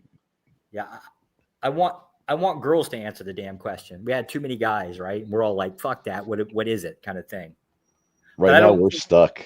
We're entertaining Resla's chat. I think he's asleep. Oh fuck! I couldn't jump down. Damn, he better not be asleep. I don't think he passed out. I think he went to go take a shower, cook dinner. Or yeah, I don't know. He said he was done-ish, but yeah, we're here. I don't have permission. I can't drag people. I don't even know. Like I only just barely started engaging with StreamYard, so I don't know how that works. But we're talking about philosophy degrees and how amazing and useful they are. Oh yeah, that's exactly what we were saying. That was the topic. Oh yeah, if you know, you know. To be fair, though, I didn't make a lot of decisions in my path in life. I pretty much, for the most part, followed direction from parents, mostly. there was one thing, right? Like, so my first degree was actually in theology. But my father was career military. He wanted me to go into the Navy, and I was kind of like, fuck that, right? Like I was born on a military base. I was raised with you. The last thing I want is more of this bullshit. So off I go. And the choices were either Navy or get a degree. And so I was trying to be career military, but jacked up my spine. So I was, or not career. I was trying to get to 10 years and then see what happened. I've seen some people do really freaking well. More specifically, I've seen some people do like, a couple years in and come out and just, my God, dominating in the industries that they work in. I mean, yeah, that happens. I think it comes with it. I think it's something to do with boot camp that like teaches you to, I don't know, adjust, adapt, that kind of thing. So like they can pretty much drop you in the middle of nothing or chaos or whatever, and they tend to work really well within whatever that is. I know that's not specific enough, but my God, that's a damn good start. It depends on what you did and what like if you weren't in any kind of leadership positions and stuff. But yeah, I mean, employers generally like vets as a generality, as a vague generality, right? But they can't. They obviously can't discriminate because it's a protected class status, pro or against. Oh shit! I don't have a preference for military. I'm an authoritarian that basically got started in life rebelling against it. All I can tell you is like my old man was like big on Navy. That was his thing, which is weird because he was Air Force. I mean, they're really great taxi drivers, so I love them. Thought those were the Indians. Well, okay, so I was upstate New York, so I thought they were taxi drivers. I don't know. Oh, so we haven't met previously. Yeah, no, I was a Marine, active duty Marine, and yeah, Navy is the taxi for the Marine Corps, and the medical staff, and the construction staff, and the religious personnel, and a lot of stuff because everything in between. So, how do you feel about Air Force? Oh, Zoomies, yeah, we like. It's a bit of banta, mate. Okay, I'll give it to you. Damn. I don't know. I'm still very curious as to why people make the decisions they make. Like I still say like the worst decision I did was not going to the Navy. I should have done exactly like my father said. I was just fucked at the moment. Oh, I mean, if you were a teenager, you knew everything at the time, so it totally makes sense. Yeah. I was that, move out, get a job while you still know everything. I was definitely one of those. That's the thing that I would like to, like, if I could do that, maybe move, humanity forward, figure out how to harness just the brain size that literally everybody has as a teenager, because everything, and just harness that and figure out a way to like fugue state that onto adults. Like I feel like we'd be intergalactic planetary in no time. Oh God, no. I kind of want to take voting rights away from anybody under the age of 25. See, I'm a giant libertarian, but also people are retarded, so are restarted. Yeah, let's get it started. Usually I can sing better, but I'm losing my voice. So that's like I take these political tests sometimes, and it's like on some things they got me is like more towards the middle. Is like, nah, I'm very libertarian on a lot of stuff, but then authoritarian on things where because people are restarted, and I can't imagine. When you say libertarian, do you mean like the old classical view of libertarianism? If you're asking about the pedophile shit, no, those dudes need to go. No. I'm asking like the hardcore. Like the old Constitution. I have a visceral, violent reaction to that type of person. Yeah, no, I meant like the old hardcore constitutionalist, like 100 years ago type. Yeah, constitutionalist, libertarian. Like, okay. Yeah, that would be the classical. If I may Autobot for a moment, because I don't do Go that for it. often. Freedom is the right of every sentient being. I mean, a little Optimus quote for you, bringing it back to the Transformers. That's called a callback, y'all. Freedom is. You're welcome. Freedom is the right of all sentient beings. It's an old Transformers. I think Simon Furman, who was one of the comic book writers for Transformers way back. Yes, I do know some Transformers lore. It is a nerd thing. Shut up. I think it was his line that. Yeah. Would freedom be the right on the losing side of a conflict?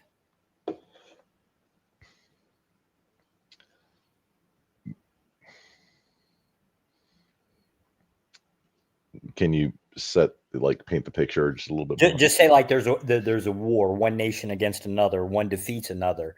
Does the defeated one still hold that right of freedom?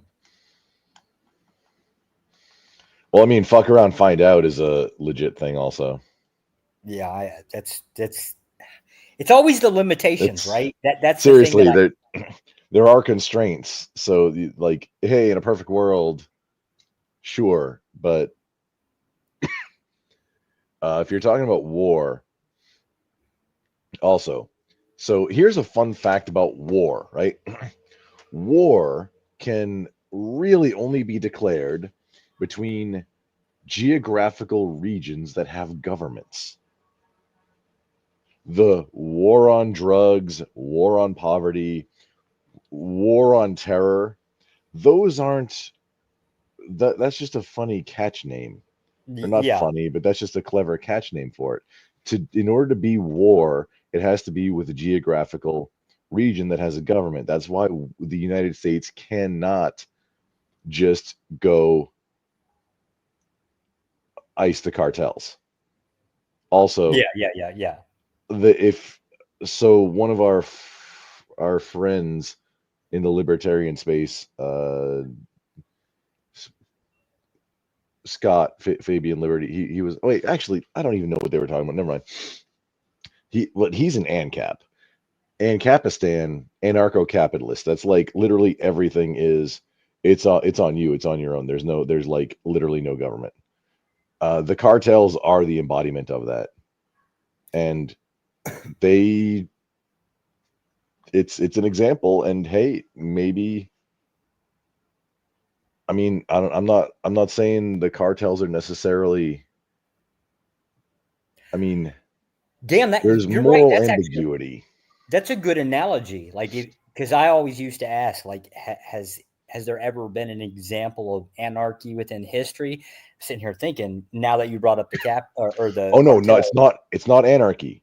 It's anarcho-capitalism. It's you have to have that whole title, because that's what those are. It's the void of government, right? In which case, that's why I'm saying, right, it's businesses. Actually, a really good example is the cartels. I never thought about that before. So it's literally a perfect example of it that exists right now. You can use that whenever. You don't need to attribute me or give me royalties, or I mean, if you wanted to and be a sweetheart about it, you could, but I was going to until you said sweetheart. Right now I'm starting to second guess the choice. Oh, don't be like that, sugar tits. Ah, shit. Yeah. So I don't know. Yeah, damn. I get distracted. Well, actually, thank you for that, and I will. I'll give you credit for that. I assure you, it will come up again. It's like a meme, Just like it before you steal it. Well, technically speaking, every man for himself is kind of an oversimplification. That's kind of how we live our lives as it is. That's basic human nature, and until men see something that need to be defended because it's something that's weaker, or that just justifies being defended. Like, how many times in history without coercion have men just stood up and like, okay, no, we're doing this because it's the right thing? Now it was I was fine until you said because it's the right thing, right? Now it gets in a little subjective hairiness here. That one I don't know. Well, I mean, if it's hairy, you should shave it. Oh shit. You heard that, Zyrax. It's exactly what he said. I don't know about Cyrax, except for that's the yellow ninja robot from Mortal Kombat, I think. Actually, one day I got to ask her how she got that damn name. No clue at all. Somebody was in the Resla's back. Yeah, somebody was in the background or in the back chat, like waiting for you, and you disappeared on us, you asshole. I told you, I'm tired. I walked away for a little bit. I'm tired. So he didn't fall asleep. He did go do something. I did. We were taking bets, Resla, that like you should have a wager thing on your. I don't know. On Twitch you can do it. I don't think YouTube has it. I think there's a poll you can do, but there's like an actual wager thing you can do on Twitch. It's kind of cool.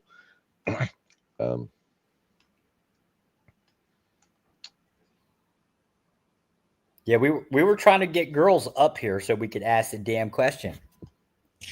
Lies. They're not coming up here. She was in the back chat, or said she was. Hold on. Let's see about that next time. Yeah, no, it was Crystal. Yep, there she is. She wrote in the back chat. Damn, Dom left. Right. So. Okay.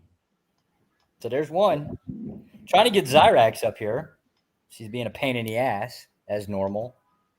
I've never seen Zyrax on panel.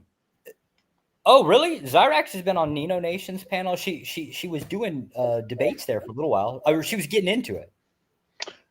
Who's Nino? Like there's so many people that I've just only recently got expanded into the YouTube space. I'm like 5-6 years from Twitch, like politics. Twitch Paul, they call it, you know. Nino Nation would be like one of about 9 to 12 black panel communities. They're actually pretty cool. They're actually really fun to hang out with. Related. You're just gonna have to type in Google, or you're gonna have to type in the search bar for YouTube Nino Nation. That's all you can do. I really like hanging out with Chaos Truth. Oh, Chaotic Truth. Yeah, Chaotic Truth. Yeah, he's CT. Being that he's black. Yeah, just saying he's in that space also. I used to work for him. I can't stand it. Did he pay you? Not that type of work. I manage how to explain my position. Anal. I mean, wait. Sasquatch Junior up here. Damn. My bad. Just like your face, your mom. Just it's things just shut. I don't actually have Tourette's. Sometimes it sounds like it though. I find nothing wrong with Tourette's.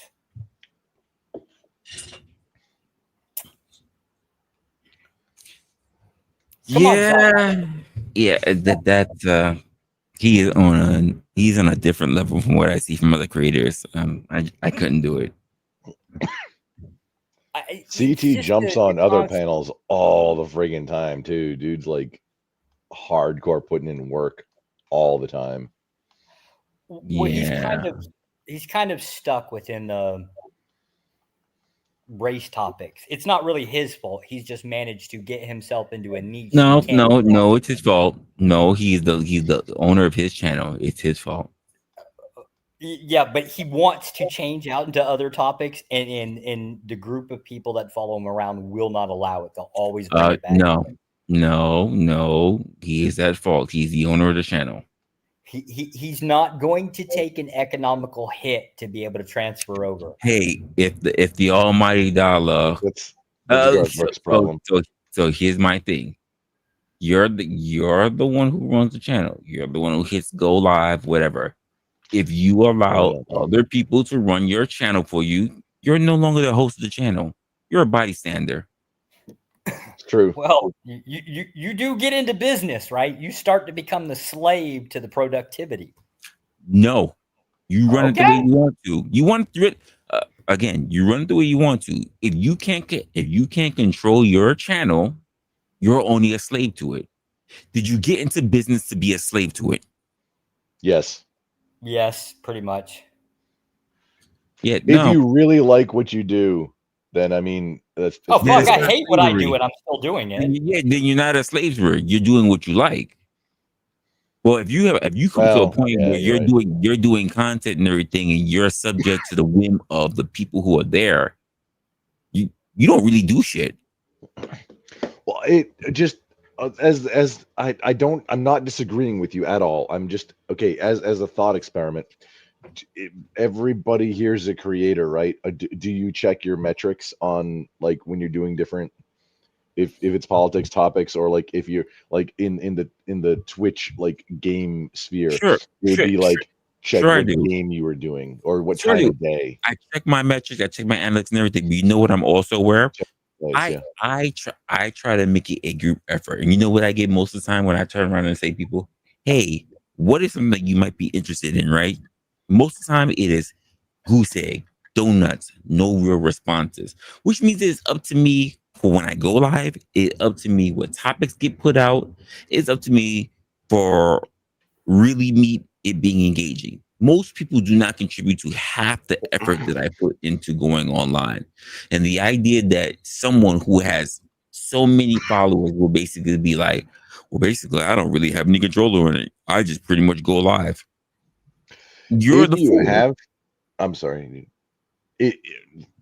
you were okay. If you have actual community members for your content that make suggestions, those people should be, whether officially or unofficially, like looking to them as like in a producer role, because that doesn't people. I've been on the paid Discord, like where you have 200 servers. Like I'm always at the server cap about how many Discord servers I'm in. Every creator has a suggestions for content and suggestions for topics and suggestions. There's like cricket chirps. Sometimes suggestions for content in some communities are pretty active, but not like, hey, topic, or what would you like to see the channel do, or anything like that. There's nobody giving that kind of feedback. People just aren't that interested. Well, let me give you the other side of CT, right? Josh said himself. Well, that guy goes onto other people's channels, right? Does he need to behave with that way when he gets into other people's channels? No, unless he decided himself that he wanted to cuck the content and become a character regardless of where he goes. See, I'm not. I know that he does. I'm very new in this space, so I don't know what he's or how he's doing or any kind of feedback. I'm tangentially aware that he jumps into a lot of panels.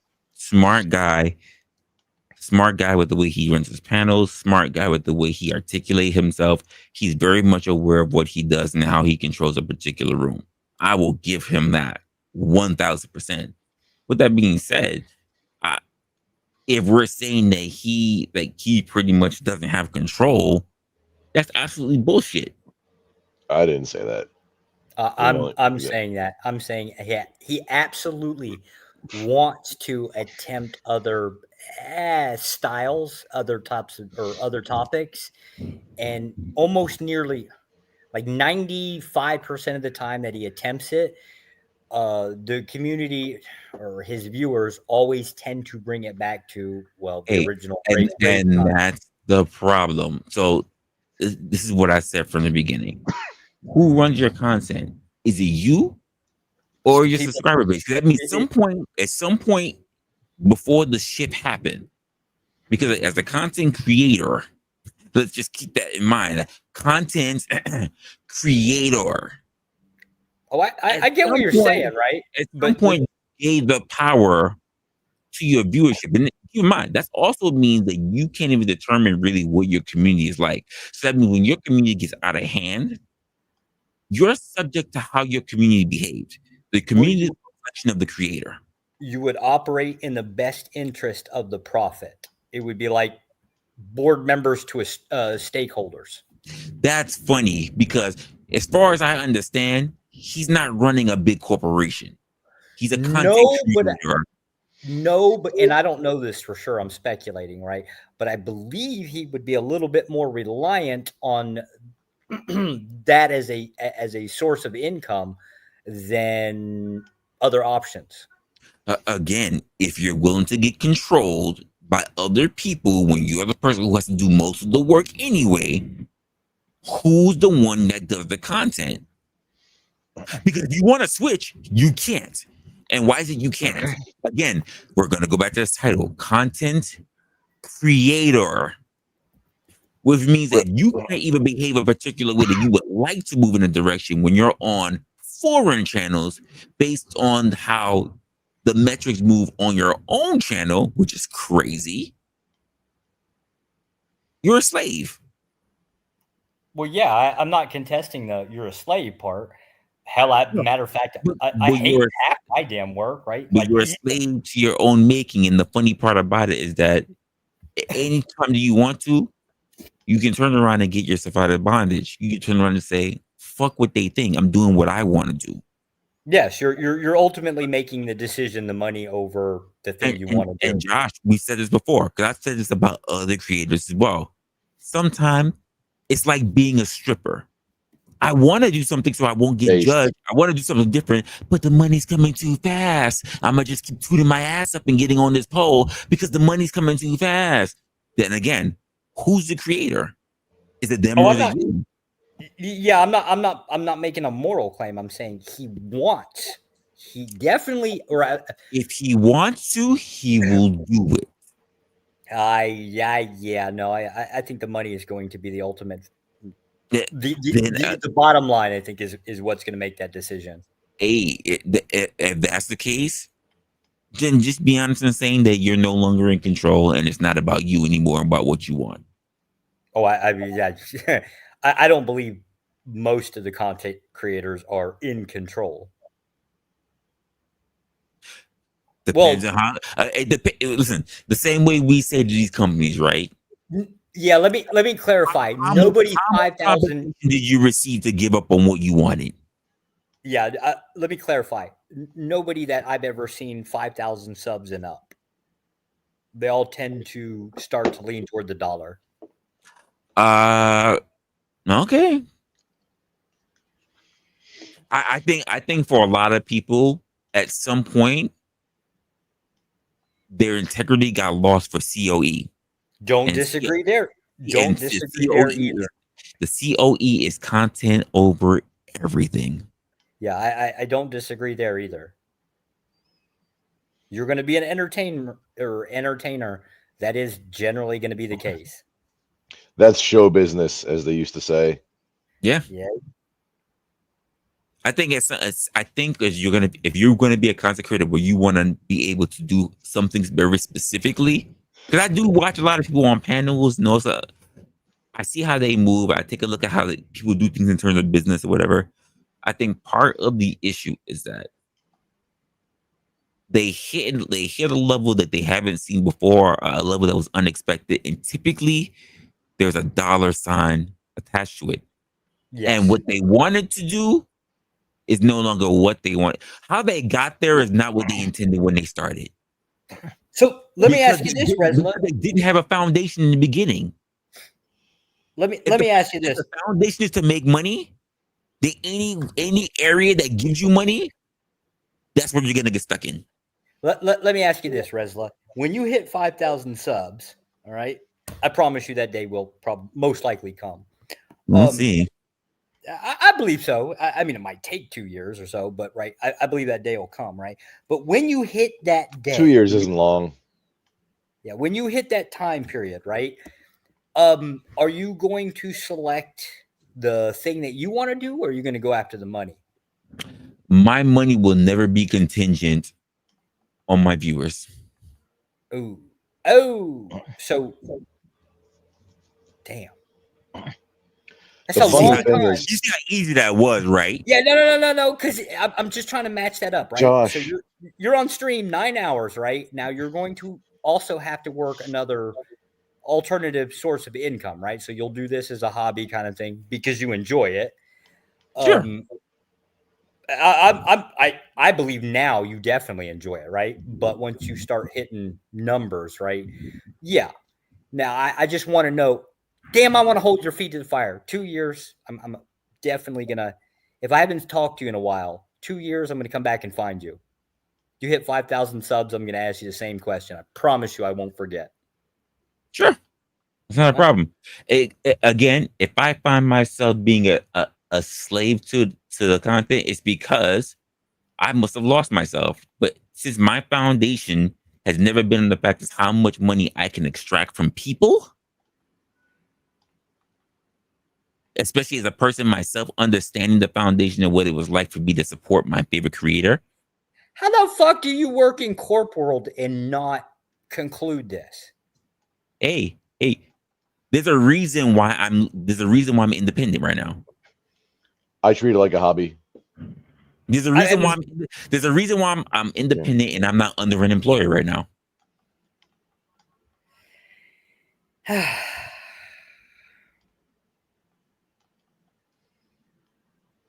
Also, if you treat it like a hobby, you get all the tax benefits. And I've had to fight, and I forgot how hard it was to have to fight for, kill for what you eat, rather than just be able to rely on a paycheck. I forgot. Oh, there's no days off, bruh. Yeah, I forgot how hard it was. If you're either self-employed or a business owner, self-employed especially, there's no days off. Yeah, people don't get this. The worst advice I ever heard I'm sorry, I shouldn't call it worse. The most hated advice I'd ever heard came from This Might Be Risky. Men ought not be comfortable for very long. So there's some wisdom in that. Some wisdom in it, I'm not gonna lie. Well, it's weird because if you think about it, right? Like problems always come. Like this is just our lives, right? But it seems to be the problems that most affect us are that moment where you like walk in the house, drop your ass off in the recliner, right? You crack open a beer, you turn on the TV thinking you're going to sit down and watch like the next 4 hours of a football game, and then the phone rings. And whatever bad news is coming at you, whatever that thing that's going to screw with you is going to have more of an effect than when you were just basically running like you're a chicken with your head cut off, right? It's something about that moment when you're in relaxing mode where something hits you, you're just like, fuck the world. You're not working as efficiently.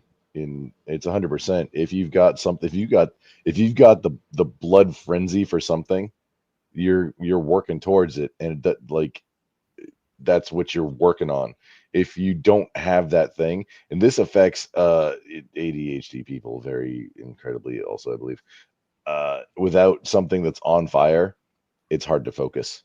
But if something's on fire, if like say somebody's about to die, there's a very clear thing and this is the very most important thing, so I have to take action right now, then that's the thing that you do. And you if you know what to do, then you go and do it and everything's great. But if if that's not the situation, then it's lower scale. It's very easy to say. It's a different thing to do. For what? That idea of just jumping out of that moment, like you already don't have a lot of free time. You have to make that for yourself, right? But when you get into relaxing mode, you only get few moments here and there of it, right? So you kind of tend to cherish them. That's the thing that you work for. You're going to go to some kind of crazy grind, right? But that's the thing you work for. It's like, when's my next break? When's my next break? It just is eventually with the thing that comes to it. But that is the moment that the worst. It's not really that it's the worst. It's when it has the most effect on you. It's a bigger kick in the ass than the previous bad news that probably could have been equal to it. To me, it's almost worse when hey, I'm in relaxed mode and somebody wants me to do literally anything versus, hey, moving from this fire over to this fire and it's going to be another however long. That's that's an easy transition. I definitely consider my life a series of putting out a lot of fires constantly. That's probably a constant there. Yeah, I mean, anybody who's a competent professional at things generally is putting out fires. I think so anyway. I don't know that. I don't have metrics on it. I don't have a peer studied review on that, so I apologize. That's out of pocket. I don't know that it is the case. It sure just feels that way to me.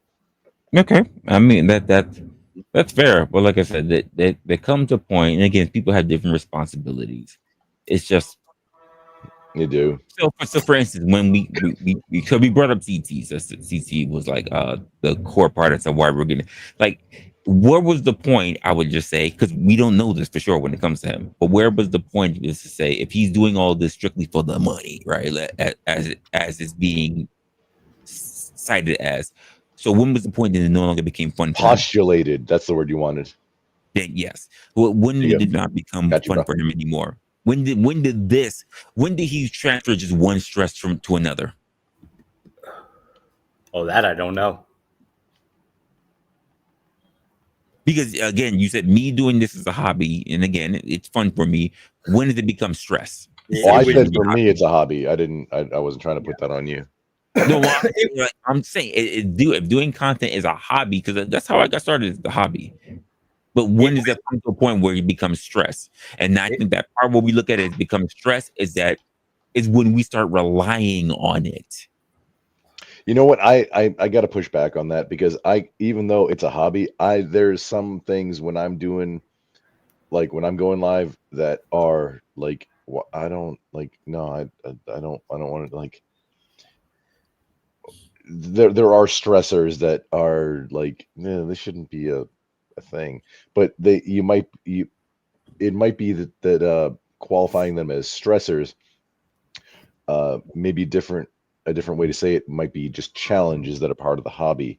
And I'm not sure which one that I mean right now, because I've got like annoyances too, but that's mostly with like dealing with like I run across new annoyances and new challenges all the time. So when I started this, my first stressor was how do I get started in what I wanted to do to what I want to do for myself.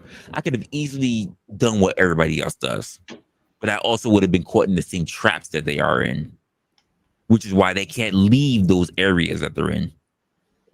Yeah, that would definitely be the case. CT is not the only person that has that issue. You understand exactly where I was going then. Yeah. So how do I give myself freedom to be more like myself instead of being boxed in and lumped in with things that I don't even necessarily agree with? By basically not focusing on the revenue and focus on the meism part. Right.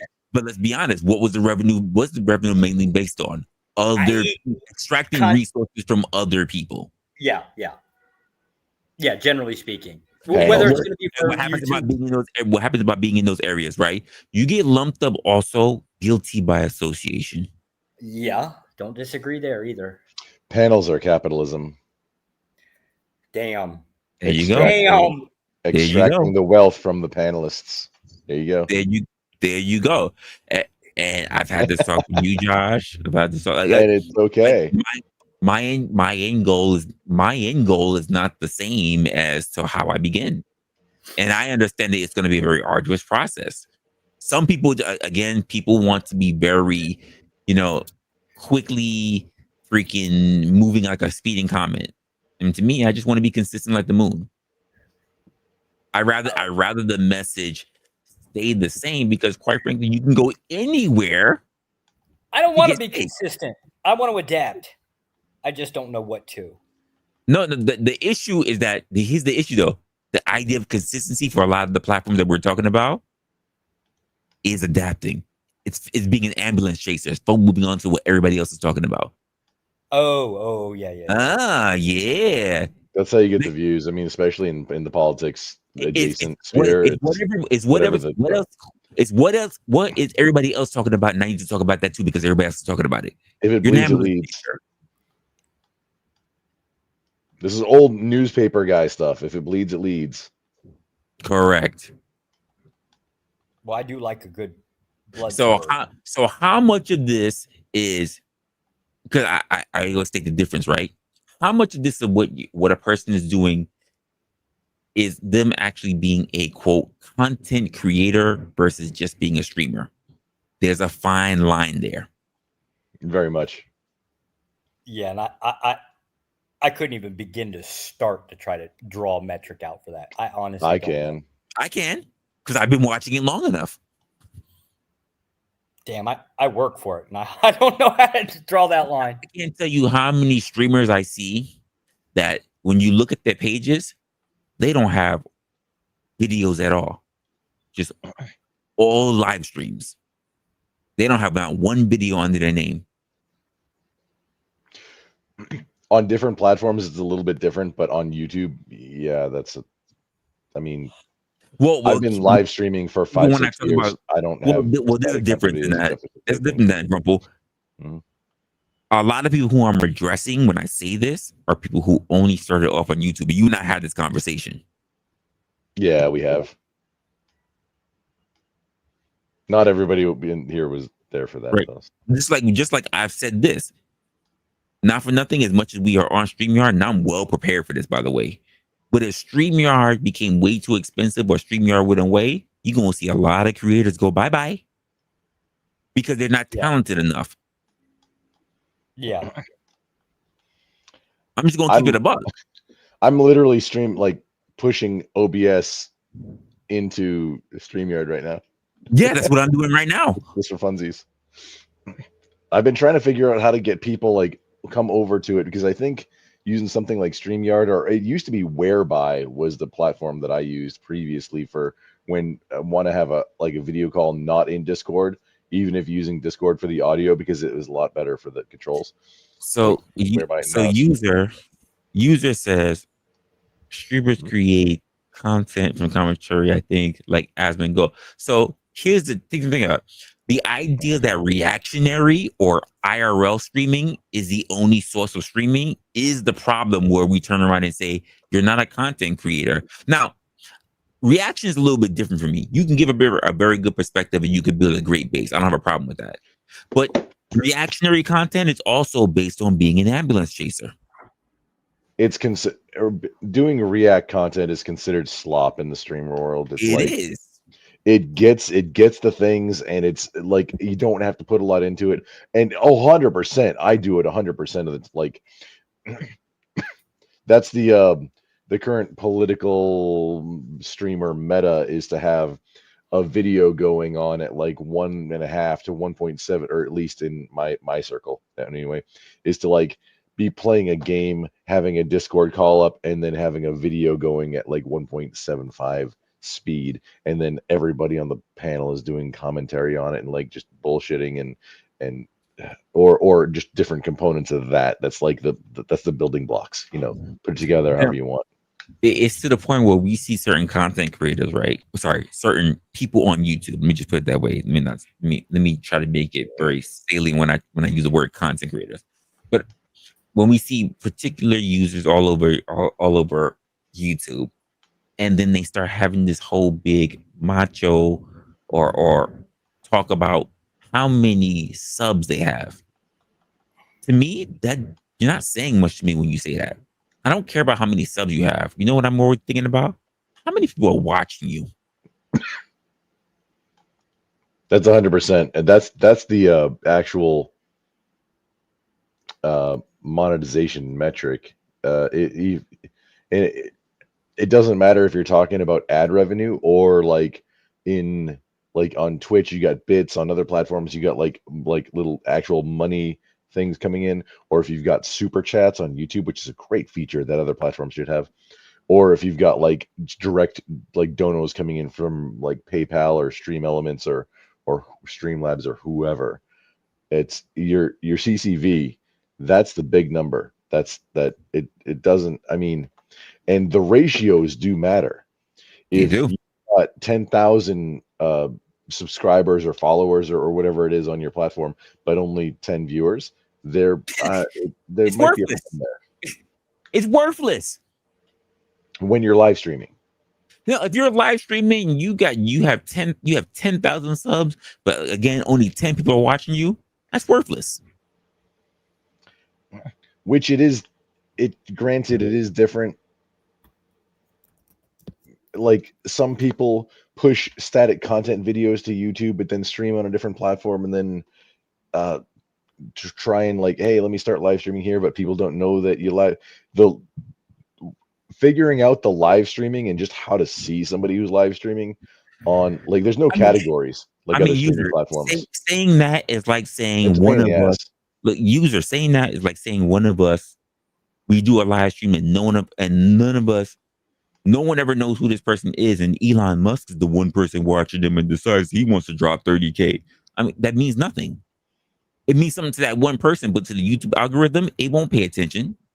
Guess what? No, that's a blip. Elon Musk would only be one view. I mean that 30K, if you're talking about 30K like USD, yeah, that'll be a great day. However, that won't impact your algorithm or your metrics or anything really. Exactly. It's one time. If you're streaming consistently, that's a one time. That's not going to impact very much.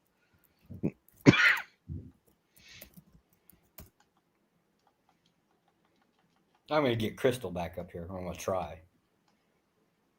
It's your fault, Resla. Yeah, sure. No, blame me. It's probably me. Listen, guys. I When told you I was Crumple tired. did it. I had to walk away. Stretch my goddamn legs. I don't know why y'all think I'm gonna have a hernia sitting in this goddamn chair for so long. What kind of chair you got, dude? I have an ergo chair, but I need to buy a new one. One of my arms are falling apart. He's got a bitch chair with all the extra like padding and stuffing and shit in it. Complete bitch chair. No, it's actually pretty. It actually don't have that much much padding on it. To be honest with you. It's only because you've been sitting on it the last 10 years, right? 10 years. If you want to get into big boy chairs, a Herman Miller Aeron, AERON. I'm 6'3". I have a size C. It's for like the wide and tall, and it's still not tall enough for my shoulders, but it's the best. We got steel case, Herman Miller, and there's one other brand that are like so I bought a Herman Miller chair, but I wasn't happy with it, to be honest with you. Was it an Aeron, AERON, and you have to get the right size, but I 100%. Don't just take what I'm doing, because it's not like I feel like there's improvements that could be made. I had spine surgery close to 15 years ago now at this point. It's not amazing. It doesn't, like, they don't even make the headrest. I had to get the headrest separate, like from a dude that used to work for them and then made a headrest company. You go to a place that sells high-end office chairs, and check them out. Fuck that. And just get a damn recliner and get one of those like pull table thing, like the hospital table thing, and just pull it over your chair. Oh, come on, you big pussy. You're gonna sit there for like 10 hours anyway. Rocking chair next. The fuck out of here. Of course, old man. Rocking recliner. There you go. You're already there. Why not just embrace reality? Just accept Hell no. Okay, go ahead. Keep fighting reality. Just like a damn woman. Yuck. Wow. Okay, all right. So I'm not old. Yeah. Okay. Wait, is this woman prattle now then? Yeah. You don't have to be on camera if you don't want to. I got you. Hello, Crystal. Oh. Okay. Resla, ask her the question, please. Which question? The one about love. The topic, asshole. We want the question asked for women. Why don't you ask? I've been repeating myself like 14 goddamn times tonight. Because you frame it better than I do. You know I'm going to be biased when I ask it. Oh my gosh. Is now, boys, fight nice. All right, Crystal. So I feel like I'm doing way too much today. So, Crystal, the thing about it is, what's love have to do with it being the episode that we had today?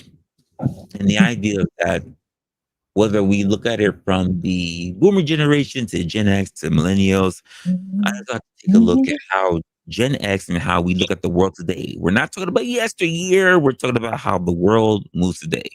We have a huge population decline. People are not making babies. People are not coupling with each other. People are very jaded when it comes to relationships. And quite frankly, it's all of our fault. It is the previous generation's fault. Instead of sitting, and this is why we have our current generation, I'm going to say Gen Z, starts to move around and turn around and say, we don't want to couple. We don't want to get married. We don't want to have children. In fact, we want to sleep with everybody. in all kind of conventional means, and anybody who wants to identify in whatever proclivity they want to identify in. Why would the hell they want to listen to us after seeing us drop the ball and kick it down the road for so long? What's your thoughts on that? You're coming to the wrong girl on this one. I'm a domestic abuse awareness speaker, author, writer, like all of it. But actually, no. I am all of that, but I have actually found love after getting out of my abusive relationship. But paying attention to what everything that you've been talking about, love in the context of the economy and everything else, it doesn't have a place anymore, it seems, which really sucks, which is why there's so much war, why there's so much fighting. People have forgotten what just general kindness is in the world. You know? Do you mean like war on it would the actually be a internet? lot better.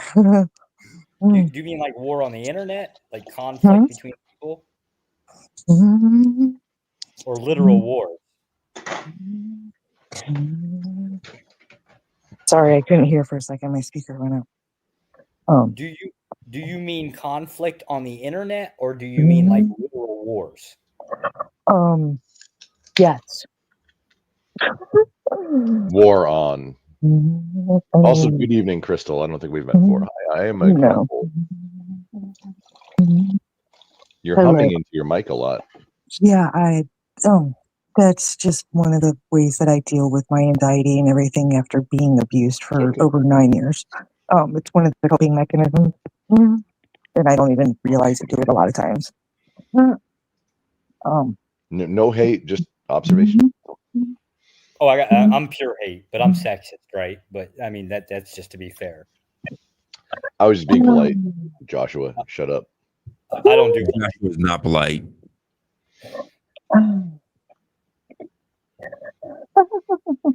So, Crystal, how about this one? And get a clear answer. Maybe help us clarify. Describe love to us. Explain to us what that thing is. Okay. Now, are you talking parental love, a child's love, romantic love, platonic? Where are we going here? Within the Anal context on a of picnic bench at an REI state park. I like the way she already started out with that. I'm sorry. They're not all the same. Right. But to be fair, the question was phrased around how do you pitch it to say Gen Z and promote it, basically, right? So the thing that we're going to basically try to promote, or if that was the case that you wanted to, it would be like spousal. Right? Okay, first off, I'm going to put this one out there. Josh, I never saw you as a flower power toting hippie from in the 60s. Because right there, what you just said to me is 911 need a burn unit. So within the context of marriage, right, does any type of emotional attachment matter? Yes. Okay. What would those emotions be that matter? Honestly, when it comes to it, when you get butterflies with someone, that's not love. That's your body's fight or flight.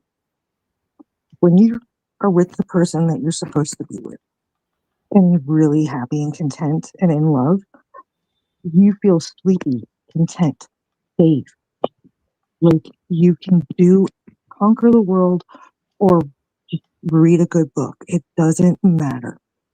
You try, partnership. It's something that I have to work on, and you support each other.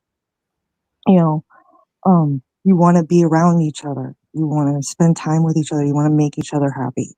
You actively try not to hurt them and to make their lives better. If I may quote, there's a paraphrasing quote. The gist: "There's no greater love than that, to set down a man's own life for his friends." I forget what it is. A mother's love. I mean, I love my kids. I would die for my children. There's all kinds of different flavors here. That's where I was going. Yeah.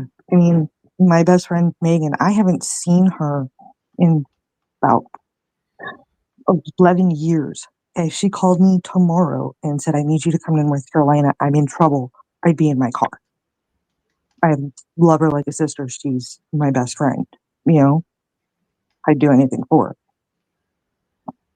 You know, I love my family. I respect them. But there are also people in my family that I can love from over here, but will never speak to again because they're toxic and I don't need them in my life. I love my biological mother for giving birth to me, but I'm done. So love is complicated, but at the same time, it's messy, it hurts, but it can be great and it can be horrible. I actually, some of you might know the rapper Willie J. He's a producer and everything. He just published a anthology yesterday. That I put in our private one chat. moment, Crystal. Give me one moment. So, user, no, that's not what I do. I did not put it down to strictly sexual love or so. People have different caring standards for other people. Yeah, just to be clear here, right? Resla didn't demand this. I did, and I demanded it within the context of, like, say, marriage. So, yes, it would include the sexual part, right? But I'm trying to get to some type of definition. But that definitely was not Resla. That was definitely me. Okay. Go ahead, Crystal. I just read the chat. Actually, there is a difference between sexual love and romantic love.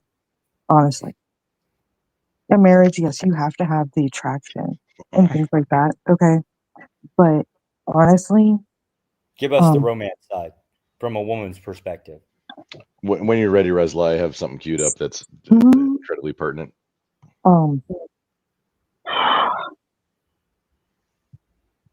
When a woman is truly in love with a guy, or at least for me,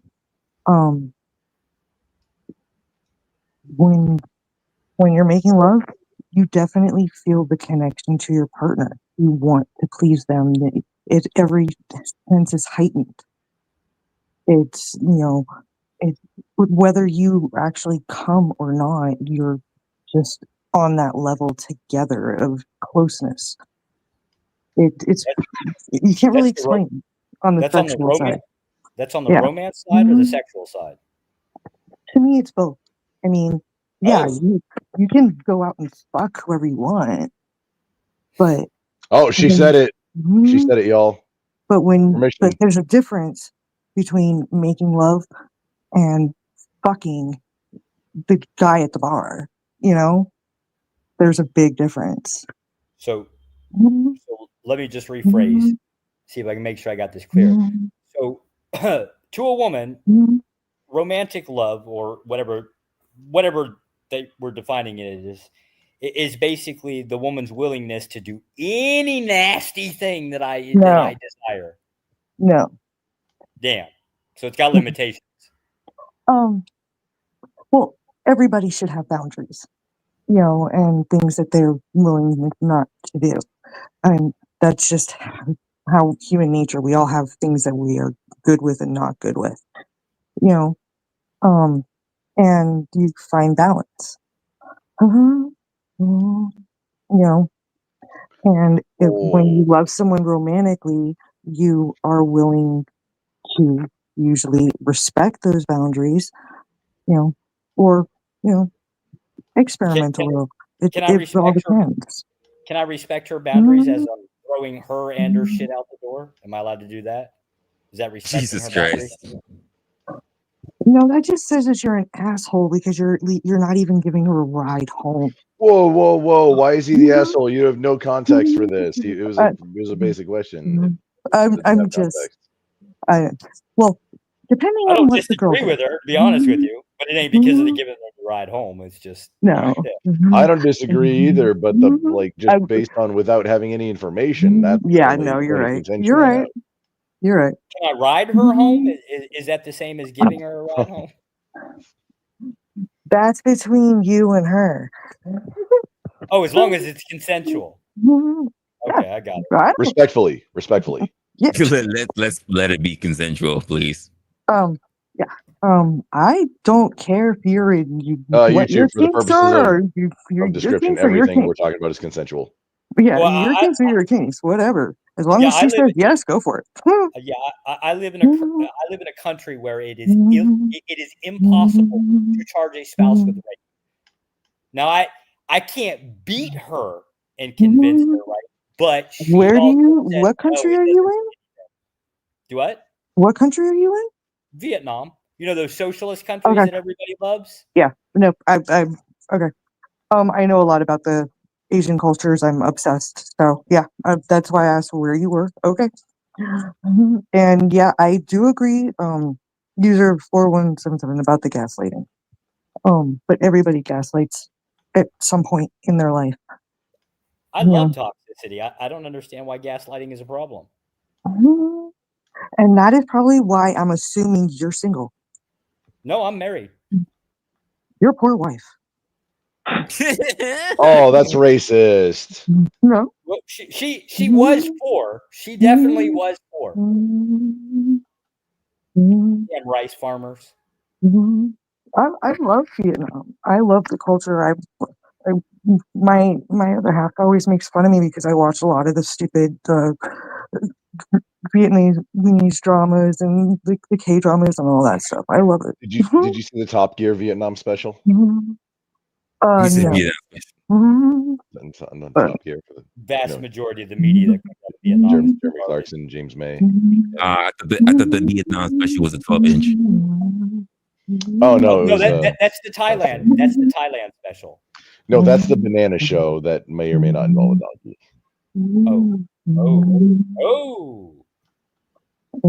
I'm probably the wrong person to have It might. like talking about this because I mean I Well, no. To be fair, you're the right. No, that's all consensual and voluntary. So yeah, you're good. You're the right person because we've basically been asking men about love, and we're all kind of like mostly in agreement of it's a Disney film, right? We kind of need a woman's perspective on it, so you're the perfect person to ask. The feminine touch. Honestly, I do feel that if there was more love in the world, that if things would be better. But I'm also realistic. And we just want to understand what the more love part is. Like, is there how do you describe it? Basically, take the last 7,000 years of poetry, song, and all that, summarize it into a few paragraph. Every rose has a thorn. Yeah, right. Am I right? Am I right? Am I right? And all I'm thinking of is the song "Poison" from Has Been Hotel. Okay, let me try this. Do you have kids? Yes. Okay. If you were trying to convince your child to get married, right? Like you're trying to, what would be the thing that you would say to your child to convince them to base it off of this emotion that you call love? Yeah, see, me being who I am, I have a follow-up for this. I wouldn't want to force my kids to get married unless they found somebody that completed them. Okay, so give us just, that's where I'm. Okay. Good thing my hubby's sitting right next to me because I can look at him and think about it. Can he hear us? Can he hear and see us? Yeah. And everything? Okay. Well, then I mean, if you were done, I have a follow-up for that. Basically, whenever you're done, I have a follow-up question. When it comes to like the feeling of completeness, it's just that content when we go to bed at night, wanting to be in their arms even when you're arguing, wanting to spend the time together, wanting to, Matt balances me out. Like I'm artsy and I'm a singer. I'm you might avoid using your real names. Just I don't care. I have my own channel that is very controversial just because I talk about domestic abuse awareness and all kinds of like important like. No, then you're ahead of where my advice is going. Then you're already there. Never mind. Please continue. Wait, really? So, but I mean, he balances me out. He's the tech. I'm, I guess you could say, in a sense, the hippie. You know, I'm learning the tech, but you know, I'm more hands-on, artistic, and he balances me out. You know, it's we balance each other. We complete each other in a way, and it's just that feeling of content and the way that we click. You know, yeah, we have fights, but at the end of the day, we can't imagine being without each other. That's the best way I can describe it, really. While I don't disagree with that being a really cool outcome, do you think that that's necessary for a successful marriage? No.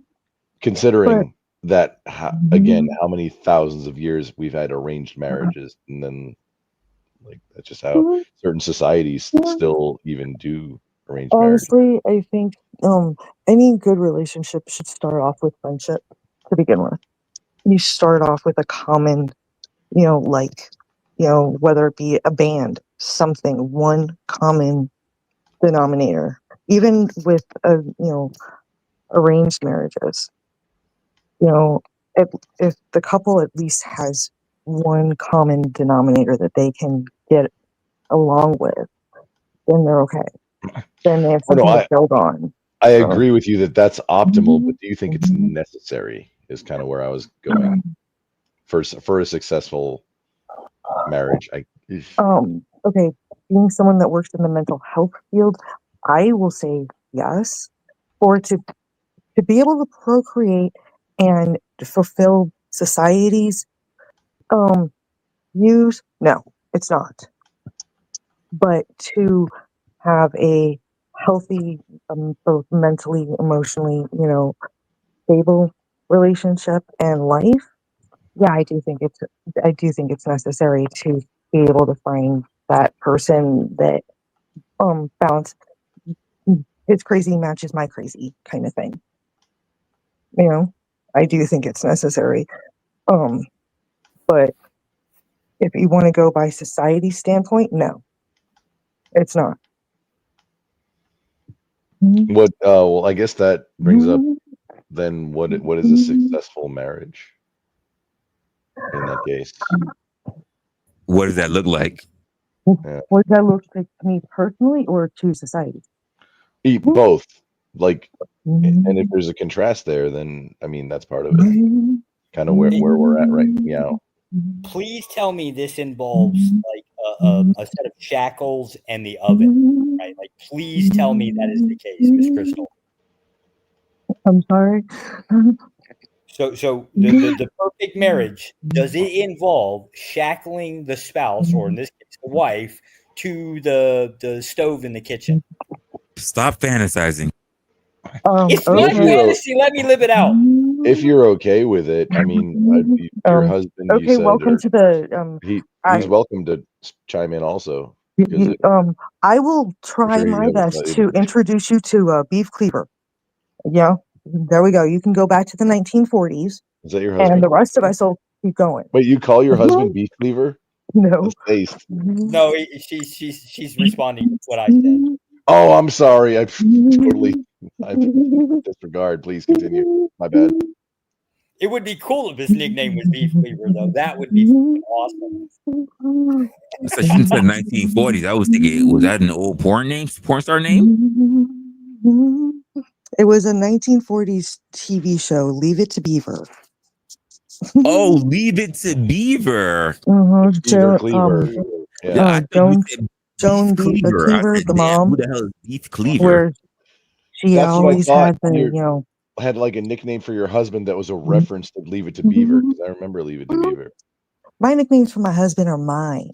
Mine. Oh no, I'm not asking. I don't share those. I'm not asking. Don't put that on me, Ricky Bobby. But honestly, in society's eyes, as long as you can get the picket fence, the white picket fence, the dog, the kid, and happy wife, happy life, that is a successful marriage. The bumper. To me, a successful marriage is kind of close to that. I mean, yeah, the kids are great, but that can't always happen. Matt literally saved my life, and unfortunately, we do not have any children together. I had children from my previous relationship, though, but at the same time, we're working through things, and to me, a successful relationship and marriage is, at the end of the day, you don't want to kill each other. Which some user 4177 brings up in chat. Also, I have to on that topic, I have to remind constantly so marriage is a it's a sacrament under God between man and woman, blah blah blah blah blah. That piece, but then also separately, it is a contract under the title system that confers tax benefits. We're talking about the former in this case. Yeah. I like what user 4177 said. That I agree. So you believe that a successful marriage is based off of happiness? Well, it doesn't. You're not always going to be happy, but I do believe it's two people working together for a common goal, relationship wise, that and supporting Let me each clarify. other. Should that goal be happiness? Yes. Ooh, instant failure. No. He said instant failure. Yep. Statistically speaking, if you base any goal on happiness, you are destined to doom. I tentatively agree. I tentatively disagree, because if you are happy and content in what you're doing, it comes easier. Your customers see it, and you actually do move forward. Economically Wait, speaking, that in a is marriage, exact who's the opposite. customers? Wait, and just No, taking the business no, I was just example talking you just said, like, in a marriage, who's the correlator? no, Is the customers the kids, or yeah, everybody around you, basically, but truthfully, your spouse is, you strive to keep each other happy. My other half has supported me in building my life again after it my burned wife? from my ex. I got my coaching certifications, multiple, put a lot of time, a lot of energy, and written. Now I've been in 6 anthology books that have all reached international bestsellers, my solo and everything else, and he has supported me in all of that. So what is psychology, since you're in the health or the mental health field? What does psychology say about basically people that rely on other people for happiness, whether it's reliance or dependent, like however you Oh want to phrase no, I'm a firm believer that you need to be happy with yourself before you can be happy with anyone else. Okay. So what then does that mean that you're going to make somebody else happy? You strive to. You What want. does that mean? Give more details. Maybe we misunderstood. It's, to me, making my other half happy is, doing the little things, like actually cleaning up the room, because I hate cleaning. I will own it. So Finding his favorite video game for him that he's been looking for and surprising him. Just the little things in life. The 1940s Leave It to Beaver, right? She's basically she's cleaning the house. She's doing all of the things that the guy typically usually doesn't want to do, right? So it is the 1940s Leave It to No, Beaver. because she actually takes really good care of me and surprises me and does the same thing for me. It's a mutual respect and want to take care of each other and support each other. So is it toxic if one person doesn't want to participate and one person does? It depends. Okay, I need context on that because I don't know. I'm going off of your descriptors here, trying to understand the description. It's healthy to have separate hobbies and things. Not, you have to Very have much, yes. you have to have your own time, your own individual likes and things. As you already implied with, you must be happy first before you can be happy with another person. That's already been established. We're not pushing back on that concept. We're the causing or the making or the how did you phrase it? The wanting, the desire to affect the other person's happiness.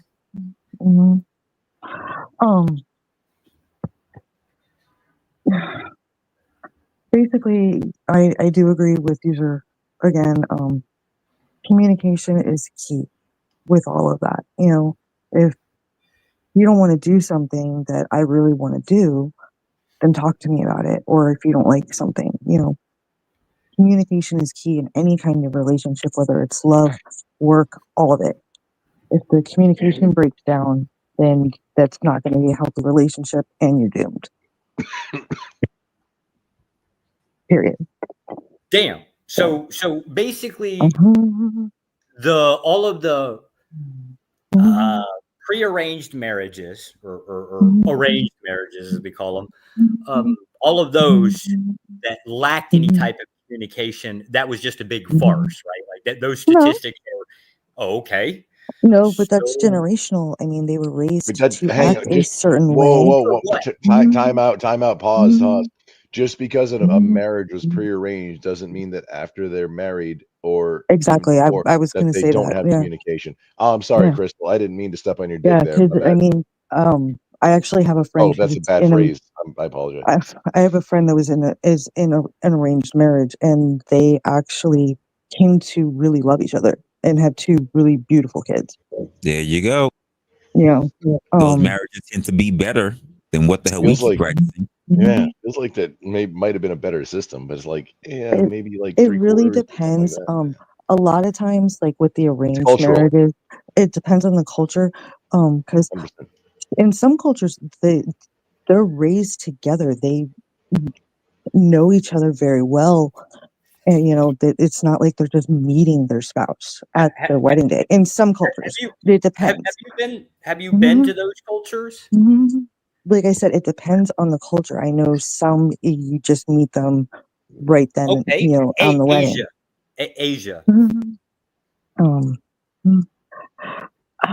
I don't know a lot about like arranged marriages there, honestly. I know more about the food culture than anything. Okay, so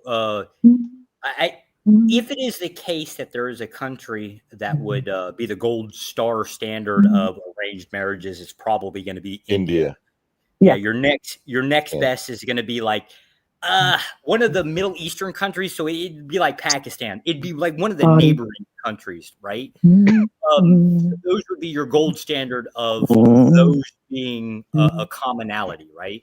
And in the case of those regions, they're actually incredibly divided, right? Like they're even within India, you don't really run into co-ed education systems. They kind of tend to separate. Now, as you go farther north in Asia, they don't have the systems that designed like where they separate them, but generally the genders will automatically divide themselves within the room. Like the guys will sit on one side because they want to hang out with the guys, and the girls will hang out on the other side because they want to hang out with the girls. It isn't the unity that would be the thing that you could point to in those regions. It would actually be the division, because it would be the opposite. You're right.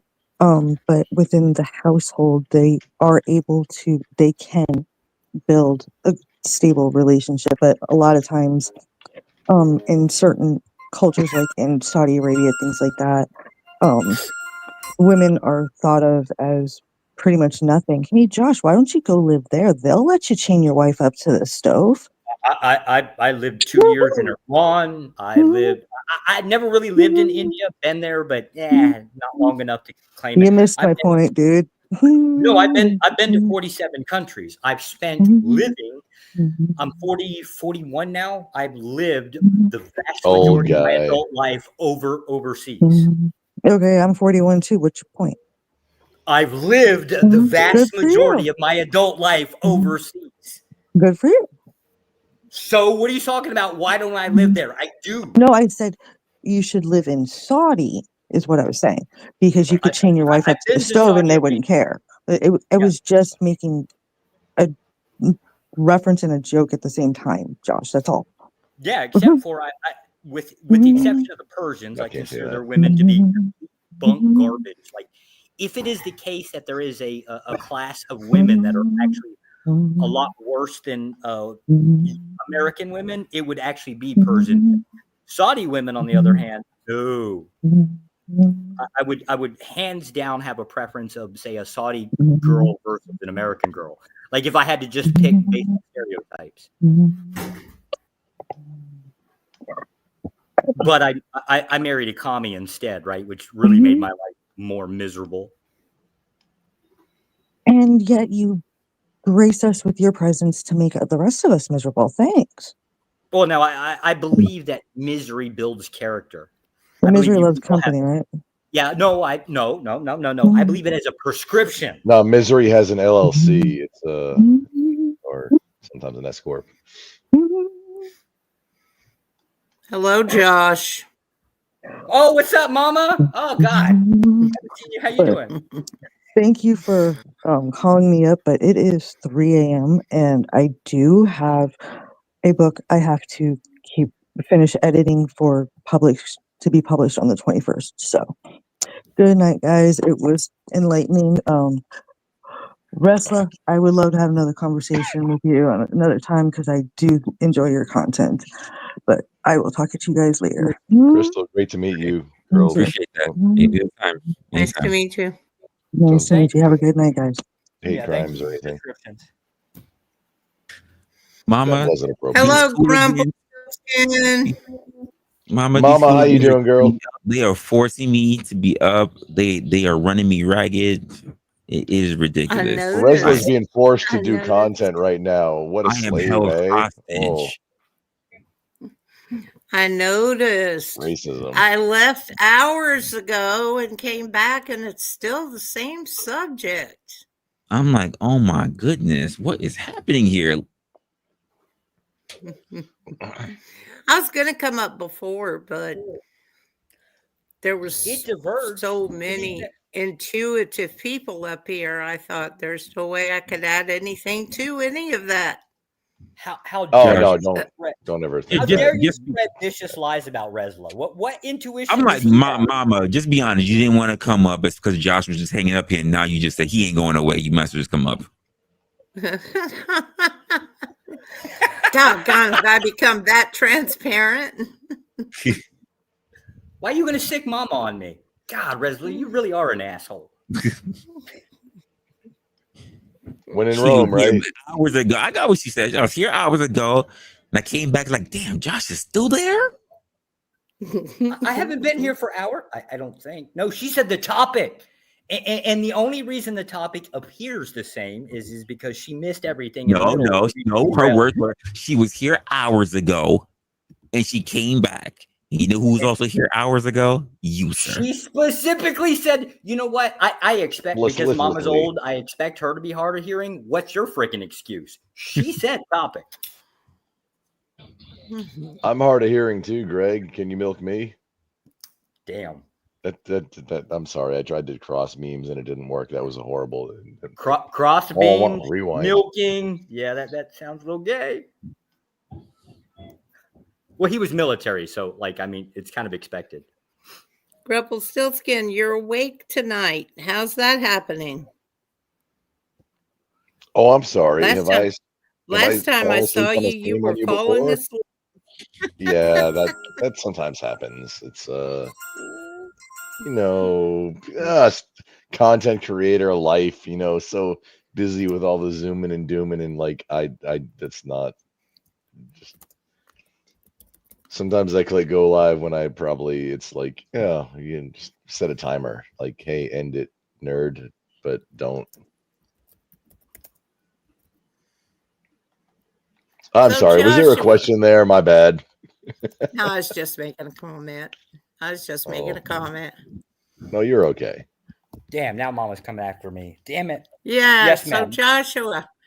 Yes, ma'am. So you started out kind of on the negative fence. You're still on the negative fence.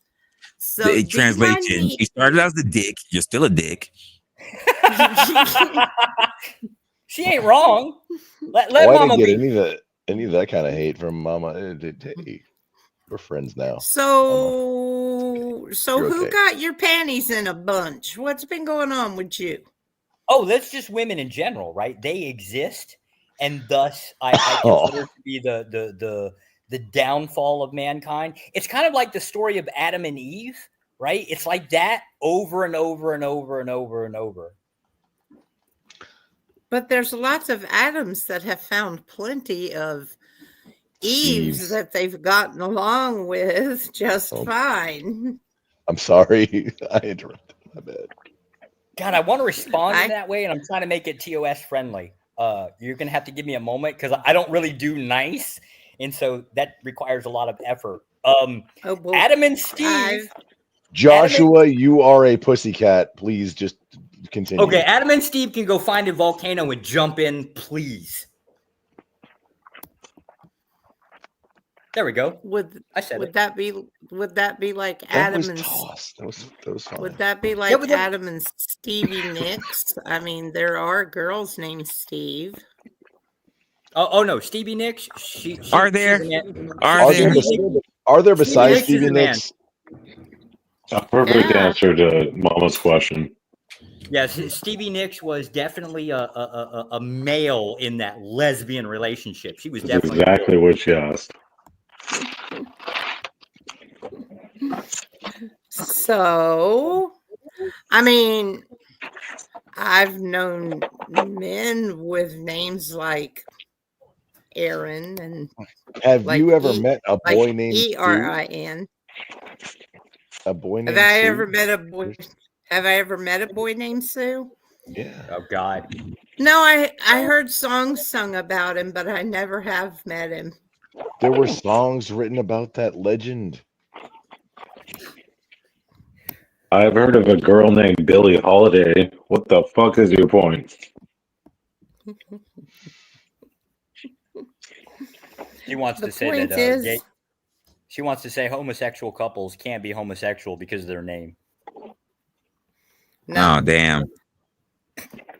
It's got to be Bob and Bob. You know what? Did you hear my point, Resla? Not my. Yeah, if their name is not Bob and Vagina, they don't count. Not Bob and Vagina. Yeah, they get tossed in the volcano. That was crazy. That was fucking crazy. Like baby steps on the bus, baby steps on the strap-on. Not the strap-on. That was. I'm sorry, that was off color. That was my bad entirely.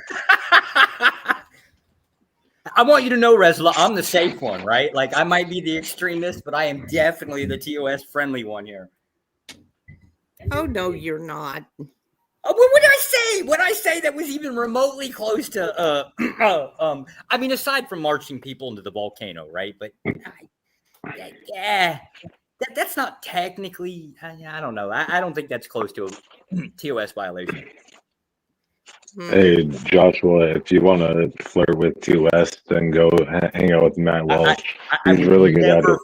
I would never flirt with TOS on Resla's channel. It never happened. But you could flirt with Matt Walsh. He's good at that. Oh. I mean, I would love to talk to Matt Walsh, just like a one-on-one, even like 10, 15 minutes. Even not on my own content, just for funsies. You know what? hang on. You know what? Let me put that on my agenda. I'm not sure Matt Walsh will hold up. He did have chest surgery, if you remember. Like a year ago, maybe a year and a half ago. He had like his chest was caving in on his heart, so he had to have like rib cage surgery to relieve pressure on the heart. No. Yeah. That's his buddy. Oh, wait, no, never mind. That was Steven Crowder. My bad. Yeah. I'm not all that bright. You gotta know this about me.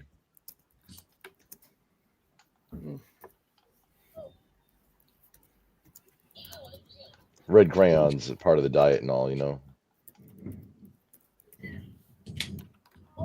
What color crayon tastes the best?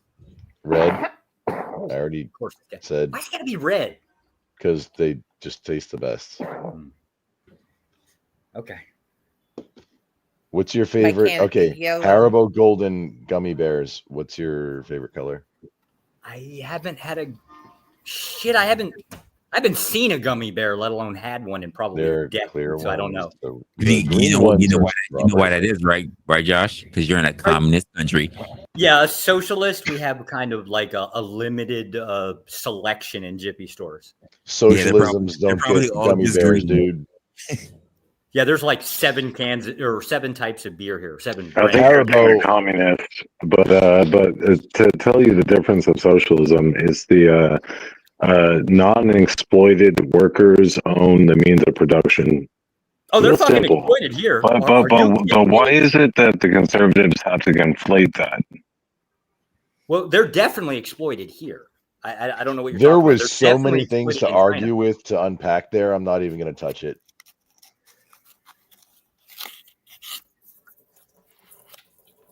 I mean, hey, as long as you address what it is, that's good. We can do that. I mean, but the difference between it is who does the exploitation, right? Who does the exploitation? Right now, capitalists. Before that, it was feudalism. It was monarchy and shit like that. There's always been an elite class that exploits the people that are under them. Would you agree? What's the difference between the exploitation within the United States and, say, the exploitation in, say, Vietnam or China or Cuba, I guess, if you want to throw that one in there? Or under Mao. I mean, there's a different structure. Each of them have exploitative structures. I would not disagree with that. Okay, so these socialist countries. Those are not socialists, though. They're authoritarian, Mr. Joshua. Which is not socialist, Mr. Joshua. Would you agree? Oh, okay. Oh, I forgot. The no true communist, the no true socialist. No, there's no authoritarianism in socialism. There's arguably there is authoritarianism and communism in certain forms, but there is no inherent authoritarianism in socialism, Joshua. What economical model exists within Vietnam, Cuba, or China? What economical model would you call it? Cuba approximates probably the closest of them all to socialism. However, it is not. Did you say North Korea? No, that's a totalitarian fucking. That's fascism in North Korea. We don't have access to North Korea to know. Oh, excuse me. Are we talking shit about glorious, fearless leader? Yes. Yeah, I am. Yes. But you both know that North Korea does not really have a socialist government. None of us could bring up North Korea because we don't have access to any information from within the inside of North Korea. I specifically stated Cuba, Vietnam, and China. Those are your 3 options you generally get. China is once again another of your favorite forms of authoritarian society, in which communism can produce, and they do efficiently do. That's why China is top 5 in the world right now. Are you sure that's not structure that technology? Huh? Are you sure that's not from stealing technology from because they don't have intellectual property? What did they need to steal, dude? Look at the North American real quick. Your answer. Real quick.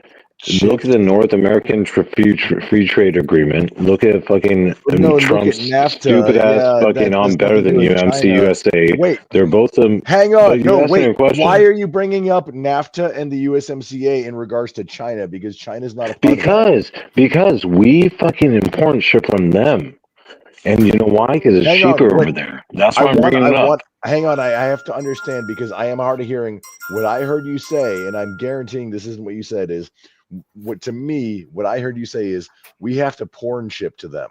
And I don't think that's what you said.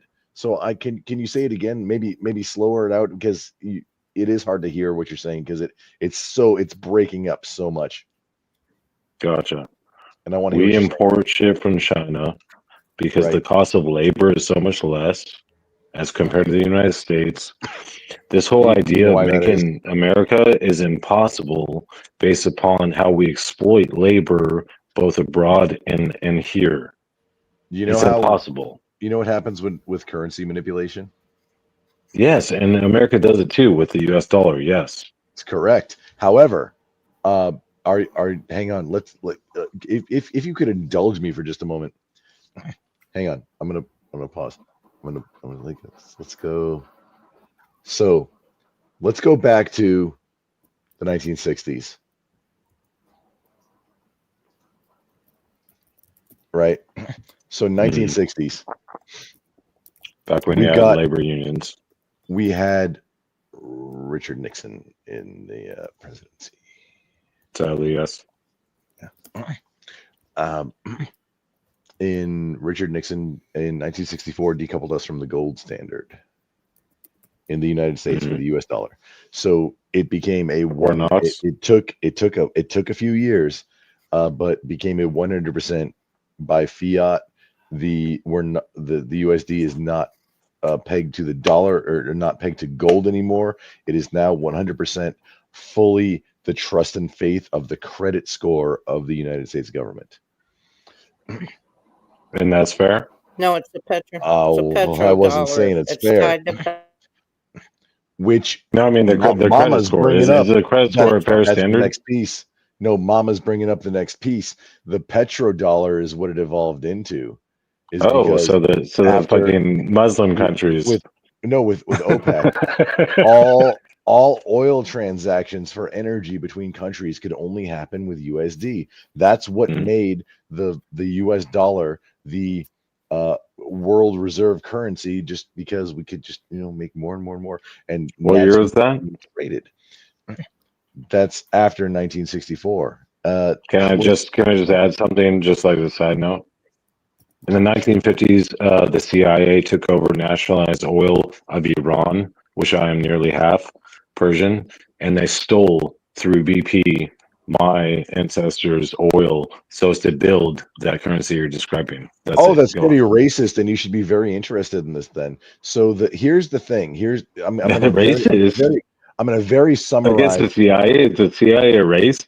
I'm going to very summarize the next 30 years of it, up until 1980-ish. Okay, so it got really bad under the Carter administration. So the United States was doing the opposite of China. China was artificially holding down their currency on the world stage in the Forex markets.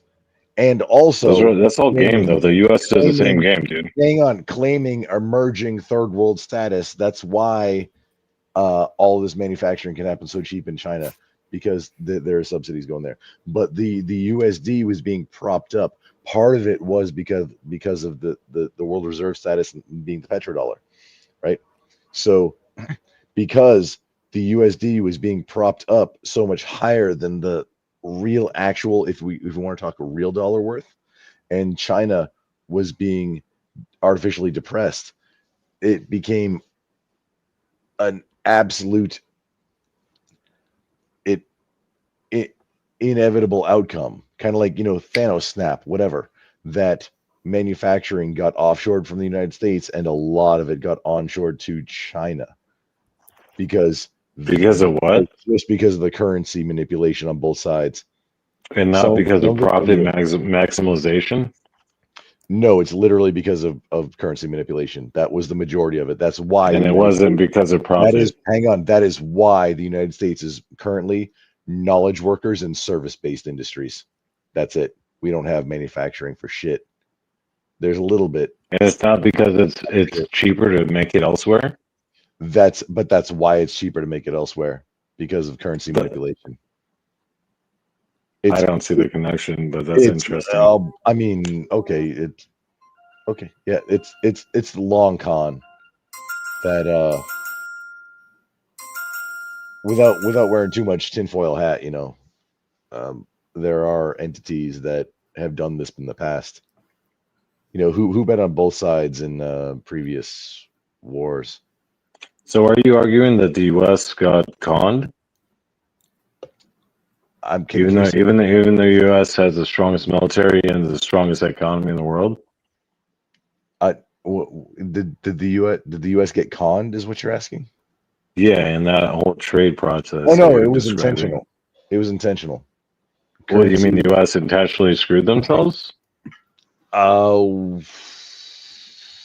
Not like the president at the time saying, "Hey, I'm going to screw us." No, it's the players in play did it, and knowing what the outcome would be. Yeah, 100%. Which were who the players and what was the outcome? Do you know the story about what happened on Jekyll Island? No, not at all. But I'm curious. That sounds way more interesting.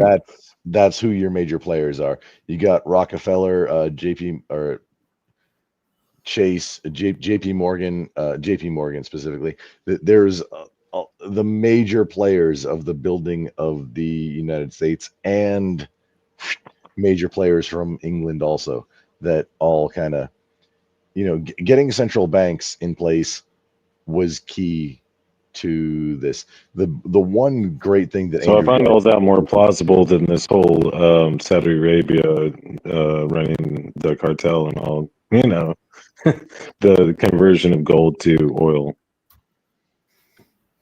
I didn't get what you said. I'm sorry. I was saying I find all the arrangement of these players more plausible than the conversion from gold to oil in a misplayed something, despite the fact the U.S. is in power and has been in power for hundreds over years, I think. Yeah, but the U.S. isn't the actual players. That's the point you may be missing. What does that mean then? Who's the players then? I mean, without getting too Alex Jones, because I don't listen to him, but he does talk about the frogs turning gay, and we learned that. That's just funny. Oh my god, they're all global elites that Goddamn manipulate frogs being gay. Yeah, frogs do be turning. That's why Reza's still on here still. What do, just waiting for those gay frogs. In Flint, Michigan, do the frogs turn gay or do they just die? The best line ever being said. They're turning the frogs gay. It's the chemicals in water. It's a fine line of doing like jokes and entertainment with real information, and I'm trying to. I mean, Alex Jones was on point way more earlier in his tenure. Listen, he was on it more than he was missing. I'll say originally it was, and then he just loved capitalism and sapping people's money with fucking brain pills and dick pills and shit.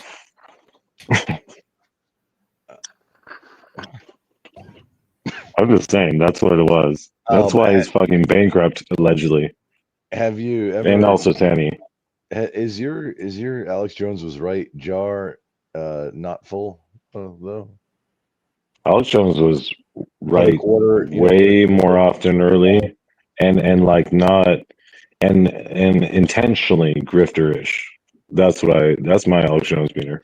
He had to his whole not his colloidal silver, whatever the ionic whatever, his whole product. Have you heard of Hassan Piker? Biggest Twitch streamer political right now. Yeah, I definitely know Hassan. Wait, hang on. Yeah, so you know what Hassan says? Hassan says that fucking Alex Jones is the GOAT of theater. Just real quick, that's all. But really now, Hassan ran away from Sam Hyde fight Piker. Oh yeah, that guy.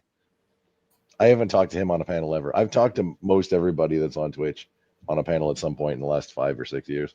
Not him. Well, that's cool, but I'm saying you recognize he is big, right? And he said that Alex Jones, he just wishes he stuck to fucking theater, because Alex Jones is a fucking brilliant entertainer. No one can take that from him. Hassan Piker is an entertainer, but just for a different. I know, and thus he can game recognize the game, right?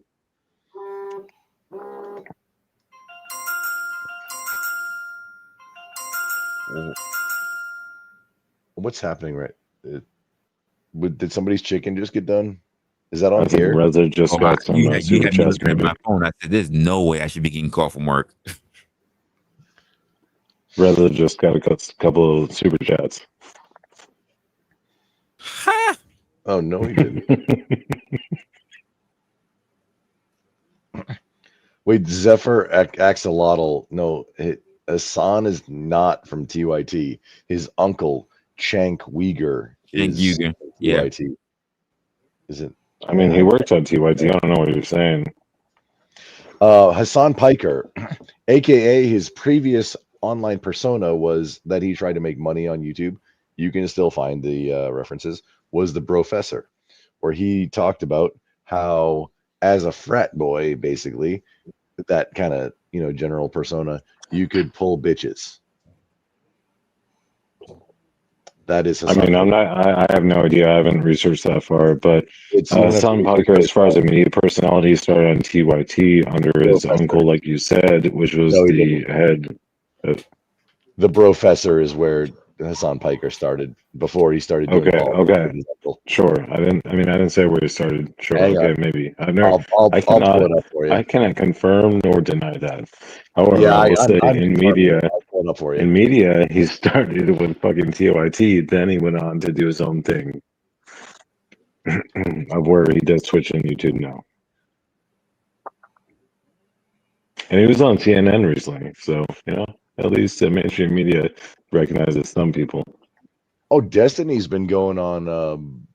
Oh yeah, Destiny's been on a tirade too, going on mainstream media. Yeah, Destiny is. I see Hassan more on debate than anyone else. Even my people, like Rob Knorr, like got started on Twitch. People, Rob Knorr was on Tim Pool's podcast. I don't know, it was like 6 months ago or something. I'm not sure if he's been. I haven't been I don't talk to him all that often. I haven't been keeping up, but I'm not sure if that's where it's going. Is this the Professor?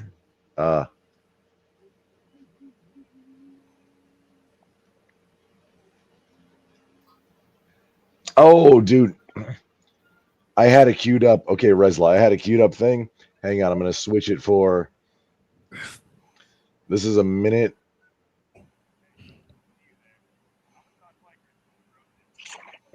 Okay, this is it. Okay, hang on. This has to be a thing. I'm going to change this video over to this one. It's still queued up, Resla. Let me present this. Is this the Professor? Yeah.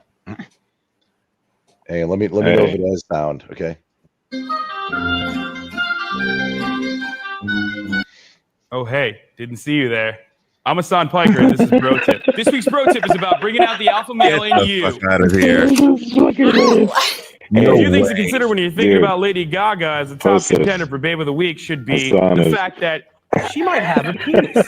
The fact that Lady Gaga might have a small penis does absolutely terrify me. Here's why the 5-second rule works. Because when you start thinking for longer than 5 seconds, you're immediately not thinking with your dick and also thinking with this pesky thing up here that we like to call our brains. There's a lot of So once this. you start thinking with your brain, you're immediately going to psych yourself out. Come back again next week when we discuss the legendary question of all time: old enough to count, old enough to mount? Question mark. He said old enough to count, old enough to mount. That was hilarious. I want to say thank you to Miley Cyrus for showing off her camel toe at the VMAs the other night. I always knew Hannah Montana was a little slut. Don't even try to hide it.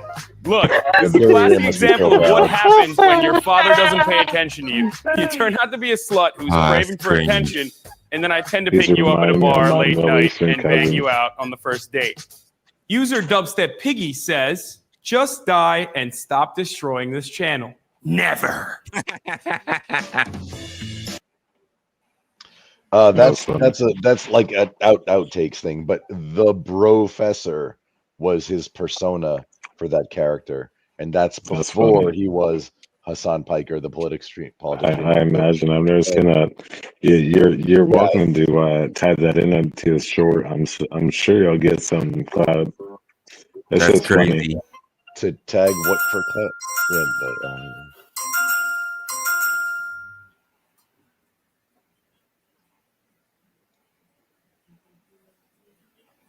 was that? Apparently, you are getting it in with the notifications. I'm not live.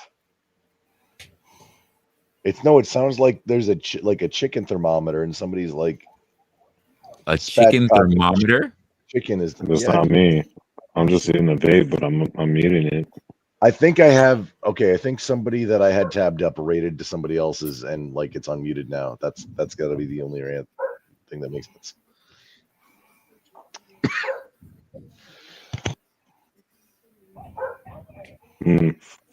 That was funny.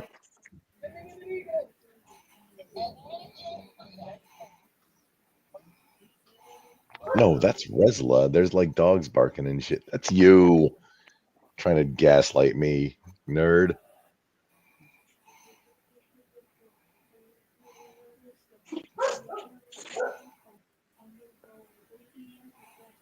That's not me.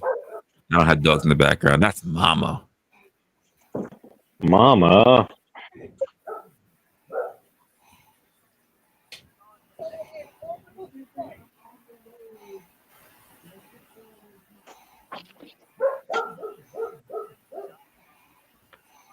Should be having them dogs and the jackals in the background. Coyotes. If hang on, I'll put the link into the side chat. Not I mean, if you would like a 10-minute Hassan Piker's trust fund in his failed career as a pickup artist, put it on like 1.75 speed if you would like to pull that up. Yeah, that's funny. That I assume that was before he banged porn star Janice Griffith. So I grew up in Turkey, to a relatively affluent family, and if you're like even a little bit affluent in Turkey, because of how massive the wealth gap is in a country like that, you're caked up. In comparison to like American standards, where if a similar salary would not, or similar amount of wealth would not make you, upper middle class even. Hassan's father, Emmett B. Piker, who is a public figure, so I'm not doxing anybody, was the vice president of Sabancı Holding, a Fortune 500 company at the time. He also represented Turkey as a delegate in the European Union. For Hassan to act like this wouldn't even make him upper middle class in America, when his father was literally one of the most powerful businessmen on the planet, is just a straight up lie, which he does a lot of in this interview. Hassan does mention that his father was the right-hand man in a holding group. But he was successful. I mean, he was like lobbying the Turkish government. He was like the right-hand man in a holding group. You know what I mean? He had some pretty serious jobs. But to pretend that his family's wealth was comparable to your average middle-class American is laughable. Hassan goes on to claim that his father lost everything futures trading after he had retired and Hassan went off to college. By the time I got to college, my dad lost everything, right? Which is fine. I mean, I still had a lot of the benefits of a early upbringing. Do you mind telling us how he lost everything? Or futures trading. What happened in that? Just gambled, basically. Yikes. Okay. Have you been doing that for a while and seen some success and then just kind of went all in on it or something? Yeah, pretty much, I think. Like I'm a little murky on the details. Like, I don't think he's never fully like brought it up. You know what I mean? I can't dispute this fact in and of itself as this information. Let me know if you want to pause. It is 10 minutes, but we're already 2 minutes in. Like we got it 1.5. Real quick, I just want to pause to put my input. I'm not, Hassan Piker doesn't represent the left perfectly. The left is a compilation of people that believe in an ideology. But I'll say that Hassan Piker's ideology has been more perfected and rounded and chiseled over time, and I will say that at least in my opinion, Hassan Piker's methodology and ideology and analysis has become much better than this Hassan that we're looking at. Hey, Mama, you got like a whole lot of dishes clanging and going on. Thank you, girl. I appreciate it. Oh, that's so much nicer. Isn't public.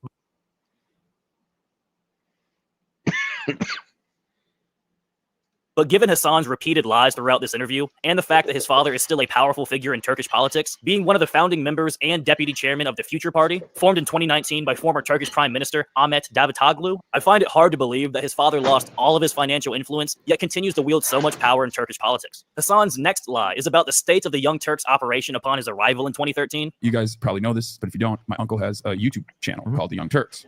it was like a 26 person shop. It was like a tiny operation, not that big, not that media behemoth. Tiny operation.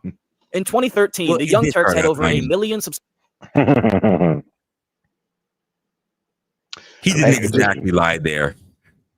Just okay, so tiny operation, 26 people as far as media production for doing a content creation.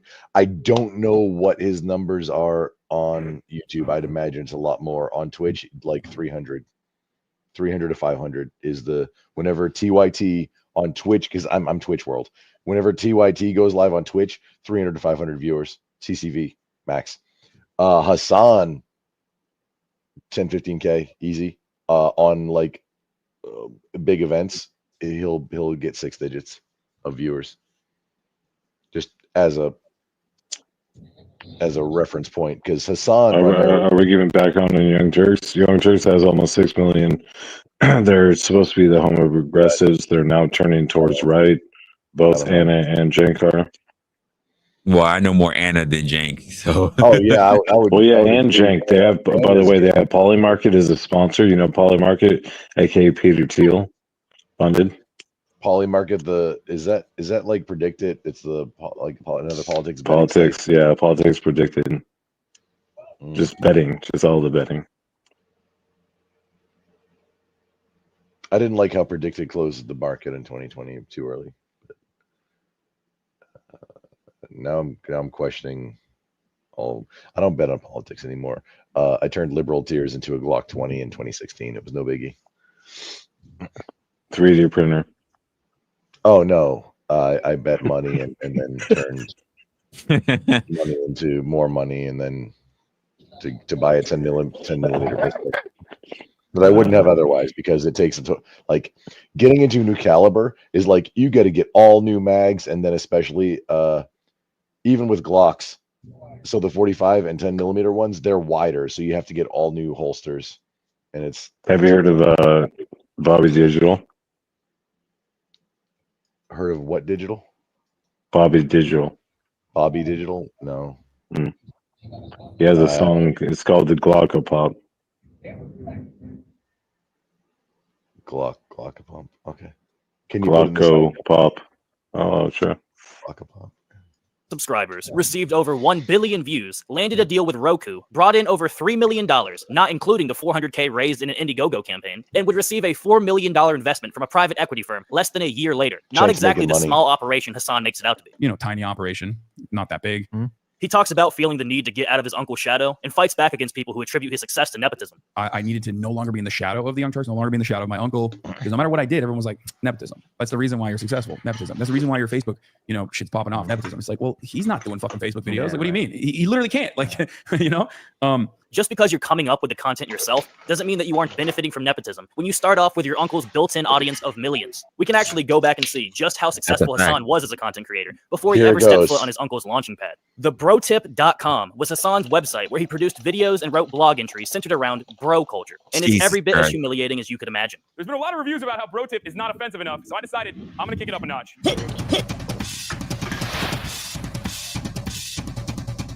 We have 2 babes of the week this week. 1, Lady Gaga. 2, Kate Middleton.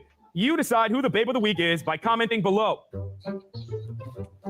Shout out to Elon Musk, the ultimate swag champion of all time, for unveiling his latest invention, the Hyperloop, earlier this afternoon. I wonder if Hassan still has the same opinion of elongated muskrat. I'm sorry. I'm just curious. Now, the serious question I have for Elon Musk is this. How do you have the time to come up with this shit when women are probably tossing their salads your way faster than you can say Hyperloop in every single corner? You're a designated genius, you're a good-looking dude, and you happen to be a f***ing billionaire. Anyway, Elon, I admire your conquest in becoming the real-life Tony Stark without the creepy facial hair, and for that, you are our bro of the week. As you would expect, the bro and babe of the week content wasn't really attractive. Brilliant satire. Not only was this style of content already played out and considered corny in 2008, much less 2013. It's vocabulary. The new manifesto. Yes. So it says manifesto of dude talk. Yes. Like I open this up and I see a brolog. Oh boy. It's like the brolog is instead of a prologue. Sure. Called a brolog. Well, of course. Other things like bromunication. Yep. It's like communication, but the way guys do it. Bro, it's like a guy's thing. Sure. His delivery was so unnatural. This week's pro tip is is still brought to you by me, Hassan Piker, because Mark Register failed to assassinate me. That even people interested in this type of humor were completely unable to consume it. Hassan would also make some pickup artists and give advice on how to interact with women. On this week's Social Guru, we cover an old classic warhorse, the Let's Get Out of Here. This one's been passed on for centuries and helped even the Vikings get laid. I actually lost my virginity with this rule, by the way. I'm not going to lie. So you're in the club. You finally use the 5-second rule because you're smart now. Because you follow bro tip. You start talking to this girl. Finally, hooking up, and you're bold enough to grab an ass cheek and then maybe even get some hand play downstairs. What is the next move? You need to get out of there, and you need to get out of there fast. Hopefully with the girl. So you have to use these 5 magic words. Let's get out of here. That's like Borat worthy. Wait a minute. There's no way this is going to work. Yes, it does. Let's get out of here. It's time to get out of there, and it's time to separate her from her herd, meaning her crowd of girlfriends that are going to do their best to cock block you because they're fat and lonely. If let's get out of here doesn't work, you exchange numbers, she leaves, you leave, you guys talk later, and you continue on your conquest for the rest of the night. Oh my gosh. This content is so bad, it's no wonder why he switched over to political grifting. As you can see, when Hassan was left to his own devices and attempted to make a name for himself without the use of his own platform, he was completely incapable of capturing an audience. This shit's Yet according to Hassan, hilarious. starting a reaction live stream after years of appearing on your uncle's multi-million subscriber channel refutes any claims of nepotism. That's the reason why your Facebook, shit's popping off, nepotism. It's like, well, he's not doing fucking Facebook videos. Like, what do you mean? There's a lot more embarrassing stuff here, but I'm trying to keep this video short, so I'll just leave you with a few more things. This week in That's embarrassing about satire. News stories That of the was week. all fucking. Lamar Odom has been missing for the past 4 days now, allegedly on a crack bender. God, Lamar, why did you have to be so fucking stereotypical? I was actually referring to the men who marry Kardashian women and the stereotype of bad decision making. Who's the racist now? Oh, hey, didn't see you there. I'm Hassan Piker, and this is Bro Tip, where I'll be giving you just a tip every week, just for a little bit. For our Social Guru segment, I'm gonna let you know how you can get laid because you currently sit in your mother's basement and watch YouTube videos all day. This shit Our Bro needs Tip to of the be week is going out to archived so Wallflowers. it's not lost This to is the a little thing internet. that me and my friends like to call Dude, the 5-second rule. dude, What's the do 5-second it. rule, you might ask? The 5-second rule I is exactly appreciate you. when you see a girl This is for my the first time favorite ever, part of the and you don't night. think for longer than 5 seconds and you immediately react. If you think for more than 5 seconds on what you're going to do with the hot girl that just walks into the bar with her friends screaming, "Fuck guys tonight, I just want to dance, Stacy. I just want to dance," you're never, ever going to get laid and get watched. Because What us a guys, no matter how fucking confident we idiot, are, dude. Come on. out. It's For our last fucking segment, we're gonna play a little satire. game What the, aside from this just guy a tip just called pick up his Direct. ass. For this week's He's really insightful question, fucking we ask you, the critiquing audience, this shit. would you rather never eat Wait, what? This guy's really critiquing this. He just said dramatic representation. This is obviously satire. It's fucking hilarious. Oh my gosh. No, that's the funny part is this isn't satire. Rewind it then. Look again. Look on the screen. About 15 seconds back. 15 seconds. Go back. Okay, so we're at 9:40. Maybe 20. Just go for a good measure. Did you see it, Resla? Did you see it? 20-ish, somewhere in there. Why? Because us guys, no matter how confident we are, Look up. worked out. For our last segment, we're going to play a little game aside from just the tip called Would You Rather. For this week's insightful question, we ask you, the audience, would you rather never eat cheese for the rest of your life but get blowjobs, or never get blowjobs for the rest of your life? You can go but right continue on on back enough. It's almost over. Fortunately for our lactose intolerant audience, the question is rather simple. However, for the rest of you guys, how will you decide? If you enjoyed, please like and subscribe. It's further Thank you for back, I watching. guess. And then Maybe it's like 30 or 40 like, seconds, I guess. But you'll see it says up top, it says dramatic representation. And this guy's critiquing his fucking obvious satire, like on some bitch shit. but it's ironically satire. Like it was intended to be Is serious. it? Is it? Then go back. Like maybe a go minute back to before the where? end. You'll see it. You'll see it. Like a minute. Go at least far enough back from before the end, and you'll see up top, upper right. Yeah, that should be it. That should be it. Okay. For our So he social takes guru the segment, shot. He I'm gonna takes the let you know shot how like you a can get fucking laid bro. Because you currently sit in your mother's basement and watch YouTube videos all day. Our bro tip of the week is going out to Social the Wallflowers. guru. This is a little Like thing an me and my friends influencer. like to call the 5 second. Okay, you're talking about something that's going to show up in the top right corner now? Yeah, you're gonna see it. It's gonna flash. What is the 5-second rule, you might ask? The 5-second rule is exactly when you see a girl for the first time ever and you don't think for longer than 5 seconds and you immediately react. If you think for more than 5 seconds on what you're going to do with the hot girl that just walks into the bar with her friends screaming, "Fuck guys tonight, I just want to dance." There it is. There it is. Now rewind it like 5 more seconds so you can see what he said to the dramatic representation. Do you see? He's showing that it's fucking For longer satire. than 5 seconds, and you immediately react. If you think for more than 5 seconds on what you're going to do with the hot girl that just walks into the bar with her friends screaming, "Fuck guys tonight! I just want to dance, Stacy. I just want to dance." You're never ever going to get. No, see, hang on.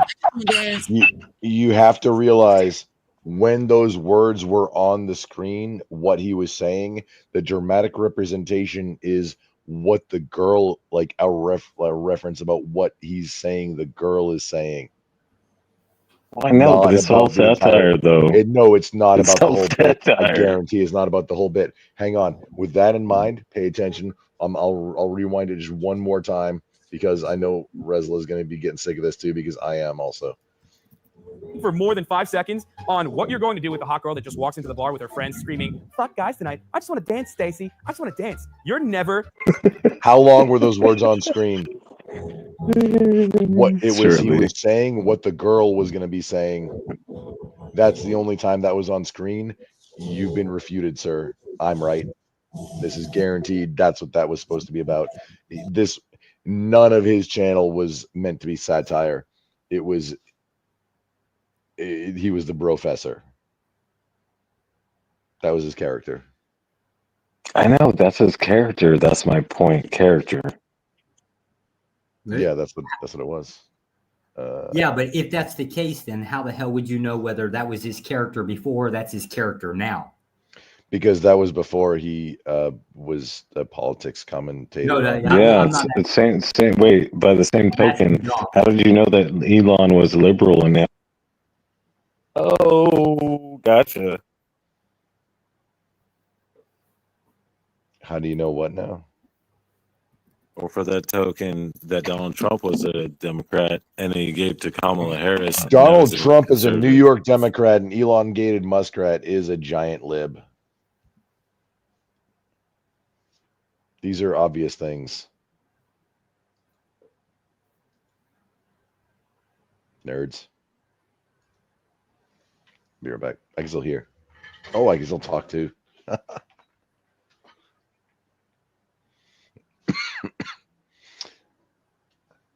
I don't think Resla watched the video, so he is not as aware of how awesome the professor is. So I guess I'll catch you guys later. We keep it sexy, man. Thanks for hanging out. All right, you too. Legit. Damn, my battery died and I missed something. I hate you assholes. No, just hate me. I can't help it. Horrible timing. Horrible timing. Is it Mama? Are you there? Say what? I'm asking if Mom. Resla, nobody cares. Is your name Mama? Yes. I was listening to something, so I wasn't just sure who was saying what. I was talking to Mama. I was trying to see if she was there. I wanted to let her know I missed her.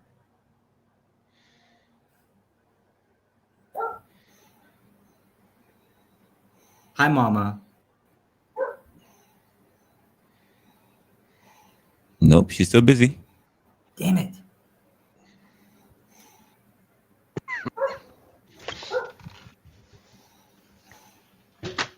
So anyways, the other mother, Miss Resla. I wouldn't go there. Interesting strategy. What was that? You were saying something, Josh? I couldn't quite hear what you were saying. I'm sorry. Put me in the back room. I got you. All right. So much for that free speech bullshit. I got you. No.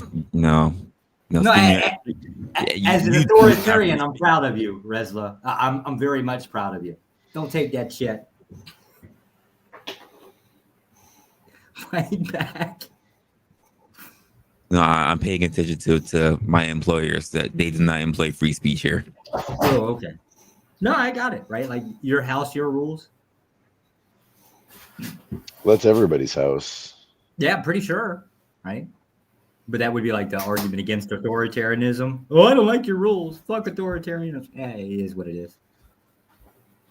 Wait, argument against authoritarian? What? Yeah, they're just arguing about the concept of the argument is I don't like you, I don't want to follow your rules. Therefore, authoritarianism is bad. But everybody is subject to it. We've never not known an authority. You get that, lay down, and behave yourself. Had enough of you. Come on, Mama, get a magazine, roll it up, and just hit him on the snout. You should probably unload the magazine before you do that, and I'm not sure how you would roll one up either. Yeah, is it a drum? You know what? I hate these modern fuckers that everything's about, like the computer. So not long ago, you used to go in there like, Playboy, Penthouse, like all of these like dirty magazines. They're like basically small books, larger than a comic book, smaller than a book, right? Oh no, when you say magazine, I first think about a thing that holds ammunition with a spring. Resla, he's talking about guns on your channel. He's talking about guns. Yeah, I'm okay with that. I'm American.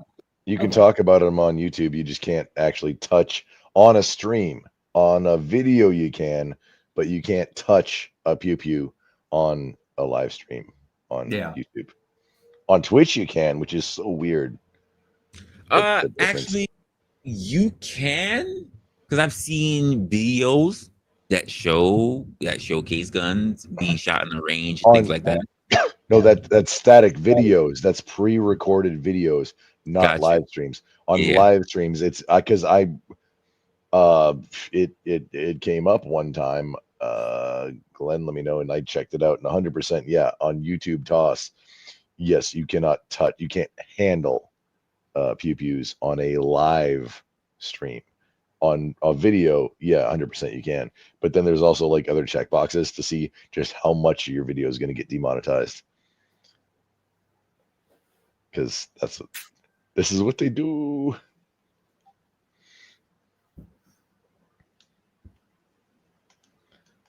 Damn. Without self-promoting too much, you know what? Never mind. I won't self-promote.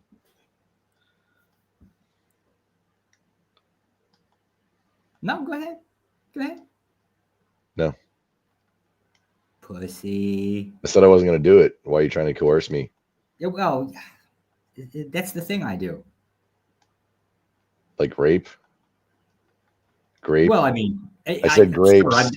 Sir, you YouTube, can't I prove said grapes. anything. You can't prove anything. Fruit.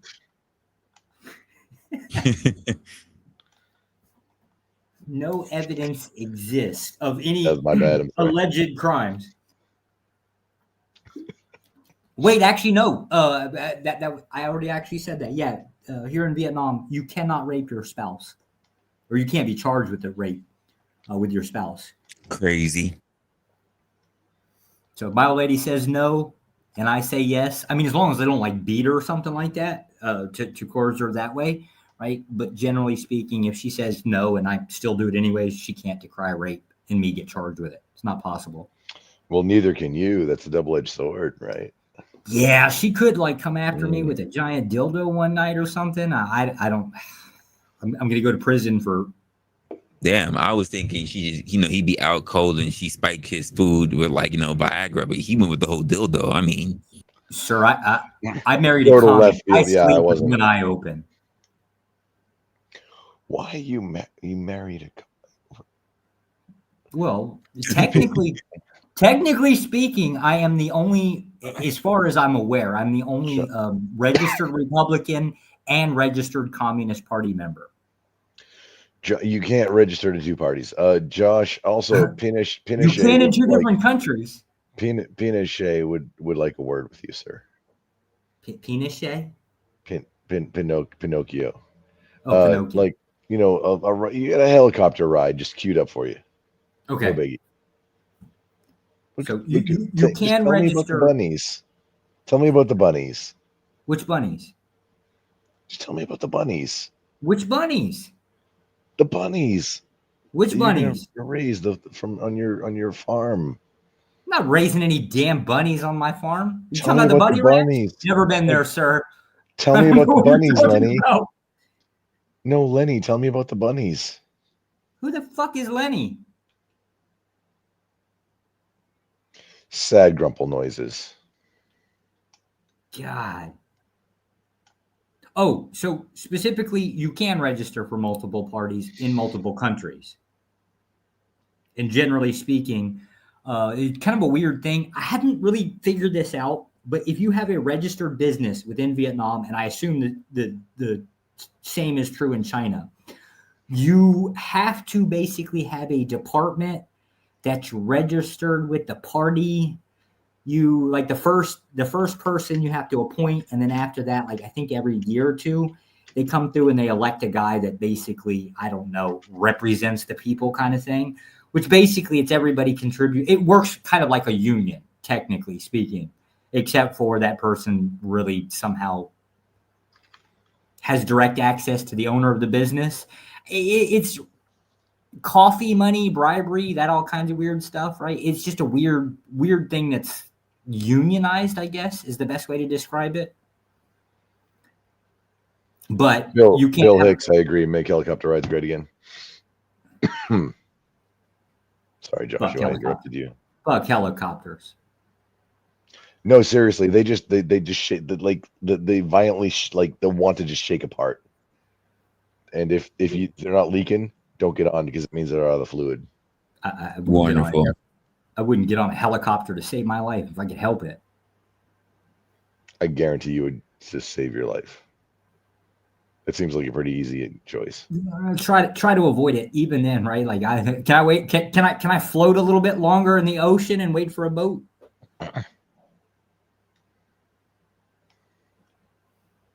I want to say helicopters are very unsafe, but I have seen helicopter crashes where the vast majority of people tend to survive them. There's something weird about that propeller that like spins. So as long as there's something solid and flat, like open, you can apparently you can somehow crash a helicopter in a way that it's just really hard landing. It's called auto rotating, and like for a rotary wing, yeah, you can go down kind of soft. It's still not going to be pleasant. Kind of soft means compared to a thick wing. You can always go down soft. Oh yeah, you can. Oh, go down soft. Talk to you, Josh. You want to go down soft? Yeah. Oh, I thought it was actually kind of a cool thing when I'd first seen it. I was like, wow, that's a thing, and I started trying to read up as much as I could about it. I don't know a lot about helicopters. Rez, I put a message in the side chat if you could. I mean, just did you see?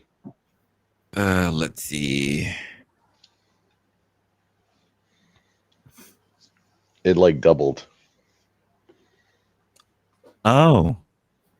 Yeah. Shit, you're right. Yeah, look at that. Oh, crap. Do I need to dig up more, Professor? I'm wondering from where. I don't know. Maybe you got a raid, dude. I don't know. I'm kind of watching your chat. I didn't see anything, but it doesn't announce it on YouTube either. That's so I'm looking on YouTube. I don't see it. Hey, where'd you guys come from? Whose live did you come from? Flow State. Ah. Oh, Flow State raid. Oh, look at this guy. I haven't talked to him in deep Appreciate yet. you, Flo.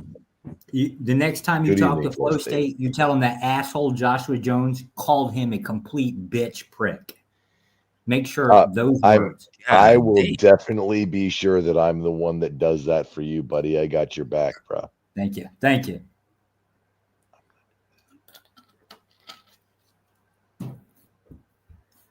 See, now, why you got to be shaking your head? I'm not doing that. It's silly. Oh, I'm seeing things. I understand.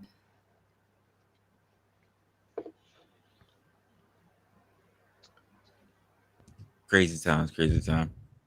Oh man, I feel bad that he rated me. A little bit weird and mad, but I'm like, why am I still up?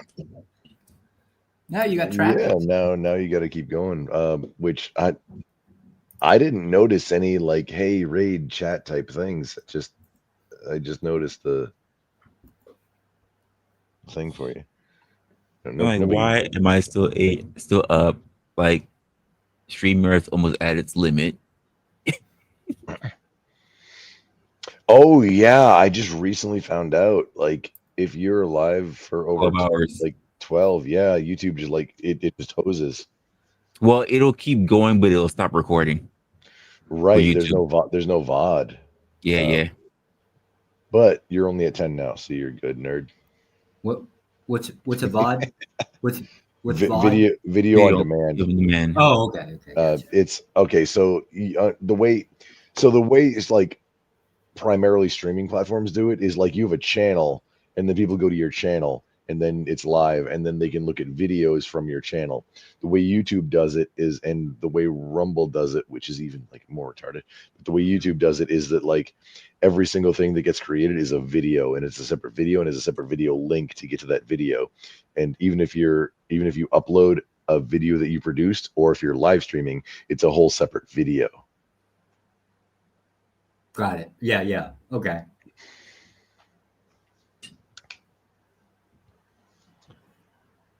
But video on demand is that it's essentially all of YouTube for anybody who's not live. It's pretty much, yeah. The correlation is to the primarily streaming platforms. You see this guy, that guy. He said, "I'm still in Mel." Yeah, I know. I still see you in Mel. Who is Mel? Mel Pandora. She's another content creator. She's a content creator from the UK. She does her own live stream shows. No. I've heard the name a few times. Can somebody link or like, hang on, Mel? Is it just Mel or? No, I can link her channel. Hold on, I'll give it to you in a moment. I appreciate that. Thank you. God, I would link it. I just got to go through and find like, geez, too many damn links. Drop it right here in the private. Yeah, just searching like Mel isn't. That's the thing. Finding live streams on YouTube and Rumble are both a giant waste of time. That's why I waited so long. I block Google, most of Google also, but except YouTube Maps and She said they were crying over the R word. Oh gosh. Yeah. Oh wait, let's talk about veterans and the aftercare they receive. Is it about UK veterans or?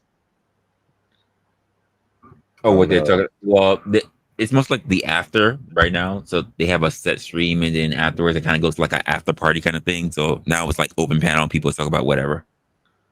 I'm pretty sure that's what they're doing right now. The dude in the middle looks like he's asleep.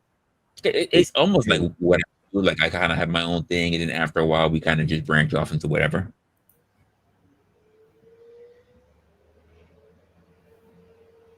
The callback is the key, though. Bringing it back once in a while to the whatever the topic is. I try. If Josh lets me. Cool, thumbs up. You can do whatever the hell you want, sir. Josh is fucking it up for everybody. Slavery fucking ended like a long time ago. Why are you asking for the white man? Not for you. Why are you asking for permission, sir? You're free. The authoritarian over here. Oh, well, that don't mean shit. Nobody gives a damn about authority. At least not until the boot's on their neck. Then they care. Jesus Christ. The funny thing about YouTube is boot on her neck. Oh man, there's so much AI and like the closed captioning that then searches all the AI on YouTube. It's like I like the CC search. That thing I like. I just working on the translation files for automation is kind of a pain in the ass. YouTube doesn't have a real easy way for the API to upload on it. No, seriously, like being able to pull a transcript and then search words for like YouTube videos is it's amazing. Yeah, well, pulling the transcript is easy. It's say you want to like basically add languages to it. It's getting them back up or they need to fix their API uploads. It doesn't work correctly. I'm sure they'll get around to it, but I'm still waiting for that function because I've got a decent translation system, at least on PHP I do.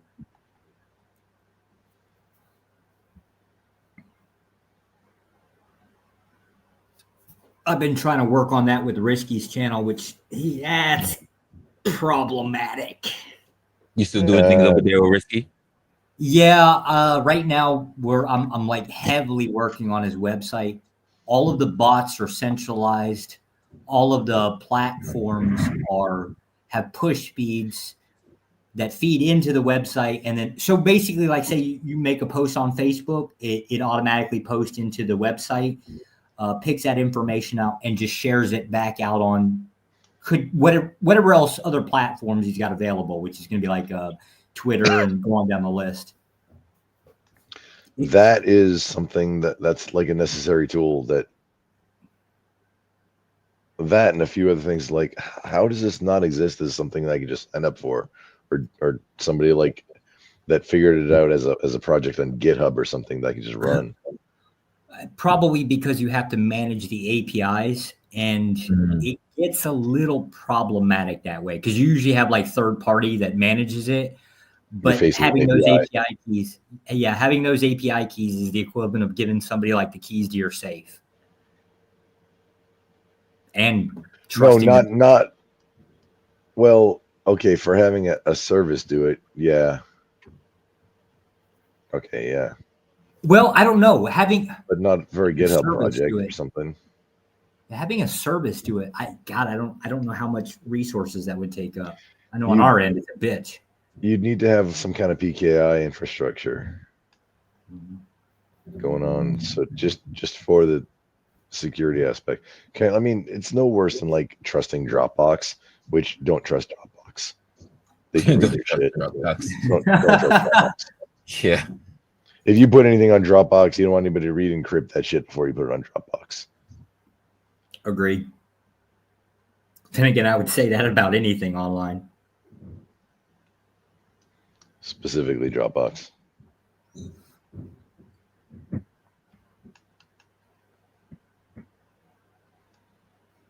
Anyways, yeah, there's a shitload going on over at Risky's. Like, and I mean, I got a workload for fucking years to catch up on.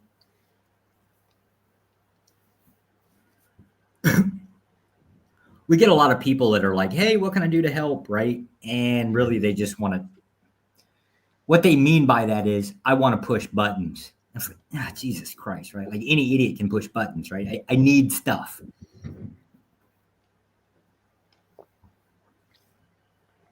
You need engineers who can design things. I would kill for a designer right now. That's the one thing I do. I'm really good with the engine, but I don't make that car look good. That is definitely not a thing I do. Which there are some designers in the community, but they're all basically they kind of do it on their own and they're trying to make money from it. So, the guy that did the logo, he's a designer. At least I think he's got like a website going where he sells designs and stuff like that. But he did the logo. I guess I'm thankful. I'm definitely thankful for that. His name's Prime. He's actually pretty good. But yeah, I need CSS designers like really badly. CSS is still a thing. Yes, because I don't do a lot with graphics. We can't afford. We actually can't afford to have large amounts of graphics on the website. Okay. That should be a thing that even not for money, just less. Use visual elements. You don't need to have as many hard assets. Nerds. Well, so it's not like so basically the website also handles like all of the YouTube feeds, all of the videos. It's actually even got its own video management in it. And I guess the reason is your plan A, B, or so YouTube is your plan A, and then you've got like say Rumble might be a plan B. You go on down the list. If something happens, you want to be able to basically easily replicate over. You're going to lose your view hits, but you want to be able to replicate it over. The data. Yeah. In case of bans and such, yes, you don't want to be relying on just one platform. You don't want to build your world on somebody else's foundation. Right.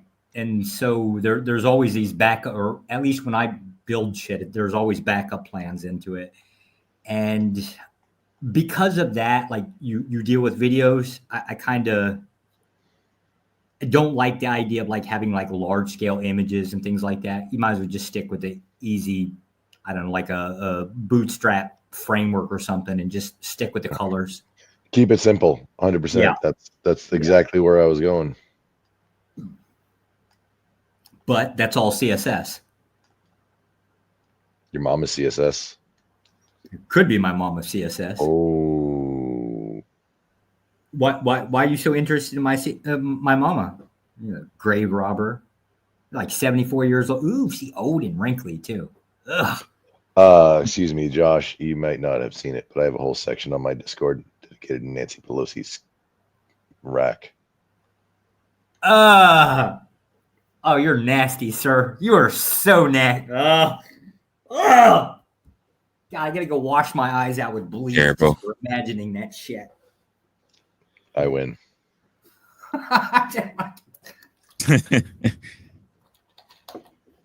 Disgusting. Oh, just FYI on that subject, just real super quick. So the teams are MTG, Bobert, Luna, and Mace now. Mace is now the fourth, which I wasn't planning because like it's 3 versus 3. I guess it's a tag team kind of thing now. And so that's the one team. And then the other team is AOC, Nancy Pelosi's rack, and then Anderson Cooper. And we don't have a fourth yet for the Democrat. This is for Jello Wrestling. Congressional Nancy Pelosi's rack. Is that what I heard? Congressional Jello Wrestling. Yeah, AOC, Nancy Pelosi's rack, and Anderson Cooper was the Democrat side team. They need a fourth. They don't. Who's going to be the fourth? I don't know, because that's why it has to be like a tag team. It's uneven teams right now. And then Anderson Cooper, whether or not he wants to claim to have a penis or not, like there's a whole Title IX issue with the way the teams are set up right now. It's a mess. It's a giant mess. I got my work cut out for me. This is an event. Interesting. Congressional Jello Wrestling. It's obviously going to really happen. Okay. Just kind of disturbing. I mean, I'm not gonna lie. Like I'm a big fan of like taking whatever shots you can at the DNC, but damn, this is disturbing.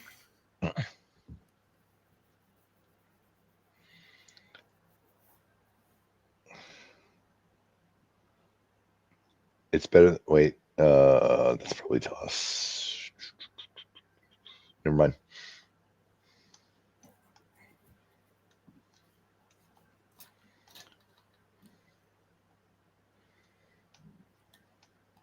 Somebody please say anything so that I move on from that. I've been saying to myself, why am I still up? Why? Because you got another. Oh, actually, it's 11. Check your time, dude. You're 11 hours.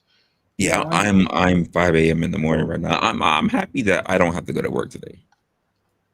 I won't even pretend to try to log in. I'm pretty sure Resla wants to be here, right? Like he's had every opportunity to end the stream and go do breakfast or whatever the hell he wants to do that he's bitching. Brunch. What the fuck are you on about? He's gonna do brunch. He in stream. Well, no, he wants breakfast, right? Like I'm pretty damn sure he's hungry. Well, he probably snuck off and cooked. No, he wants like a half omelet and unlimited mimosas. That's obviously mimosa. Resla, do you drink mimosas? No way. Yeah, no. Tell him you're a pussy like that. My bad, Rez. I didn't mean to put that on you if that was not your gig, dude. My bad. Just tell him he likes Hennessy. Just be done with it. Oh hell no.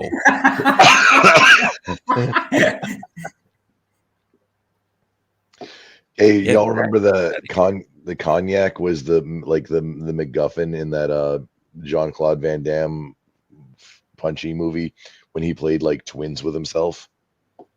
I forget what the name of the movie is. It was like, God, this is funny. It's amazing. From the 90s. No, I'm the only old guy here. Never mind. I know he did a movie. I just don't remember it. He did a lot of. He was in the third or I think he was in the third Expendables movie. As Yeah, a he bad was. guy. I haven't seen the fourth one. I think there's a fourth and maybe fifth one. Probably. After a while, I stopped watching it. Seemed like Fast and Furious.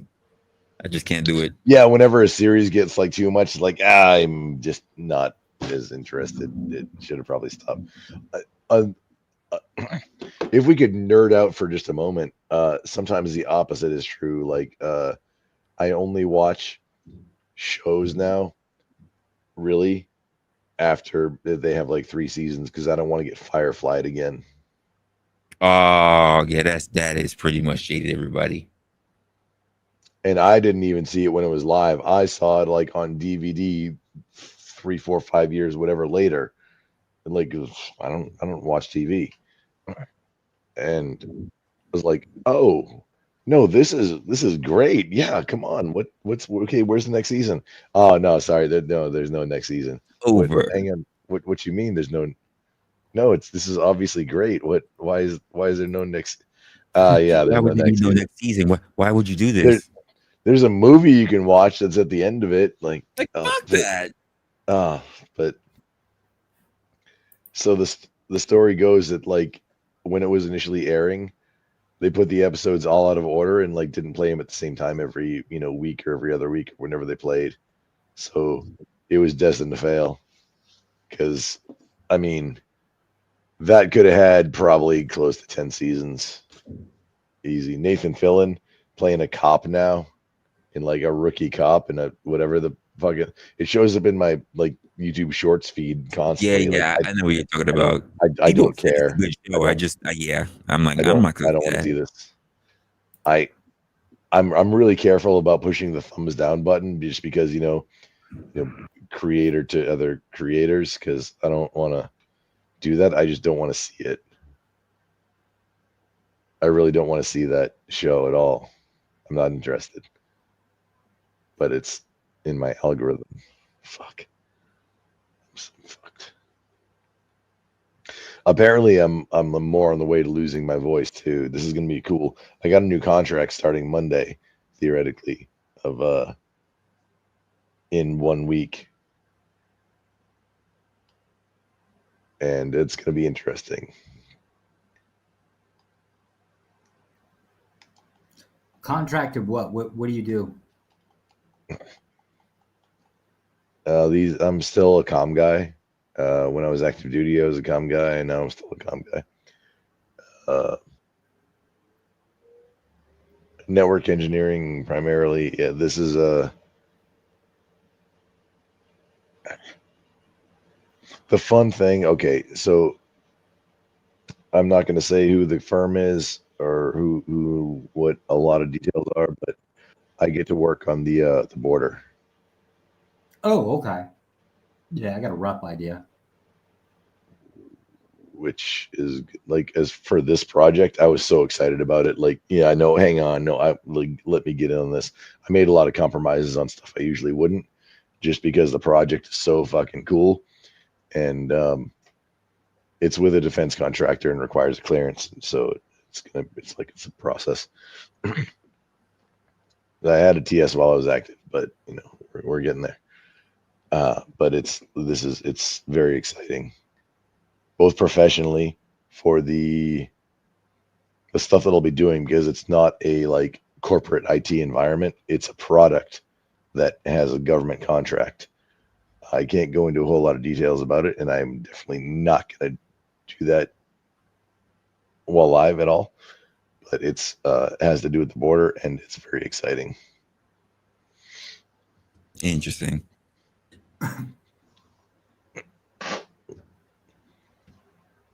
For reference, I'm also Hispanic. How'd you get? If that's the case, how did you get over the wall? I was adopted. Somebody threw you over the wall? I don't know. Oh shit. Not all Hispanics come from the same place. Just yeah, being openly racist. Damn. I could be way more racist. Well, of I get a course. pass on some of it, but I'm trying to think. My primary platform is not YouTube, so there's like a lot of stuff you got to be really careful around. So yeah, I'm trying to think of the network systems that exist within the border. They've got they've got ground surveillance, and I mean like ground surveillance, like seismic readers. Basically, like thousands of these things, like all over the place. I suppose, at least from as best as I can gather, is to detect tunneling underneath. I don't know how effective they are. I really honestly don't know. I just know they have like a shitload of those. Then they got the cameras. So you got audio. I think they've got or that's video. I think they've got audio too in some certain places. Like they got a lot of electronic surveillance down there. I don't know how sparse it is, or like how like if it's only in certain areas and not others. Isn't it? Is it the case yes. that they're trying to expand it the entire length of the border? Well, that's without saying anything specific about what you're saying, because I may or may not have NDAs. Yeah, no. Yep, don't do it. Everything I stated I'm obviously not going to say anything that's like I can't. I'm just prefacing it by saying, hey, there's certain things that I can't say, and I'm not even all the way privy to a lot of the things that, because I accepted the contract. I haven't started yet, but it's amazing. But what you said is accurate. That is part of it. And as far as the things on the ground, and there are other components also, and it is kind of based on certain sections that are X amount of distance, and So- those are the different contracts. Would you happen to know if they plan on expanding it, meaning having more of it on the border? I mean, so this contract Basically- is for a What a I'm lead asking role is- that doesn't have anybody under me, but when, not if, but when the budget gets increased and then the request comes into, or our request for quote comes in to expand X amount, then there will be more people hired that then I'm going to have to manage as part of the gig. What I'm asking is let's hypothetically say they have 1,000 cameras. Do you know of, or are you aware of any plans to extend to, like, say 2,000 or 3,000 cameras? That's what I'm talking about, expansion. Hang on. Under the next president, of course, that's going to expand.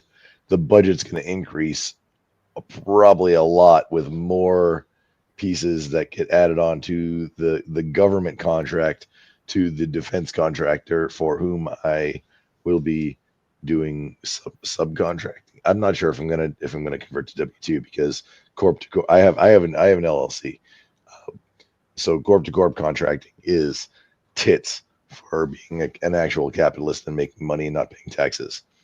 But I can't imagine that under Trump that more of this is not increase, or I can't imagine that it's not going to increase. Even if it doesn't, it's a great contract, and I'm going to get to play with a whole lot of cool stuff, and I believe in the cause. And Yeah, I'm not gonna lie. I great. couldn't imagine networking that much equipment. Like, that's a lot of shit. Yeah, and it's an entirely different experience than doing like data center networking. It's not corporate IT. This is for a product, for a project, and that's Right. gonna. I mean, at the worst case, that's gonna be like that plus getting my clearance reactivated is gonna be like gold for the. I'm trying to retire by 55, so that's all gonna be great. Yeah, I agree that it would probably be like it's almost certain that budgets are going to increase. I'm just always kind of curious as to whether they spend it, right? Like, are they going to build more wall? Are they going to increase the electronic monitoring, right? Like, it's where does it go? That's what I'm always usually curious about. All the above. It has to go to both. Oh shit! Because you got your physical barrier, but then you have to monitor. I mean, if it was me, I'm an actual Luddite in the modern sense. Along with the technology piece, which is what I'm working on now, me, Grumple, the autistic technology guy, comm guy, is going to say, oh yeah, hey, the seismic and the drones and all of this stuff where we're coordinating with AI. But then Grumple, the leader, is going to say, yeah, let's flood that moat, put piranhas in it, and get some 50 cal machine guns every 30 feet, and like bump up the manpower piece to it, because we don't want to turn into Skynet and have like computers controlling actual weapons. We don't want that. That's the actual Grumple Luddite coming out. The Grumple Luddite. I'm losing my voice, dude. I'm sorry. I'm still a little torn on my voice. Guess so. Yeah, it's been. I'm still a little torn on how I feel about federal postings on the border. Right? No, I didn't. Hang on. I didn't necessarily mean federal. No, excuse me, sir. Texas flag here. Yeah, no. Okay. So if it's state resources, I'm a big fan, right? I mean, if feds want to give money to Texas to do the things that the Fed should be doing, hey, that's cool. And that's that's probably the best possible use, because then there's no federal waste, fraud, and abuse. Because there's a lot more auditing that happens at the state level. We had this topic. Even I think it was here on Resla's channel, wasn't it? Resla, went it with you? Oh, that's racist, Josh. Assuming he had topic. Oh, come on, dude. What was the topic? The border, basically. Wasn't it on yours? We had the discussion about federal and state regulating the border.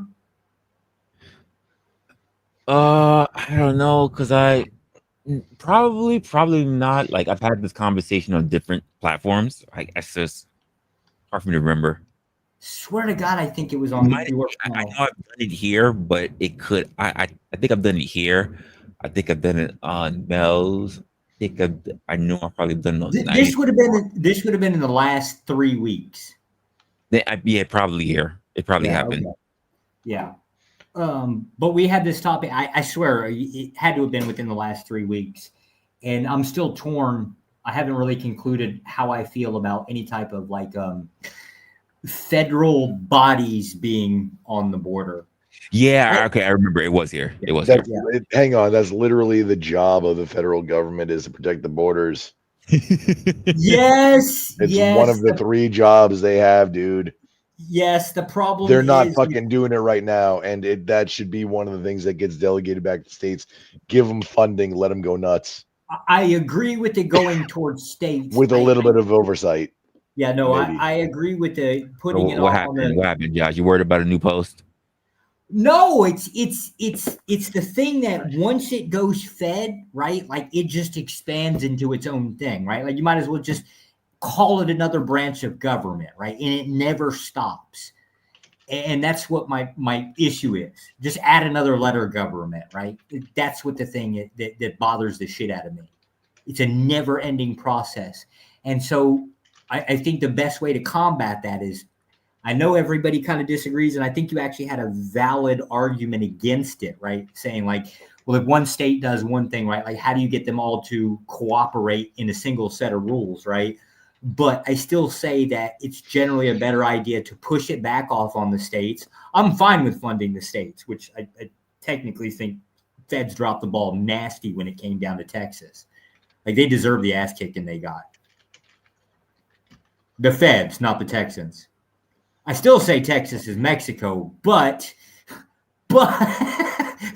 But That's like, crazy. I'm not particularly a big fan of like the Fed and that concept. In Texas, it almost became a felony to enforce certain ATF regulations, which I'm 100% on board with that. Florida's been kicking ass and taking names lately, but in like Wyoming is kind of based, but I mean, Texas is still the best country. Damn, did he just say Texas as a country? Country. That He literally motherfucker. said country. Yeah, He throw them literally back to said the best Mexico. We're country. done with them bastards. Literally said country. Yeah, Texas yeah, is the best country. Yeah, we've God bless your succession. Get the fuck back off and go back to Mexico. That's what I'm gonna say. That's a fucking shit. Hey, can I ask you, how come you guys don't have a real football team? Where the hell does Dallas Cowboys bullshit come from? When are y'all gonna get a real football team? We can't get the racial benefit of snow like the Patriots, but other than that, it's like the two of them, the Pats and the Cowboys, are like America's team. I don't know, dude. What do you want? I don't care. Hand egg, cool. Sports ball, yeah, cool. Okay. Wait, did you? You know what's a real sport? Hurling. It's Oh, only shit. it's only in Ireland. Holy shit! Here we go. Right? God damn it! I don't even have the words for that one. No, it's called hurling, and the ball is called the hurley, and you got a stick. It's like a lacrosse, but instead of a net on it, it's like a hand shape on the end of it. And there's a goaltender, and you can do literally anything. You can kick the ball, you can throw the ball, you can roll the ball on your stick and whatever. But there's a goalie, a goaltender, and there's a net like about the size of a soccer net or a footy. Excuse me, Brits, you British cigarettes. There's a footy net, and then there's also uprights. If you score on the goalie, you get 3 points. If you score the uprights, you get 1 point. And it's all amateur. Nobody gets paid. It's a youth league and an adult league, and it's the best sport ever. It's a very violent sport, and it's the best sport. It's ridiculous, Josh. Like literally, I grew up playing hockey. Oh, Resla, you know about this? Have we talked about this already? Well, it's like incorporating all the sports. Like literally, they're running around like rugby or soccer, you would say. It incorporates all of the best violent sports. They literally have sticks, like hockey sticks. They're hitting what is a baseball essentially at you. Like it's crazy. It's crazy. It's a crazy sport. As described when on my honeymoon in Ireland by the bus driver tour guide, it's a cross between lacrosse, ice hockey, and first-degree manslaughter. That is the description of hurling. Okay, and it's only in Ireland and only amateur. It doesn't exist anywhere else. So isn't hurling also a slang for vomiting? Yeah, it is. Hang on, I'll pull up. Hang on, if I may, I'll pull up. We'll watch just like a minute of the sport of hurling. Okay. Oh, I know what it looks like. I've never seen a game. I don't believe. So when I was on my honeymoon in Ireland, in Dublin, we flew in the 2 days in Dublin, and then I was driving out. I drive on the left because I'm in Ireland. I'm in Ireland, so I drive on the left. That's the ditty that I said every time you get into the car, because you got to remember you're driving on the other side of the street. So it was in Dublin, and it was the finals with the Kilkenny Cats and Tipperary. So now that we're talking about your security clearance being reactivated, so what can you tell me about the IRA? Your FBI guy just got hard. The FBI guy that monitors your chat just got hard, dude. Don't worry about that. Hey, if you see a Wi-Fi that shows up that says totally not FBI party van, don't worry about that. Yeah, no, totally just shutting everything down. It's not the FBI party van because it said it's not. My first question is going to be, who the hell goes on a honeymoon to Dublin? Why? Ireland. Why? 2 days Who in does Ireland, this? then around the entire south, like around, like then to Galway, and then to the Dingle Peninsula, then the Cliffs of Insanity, the Cliffs of Moher, and then like all the way around. So that was your honeymoon, was to kind of like travel around? In Ireland, yeah. Oh, okay. All right. It was great. How many places? Can you name like 5? Or the I sites? think I just named 5. Well, I don't know what any of those are. You're going to have to describe So them a little bit. Dublin, 2 days in Dublin, because that's like the main city, the capital of the Republic of Ireland, not North Ireland, which is being occupied by British, who are the colonializer occupiers of everything ever. So go figure. Yeah. I'm familiar with the IRA. Belfast. I'm familiar with the Belfast is the capital of North Ireland, which is part of the UK. Did you stop by Belfast? No, that's okay. on the north side. We stayed in the Republic of Ireland. All right. Which uses euros, and in the north they use British pounds. So Dublin so Dublin is like kind of halfway up and down or north south on the east side.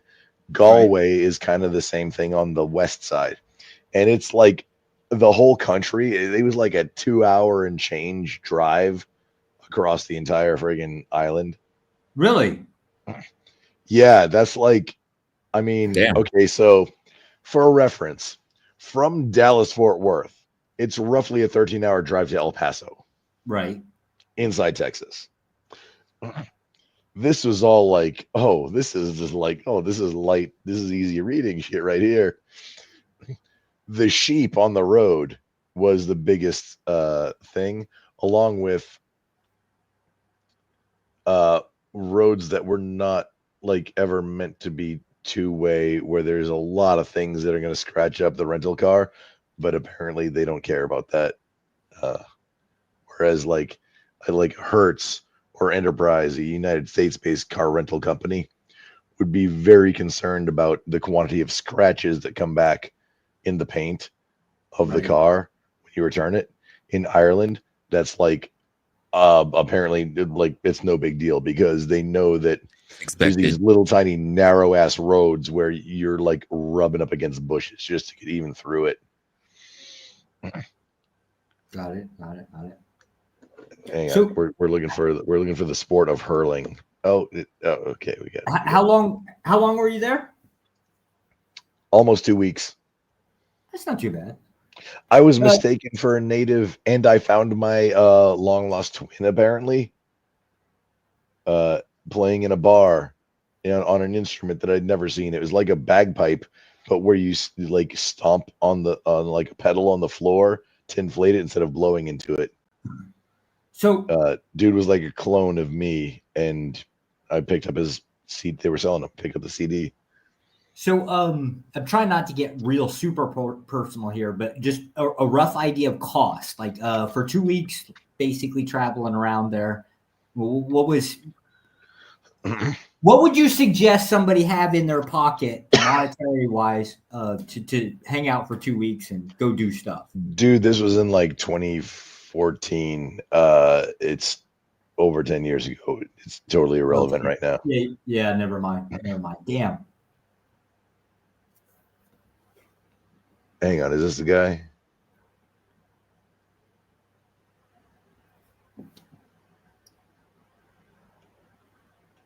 Damn, don't think I've ever heard of anybody going from like a honeymoon going to Ireland. Guess it could be a thing. That was great. Yeah. We stopped off on the side of the road on like a mountain pass, just for funsies. There was a place to park. We climbed the mountain, and then there was this like pool. It was a puddle, not a lake. It probably didn't have any like Loch Ness monsters in it, but it was like a mountaintop pool that we skinny dipped in. No. And it was great. Like the whole thing. I found a busted mag light in that same parking lot area. like one of the old ones, one of the ones you want to keep forever. Yeah. Or not to do anything that the ATF would be concerned about at all. Yeah, I'm not ATF. I don't give a shit about them. I'm not even a big fan of them.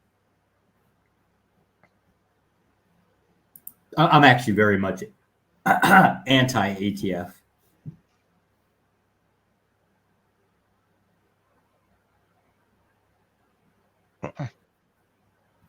I mean, keep that mindset, and we can still keep talking.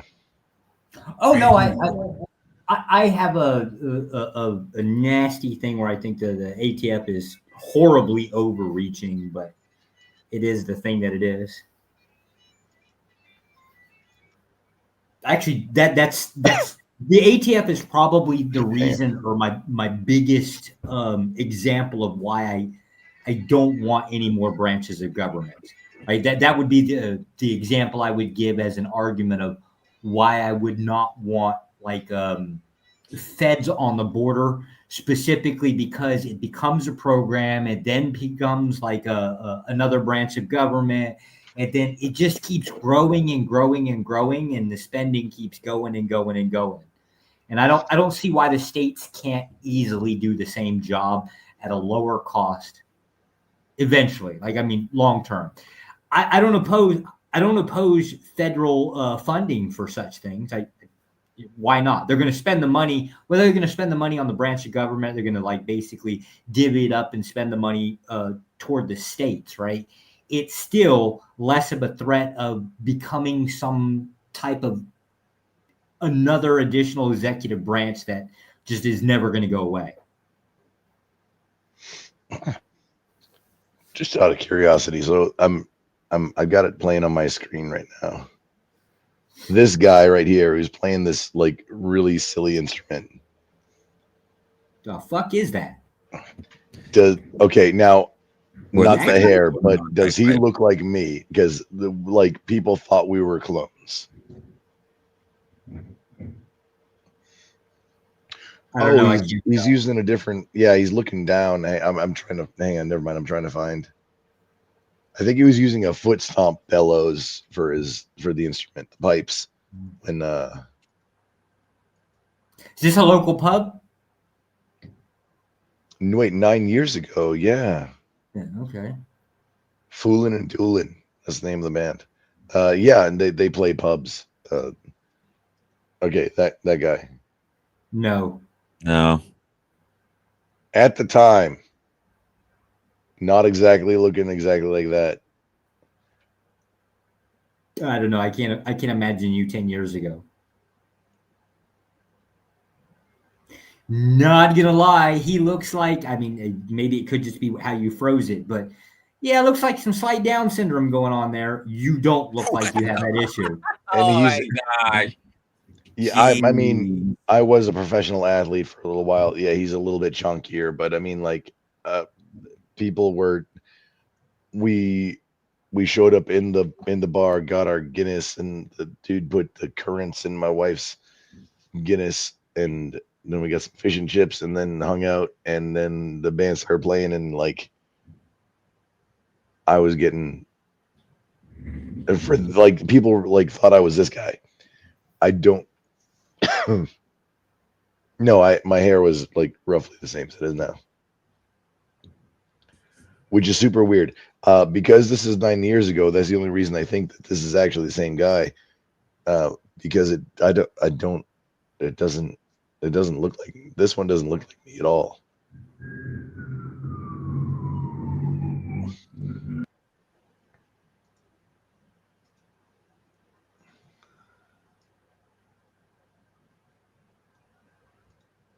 Oh, I thought it was more like one of your home videos kind of thing. Like you would basically record stuff as you go. You're just showing the band. Okay.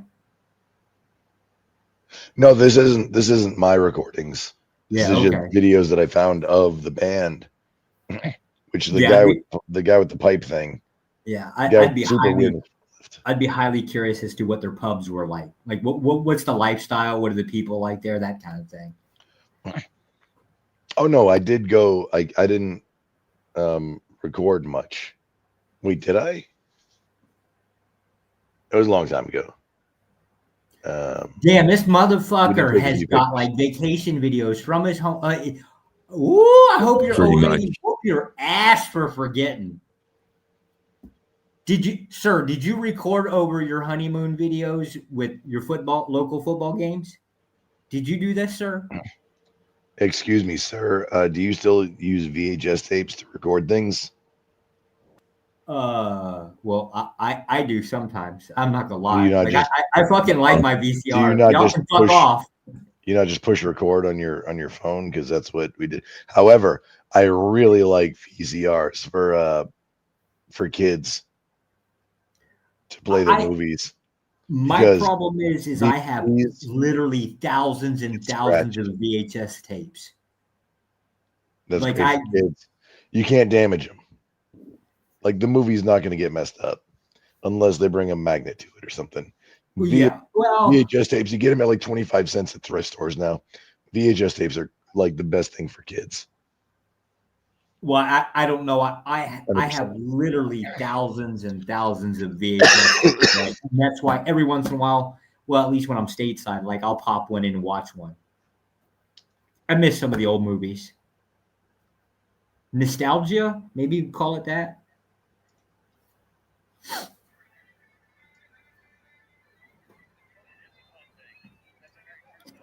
Yeah, record anything on? I don't think to record. I'm just trying to figure out why you can't remember whether you took like video at the honeymoon.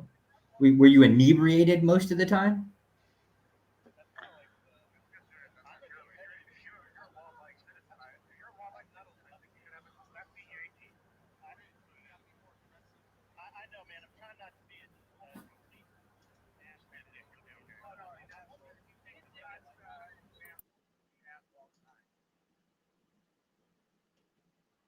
Well, they sure made sure it was dark. Sorry,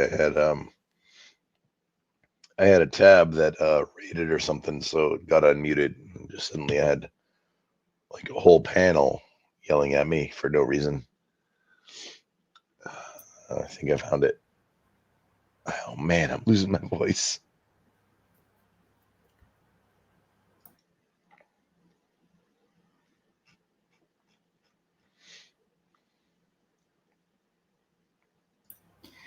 Well, I got a haul ass. I was kind of hoping Mama would come back. Nah, Mama's not coming back. Why is she not coming back, Resla? What did you do to her? Nothing. Is what that dog did. Can I pet that dog? What did you do to her dog? We're almost around that time anyway. Resla, what did you do to her dog? Not me. I got nothing to do with all that shit.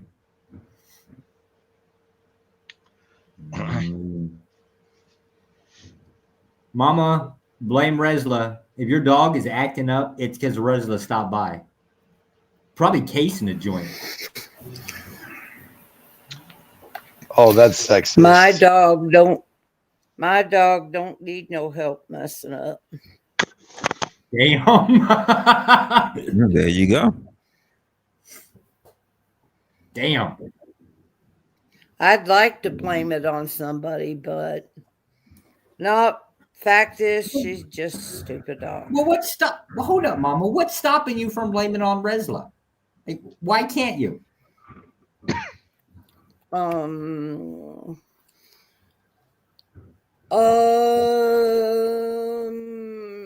Cause I don't know. Because that would be sexist. Because I don't do shit like that to people that I like. Okay. There you go. Okay. Here we go. I'll make this easy. I'll make this easy for you, Mama. Who is your favorite, Dirty or Resla? Who is your favorite? L.A. There you go. Damn.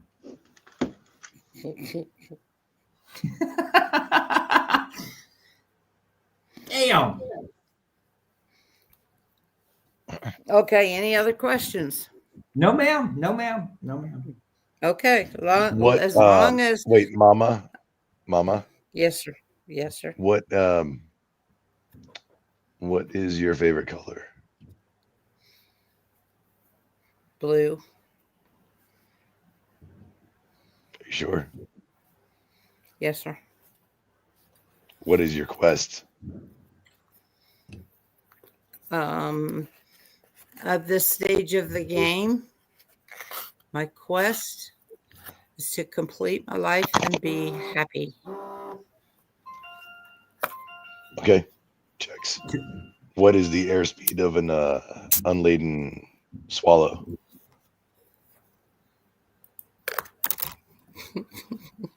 What the fuck? Okay. Yeah, I don't know what that has to do with anything, but airspeed of an unladen swallow. A swallow unladen by a coconut that it may or may not be carrying.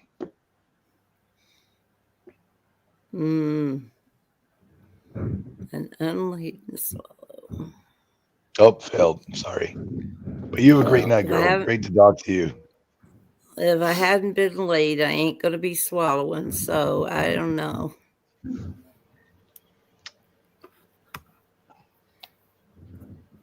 That just happened. Yeah, I don't got the words. That just happened. There we go. Well, you asked Mama, her. you're welcome on my stream anytime also.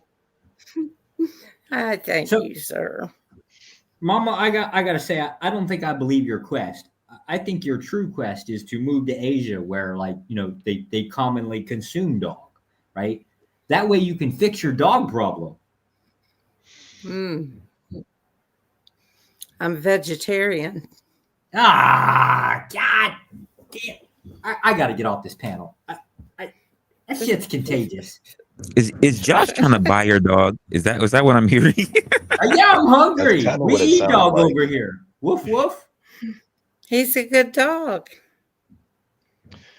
I'm sure that'll make him taste so much better too. Can I pet that dog? She's a good camp dog. She keeps the raiders out. Well, hold on, Mama. Now you in a Fallout type scenario, or what's going on? You now piqued my interest. What about my dog? Can I pet that dog? As long as you don't make any untoward movements towards me or the children, you can pet her all day long. She's a good dog. But she will not let you into camp if you don't know her. Mine rolls over for belly rubs from literally anybody, and it's an American pit bull. Retarded dog. Like what? How? Why is like it? I can't like. I don't know how to train that out. It's like pit bulls are some of the most. Yep, pit bulls are some of the most misunderstood dogs. They are completely whoever raised them. I had this is my first puppy. This one I had from 6 weeks old. I had like Amstaffs before this. They're very much lazier and guard doggy. This one is like all up in the business all the time and wants all the belly rubs. Oh yeah. Nope. All splayed out for everybody to see. Just I want all the belly rubs. We've had 3 of those, and they're just the most loving, caring dogs. They really are a very good family dog. Trust with toddlers all day long. Not with the neighbor's chickens, though. Not with the neighbor's chickens. So that's a bad bet. Don't take that bet. Yeah. No. Ours never bothered anything. They were just good dogs. They were very devoted family dogs. To be honest, I've been very lucky. We've never gotten our hands on a dog that was either born retarded and was just mean. We've rescued all of our animals that we have. They've all been rescues, and they've all been really, really good pets. I am trying to find homes for 14 Muscovy ducks, though, if anybody lives on my side of the world. I love duck. So do I. Tastes good. Well, these are You got red Muscovies, and meat they're and quite dark big. meat.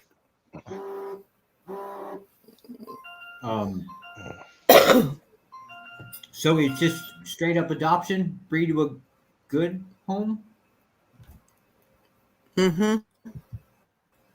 So I'm thinking about. Yeah, I'm thinking about a duck farm. I think your ducks would be a perfect fit for the frying pan. I mean, our farm. And I was going to say, and all of them would be named Peking, right? No, that'd be too racist. Yeah.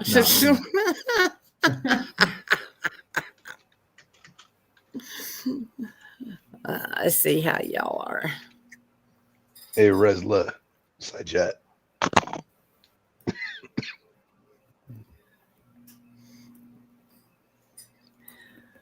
How have you been, Grumple? Oh, Mama, I'm living a dream always. I got a new contract and like life is good.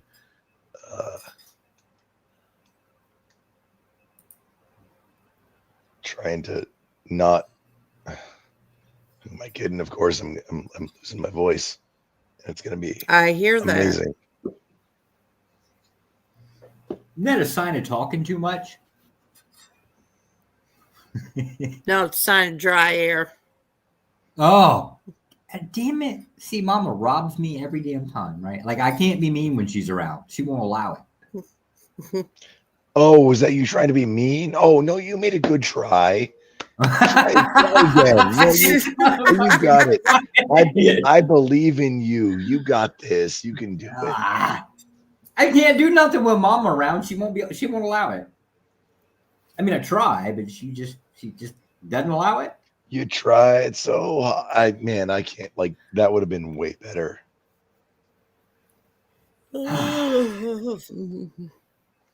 Resla, why are you still on an almost 12-hour mark? I don't know. Honestly, you know what? Honestly, guys, this was great. I'm gonna call it though.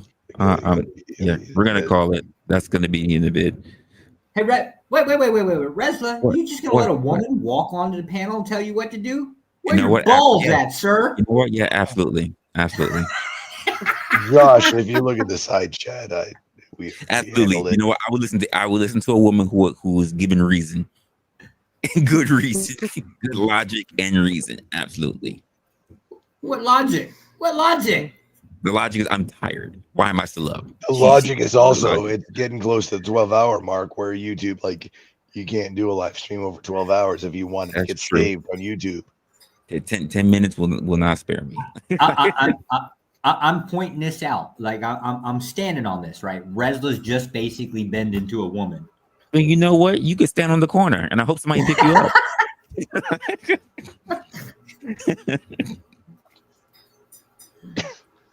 I think the Wright brothers flew on, hopes and dreams. Josh, that sounds what you're doing right now. Oh yeah, I love hopes and dreams. There's two sisters, right? I love them at the same time. All right, folks. I will be taking off now. I am not able to raid. I just don't meet the requirements for it. But I will say, if you're interested, you can go check out Mel Pandora. She still got a live that's still going. They've only been up for about 4 hours. If you want to go over there, see what they're talking about. Usually have some fun little tidbits and things that's going on. I don't know how far they are into whatever their segment is, but if you want to go check them out, there goes the link. It's in the chat. And I'll be over there at some point. I'm not like I'm going to be up for a while. That's the enticement. Go check them out if anything. If you stalk, I need to go get some coffee and then clean up this room.